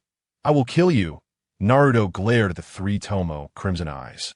Consumed by rage, the murderer of his parents stood before him. You should be grateful to me. Had I not arranged for the Hokage to converse with me here tonight, you would never learn the truth. Obito's expression remained indifferent, unfazed by the enraged youth before him. Join me, in my eyes. The third Hokage and Konoha hold far less value than you. That old fool is merely a self-righteous imbecile. Only he would deem you a failure. Under my command, I can grant you strength and aid you in your vengeance. The masked man extended a hand in Naruto's eyes. This Uchiha man was both detestable and laughable. Did he truly believe that revealing such truths would compel him to join his cause? No matter what, he was the very one responsible for his parents' demise. Even if he had been acting under the orders of the third Hokage. Get lost. I will not cooperate with you. I will personally kill you. Naruto roared, his veins bulging in fury. You will seek me out, for it is fate. Naruto, only I can provide you with the power of vengeance in this world. No matter how much you despise me. The masked man's figure faded into the night. The moon hung full in the sky, a cool breeze wafted through the window, yet it could not stir even a flicker of emotion from the boy's rigid visage. His heart was 1,000-fold colder than the wind, destined for sleeplessness. Chapter 61. The enduring choice of Naruto in the ceiling space. Naruto's spirit reemerged, gazing at the blood-red-haired Nine-Tails fox. You are called the Nine-Tails. Correct? You desire my body. The boy emanated a dark aura, clearly engulfed by negative emotions. Having lost all semblance of reason, he fixed his gaze upon the colossal entity sealed within him. Only the Nine Tails could grant him power. Interesting. Little brat, if you surrender your body to me, I promise to help you exact revenge on those fools. The Nine Tails coaxed, exuding calmness and confidence in its tone. While it was uncertain about killing the third Hokage and Obito, its immediate priority was to seize control of Naruto's body, thus creating a possibility for breaking the seal, as for the conversation between Obito and the third Hokage. The Nine Tails was also taken aback. 12 years prior, it had indeed been that masked man who orchestrated the Nine Tails rampage, sealed within Kushina. Yet it was unexpected to discover the involvement of the third Hokage behind the scenes. Indeed, humanity is a foolish species. Little brat, what do you wish to do? As long as you relinquish your body to me, there are few in this world who can stand against us. The Nine Tails exuded an air of confidence, resembling an elder brother protecting a bullied younger sibling. Apart from the rare and formidable figures of Madara and Hashirama, the vast majority of ninjas appeared utterly insignificant in the eyes of the Nine Tails. Save for the despicable and shameless Uchiha clan, which it found particularly loathsome. Its first step was to lure Naruto into a descent into darkness, subsequently coaxing him to continuously utilize its chakra, thereby corroding the seal. Once the seal weakened to a certain extent, it would herald the Nine Tails' resurgence. Naruto did not respond immediately to the Nine Tails. Instead, The dark aura enveloping him thickened, and even the pupils of his spiritual manifestation turned entirely black. His expression devoid of any emotion, a stark contrast to his former sunny demeanor. Remaining in Konoha was no longer an option. The Hokage did not embody light and justice. In fact, the third Hokage himself was nothing more than a dark, power-hungry old man. His earlier life had been marred by deception, with all blame resting on this village. The boy who once fervently declared his ambition to become Hokage was now merely a source of amusement to those ninjas. Even Kakashi had deceived him, concealing the truth while teaching him merely to monitor him and prevent any unforeseen incidents with the Nine Tails within. Sasuke, Sakura. At that moment, Naruto could only think of these two friends. Perhaps they were the only ones in Konoha he could truly trust. Even Irika's sensei. Could he also be an agent of the third Hokage? Nine Tails, how should I seek revenge? I long to slay them right now. Yet Naruto, filled with desolation and despair, wrestled with his thoughts. Since last night, he had battled insomnia, contemplating whether to storm the Hokage building and allow the Nine Tails to eliminate that wretched old man. But could he truly defeat him? If he were to perish, who would avenge his parents? Who would vindicate him? The thought of the hypocrites in Konoha thriving while he suffered filled Naruto with rage. You humans have a saying, don't you? A gentleman's revenge is never too late. The more anxious you become, the more your enemies revel in delight. Due to the seal, even if you agree to accept my chakra, you won't gain complete power. Now is not the time to strike Konoha. Find an opportunity to defect. In the future, when you possess strength, we can destroy Konoha at any moment. The Nine Tails understood that Naruto was currently relying on it and quickly devised a plan. Regardless of how events unfolded, as long as Naruto succumbed to darkness, the chances of eroding the seal would greatly increase. As for Naruto's troubles, the Nine Tails harbored a deep-seated disdain for the ninjas of Konoha. It would gladly present this village with a super-tailed beast bomb. The last one had been thwarted by Minato, who would stand in the way this time. Naruto fell into silence, his face reflecting a hint of reluctance. Was he truly to abandon everything and defect like this? Knowing the truth, yet still unable to strike against his enemies, was an excruciating and suffocating feeling. Something significant was bound to occur on the day of the Chunin exams. At that time, I will provide you with chakra, enabling you to create chaos, but you must swiftly escape Konoha afterward. The Nine Tails pondered for a moment before offering Naruto a hint. Although it resided within Naruto, it remained acutely aware of external events. Naruto was oblivious to the true extent of Orochimaru's danger, nor did he grasp the animosity between Orochimaru and the third Hokage. The appearance of that rogue ninja in Konoha signified something ominous. Orochimaru's visit to Konoha was certainly not a gesture of goodwill. He sought to kill, and his target was none other than the third Hokage, Hiruzen Tsurutobi. Seizing that opportunity, Naruto could maneuver within Konoha's chaos and vent his frustrations. However, he must not linger, for the Nine Tails was well aware of Orochimaru's capabilities. That individual could only sow discord, incapable of annihilating all the ninjas of Konoha, especially with the likes of hate from Amage Cure.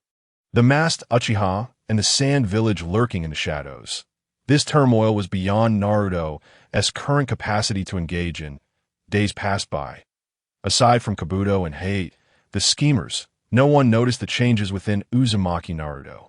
Kakashi was preoccupied teaching Sasuke the Chidori, currently absent from Konoha. Jiraiya had long since departed to gather materials for his novel after instructing Naruto in the summoning technique. And as for Sakura, that young girl had always shown little concern for Naruto. How could she possibly notice that he had not trained during these days, remaining cooped up at home? In truth, Hate was similarly indifferent. Even for the sake of revenge, Naruto would choose to endure, opting for the path of defection. The darkened Naruto still lacked sufficient strength, so he felt no concern that Naruto might take any reckless actions. Even if Naruto wished for death, the Nine Tails had no desire to perish to an Aichon. Can we ensure a successful kill? In a hotel room, Conan displayed a hint of worried to reassure her sister. Hate would almost always elaborate on the capabilities of their mission targets, especially when the enemy was an elite ninja. Shimura Danzo had once collaborated with Orochimaru, having implanted an arm composed of Hashirama cells. Due to the terrifying corrosive properties of Hashirama's cells, this arm, filled with Sharingan, was usually sealed, only to be unsealed during critical battles. With those Sharingan, Danzo could unleash a forbidden technique known as Izanagi. This technique could only be employed by those possessing both Senju and Uchiha powers, meaning Danzo effectively had several lives to spare. Yet this was not Danzo's greatest trump card. His right eye was the Manjiki Sharingan he had stolen from Uchiha Shursui, which housed the most formidable ultimate illusion, Kodoame Tsukumi. This Jinjutsu could alter human memories and will, theoretically rendering it an invincible ninjutsu. Its only drawback was the substantial cooldown period, requiring at least 10 years before it could be initiated again. As Danzo's most deeply concealed card, he had kept Kodoame Tsukumi hidden, only to be activated in dire circumstances. This was precisely what troubled Konan.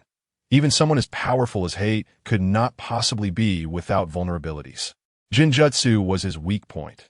Kodoame Tsukumi was arguably the most powerful Jinjutsu in the world.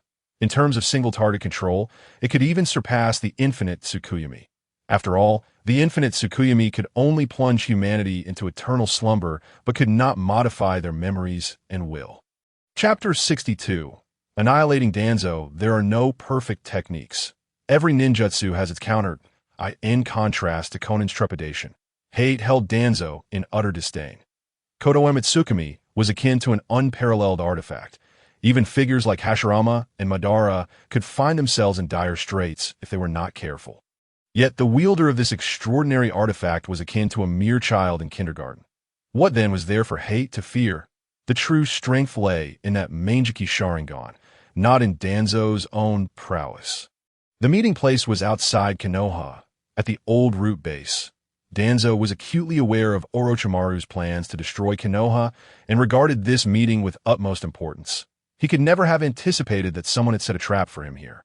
Hate provided a few more instructions. Kabuto was a crucial confidant of Orochimaru, and Danzo was well aware of his identity, which rendered him incapable of suspecting any trickery in this meeting at Konoha, an underground base outside the village. This was a place once abandoned by the Roots, occasionally serving as a rendezvous point for Danzo and certain individuals. Tonight, Danzo's mood was somewhat peculiar. He understood Orochimaru's plan better than anyone else. In fact, he had facilitated communication between Orochimaru and Chiyo, aiding both parties in completing this collaboration. The Sand Village aimed to weaken Konoha. Orochimaru was more than happy to rid himself of his master. Danzo's goal was the Hokage. Each party sought their own gain, and everyone envisioned a bright future.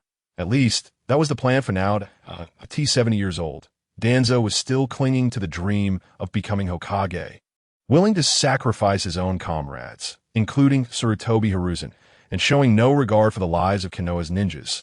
The Roots remained indifferent during the Nine Tails rampage that night, and naturally, they would not act now. Targeting the third Hokage, Danzo was overjoyed. Where is Orochimaru? Danzo snapped back to reality from his reverie. The designated time had arrived at 1 o'clock in the morning, yet the other party had yet to make an appearance. Orochimaru was not the type to be late. Where is he? Danzo squinted his eyes, observing the guard stationed at the entrance of the secret chamber. Having frequently collaborated with Orochimaru, they often exchanged items of mutual desire, which led him to harbor little wariness towards the Sannin. After all, that man was solely preoccupied with forbidden techniques and would not strike without cause. Naturally, a guard was essential. The oil woman, Toku, was one of his distinguished subordinates cultivated within the Roots, serving as his personal protector. With a thud, the guard collapsed, rendered incapacitated. Yet the elder's thoughts were far removed from concern for his capable subordinate. A far graver threat loomed. When did he draw so near? Is he a specter? Danzo's pupils dilated in shock as he beheld his severed right arm. The assailant had ruthlessly gouged out his right eye and, utilizing a kunai imbued with wind-release ninjutsu, had sliced through his right arm. The arm, imbued with a dozen implanted Sharingan from Hashirama S cells, was lost. The Manjiki Sharingan, possessing the divine technique of the Kodoame Tsukumi, was gone. 4 years, Danzo had concealed these secrets from all. Yet his assailant seemed intimately acquainted with them.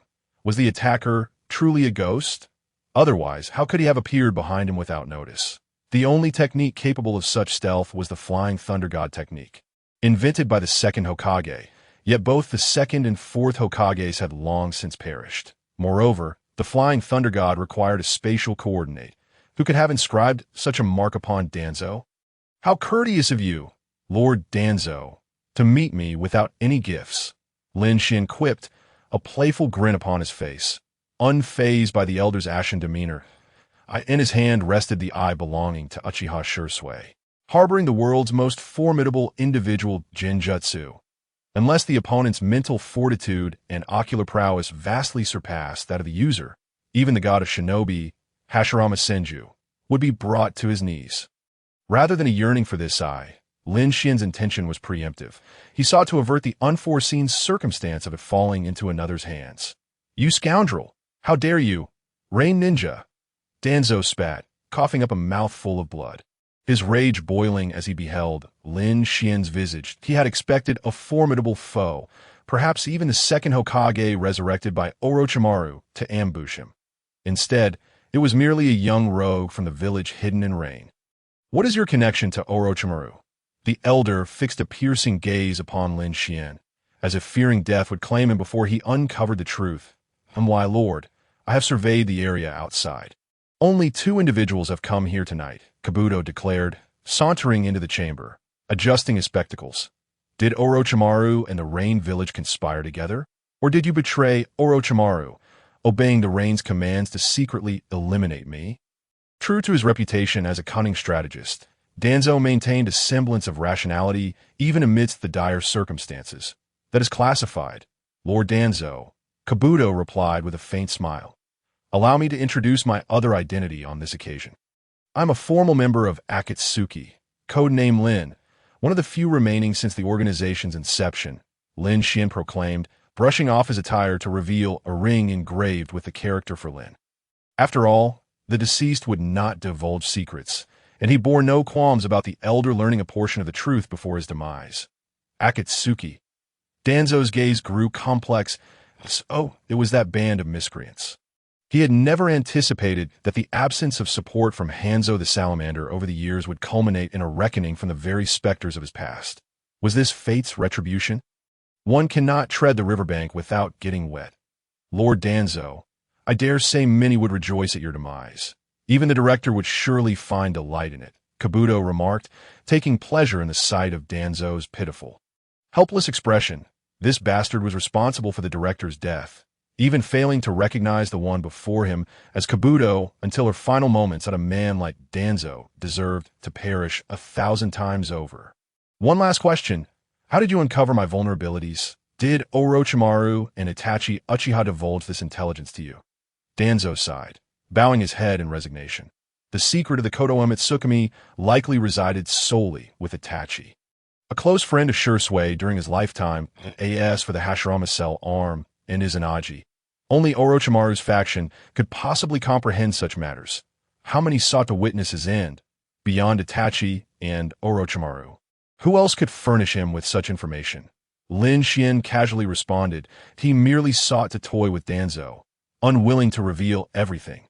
What he claimed to be a time traveler possessing foresight, following his lead would suffice. Who would care for Danzo's musings? Danzo fell into silence, lost in thought. In his final moments, no one could divine the elder's reflections. He had spent his life aspiring to the role of Hokage, ruling Konoha with an iron fist, envisioning a unified shinobi world under his command. Yet in truth, he was the most naive of all that in the grand game of the world. Shimura Danzo was not even a worthy pawn, let alone a player. Chapter 63. The Senju bloodline injection. The elder chuckled derisively before speaking. "Hizashi is the light of the village, while I am its shadow, at least before my demise. If I can eliminate 2 threats to Konoha, I shall die without regret." No sooner had he spoken than blood began to spurt from his body at an alarming rate. This blood was black, the inner 4-symbol seal, an S-rank forbidden technique. Utilizing the caster's body as a medium, upon the moment of death, it ejects black blood in all directions, sealing everything within 100 meters into the realm of the afterlife, another spatial dimension. Faced with such a threat, Kabuto remained composed, allowing the black blood to spray forth. The reason was simple. Lin Xuan was unfazed, so why should he be? Could Lin Xuan truly be vanquished by such a laughable sealing technique?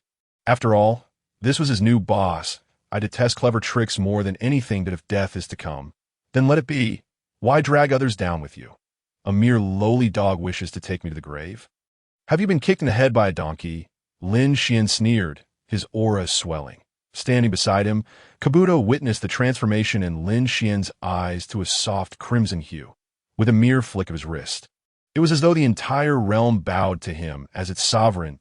In that moment, he resembled an exalted emperor. The not struggle. No one can prevent the activation of the sealing technique. Danzo grimaced, casting a pained glance at the two within the chamber. This was truly the ultimate forbidden technique of mutual destruction. If it could be easily undone, it would not bear the designation of S-rank ninjutsu. Isn't Hashirama Tobarama remarkable? Even he cannot unravel the inner four-symbol seal when it detonates at close range. Yet Danzo's expression quickly shifted to confusion. The blood within his body abruptly ceased its violent expulsion. And even the chakra within him fell beyond his control. The divine is divine because it can command all, while you are merely a pitiful insect. Lin Xuan remained unfazed, as if what he did were of little consequence. With the second tier of divine blood, he wielded elemental control in Danzo's dying state. His feeble self-destruction tactics could not even stir a ripple. The time before the forbidden technique activated was ample for Lin Xuan to obliterate that chakra. Lin Xuan. For the first time that night, Danzo felt an intense rage directed at this rain ninja. Even with his last breath, he roared, his bloodshot eyes wide with fury. If Konoha faced such an enemy, could it possibly endure? He had failed to eliminate this dangerous man. Sarutobi Hiruzen will soon join you in hell. You shall not be lonely there. Farewell, Lord Danzo. Lin Xuan chuckled softly, signaling to Kabuto to handle the aftermath. With approximately 2 minutes remaining, Kabuto could do anything he wished with the elder as a superior. One must occasionally be considerate of his subordinates' feelings. Moments later, Kabuto followed Lin Xuan out of the underground chamber. Though his hands were stained with black blood, the youth was evidently elated, his steps buoyant with excitement. His new boss was exceptional. It had taken no time at all for him to achieve vengeance against Danzo. Is he dead? Conan, who had been waiting nearby, inquired. Danzo was undoubtedly an enemy of Akatsuki, and the blood feud ran deep, making the assassination of that scoundrel a personal wish for Conan. Nagato would surely be pleased to hear this news. Indeed. Lin Xuan nodded slightly. He employed the fire-release ninjutsu to obliterate the entire underground base, reducing 2 corpses to ashes. Even the most astute ninjas of Konoha could not possibly deduce who was responsible. They could only speculate on potential suspects based on this advanced fire-release technique.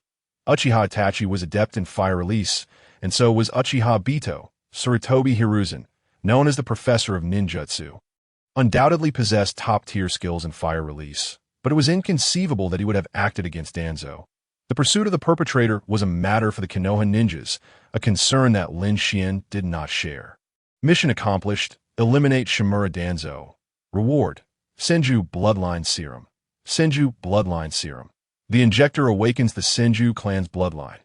Upon reaching level 15, the injector awakens would release. Upon reaching level 25, they awaken Sage Mode. Without hesitation, Lin Xuan chose to inject it. He had previously sought Orochimaru to transplant Hashirama's cells, and the benefits this time would far surpass the last. Absorbing the Senju bloodline, awakening would release, and Sage Mode. Blood Power 10. Constitution 40. Divine Blood Development Level. 5100. Current Lifespan. 3860. With the acquisition of would release and Sage Mode, Lin Xuan's proficiency in ninjutsu reached a new echelon, to the extent that one could say he resembled the prime Hashirama Senju. Regrettably, his level remained at 26, due to Lin Xuan's considerable activity in using fire release to erase traces. The regular Umbu swiftly arrived at the scene that night. Of course, they could discern nothing from the ashes. But it became evident from the intelligence gathered that Danzo was missing, making the owners of those ashes quite apparent. A powerful fire release ninja had killed Shimura Danzo during their meeting. Sarutobi Hiruzen found no leads and could only speculate that it was either Uchiha Itachi or Uchiha Bido. The Chunin exams continued unaffected. After all, most of Konoha's ninjas were unaware of Shimura Danzo, and outsiders were even less informed. Thus, 5 days elapsed. The month-long period had arrived, and the Chunin exams commenced smoothly as anticipated. Kabuto dealt with Orochimaru without revealing any vulnerabilities, while Lin Xuan had Conan's paper clones monitoring Naruto's recent movements. The darkened youth had not escaped Lin Xuan's grasp, appearing unusually docile lately. Under the guise of the masked man, he provoked Naruto once more, even threatening him that if he did not join his ranks, he would directly kill Uchiha Sasuke and Haruno Sakura. In such a desperate situation, Naruto could only bear everything alone, solidifying his resolve to betray the village and seek revenge. Konoha must be destroyed.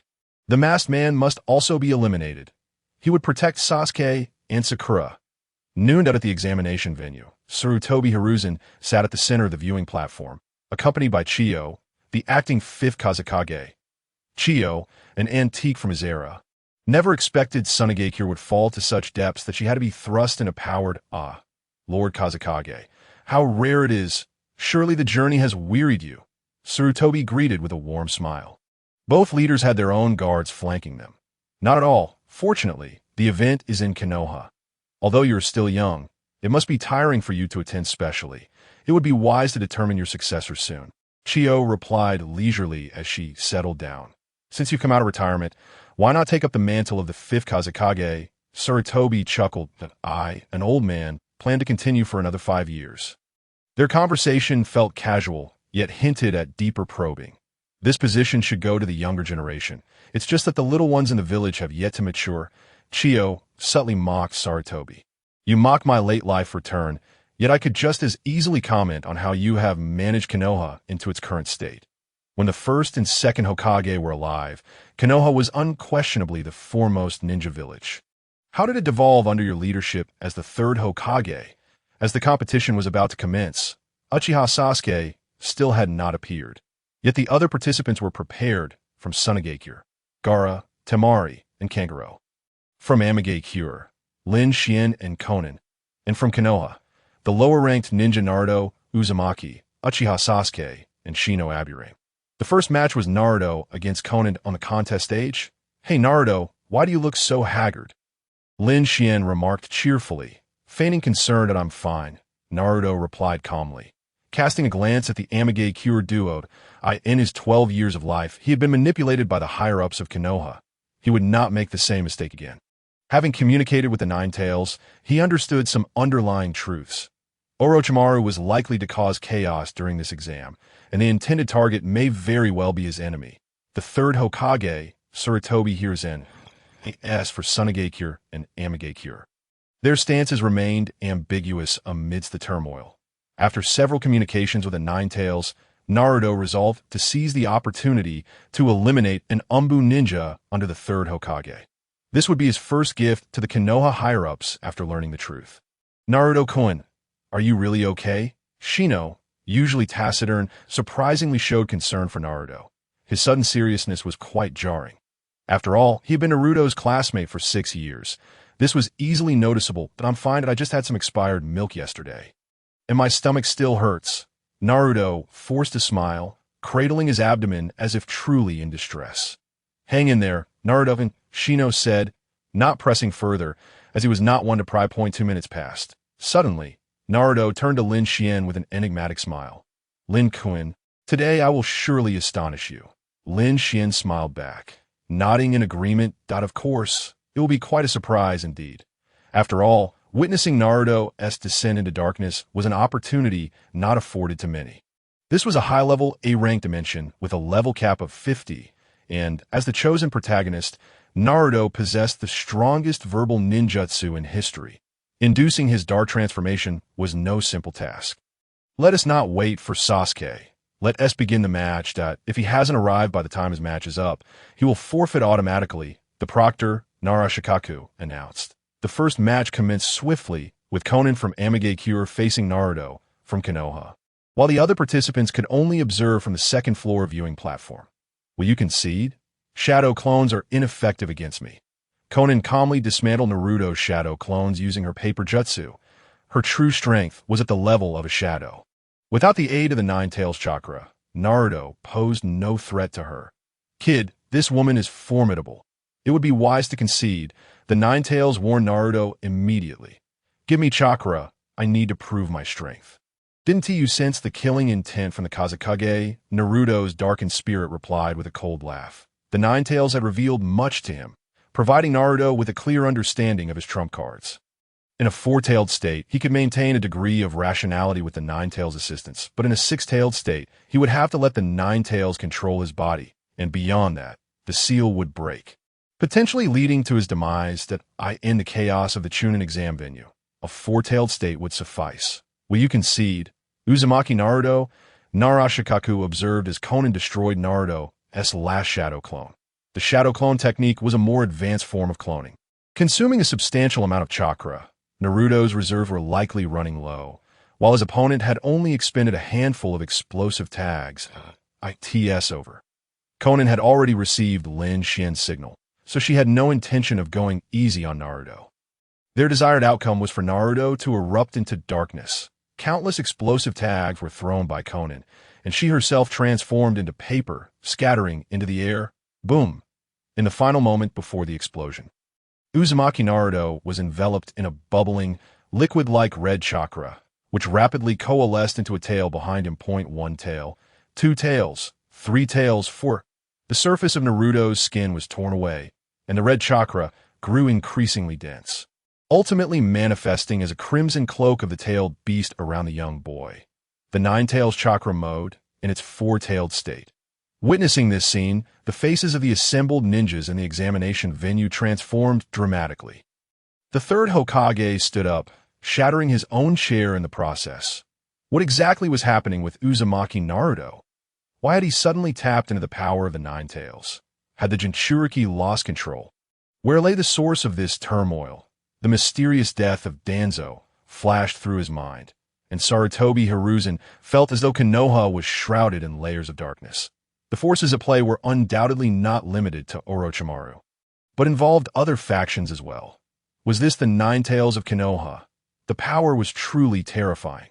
Chiyo displayed no concern for the rampaging Naruto, her expression one of gleeful malice. The more chaotic and dire Konoha became, the more advantageous it was for Sunagakure. Contact the sealing team. First, ensure the safety of the daimyo and nobility. Umbu ninjas, come with me to suppress the Jinchuriki. Sarutobi Hiruzen declared solemnly that in times of crisis, calmness was paramount.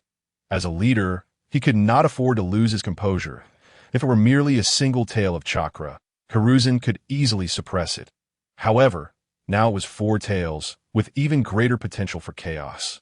The worst-case scenario could see the Nine-Tails breaking free from its seal, repeating the calamity of 12 years prior. The entire scene descended into panic and turmoil, as none dared to meet the gaze of the beast-like figure draped in crimson. Especially for those who had endured the Nine-Tails rampage, the sensation of this malevolent chakra made their legs tremble. Hokage-sama, we must not allow you to destroy everything. Suddenly, a Konoha ninja behind Sarutobi drew a kunai, pressing it against the Hokage's neck. That sinister voice could belong to no one but his former disciple, Orochimaru. Chodano, let us commence the plan as orchestrated.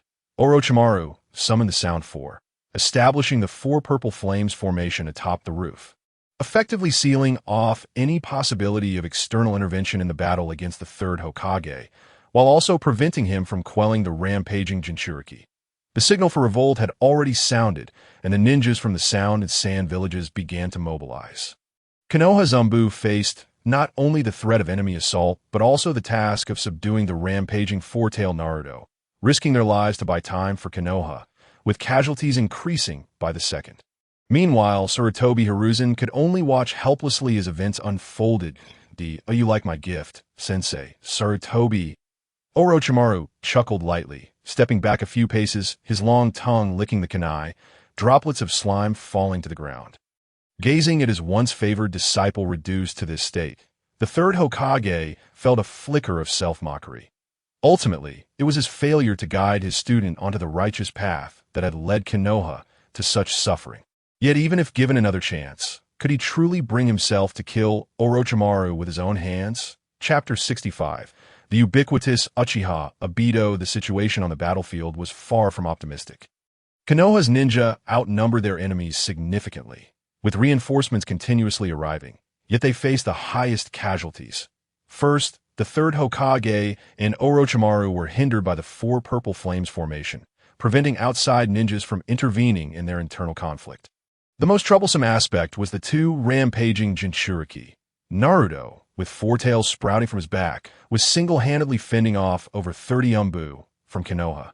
Meanwhile, Gaara from Sunagakure had unleashed his ultimate technique, summoning the full form of Shikaku, currently engaged in combat with elite Jonin such as Kakashi, Might Guy, and Asuma. The coordinated efforts of the ninjas from Sunagakure and the Sound Village only exacerbated the pressure on Konoha. The son of Konoha's White Fang, Chiyo, observed the battlefield where Kakashi fought, her expression darkening. Were it not for Shikaku's indiscriminate hostility, she would have relished the opportunity to personally eliminate the so-called copy ninja. As the war intensified, the stance and attitude of the Rain Village became crucial. Yet Lin Xuan proved to be a true friend to Konoha, refraining from kicking them while they were down and instead extending assistance. Lin Xuan's water technique, in conjunction with Konan's explosive tags, worked alongside Konoha's ninjas to suppress the erupting Shikaku, alleviating considerable pressure.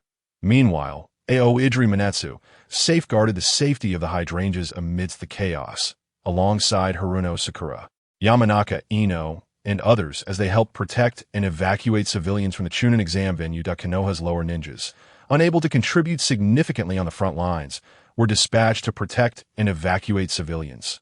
Summoning technique. Impure world reincarnation. After warming up, Orochimaru and the third Hokage's battle reached its climax. The first Hokage, Senju Hashirama, and the second Hokage, Senju Tobirama, were summoned from the afterlife by Orochimaru, instantly tipping the scales of battle. However, the impure world reincarnation technique was not flawless. The two Hokage could only manifest 20% of their full strength. Even so, Sarutobi Hiruzen knew he could not win. He could only summon the Monkey King to hang on for dear life. Lin Xuan, I entrust the One Tail to you. I will handle Uzumaki Naruto. Might Guy gritted his teeth. The usually cheerful boy, who had aspired to be Hokage and was the Hokage's own child, now betrayed Konoha at the most perilous moment. Since the onset of the riot, Naruto had slain over 30 Umbu from Konoha. Don't worry, Guy. Kakashi is here as well. We will hold off the One Tail, Lin Xuan replied, unleashing the water technique once more. Coordinating with Konan's thousands of explosive tags to suppress Shikaku, Shikaku felt utterly aggrieved. Damn it. The last time I emerged, I was blown apart. Now that I finally get a chance to breathe, it's you again. Do I have a grudge against you humans? The tailed beast was furious to the point of nearly exploding on the spot. However, the clever little raccoon quickly noticed something. This man didn't seem intent on blowing him up. The terrifying water techniques in Konoha's eyes merely obstructed his movements, posing no real threat. On the other side, Might Guy opened the fifth gate of the 8 gates and engaged in close combat with Uzumaki Naruto. It was not difficult for Guy to defeat Naruto. However, if he were to exert too much force and accidentally kill the Jinchuriki, the consequences would be dire. Losing the Nine Tails would be far more catastrophic than losing the Hokage. Guy understood the value of the tailed beast to a ninja village, especially the most powerful of them all, the Nine Tails. 6th gate, the Gate of Joy, open. 7th gate, the Gate of Shock, open. Finally, after 2 more Umbu perished, Might Guy resolved to hold nothing back. Even if it meant incapacitating Uzumaki Naruto, he could not allow him to continue his rampage. Run, kid! The Nine Tails sensed a shift in Might Guy's momentum and panicked. Under such circumstances, even facing a 4-tailed Naruto would be challenging. That fellow, Might Guy, was undoubtedly of elite status among the shadows. Give me your chakra! I will kill him. The bloodthirsty Naruto, at this moment, had no thoughts of retreating. After all, he was still a simple-minded boy. Otherwise, he wouldn't have been so easily deceived. Fool! The Nine Tails cursed, forcefully seizing control of Naruto's body, If he did not flee soon, he would truly be left crippled by Might Guy.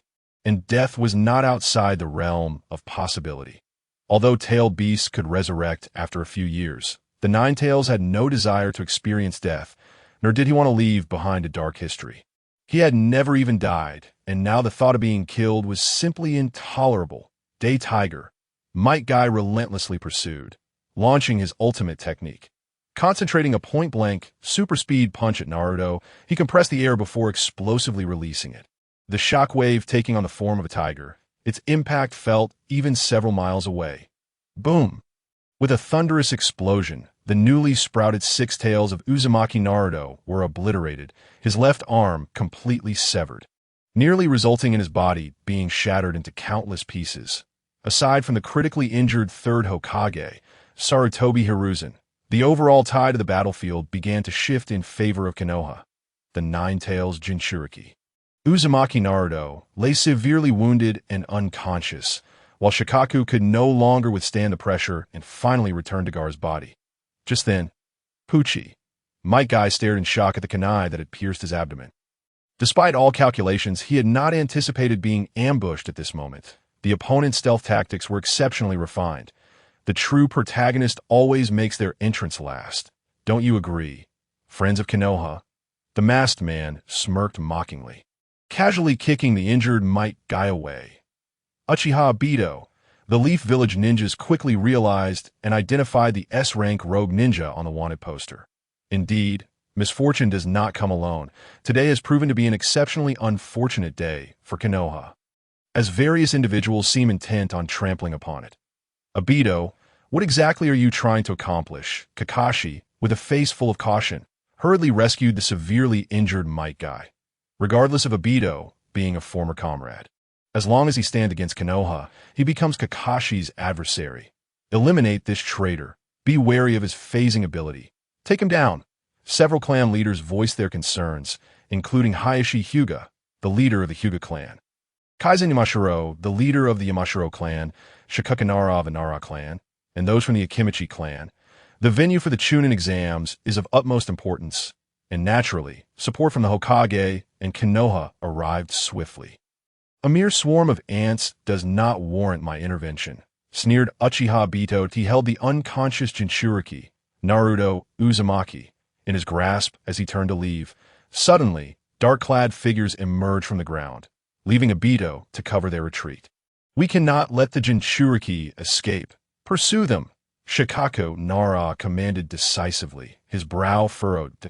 In the absence of the Hokage, he assumed temporary leadership among the ninjas, recognized for his strategic mind, and Kakashi and the others readily complied with his orders, including Hayashi Hyuga. He let a strange chuckle escape from beneath the black-clad figure's mask. The ever-present Uchiha Obito, on this day, found himself shouldering the blame. Once more, one of his clones had recently assisted in suppressing Shikaku, while another took the form of Uchiha Obito to abduct Naruto, leaving his true self disguised among Obito's subordinates. To suppress Konoha, deceive Konoha, and toy with Konoha. Ultimately, the people of Konoha would express their gratitude, treating him as a distinguished guest. Such is the wondrous and surreal nature of this world. It is not that I target anyone. I merely state that all present are of little consequence. Chapter 66. The Death of Hiruzen Sarutobi. Magnet Release. Sand Gold Burial. As the elite ninjas of Konoha encircled him, Lin Xuan decisively unleashed a vast area of sand gold ninjutsu. To avoid revealing his identity, he refrained from using taijutsu. 0.8 trigrams. Return Heaven. Hayashi Hyuga, true to his lineage, established a defensive barrier centered around himself, carving a path through the colossal wave of sand gold. In matters concerning the Jinchuriki, every ninja exerted their utmost effort, allowing no room for error. Body flicker technique. From a distance, Kaizen Yamashiro completed his hand seals, but the next moment he coughed up blood and collapsed into unconsciousness. Kakashi and the others witnessed this grim scene, adding to their worries that Obito's subordinates were astonishingly formidable. It was no wonder they were left to cover his retreat. Water Release. Water Dragon Bullet Technique. Fire Release. Fire Dragon Bullet Technique. Wind Release. Great Breakthrough. The ninjas surged through the sand gold, Ruthlessly assaulting their foes, to stand before me, is commendable, but this is where it ends. Would release. Advent of the tree realm. Lin Xuan inhaled deeply, feeling a significant portion of his energy dissipate. This time he would not hold back against the Konoha ninjas. As the saying goes, true feelings are revealed in times of adversity. If he did not push Konoha to the brink of desperation, how would he earn their deeper trust? Lin Xian's clones swiftly led Conan to safety, while the ninjas of Konoha were far less fortunate. Trees grew at a visible rate, reaching heights of 20 meters, 30 meters, and ultimately soaring to an astounding 50 meters, obscuring the skies. Such an expanse was not merely aimed at a handful of elite ninjas. It nearly engulfed 1/5 of Konoha village. From a vantage point 1,000 meters high, one would observe the center of Konoha village transformed into a verdant ocean. This was not mere ninjutsu. It was a miracle. Hayashi Hyuga could only think of two phrases. What the hell and holy COW encounter such a powerful ninja, who mingled with Uchiha Obito and wielded the wood release of the first Hokage, was truly bewildering. Father, clan leader, from hundreds of meters away, the members of the Hyuga clan grew increasingly anxious amidst the ruins of the Chunin exam venue that if Hayashi Hyuga were to face peril, what would become of their clan's future? Hinata Hyuga, the eldest daughter, was merely 12 years old. Indeed, Hayashi was in grave danger. Even if it meant fulfilling his mission, Lin Xuan would not spare him. The casualties would not be limited to Hayashi alone. It would be unjust for only him to perish amidst the chaos. If anyone were to hear Lin Xian's inner thoughts, they might kneel and weep, pleading for such fairness to be spared. Kaizen Mishiro was slain. He had been caught in the backlash of his own ninjutsu. In a critical moment, escape was impossible, and he was pierced by the wildly growing trees, becoming a mere sieve. Hayashi Hyuga met a similar fate, albeit more gruesome, as his head and body were severed, limbs dismembered. Many others perished as well. The shinobi from Sunagakure and Otogakure could not escape either, with a single ninjutsu. Thousands of lives were claimed.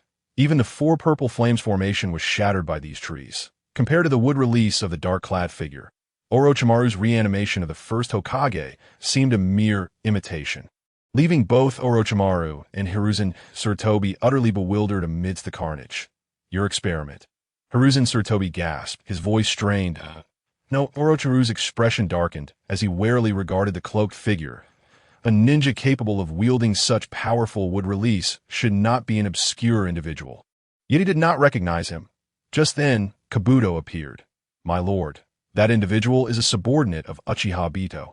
Upon hearing Kabuto's explanation, Orochimaru's complexion shifted between hues of green and purple. The mantis stalks the cicada, unaware of the aureole behind. Has Uchiha Obito set his sights on him? While he was engaged in a tug-of-war, Hiruzen Sarutobi seemed to be employing some forbidden technique, attempting to devour his soul. The reanimated first and second Hokages were already sealed by a shadow clone. However, Orochimaru became increasingly confused. Obito had already departed with Naruto Uzumaki, leaving behind a dark-clad figure who currently posed no threat to him. Do not misunderstand. I harbor no intentions towards you. The dark-clad figure cast a glance at Orochimaru and Kabuto before striding directly towards the third Hokage. To this sight, Orochimaru finally breathed a sigh of relief. Lin Xuan, unfazed, produced a kunai and first decapitated the third Hokage's summoning beast. To dare kill a Hokage. Dispatching a summoning beast is a trivial matter. Who exactly are you? Why must you oppose Konoha? Hiruzen Sarutobi grimaced. Even in his final moments, refusing to relent, he was determined to take Orochimaru's soul with him. Otherwise, Orochimaru would continue to pose a threat to Konoha. Yet, due to this dark-clad figure, he could not ensure Orochimaru's demise. Why? Where do all these questions come from? Have not the 5 great shinobi villages always considered themselves above others?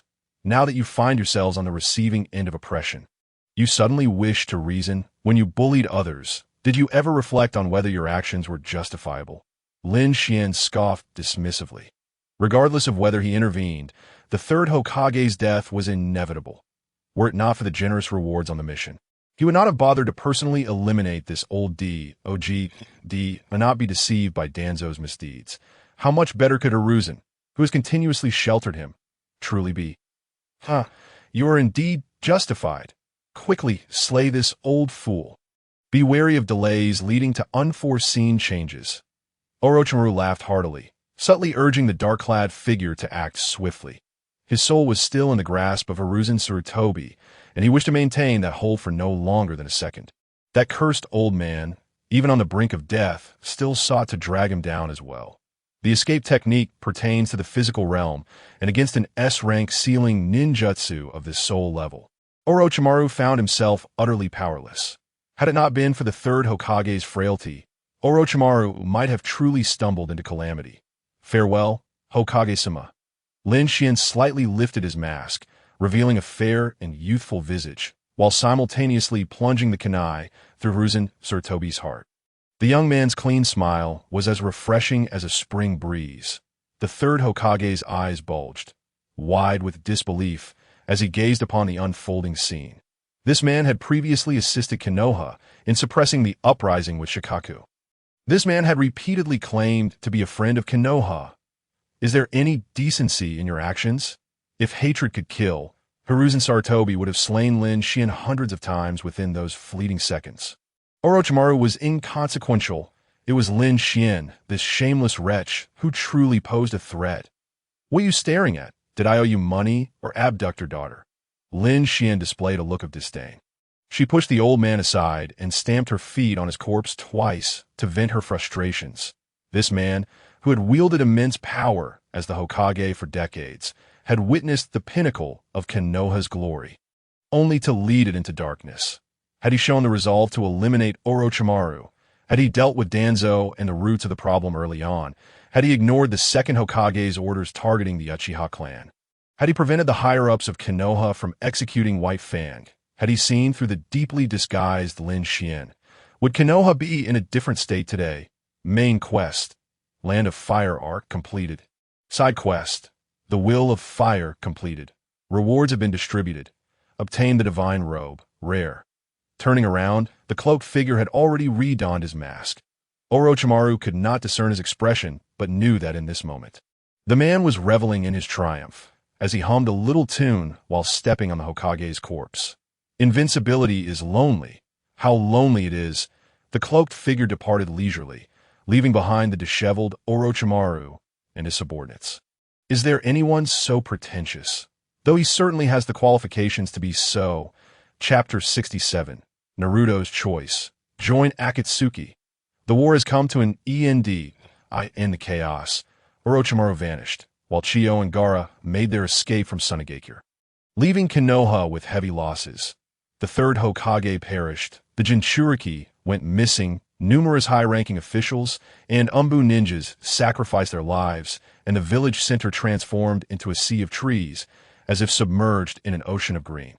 Meanwhile, kid, join me. Only I can grant you the power of vengeance. In a tree hollow, the masked man gazed mockingly at the severely injured boy. Using the Nine-Tails chakra comes at a cost. Uzumaki Naruto now felt an overwhelming ache throughout his body. Even moving a finger was a daunting task. I refuse. Naruto remained silent for 2 minutes, ultimately not yielding. This bastard was the true killer of his parents. How stubborn you are, Naruto, that in this world, there are only eternal interests, not eternal enemies. That you not wish for revenge. The masked man sneered. Kid, why not temporarily submit? At least survive for now. Even the Nine-Tails within him seemed to speak in favor of that man. Naruto fell into deep contemplation. He suddenly began to understand Sasuke's demeanor. Why he always wore a cold expression, seemingly devoid of affection. He was a vengeful spirit. Avengers do not require bonds or love. Only the completion of their revenge suffices. I will take my revenge in my own way. This is my ninja way. Uzumaki Naruto opened his eyes once more, filled with an unwavering resolve that defied death. Truly worthy of being the main character, his willpower was remarkable. Lin Xuan narrowed his eyes in appreciation, increasingly satisfied with the tool he had cultivated. It was time to extend an olive branch in the guise of an Akatsuki member. You the traitor, seemed to be living quite well. The familiar voice of Uzumaki Naruto rang out. Wait a moment. That not Lin Xuan's voice? A figure appeared at the entrance of the tree hollow, clad in a black robe adorned with red clouds. An ominous presence radiating from him. Lin Xuan, did you enjoy playing house? Uchiha Obito slowly turned his head, chuckling softly. Even Naruto, despite his naivety, should have realized by now that they were familiar with each other. Of course I enjoyed it. After all, I am friend with Naruto-kun, a brother by different fathers and mothers. Please hand him over to me. Lin Xuan provocatively beckoned with a finger. Naruto noticed the masked man's eyes filled with fury. Seemingly wary of Lin Xuan, which prevented him from taking action. Naruto, do you want to join Akatsuki? It is not a good organization. Sooner or later, you will betray it just like I did. Obito cast a glance at Naruto. The more he obstructed, the greater Naruto's interest in Akatsuki became. What exactly is Akatsuki, and why is Lin Xuan a member? What can joining Akatsuki offer? Regardless, it had to be better than Uchiha Obito. Naruto was prepared for a do-or-die scenario and would not cooperate with that man. Lin Xuan, I hope you do not regret today's decision. When we meet again, that I will gift you the nine tails. As the leader of those foolish people, Obito chuckled ominously as his body gradually sank into the trees. Naruto recognized this as a high-level earth release technique, similar to the methods used by Orochimaru previously. How pathetic. Naruto-kun, I never expected you to suddenly betray Konoha. Lin Xuan seemed unfazed by Obito's choice, slowly approaching Naruto.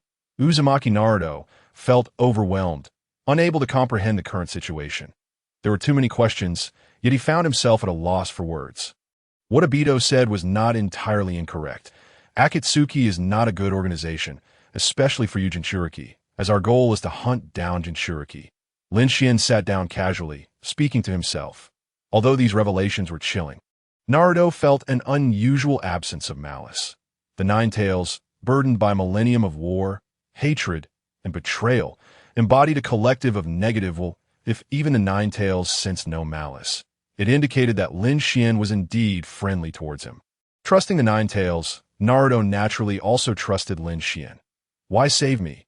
Since Akatsuki's objective is the Jinchuriki, you should have directly captured me, just like the masked man did. Naruto's gaze was complex, unsure how to face Lin Xuan. As Rain Shinobi and Konoha Shinobi, they should have been good friends. Yet now, Lin Xuan was a member of Akatsuki, and his power even instilled fear in Uchiha Obito, and Uzumaki Naruto had betrayed Konoha. Becoming a rogue ninja, what were they to each other now? To call each other friends felt disingenuous even to Naruto himself. You are correct, Naruto, that if you contain the full Nine Tails, I should indeed capture you immediately and offer you to our leader.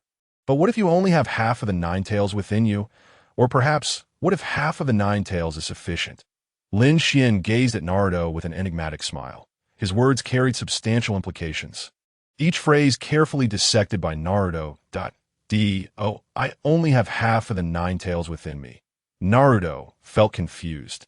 Indeed, the fourth Hokage sealed half of the Nine Tails chakra within himself, subsequently entering the belly of the Death God. If you possessed the complete Nine Tails, you likely wouldn't have lived past 12 years old. The answer is evident. We can find a way to retrieve the fourth Hokage soul to obtain the other half of the Nine Tails. And you, Uzumaki Naruto, will no longer be Akatsuki's enemy. Upon hearing this, Naruto immediately confirmed the truth with the Nine Tails within him, receiving an affirmative response. What resided within him was the yang aspect of the Nine Tails. The fourth Hokage, his father, held the yin aspect. So, Lin Xuan, you mean to say, Naruto began to piece together Lin Xuan's objective in saving him. Good things do not fall from the sky. This man must have had his own motives for saving his life. Naruto-kun, you may join Akatsuki. Within the organization, you will receive comprehensive training and 100% guarantee of safety. In return, we need you to serve our organization, and when necessary, you may even be dispatched to assassinate the leaders of great nations or capture Jinchuriki. Besides occasional missions, Akatsuki will not interfere with the personal lives of its members. Lin Xuan's words piqued Naruto's interest. Without comparison, there can be no harm. Uchiha Obito's invitation was devoid of sincerity, and he was, after all, Naruto's enemy. But look at Lin Xuan. This was sincerity in abundance. Lin Xuan, are we friends? Uzumaki Naruto's lips curled into a smile for the first time, suddenly feeling that life wasn't so bleak after all. The world was filled with schemers, but at least there were those who treated him sincerely. Of course. Lin Xuan replied with a cheerful nod, and Naruto nodded in agreement. Akatsuki, it sounds rather appealing, Naruto-kun. May our cooperation be pleasant. Here is your ring. When necessary, the leader will contact you through it. Lin Xuan produced the ring characteristic of Akatsuki members, engraved with the character for Naruto. Uzumaki Naruto examined it closely, noticing that Lin Xuan wore a similar ring. But with the character for Lin, please take care of me, Lincoln. What are you laughing at? Nothing much, I was just reminiscing about something joyful. Chapter 68, The Sorrows and Joys of Humanity Are Not Communicated. 3 days later, after a period of respite, the cleanup operations on the battlefield of Konoha were largely completed. Meanwhile, Lin Xuan had also made arrangements for the tasks at hand. Guiding Naruto was Mizuki Mangetsu. The two first returned to the Akatsuki's headquarters in Omegakure, as representatives of Amage Cure. Lin Xuan and Konan remained in Konoha to engage in whatever tasks they could manage. Each time Konan witnessed the grateful, tear-filled gazes of ninjas, a profound sense of guilt washed over her. Could Nichan's smile be any more insincere? You were the one who killed them, the one who destroyed their homes, and now they are weeping and kneeling to thank you? Is this not a form of bullying the innocent? Konan could hardly stand have such a brazenly shameless brother was truly a matter of whether one was fortunate or unfortunate. Bullying is all well and good, but I am also bullying you. Lin Xuan playfully pinched his sister's cheek, causing her expression to grow even more mournful. An outsider, they might easily be mistaken for a pair of young lovers engaging in playful banter. Konoha, temporary office building. Mito Gate Inn, Tenkitsuku, two high-ranking elders of Konoha. Jiraiya, one of the legendary three of Konoha. This meeting was undeniably significant, and they had even invited Lin Xuan as a representative of Amage Cure. Shaolin, I truly appreciate your assistance this time, Jiraiya said with a warm smile. This could be considered a testament to true camaraderie. Amage Cure had lent a helping hand during Konoha's time of crisis, and Konoha naturally ought to reciprocate. While they may not be able to offer substantial material support, signing a treaty of alliance was certainly feasible. Not at all. I merely did what I could. Lin Xuan replied with utmost humility and understanding. Not only Jiraiya, but even the two elders were quite satisfied with his demeanor. Initially, they were somewhat apprehensive that Lin Xuan might turn against them afterward, perhaps attempting to extort certain resources from Konoha, leaving them in a precarious predicament. However, the young man proved to be quite sensible. He sought only an alliance treaty, hoping that Konoha would support Amage Cure's rise as a major ninja village and recognize its leader as the Rain Shadow. Such a treaty, even if signed, would pose no loss to Konoha should they later decide to backtrack. How could the higher-ups of Konoha not be pleased? This was akin to gaining something for nothing. They had not expended a single coin in material terms. This young lady seemed somewhat familiar, Jiraiya mused, surveying Konan, who had transformed into a 16-year-old girl and was wearing a mask. Yet, the bluish-purple short hair sparked a sense of familiarity, as if he had encountered her before. This is my younger sister. This is our first visit to Konoha, Lin Xuan casually explained. Jiraiya did not dwell on it and swiftly returned to the matter at hand. The alliance treaty between the two villages stipulated the following points. Essentially, if Konoha were in trouble, Amage Cure would assist, and vice versa. Ninjas from Konoha and Amage Cure were prohibited from engaging in battles against one another. Once Amage Cure produced its first Rain Shadow, Konoha was obliged to recognize their status, and Konoha was to assist in the eradication of the Akatsuki, a dangerous organization that had betrayed Hanzo of the Salamander. This treaty appeared reasonable from every angle. Even the two elders found no fault with it and gladly accepted, signing their names alongside Jiraiya. Until the fifth Hokage was officially decided, the representatives of the village would be the elders and the legendary three of Konoha. Pleasant cooperation, indeed. Lin Xuan beamed with delight. Oh hell with Hanzo of the Salamander. He has been dead for who knows how many years. And to hunt down the Akatsuki, the future leader of the Akatsuki. Leading ninjas from the 5 great nations to hunt down the Akatsuki, What a delightful image to contemplate. In a word, exhilarating. In 2 words, extraordinarily exhilarating. In 3 words, utterly euphoric. Indeed euphoric, cough, cough, cough. Laughs. Jiraiya chuckled heartily, as did the 2 elders. Even his own brother was grinning foolishly. Konan's feelings were immensely complex at this moment. These foolish ninjas of Konoha, what absurd treaty had they just signed? Were they attempting to enlist members of the Akatsuki in their campaign against the Akatsuki? These Konoha ninjas, blooming with pride, surely thought Lin Xuan was a fool. But who was truly the foolish one? Was it not evident? With Lin Xuan as their insider, their success in the hunt was nothing short of a miracle. The meeting concluded amidst a chorus of laughter. Konoha believed they had the upper hand, while Lin Xuan had acquired what he desired, successfully infiltrating the 5 great nations as the heir of Amigakure. Everyone appeared to have a bright future ahead. Outside Konoha, Lin Xuan and Konan found Yakushi Kabuto. Apart from entrusting Kabuto with the care of Karen, he had additional tasks for him and the entire world of Naruto. Yakushi Kabuto, as a tool, held a position within Lin Xuan's heart that ranked among the top 5. Uchiha Madara is impressive, right? The protagonists Naruto and Sasuke are formidable, correct? In Lin Xuan's eyes, they were merely fools. Yakushi Kabuto was the true intelligent one. Perhaps his strength and talent were lacking, but individuals like him possessed an extraordinary intellect, making him the perfect subordinate. If it weren't for this, Lin Xuan would not have invested so much time to earn Kabuto's loyalty. What are your instructions, sir? Kabuto half-kneeled on the ground, awaiting orders, sir. The young girl Karen mimicked his actions, kneeling obediently with her head bowed. She still did not comprehend the reasons behind Lin Xuan's rescue. But what did it matter? Her current life was far superior to her previous one. I will be remaining in Konoha for a while longer. During this time, you may speak with Orochimaru about enticing Uchiha Sasuke. The experiments related to White Zetsu's body revival are not something that can succeed in the short term. Capturing Uchiha Sasuke would serve as a form of insurance for Orochimaru. He would agree to it. Lin Xuan said slowly. He had just taken out a cigarette, but before he could light it, Konan slapped it from his hand. Under Conan's glare, the man ultimately relented, surrendering both the cigarette and the matches to the young girl. Isn't Uchiha Sasuke a pawn for you, sir? Why give him to Orochimaru? Kabuto asked, his expression devoid of emotion as he inquired about his task. Karen felt a chuckle bubbling up. Even this lord could experience moments of being slapped in the face. Though she maintained her composure, of course, it is impossible to give him to Orochimaru. I merely want Orochimaru to lure Uchiha Sasuke to defect, and then I will intercept him midway, for the people of Konoha. This way, Orochimaru will take the fall from me. Won't he? Lin Xuan said with an air of nonchalance. Although aware that his boss was a wretched scoundrel, Kabuto couldn't help but feel pity for Orochimaru at that moment.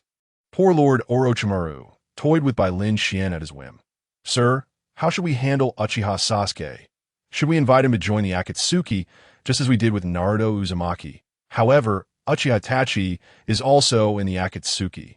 Kabuto pondered, contemplating feasible strategies that it was a complex matter to nurture Sasuke's growth while also utilizing him for the Lord's purposes, ensuring his complete loyalty in the process. This was no simple task, especially since Uchiha Itachi's true identity was a spy for Konoha embedded within the Akatsuki, and he was an unrepentant brother complex case, willing to do anything for his younger sibling. The thought of Sasuke and Itachi both being part of the Akatsuki, perhaps even as colleagues, was a scenario Kabuto dared not envision. Kabuto, do you consider Sasuke our friend? Lin Xuan did not answer directly, but instead broke into a mischievous grin. Sasuke was not a fool like Naruto.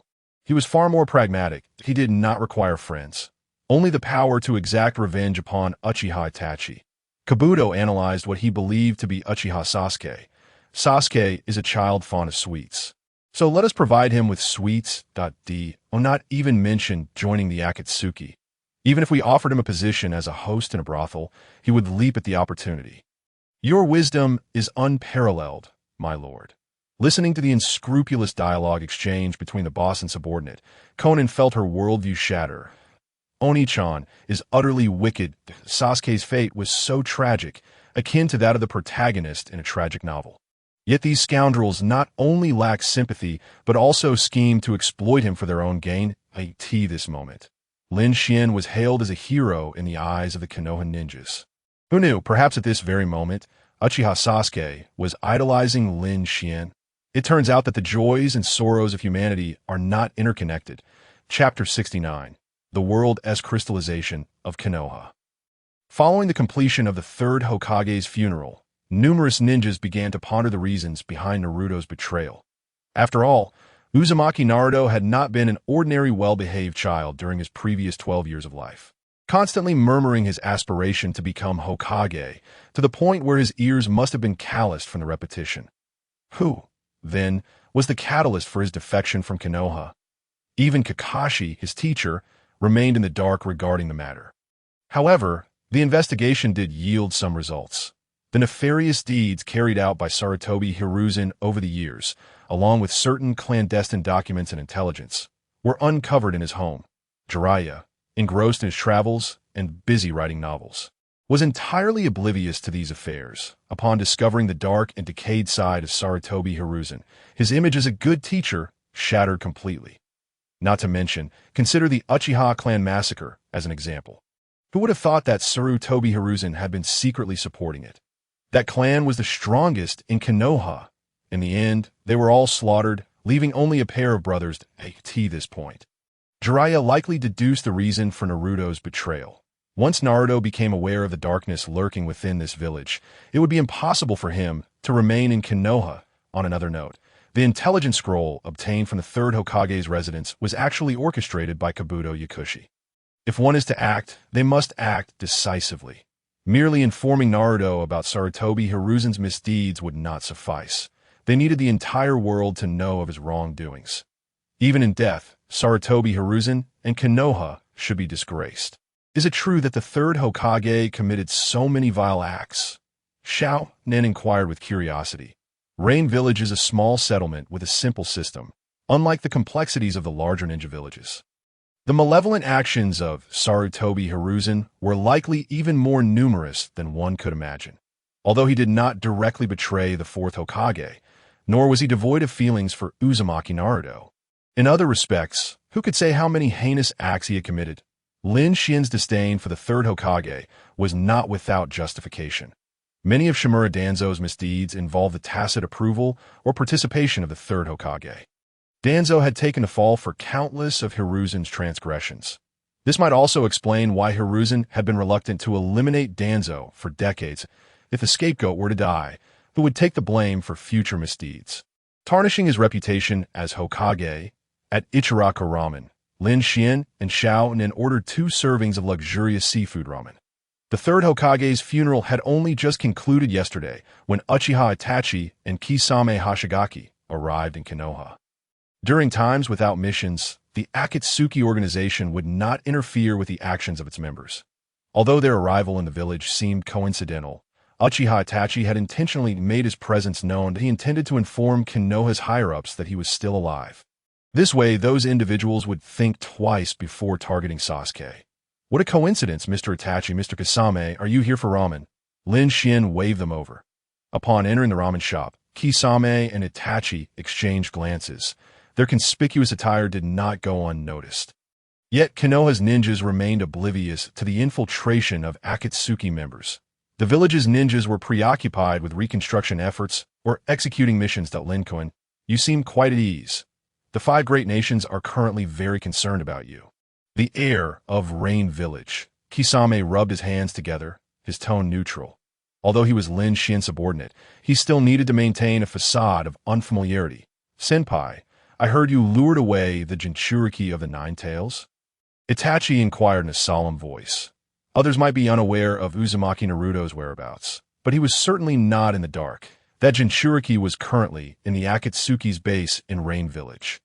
Being looked after by the likes of Hozuki Mangetsu, it wasn't exactly abduction. I have no idea what Uchiha Obito said Naruto, but suddenly he defected, leaving me quite startled. Later, I tracked that guy down and snatched the Jinchuriki from him. Lin Xuan replied nonchalantly. Itachi appeared unfazed on the surface, yet inwardly he berated Uchiha Obito mercilessly. That man was not only a traitor to Akatsuki, but also to the Uchiha clan. Itachi had once held high hopes for Uzumaki Naruto. Now, due to Obito's interference, Naruto had even become his enemy, thereby an enemy of Konoha. Itachi contemplated whether to use his knowledge of the Kodoa Mitsukami technique against Uchiha Obito. The threat he posed was escalating. The four did not converse for long. Lin Xuan's current public persona was that of an enemy of Akatsuki, as well as the designated future leader of Rain Village. They could not afford to be discovered by Konoha's ninjas associating together. The unfolding events did not stray from Lin Xuan's expectations.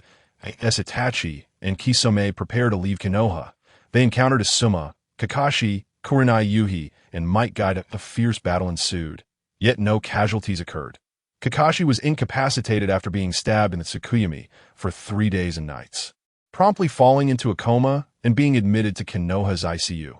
Itachi had transmitted information regarding his survival, prompting Konoha to recognize the threat posed by Akatsuki. Subsequently, Uchiha Sasuke arrived upon hearing the news. In recent days, he had been deeply concerned about Uzumaki Naruto, but upon learning of Itachi's whereabouts, all thoughts of revenge consumed him. After 5 long years, the brothers met once more. Uchiha Sasuke unleashed Chidori, but was still thoroughly beaten by Itachi, even suffering a taste of Tsukuyomi. Hospitalization count. 1. Itachi and Kisame departed from Konoha. How are preparations on Orochimaru's end?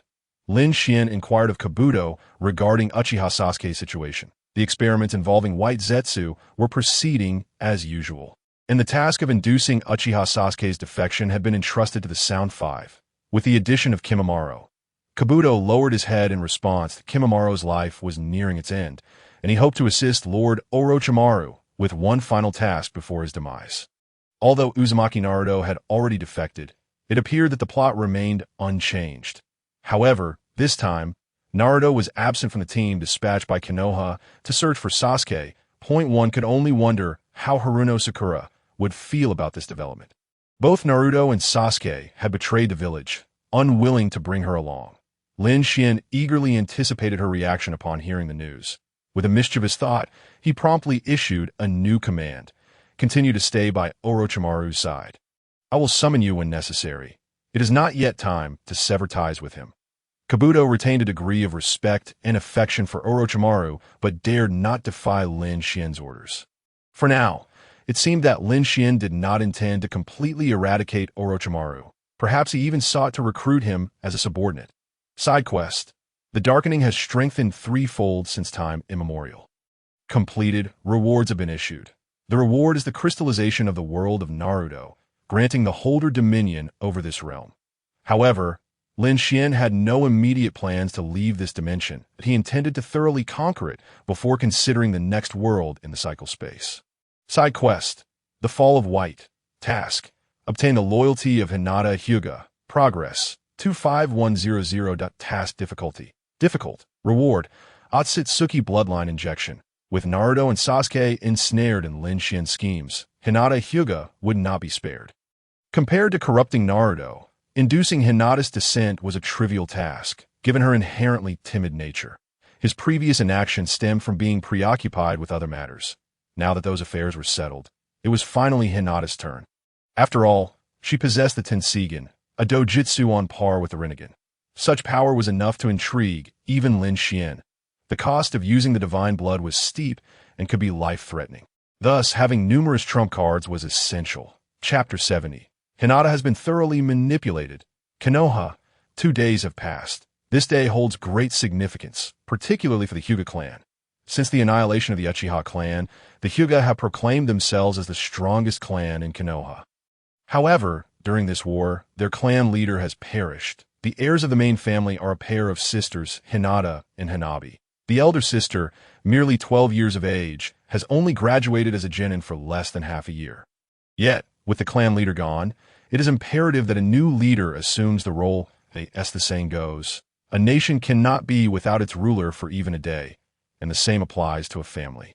Today, Hinata Hyuga shall complete the succession ceremony for the clan leader and, with the assistance of the clan elders, begin to manage clan affairs.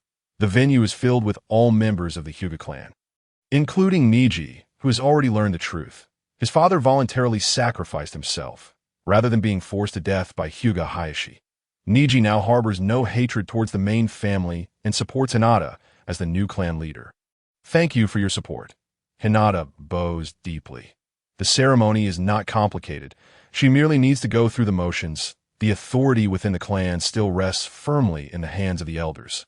And until she reaches adulthood, she will not be burdened with significant responsibilities. But a rather lovely young girl, Ajisai, has also come to the event, accompanied by Lin Xuan and Xiao, and it must be said that Hinata appears remarkably composed today. At least on the surface, she exudes a semblance of leadership. The once timid and fearful girl now possesses a resolute gaze, completely transformed. If Ajisai had not personally witnessed Hinata during the Chunin exams, she might have thought them to be two entirely different individuals. Such has been the extent of her metamorphosis. Following the ceremony, a wave of applause erupts. Many clan leaders from prominent families rise to their feet. And Hinata's younger sister Hanabi is also present. When will the action commence? Xiaonan glances at the girl on stage. Regardless of the reasons, Lin Xian's intentions will remain unchanged, and no matter how glorious Hinata appears now, her fate is determined by that man. Tonight, perhaps, Lin Xuan claps with a carefree demeanor, displaying an air of nonchalance. He is quite a well-known figure now, especially recognized by the ninjas of Konoha. Otherwise, he would not have been invited to partake in this ceremony. Xiaonan and Ajisai remain silent. Soon, it will be time to return home. This bustling village, after prolonged exposure, does not seem particularly endearing. The quiet, rain-soaked place feels much more comforting. Later that night, within the territory of the Hyuga clan, Miss Hanabi, it is time to rest. The maid, Hinata Natsu, advises the young heiress. Since Hanabi's birth, she has been the one to care for her, watching her grow up. No, I want to play with my sister. The 7-year-old Hanabi has just advanced to the 2nd grade of the Ninja Academy and is still in a state of innocent naivety regarding the world, though saddened by their father's death. Today is indeed a day of celebration. Her favorite sister has succeeded as clan leader, which brings her joy. Is sister asleep? Hanabi and Hinata Natsu arrive at the courtyard, only to find Hinata's room already shrouded in darkness. Miss, let us also rest. Hinata Natsu urges once more. This time, Hanabi does not stubbornly refuse and obediently nods. Her sister has indeed been busy all day and must be tired. Although Hanabi loves to act cute towards her sister, she can also be quite understanding at times. Unbeknownst to them, just a minute after they leave, the lights in Hinata's room mysteriously flicker back to life. Inside, an eerie silence envelopes the atmosphere. Two shadowy figures sit beside Hinata, clad in black with red clouds embroidered upon their garments. One is tall and slender, while the other possesses a captivating figure. Additionally, a strikingly youthful girl stands beside them. Miss Hinata, my patience is wearing thin, Lin Xuan remarks, tapping his fingers on the table with an unfriendly expression. Xiaonan remains silent, choosing to selectively ignore this bullying of the innocent girl. Ajisai, however, gazes at Hinata with keen interest, standing behind Lin Xuan and providing him with a shoulder massage. Her nimble hands applying just the right amount of pressure.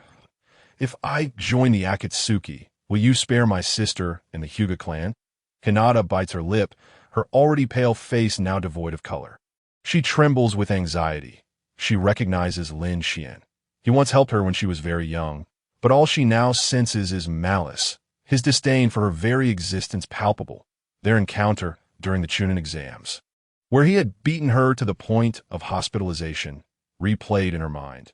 Then came his menacing visit, threatening her. It dawned on her that he was not a friend of Konoha, but rather a member of the Akatsuki. The revelation struck her like a bolt from the blue. Before she could respond, this man threatened that she must join the Akatsuki and serve him, or he would annihilate the Hyuga clan that very night. Sparing not even her 7-year-old sister, I can guarantee Hanabi's safety, and a maid's as well, but for your family, I can only assure you that my people will not act against the Hyuga clan.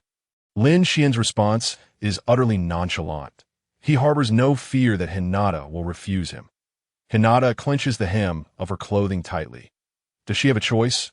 She does not. It is utterly absurd and tragic that barely half a day after assuming the role of clan leader, She's already being coerced to betray her village. The clan and the people of Konoha would surely be furious. The mere thought of such a scenario sends her heart into a flurry. This man is truly ruthless. Lady Angel, your nail polish is quite lovely, Ajisai remarks, noticing Xiao Nan, who is busy applying nail polish and seizing the opportunity to flatter her. Do you like it? I'll bring you a bottle when I return. Xiao Nan replies, intently focused on her own nails, continuing to paint them.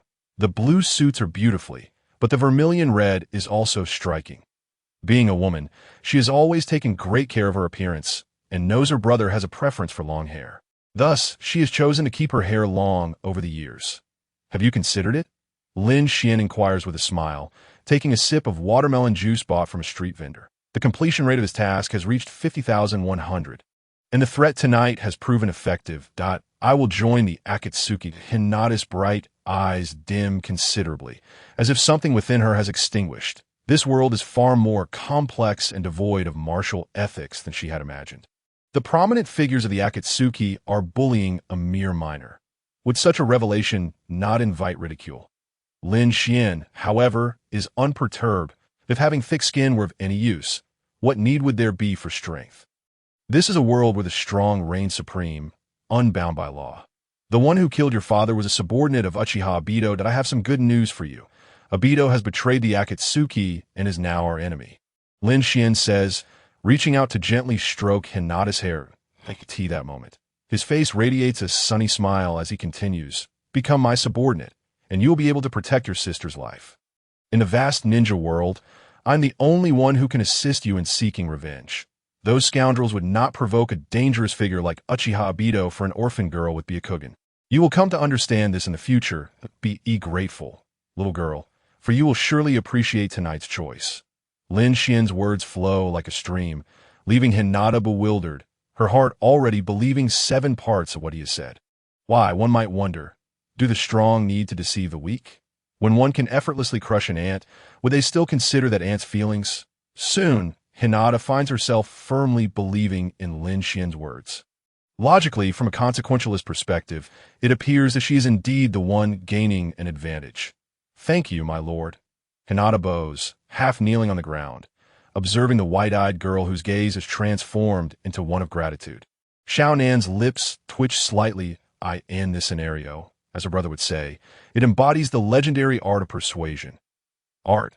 What a load of nonsense. This is nothing but brainwashing and scamming, targeting a naive young lady of a prominent family. The reputation of the ninja world has been tarnished by such actions. Indeed, her brother has no scruples. Hinata has been utterly played. Chapter 71. The most unapproachable member of the Akatsuki leaving Konoha. Along with Lin Xuan, Hinata Hyuga mysteriously disappears. However, no one suspects him. The ninjas of Konoha witnessed with their own eyes a masked man abducting the young heiress under the cover of night. That individual was clearly the notorious Uchiha Obito. How could this possibly be linked to Lin Xuan? Who are these two? Hinata Hyuga timidly opened her mouth. That it was not that she lacked courage, but rather that the reputation of Itachi Uchiha was overwhelmingly intimidating. With a single-handed effort, he had annihilated the most formidable Uchiha clan in Konoha and was classified as an S-rank rogue ninja. To her astonishment, he was also a member of Akatsuki. Moreover, not long ago, the defector Naruto Uzumaki had been present as well, upon seeing the boy clad in a red cloud and black cloak. Hinata felt the world to be exceedingly small that thinks she could encounter a former classmate in a group like Akatsuki. His arm? Itachi Uchiha and Kisame Hashigaki gazed in astonishment at the Jinchuriki of the Nine Tails. Had his arm not been severed? I made a little deal with Orochimaru. It was repaired using the cells of the first Hokage. Lin Xuan casually remarked, as a pawn selected by him. Naruto was treated rather well, having undergone recovery surgery after a few days of healing. The newly regenerated arm indeed originated from the first Hokage, but Lin Xuan had not collaborated with Orochimaru. Instead, he had discreetly arranged for Kabuto to accomplish it. As the reincarnation of Ashura's chakra, Naruto was naturally capable of assimilating the power of the Senju clan. Who was the target for recruitment this time? Surely not someone weaker than this Jinchuriki? Kisame seemed to take an interest, though he already knew the answer in his heart. They could not afford to neglect appearances. The reason he and Itachi had not departed from the Land of Fire was that they had received word from Lin Xuan about recruiting a newcomer whose potential rivaled that of Naruto Uzumaki. Pain had naturally agreed, allowing Itachi and Kisame to cooperate with Lin Xuan's actions. The four formal members of Akatsuki had appeared to extend an invitation, and one could not deny the significant face this newcomer possessed. Itachi was also contemplating, yet could not think of a suitable candidate. Was there truly a genius in Konoha today that could match the potential of the nine-tailed Jinchuriki? Naruto was under close watch by Akatsuki, making it difficult to take action, but that newly joined individual would not be so fortunate. Itachi planned to seek an opportunity to eliminate him, to prevent the emergence of a second Orochimaru in the future. In the Valley of the End, waterfalls cascaded down cliffs, with colossal stone statues of the legendary figures Hashirama Senju and Madara Uchiha standing sentinel on either side, the very origin of the valley's name. It was said that Hashirama had defeated Madara here. After waiting for half a day, Lin Xuan and the others finally awaited the arrival of the defector, Sasuke Uchiha. Sasuke, huh? The darkened Naruto's lips curled slightly. It turned out that Lin's target was the strongest genius of Team 7, the foremost of this generation's genin from Konoha, and one of the few friends he still acknowledged. That fool. Itachi appeared unfazed on the surface. Yet a tempest brewed within him. Mr. Itachi, what do you think about this newcomer joining Akatsuki? After all, he has inherited the Uchiha name. Lin Xuan seemed to hold Sasuke's potential in high regard. After all, the abilities of the Uchiha were well known throughout the ninja world. Once he awakened the Manjikyu Sharingan, controlling tailed beasts would be a trivial task. In contrast to Itachi, Akatsuki naturally hoped to cultivate a loyal subordinate. It was not that Itachi was suspected. Rather, Lin Xuan was clearly more ambitious. Both brothers were considered valuable assets by Lin Xuan. Taking a deep breath, Itachi's eyes transformed into a crimson hue, the patterns of the Manjikyu swirling into view. This was the greatest crisis he had faced since infiltrating Akatsuki. Even the time he nearly perished at the hands of a tailed beast bomb from Jinchuriki Yagura did not instill such fear in him. His life was of little value. Sasuke must not come to harm. Lin, perhaps you have overestimated him. Why foolish brother lacks the capacity to even match a fraction of the nine-tails Jinchuriki's power. Had it not been for the fact that he could help me hone my ocular jutsu, I would not have spared his life. Itachi's icy voice carried a hint of scorn out on the surface. It appeared to hold some truth. However, Lin Xuan and Kisame were well aware of his brother complex. They merely chose not to expose the truth that it seems he is a waste. Then let us eliminate him. Naruto, can I entrust this task to you? As for honing ocular techniques, let pain accompany you. The leader's dignity must be preserved. Lin Xuan, too, feigned seriousness like Itachi. Upon hearing this, Itachi's expression darkened. Damn it, can you not speak a few words that make sense?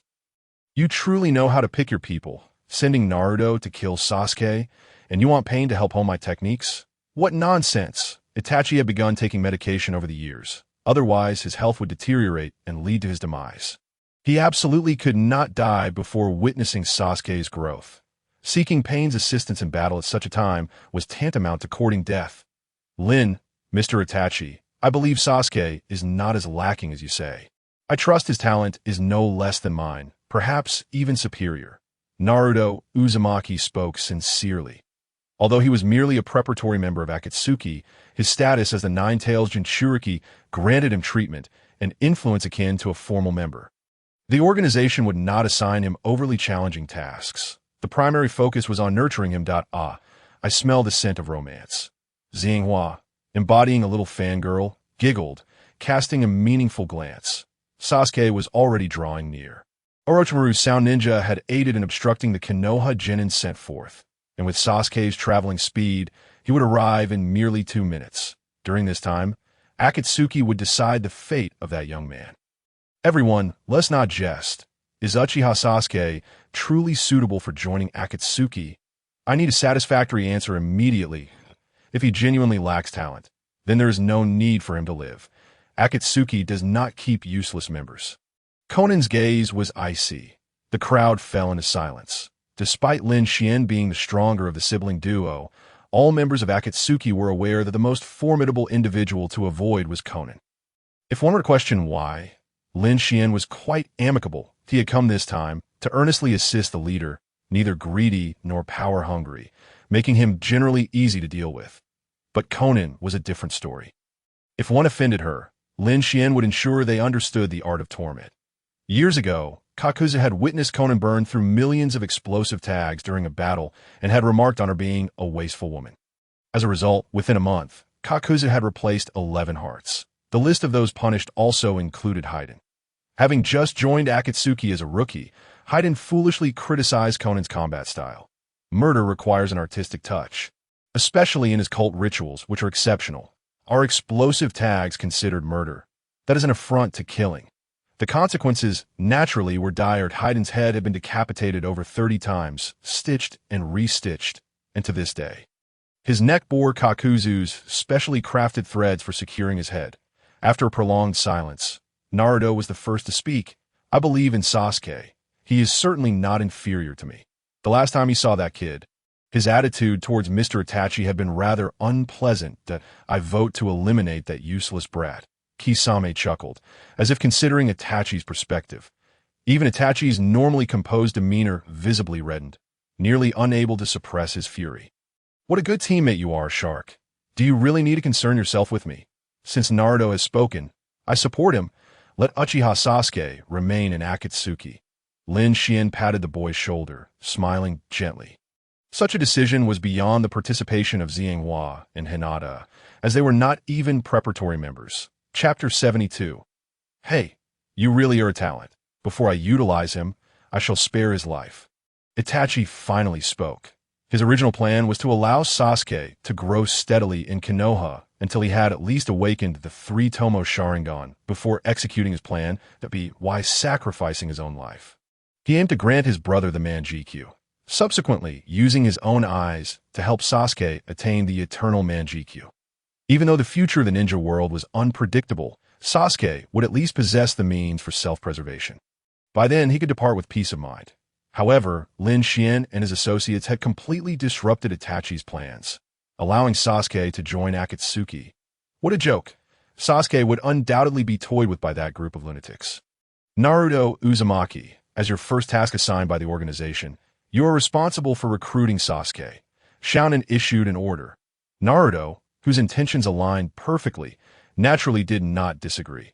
He felt uneasy about others acting recklessly. The matters concerning Sasuke and Itachi were indeed complicated, yet they would take it one step at a time, ensuring Sasuke's survival for the moment. Time passed gradually. The battle between Naruto and Sasuke concluded swiftly. The current Naruto Uzumaki was not only capable of harnessing the chakra of the Nine Tails, but could also wield basic wood-release techniques, leading to Sasuke's defeat without a hint of suspense. Under the ominous clouds, rain began to fall suddenly. Lin Xuan and his companions sought refuge in a cave, bringing the unconscious Uchiha Sasuke with them. Naruto, you bastard! Sasuke, just awakening, immediately erupted in anger. However, before he could finish his tirade, his gaze swept around the figures present, and he began to doubt his life choices that his own many Akatsuki members. And here stands a rogue ninja Naruto Uzumaki in an Akatsuki uniform, which was somewhat expected, considering Akatsuki is an organization that accepts rogue ninjas from various villages. But what on earth is Lin Xuan doing here? Aren't you supposed to be the next heir of the Rain Village? Is it truly appropriate for you to appear here? Lin, Naruto, what exactly is going on? Why are you preventing me from seeking Orochimaru? Sasuke questioned in confusion. Lin Xuan's appearance in the Akatsuki uniform was a shocking and stimulating sight. Akin to the announcement of a romantic pairing between Barbie and Iron Man, while publicly denouncing the Akatsuki, joining the ranks of the 5 great nations to condemn the organization, he secretly donned the Akatsuki attire. Hey, you truly are a remarkable individual that don't sweat the details. As long as you can obtain the power for revenge, the Akatsuki can provide you with everything you desire, Lin Xuan said with a mischievous grin. Sasuke took several deep breaths and eventually nodded slightly. Indeed, regardless of Lin Xuan's schemes, it has nothing to do with me. All I need is to kill Uchiha Itachi. Itachi, The brother seems to have calmed down. Lin Xuan waved a hand toward the shadows. Sasuke's eyes widened in disbelief as he gazed at the figure. How could he have forgotten? The shark-faced Kisame Hashigaki had appeared alongside Uchiha Itachi last time. And since Kisame was present, Itachi was undoubtedly here as well. I will kill you. Kill you. Kill you. Upon encountering his enemy, Uchiha Sasuke lost all rationality. What a disparity in strength, the Manjiki Sharingan, or the Chidori he had only recently learned. At this moment, nothing was more critical than ending Itachi's life. How foolish and weak you are, Sasuke. Why are you so weak? Why? Uchiha Itachi mercilessly struck Sasuke twice across the face. This fool had just fought Naruto, with barely a trace of chakra left, yet dared to engage in battle. It was utterly absurd. Did such a person even deserve to inherit the Uchiha name? Lin Xuan and Kisame exchanged glances filled with schadenfreude. Itachi felt a flicker of anger as his brother. Sasuke's mental faculties were truly lacking. It feels like your talent pales in comparison to a Jinchuriki, murmured the purple flower. Indeed, Itachi-san is truly cold-hearted towards his own brother. Kisame grinned. If not for your remaining value, I would have voted to eliminate you. Foolish Sasuke. Uchiha Itachi delivered another kick that sent Sasuke flying. The latter, battered and unable to move, lay on the ground. Staring helplessly at Itachi, if one were to act, one must see it through to the end. The harsher the action and the colder the demeanor, the more genuine the protection of Sasuke would be. The Akatsuki was a domain where strength reigned supreme. Although inter-member conflict was publicly forbidden, considering the unique circumstances between him and Uchiha Itachi, they would not interfere with their brotherly duel. Here, Sasuke could attempt to kill his brother at any moment. Lin Xuan began to play the role of the benefactor, while Uchiha Itachi took on the role of the antagonist. Sasuke, do not fall behind. Naruto was pleased with Sasuke's inclusion, just as he had chosen to betray Konoha. Uchiha Sasuke had his own choice, the righteous path of fratricide. All for the sake of revenge. Joining the Akatsuki was, in fact, beneficial for Sasuke. Suppressing his pain, Sasuke lifted his head defiantly. Who said I would lose to you? Don't get too cocky. Naruto chuckled and began to introduce Sasuke to the others. Lin and Xiao Nan are already acquainted. They are formal members of the Akatsuki. The purple flower is Xiao Nan's student. And the previous Kisame Hashigaki is a reserve member, just like me. Uchiha Itachi, along with them, is also a formal member. Considering his friend's feelings, Naruto refrained from adding the honorific to Itachi's name, as he was not well acquainted with him. But if he had to choose, he would undoubtedly pick Sasuke. I understand, so I am also a reserve member now. Sasuke gradually calmed down. Given the disparity in strength between him and Uchiha Itachi, there is no need to act rashly for the time being. A ninja is someone who can endure what others find unbearable. What does it matter to endure for revenge for a few years? It is better than having no hope at all. Uchiha Itachi's strength exceeded his expectations, yet the Akatsuki also surpassed his understanding. Powerful ninjas like Itachi seem to be quite common within the Akatsuki, as long as Sasuke could receive guidance from those individuals. Killing Itachi should not be insurmountable. Why would the Akatsuki agree to a life-and-death duel between a 12-year-old boy and Uchiha Itachi? Why would they perceive the two as equals? Sasuke was no fool. Upon reflection, he understood. Whether Sasuke killed Itachi or vice versa, it would not significantly impact the Akatsuki. This organization merely required workers, specifically the strongest of workers, as for whether the one remaining to labor was the brother or the elder. It was of little concern to others. How many formal members are there? Uchiha Sasuke, now composed, began to inquire about intelligence from Naruto. Excluding the traitorous Orochimaru and Obito, the current formal members number 10. Naruto was more than willing to enlighten Sasuke. Only by joining the Akatsuki would one realize the true extent of this organization's terrifying power. If this group of madmen wished, they could even obliterate a great nation overnight. Not even the powerful Land of Fire would be an exception. However, according to Kisame's information, the Akatsuki had yet to engage in a battle involving multiple members since its inception. Their missions were structured for two-person operations, rarely involving larger teams. Chapter 73. One must not be too much like Sasuke.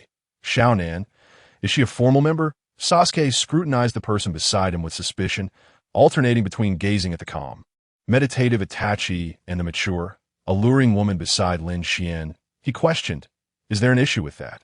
Naruto scratched his head. Upon hearing this, Sasuke's expression grew even more perplexed. Was the status of formal member a bit dubious? Sasuke had witnessed the methods of the purple flower, and he had also seen Xiao Nin compete against Naruto during the Nin exams. Their fighting style seemed to revolve solely around detonating tags. Was this truly the conduct of a legitimate ninja? Was this not akin to cheating with monetary advantages? Born into the legendary Uchiha clan, Sasuke's pride was intrinsic. The Uchiha Itachi possessing the Manjiki Sharingan was being compared to a ninja who merely utilized explosive tags. In terms of pure strength, would Itachi not effortlessly overpower Xiaonan? This led him to question, why should Xiaonan be a formal member?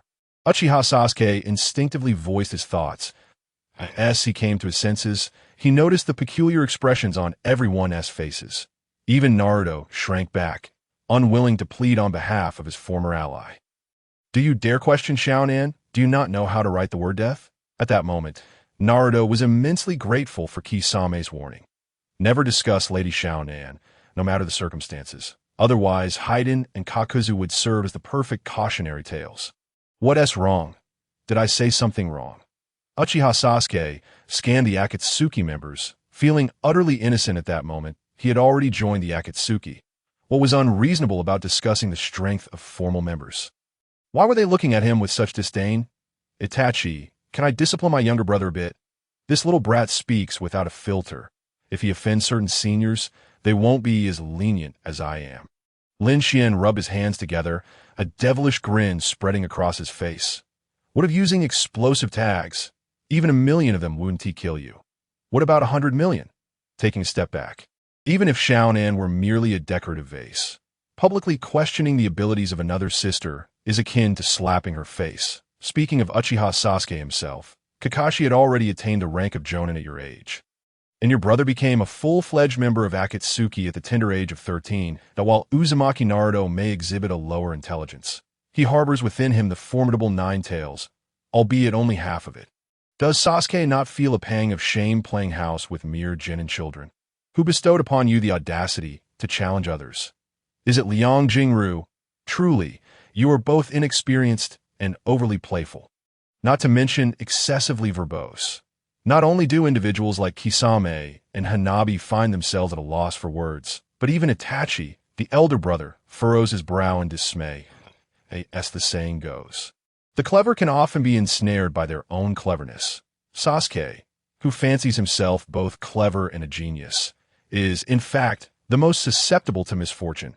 To put it plainly, he lacks the strength yet insists on posturing. Itachi refrains from such pretense, while Sasuke boldly engages in it. Naruto does not dare to feign superiority, yet Sasuke does so without hesitation. He is either posturing or on the verge of posturing. As long as he is not struck down for his pretense, he may continue to do so indefinitely. What do we call this? Politely, it is referred to as the protagonist's halo. Bluntly, it is simply foolishness. Alas, Itachi lets out a deep sigh, tacitly acknowledging Lin Xuan's role in disciplining his younger brother. If a beating is to occur, so be it. He can no longer bear to watch Sasuke in his current state. For this imbecile clearly deserves a lesson. The burden on his conscience would be somewhat alleviated should another take action. Crack. The sound of breaking bones echoed from Sasuke, already marred by injuries. Sasuke emitted a wail akin to that of a slaughtered pig. This was not a mere fracture. It was the cracking of his arm bone. Not only would a child like Sasuke feel the pain, but even an experienced veteran like Kakashi would be unable to suppress a cry. Naruto-kun, Sasuke-kun, this is your first lesson. In Akatsuki, one must learn to respect their seniors. Lin Xuan sneered, the warmth on his face having vanished without a trace. Uchiha Sasuke clenched his teeth tightly. This was not his first encounter with Lin Xuan's harsh discipline. Yet this time he could not swallow his indignation. Just as Lin Xuan intended to break Sasuke's other arm, the bandaged figure of Kisame stepped in front of him. Despite being adversaries, they were still bound by blood. Let us show Itachi-sensei some respect. Lin Kisame's shark-like face contorted into an unpleasant smile that on the surface, Itachi remained unfazed, yet internally he registered Kisame's intervention as a favor. The pain inflicted upon him resonates deeply within his heart. This is a true reflection of Itachi's feelings. He is indeed very fond of his younger brother, even holding Sasuke's position in his heart above that of Konoha. Otherwise, he would not have sacrificed so much, taking the blame for so many incidents. What brotherhood is this? It would be better to break this useless fool's limbs. It would not hinder the training of the Sharingan. Itachi seemed utterly unconcerned about the face that Kisame mentioned. In that moment, Kisame could not help but admire Itachi's acting skills. Had he not learned the truth from Lin Xuan, he would have never guessed that this fellow was a doting brother. TCH, I have no need for the face of such scum. Sasuke would naturally not yield if he had to rely on Itachi's reputation to survive within Akatsuki. It would be better to decisively eliminate him. Lin Xuan, Sasuke should learn the boundaries of speech. How about we leave it at that? Naruto approached as he assessed the situation. Lin Xuan casually cast aside Sasuke, returning to his seat as if nothing had transpired. In the cave, the members of Akatsuki silently commenced their dinner. The connection between Sasuke and the word genius cannot be entirely dismissed, yet it is far from relevant. He evokes feelings that pale in comparison to Naruto. As the saying goes, one must not be too much like Sasuke in life. Near the hidden sound village within Orochimaru's underground base, in a dimly lit room, Orochimaru lay on a hospital bed, a look of anxiety etched upon his face. Why has Uchiha Sasuke not returned yet? While there has been some progress with the White Zetsu experiment, it has not yet reached completion. Particularly, the White Zetsu possess highly skilled means of concealment, making them difficult to capture even when their presence is known. Despite Orochimaru's exhaustive efforts, he has only managed to capture a single live specimen thus far. He is reluctant to take risks by recklessly using the White Zetsu as a vessel for his impure world reincarnation. Perhaps Sasuke has been intercepted along the way. Kabuto wiped the sweat from his brow, his voice equally fraught with impatience. The shadowy figures of the ninja world extend beyond just Uchiha Itachi. Kabuto, is no less skilled in the art of deception. Who dares oppose me? Orochimaru laughed in rage, his eyes aflame with fury. Lin Xuan's bullying was one thing, but did he truly believe that anyone could trample over him? It could be Uchiha Obito, or perhaps those from Akatsuki. Kabuto analyzed the situation cautiously, and no matter. Orochimaru inhaled deeply. His body could not afford to linger any longer. He must proceed with the impure world reincarnation. Bring the live White Zetsu to serve as a vessel. Orochimaru commanded, we need the first Hokage's cells. Kabuto adjusted his glasses. The reason White Zetsu is suitable for Orochimaru's techniques lies in its capacity to accommodate numerous bloodline limits, including the wood release that Orochimaru covets. A flicker of hesitation and doubt crossed Orochimaru's eyes, yet he quickly regained his composure and decisiveness. No, it is not wise to take risks before the experimental results are fully realized. No matter how formidable the power, one must be alive to wield it. I do not wish for my reincarnation to encounter unforeseen mishaps. After enduring all these years, I can't afford to wait. I lack neither time nor patience. Chapter 74. Look, Sister Shounen truly understands art 2 days later. The Akatsuki base. The formal welcoming of the 2 prospective members of the organization was attended by all members. With the members from the Rain Village present, those outside were merely projections created by the body flicker technique. All official members were now gathered. Pain, Zetsu, Lin Xuan, Xiaonan, Haiden, Deidara, Sasori, Kisame, and Itachi. Prospective members: Uzumaki Naruto, Uchiha Sasuke, and Zuki Mangetsu. Hanabi and Hinata were temporarily unable to attend such a high-level meeting, as they were not even considered prospective members, though. Is this the newcomer to the organization? Do they truly have the qualifications to join us? Deidara was the first to voice his dissent. Once a rebellious youth from the Rock Village, he had been approached by Akatsuki while tinkering with his explosive art, after being rendered powerless by Itachi's mere glance. Deidara could hardly accept this, yet he lacked the courage to confront Itachi, who was still his senior. However, it was permissible to bully a 12-year-old Uchiha Sasuke, right? Deidara had long harbored a disdain for the Uchiha clan. Akatsuki is a war organization, not a school. Why are there so many little brats? Kakuza chimed in with a complaint. Uzumaki Naruto hold a unique status as a Jinchuriki, with his father being the fourth Hokage. But what about Uchiha Sasuke? This fellow has shown no remarkable prowess, still possessing only a two-tomo Sharingan, which pales in comparison to his brother. All right, let the newcomers introduce themselves. Pain spoke, and the cave fell into a relative silence. For some unknown reason, the meeting place of Akatsuki always seemed to be in such a cold, damp cave. Uchiha Sasuke. I joined Akatsuki to kill Itachi and gain greater power, as long as I can eliminate Itachi. Nothing else matters, Sasuke declared loudly, despite his left arm being wrapped in bandages, which appeared somewhat ridiculous. However, few dared to mock him. Uchiha, is Akatsuki your Uchiha's creation? Deidara complained. Uchiha Bito, Uchiha Itachi, and now another Uchiha Sasuke. How many positions are there among the official members? Damn your Uchiha, he scoffed. Indeed, Akatsuki seems to be the creation of the Uchiha clan, that if we consider the schemes of Uchiha Madara and Kurizetsu, those two are the true founders of Akatsuki. What of Yahiko? What of Nagato? They are merely pawns in the hands of the behind-the-scenes masterminds, of course. Deidara was unaware of this. He simply found the Uchiha clan intolerable. The members of Akatsuki exchanged glances. Many were aware that Sasuke was Itachi's younger brother. Yet they had not anticipated that Sasuke would one day be invited to join Akatsuki. How will these two sworn enemies, bound by blood, coexist within Akatsuki in the future? Itachi Uchiha exuded an air of calmness. The more others sought to glean information from his countenance, the colder his expression became, as if Sasuke were merely a dispensable tool, drained of his final worth. Lin Xuan, what manner of game is this? There seems to be no necessity to recruit enemies. Haiden cast a lingering glance at Sasuke. It was unavoidable. Everyone yearned to witness a splendid spectacle of brotherly conflict, a performance not easily observed. Lin Xuan shrugged his shoulders. Itachi remained impassive, offering his justification. I require assistance and training from someone who possesses the Sharingan, and Uchiha Sasuke is perfectly suited for this role. Secrets such as the eternal Mangekyou Sharingan and its activation methods cannot be disclosed to outsiders. Thus, Itachi utilized training as a pretext to safeguard Sasuke, while simultaneously securing his guardianship. Danger and opportunity coexist. If Sasuke can navigate these years safely, it could serve as a form of trial for him. Uchiha Sasuke shall be entrusted to the care of Itachi and Kisame. As for Naruto Uzumaki, with whom do you wish to partner? Pain's gaze shifted to the blonde youth. He held a keen interest in this Jinchuriki. After all, he was a disciple of Jiraiya and the child of the fourth Hokage.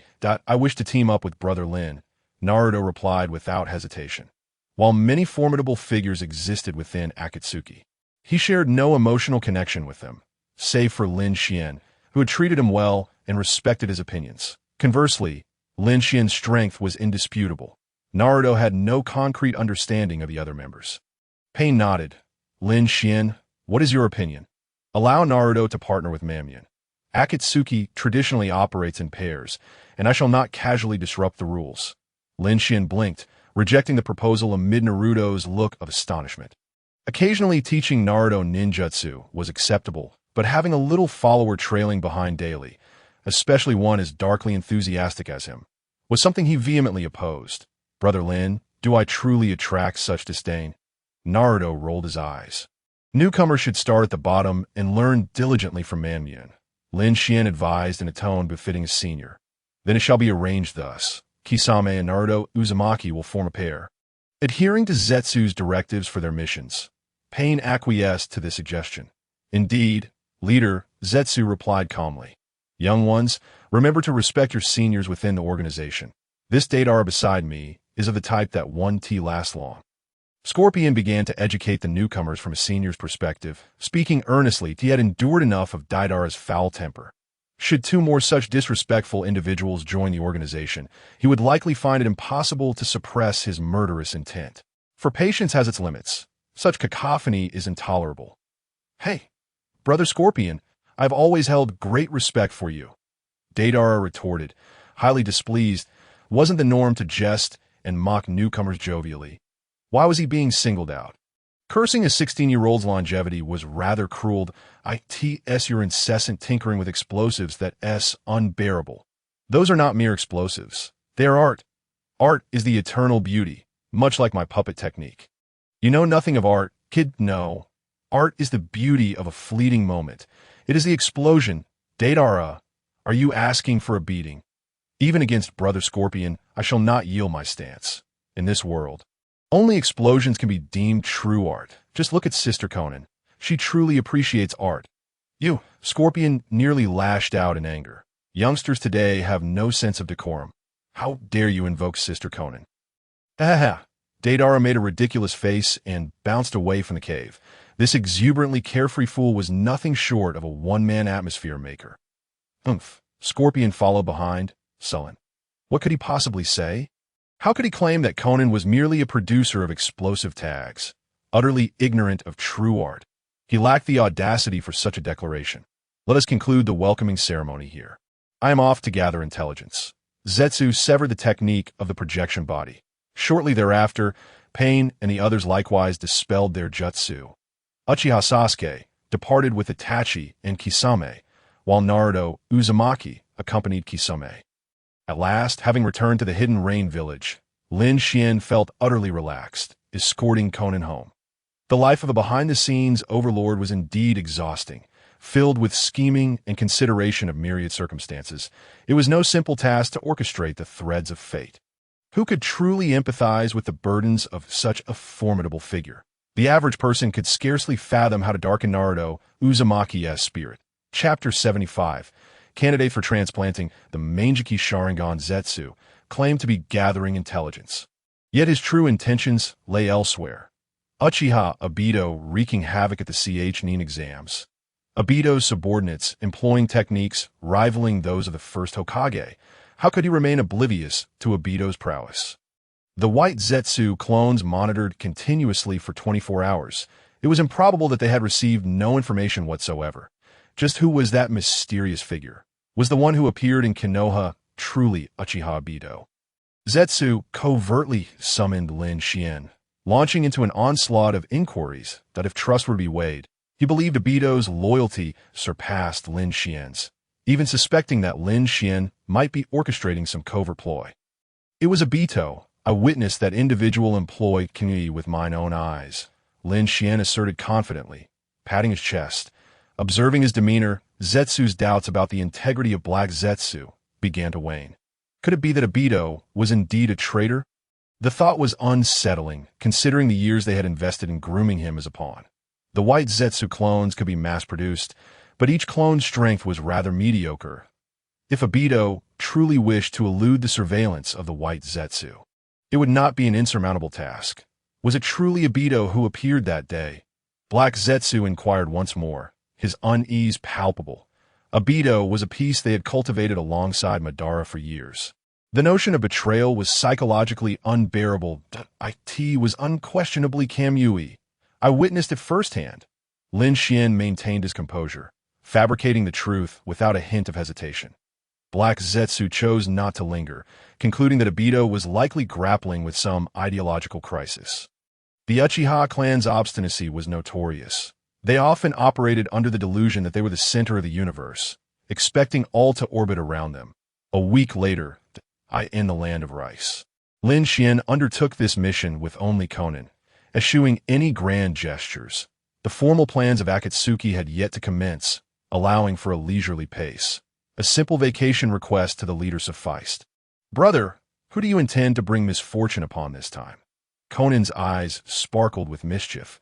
Each time Lin Xuan ventured from the village, someone invariably encountered misfortune.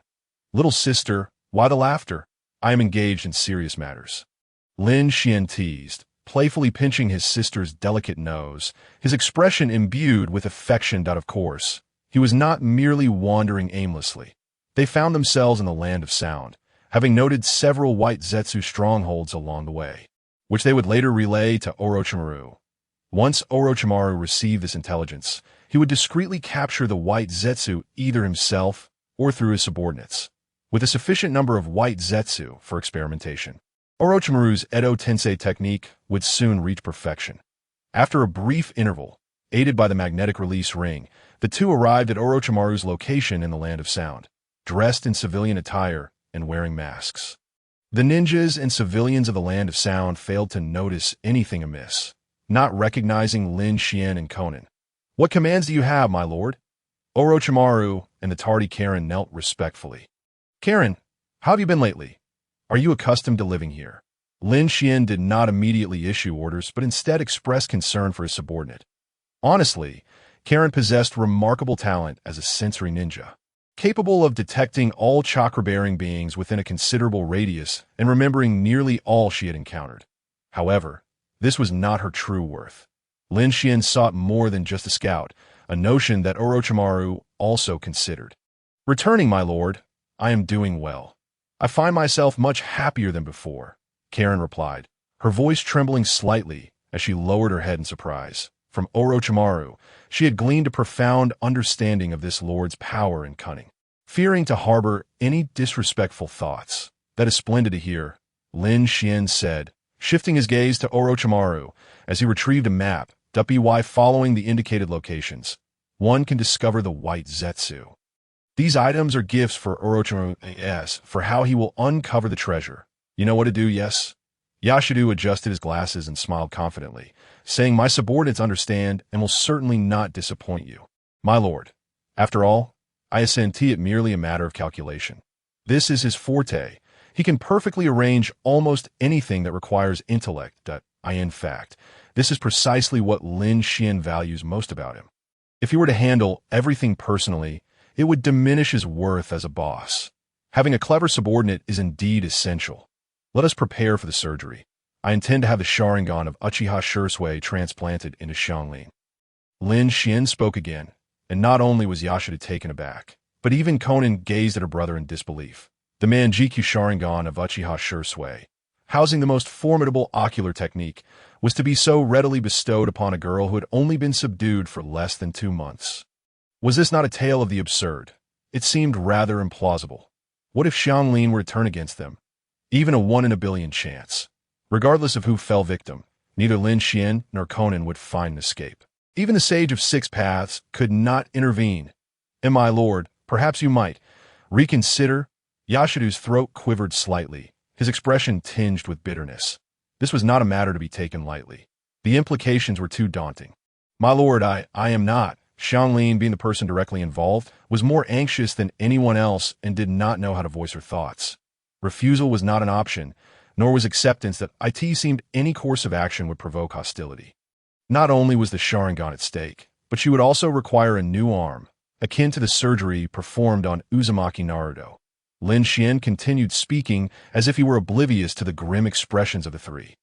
The Uzumaki clan possessed an innate vitality, as exemplified by Nagato, who had transplanted Madara's Rinnegan. Xianglin, being of the Uzumaki clan and augmented with the first Hokage cells, was nearly the perfect vessel for the Manjikyu Sharingan. The cooldown period for the ultimate Jinjutsu, Kodoa Mitsukami, which typically exceeded a decade, could potentially be reduced to within 5 years, or even 3 to indeed. Such an action was rather precarious, considering that Xianglin's loyalty remained in question. So why not transplant it to Conan, or to Ajisai? The burden of a Manjikyu Sharingan on someone who was not of the Uchiha clan was significant. Otherwise, why did Madara choose Nagato as his pawn rather than randomly picking someone off the street? Forcing Conan and Ajisai to wield the Manjikyu would impact them across the board, even hindering their ability to open and close their eyes at will. Kakashi, who had transplanted the 3-Tomo Sharingan, had seen no increase in his chakra over the years, rendering him incapable of training in ninjutsu and relegating him to merely copying others that on the surface, he bore the title of the copy ninja. But in reality, Kakashi had been hindered by the Sharingan. With such precedent, how could Lin Xuan bear to place his own people under the strain of the Manjikyu? Thus, he sought to utilize Xianglin as the most suitable candidate. "If my lord insists, then allow me to take charge of Xianglin's conditioning," Yashidu volunteered. After a moment of silence, he contemplated Lin Xuan's motives for such a decision, in a purely technical sense, considering her bloodline combined with the first Hokage cells. Xianglin was indeed an ideal candidate. However, factoring in the necessity of loyalty, made the choice to select Xianglin appear rather reckless. Compatibility was inherent. There was nothing one could do about that. Loyalty, however, could be cultivated or enforced through necessary means, such as brainwashing, hypnosis, or even the threat of explosives implanted in the heart. Thus, Yashidu surmised Lin Xuan's intentions and proactively offered to manage Xianglin. I am willing to cooperate. Xianglin glanced at Yashidu and then at her expressionless boss, feeling a wave of despair wash over her. Indeed, how could someone like her expect a happy ending? All right, you two, stop making me seem like the villain here. Do you think my heart is as dark as Orochimaru's? Lin Xuan replied with a sarcastic smile. Playing the victim? Yashidu had clearly anticipated that the situation would evolve in this manner, leading him to make such remarks. He feigned ignorance while theatrically escalating the drama. Gesturing for his two subordinates to rise, Lin Xuan embraced Conan, offering her an assuring glance. If we're to speak of this young lady's loyalty to me, Yashidu, you are well aware, are you not? If you do not betray me, how could Xianglin possibly act against my interests? This is an undeniable fact, immutable even by the likes of Jesus in this world, for Xianglin's only love is you. Yashidu, Chapter 76. I am the master of this world, huh? Is that so? Yashidu feigned innocence, appearing genuinely surprised. Meanwhile, Xianglin fidgeted nervously with the hem of her clothes, her face flushed with embarrassment, wishing she could vanish into a hole. Upon hearing this, Conan also came to a realization. Was this a form of moral coercion? No matter how strong Xianglin became or what invaluable assets she acquired in the future, this young girl would never betray them. Why? Because the one she loved, Yashidu, was Lin Xuan's subordinate.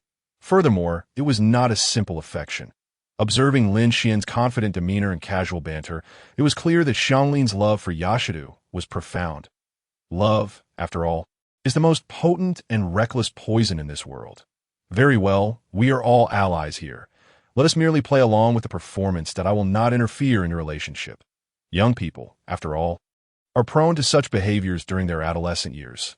Let us arrange the surgery swiftly. Lin Xuan chuckled mischievously while patting Yashidu's shoulder. Conan retrieved a transparent, exquisite glass vial from the ceiling scroll, within which floated a single eyeball suspended in a green solution. Yes, my lord. Yashidu suppressed his smile and respectfully accepted the vial. He had no particular affection for Xianglin, nor did he harbor any aversion towards her.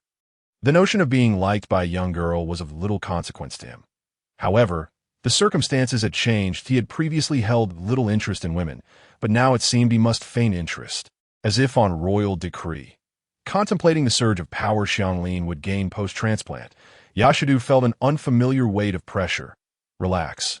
It is merely an EY in the future. Your resources will be abundant. Becoming stronger is only a matter of time.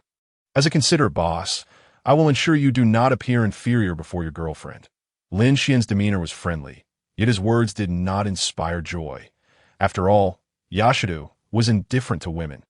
Yet in truth, Lin Xuan was not merely speaking without basis. The Edo Tensei technique would be entrusted to Yashidu, encompassing countless formidable individuals, as well as Orochimaru's various forbidden techniques and research findings, including training in Sage Mode with the White Snake Sage.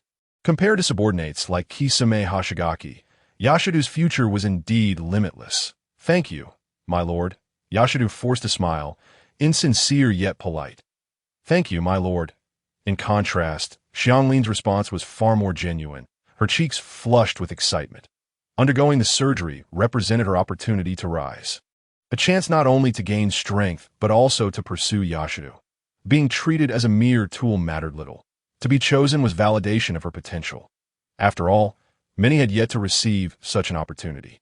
The young girl was overwhelmed with joy, her worldview subtly distorted. Witnessing this, Conan's expression was peculiar. The naive young woman, already limited in intellect, had her reasoning further clouded by the trials of love, rendering her the perfect tool. The girl, with her exceptional lineage, was indeed a rare find, and to claim she was one in a million would not be an exaggeration. Yet, she had been ensnared. Reality, at times, is far more fantastical than humanity can imagine. That night, the surgery was performed by Orochimaru's prize student, and as expected, it was flawlessly executed. The girl's left arm was replaced with a new one composed of Hashirama's cells, wrapped in bandages to conceal its pale hue. And her new left eye was swiftly mastered, based on Xianglin's own experience. The current cooldown time for Kotoeme Tsukumi was 3 years. The cooldown is 3 years, the young girl reported earnestly. Lin Xuan cast an approving glance at Xianglin. This time frame was not far from his predictions. Rest well for a few days. Our objective is Uchiha Obito. We cannot afford any mistakes. Lin Xuan rapped his knuckles against the table, no longer wishing to intrude upon Do and Xianglin's intimate world, and retreated to their resting hotel. Under the premise of mutual eye contact, the concept of the Tian Shun was theoretically invincible in its illusion, unless the mental fortitude of the adversary far surpassed that of the caster. If Xianglin were to control the Sage of Six Paths, it would indeed be Lin Xuan, putting her in a difficult position. Should she fail to subdue the seemingly eternal Uchiha Obito, it would reflect a deficiency on Xianglin's part. 2 days swiftly passed. Orochimaru and Yakushi Kabuto captured White Zetsu, initiating a new round of experimental research. In stark contrast, Lin Xuan's encounter with White Zetsu unfolded differently. "Hey, friend, could you direct me to the Hidden Rain village? I've lost my way." A voice emerged. Transformed into an ordinary person, White Zetsu looked up in confusion. "Hidden Rain village? You must be hopelessly lost. How many miles separate the land of rain from the land of rice?" Are you Lin Xuan?" White Zetsu scrutinized the young man with suspicion, initially failing to recognize him due to the absence of the Akatsuki uniform. Upon closer inspection, he realized this was indeed the pawn they had under their control. Much like Uchiha Obito, who believed in the Moon's Eye plan, the guess was accurate. Lin Xuan, with a malicious intent, extended his fist in a swift motion. White Zetsu was rendered a captive. He was compelled to divulge information regarding Uchiha Obito. White Zetsu was handed over to Xianglin. The Sharingan's Jinjutsu was evidently beyond the comprehension of such a mindless creature. With almost no effort, Xianglin extracted intelligence, learning the whereabouts of Uchiha Obito. Lin Xuan. "You despicable scoundrel! How dare you deceive us?" White Zetsu, recently regaining consciousness, erupted in a torrent of curses. Not foolish, he quickly deduced that this man was the traitor. Uchiha Obito's downfall was likely orchestrated by him. When Obito was exposed, he was wanted by the 5 great shinobi nations, with the capabilities of the eternal Mangeki Sharingan laid bare. Just how much did this traitor know? From where had he acquired such knowledge? White Zetsu was acutely aware of the threat posed by Lin Xuan and desperately sought to escape. This pitiful display of struggle resembled that of a clown in Lin Xuan's eyes.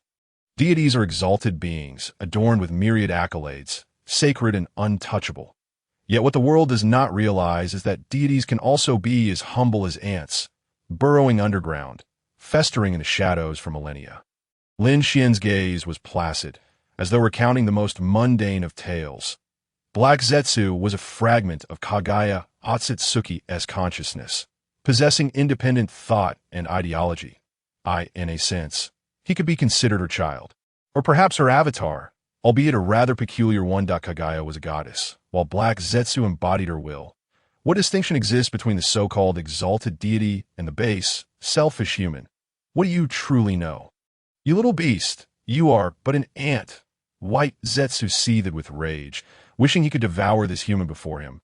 But deeper within, he was consumed by fear. How dared he mock Black Zetsu's schemes?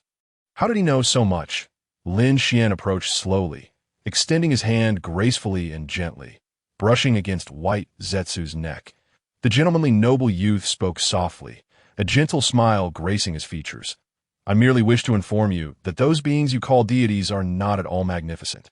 Such gods are merely ancient relics from millennia past, a foolish woman who birthed 2 worthless sons and was ultimately devoured by them." With a sharp crack, the head of the pale creature fell to the ground. Xianglin adjusted her glasses, the crimson hue of her left eye reverting to normal. Conan silently scattered white paper, serving as the burial shroud for the fallen White Zetsu, ensuring the obliteration of evidence while simultaneously engaging in an act of artistic expression. "I'm the master of this world.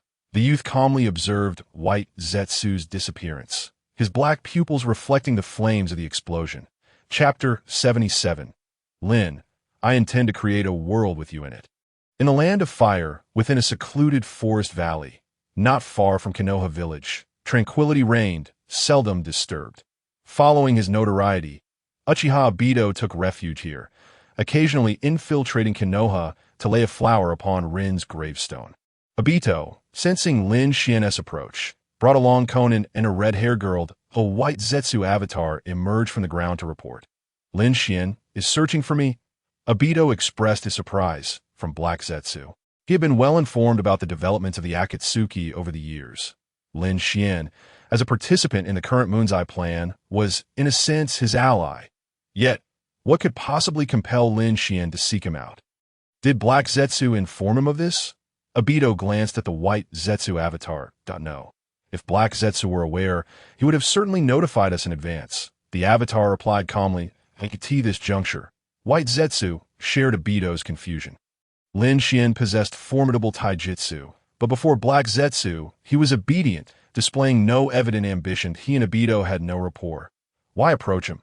Could it be a mission from the Akatsuki? After all, Obito, you betrayed the Akatsuki.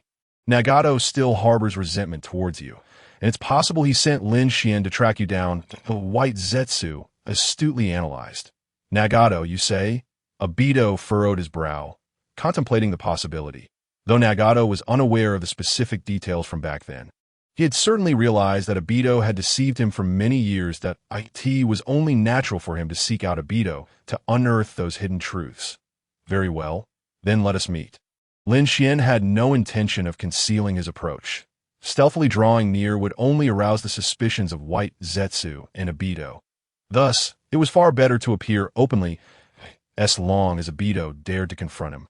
Lin Xuan was prepared to deliver a Tian Shun. Hey, Lin Xuan. Suddenly, a white Zetsu emerged from beneath the ground. It greeted Lin Xuan with a smile, and Lin Xuan waved back, as though to an old friend. Is Obito here? I need to speak with him. Lin Xuan stated his request directly. White Zetsu was not surprised. After all, they were all participants in the Moon's Eye plan. Obito is waiting for you. Please follow me. After a brief moment, guided by White Zetsu, Lin Xuan and his companions arrived at the center of the valley. Much like Orochimaru's underground base, Uchiha Obito had constructed an underground facility here as well. Navigating through the labyrinthine paths, they finally reached their destination, a relatively spacious room adorned with candles, the dim light illuminating murals of ancient deities. The masked man held a goblet, the rich, vibrant red liquid flowing slowly down its sides. This was no imposter. It was the genuine Uchiha Obito, possessor of the Kamui Manjiki Sharingan, right eye. Long time no see, Obito-kun, Lin Xuan said with a light chuckle, patting Conan and Xianglin on the heads. As he took a seat on the sofa beside Obito, the two women obediently settled at the far end. Lincoln, the busy man, has taken the time to see me, Obito remarked, a smile concealing his malice. The white Zetsu avatar sensibly poured Lin Xuan a glass of red wine. This young lady has considerable potential. Lin Xuan did not respond directly. Instead, he pointed to the red-haired girl sitting beside Conan. Obito narrowed his eyes, scrutinizing her closely. The Uzumaki clan's bloodline was indeed impressive, but was it sufficient for Lin Xuan to make a special trip? After all, she was not a descendant of the Sage of Six Paths, which hardly warranted such fuss. What is your name? Obito inquired curiously at his words. The girl trembled slightly, seemingly nervous as she lifted her gaze. Under Obito's slightly expectant scrutiny, the red-haired girl's lips curled into a peculiar smile. Her crimson eye, deeper and more captivating than her vibrant hair, glimmered with the hint of a Tian Shun. The instant Uchiha Obito recognized the Manjiki Sharingan, he understood he had fallen into a trap. This was the Manjiki Sharingan of the Uchiha, implanted in the girl of the Uzumaki bloodline. Ambushed at the moment he was most relaxed, the timing was nearly perfect. Obito could not have anticipated that Lin Xuan would dare to scheme against him. Uchiha Obito was utterly unable to utilize Kamui, possessing no means for resistance. Lin Xuan, White Zetsu's mind went blank, helplessly watching as Uchiha Obito fell victim. Xianglin stood still, beads of sweat trickling down her forehead. The only eye visible on the masked man appeared vacant, his body resembling that of a stone statue. "You bastard! You traitor! You deceived us from the very beginning. Certainly not a fool. This individual has ensnared Obito in traps. And this is far from the first time. For years, Obito has borne the brunt of blame, and the identity of the true culprit requires no further elaboration. Yet, such a grand deceiver has gained Black Zetsu's trust. Even now, Black Zetsu remains oblivious to Lin Xuan's true nature. Pray tell, how weak you are." With a mere gesture, Lin Xuan activated the wood-release ninjutsu, ensnaring the fleeing white Zetsu in vines. To toy with such trivial schemes before him is exceedingly naive. Each white Zetsu he has slain contemplated sending out intelligence before their demise. But how could Lin Xuan possibly grant them such an opportunity? Despicable scoundrel, you shall not meet a good end. Faced with hopeless escape and Obito's continued slumber, White Zetsu could not help but curse. "Lin Xuan, you are no human. Though your words are sweet, you strike with merciless daggers behind their backs, and you have truly deceived him for all these years." The one who relishes deception, Black Zetsu, has indeed met a day of such dire betrayal. At this moment, White Zetsu's clone was engulfed in despair, until it was vanquished by Lin Xuan's wood-release. Disbelief and profound terror lingered upon its visage. Black Zetsu has orchestrated his plans for a millennium, only to confront another player in this game. Can they truly succeed in resurrecting Kaguya?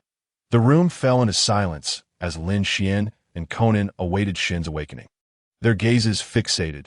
Suddenly, Shin let out a mournful cry, blood trickling from her eye sockets. Uchiha Obito's mental prowess proved unexpectedly tenacious. He could not resist Kotoa Mitsukumi's modification of his will, yet he steadfastly resisted alterations to his memories. Even Lin Xuan could not help but regard Obito with renewed interest at this moment. Those endowed with talent, chosen as pawns, are indeed not to be underestimated. Rin, the masked man, slowly opened his eyes. His face stained with tears. The world deems him a pawn, a fool exploited by Black Zetsu from start to finish. But is that truly the case? When he could have chosen to resurrect Nagato, why did he opt for the infinite Tsukuyomi instead? "Rin, I wish to create a world with you in it." Indeed, Obito once uttered such words. Yet after all these years, does he truly remain oblivious to Rin's affections? Rin's heart belongs to Kakashi. No matter how he adores that girl, it is but unrequited love. After all this time, does he genuinely remain unaware that Black Zetsu and Madara have concealed matters from him? He orchestrated Nagato's descent into darkness, his own corruption. Who could assert that he was not being schemed against? Nonetheless, Obito unwaveringly chose this path. At the very least, the infinite Tsukumi exists in reality. The truth of the shinobi world was unveiled to him on the night of Rin's demise. Kakashi did not desire to kill Rin, yet he did. Rin did not wish to die, yet she perished. Those who do not wish to harm their comrades are coerced into doing so, while those yearning to survive sacrifice themselves for their village. This shinobi world forces lovers to turn upon one another, compelling ninjas' ideals to dissolve into nothingness. This not a hell. Everyone is an executioner, everyone is a victim, and everyone is a puppet manipulated by invisible strings. Such a world is a facade. The infinite Tsukuyomi is the true salvation. This novel can be downloaded through the open source, free Lin Xuan downloader developed by Xingyu.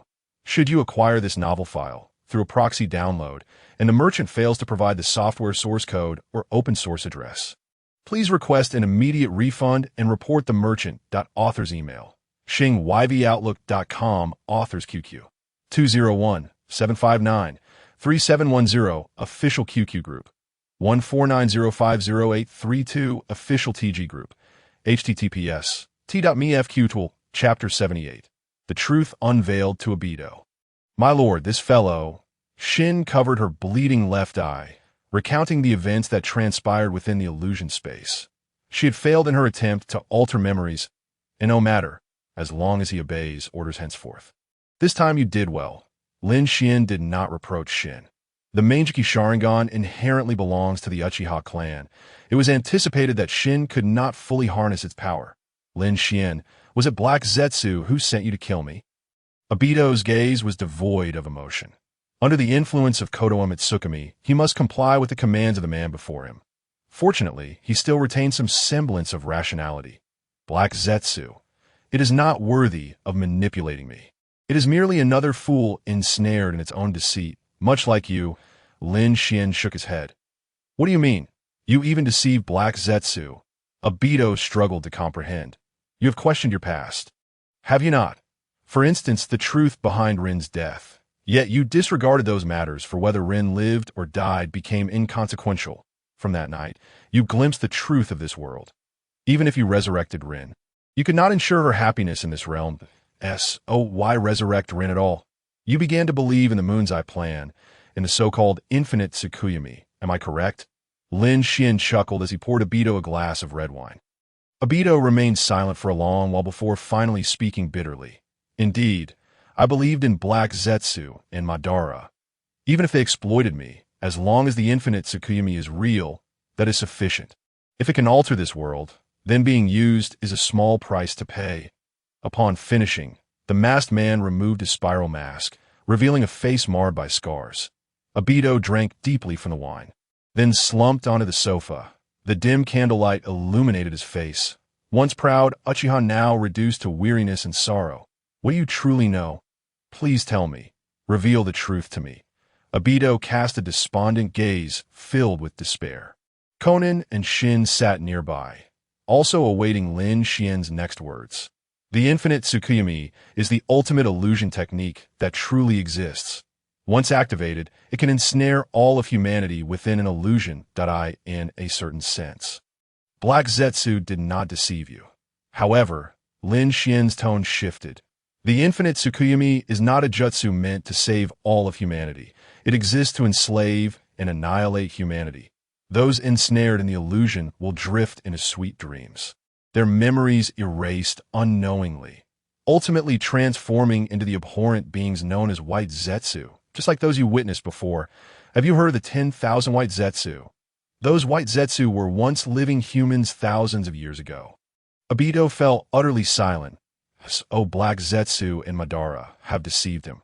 They led him to believe that the infinite Tsukuyami would create a facade of a beautiful world, when in truth, it would annihilate all of humanity. The Moon's Eye plan is a lie. The very thing he yearned for does not exist. Did Black Zetsu and Madara reveal this to you? They deemed you a true ally worthy of trust and disclosed their genuine plans to you. Obito chuckled self-deprecatingly. Glass after glass of red wine flowed down, consumed as heartily as if it were whiskey. No. You underestimate Black Zetsu. For millennia, it has never revealed its true plans to anyone, not even to Uchiha Madara, who was played like a puppet, utterly ignorant of Black Zetsu's true objectives.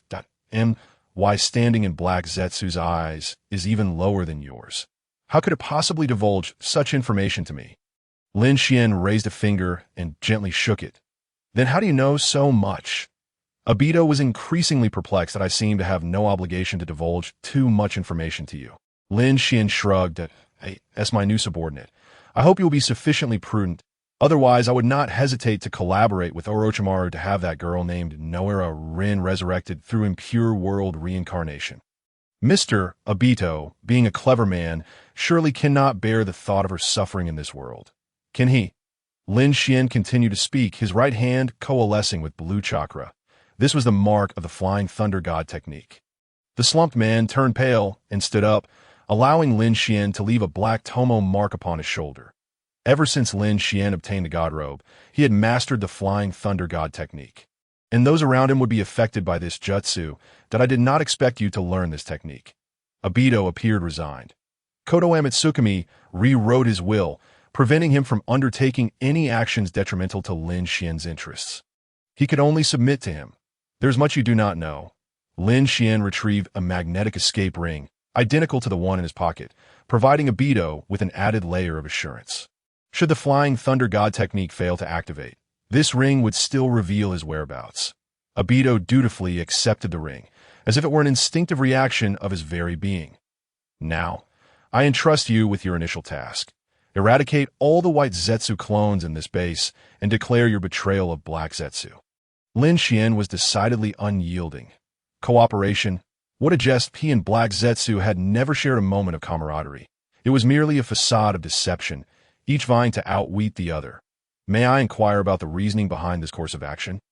Obito quickly acclimated to his new identity. Having been deceived by Black Zetsu for so many years, he felt no psychological burden in his betrayal. Although lacking concrete evidence, Rin's demise was undoubtedly intertwined with Black Zetsu and Uchiha Obito. How many are aware of the Moon's Eye plan? Lin Xuan retorted. Black Zetsu, Uchiha.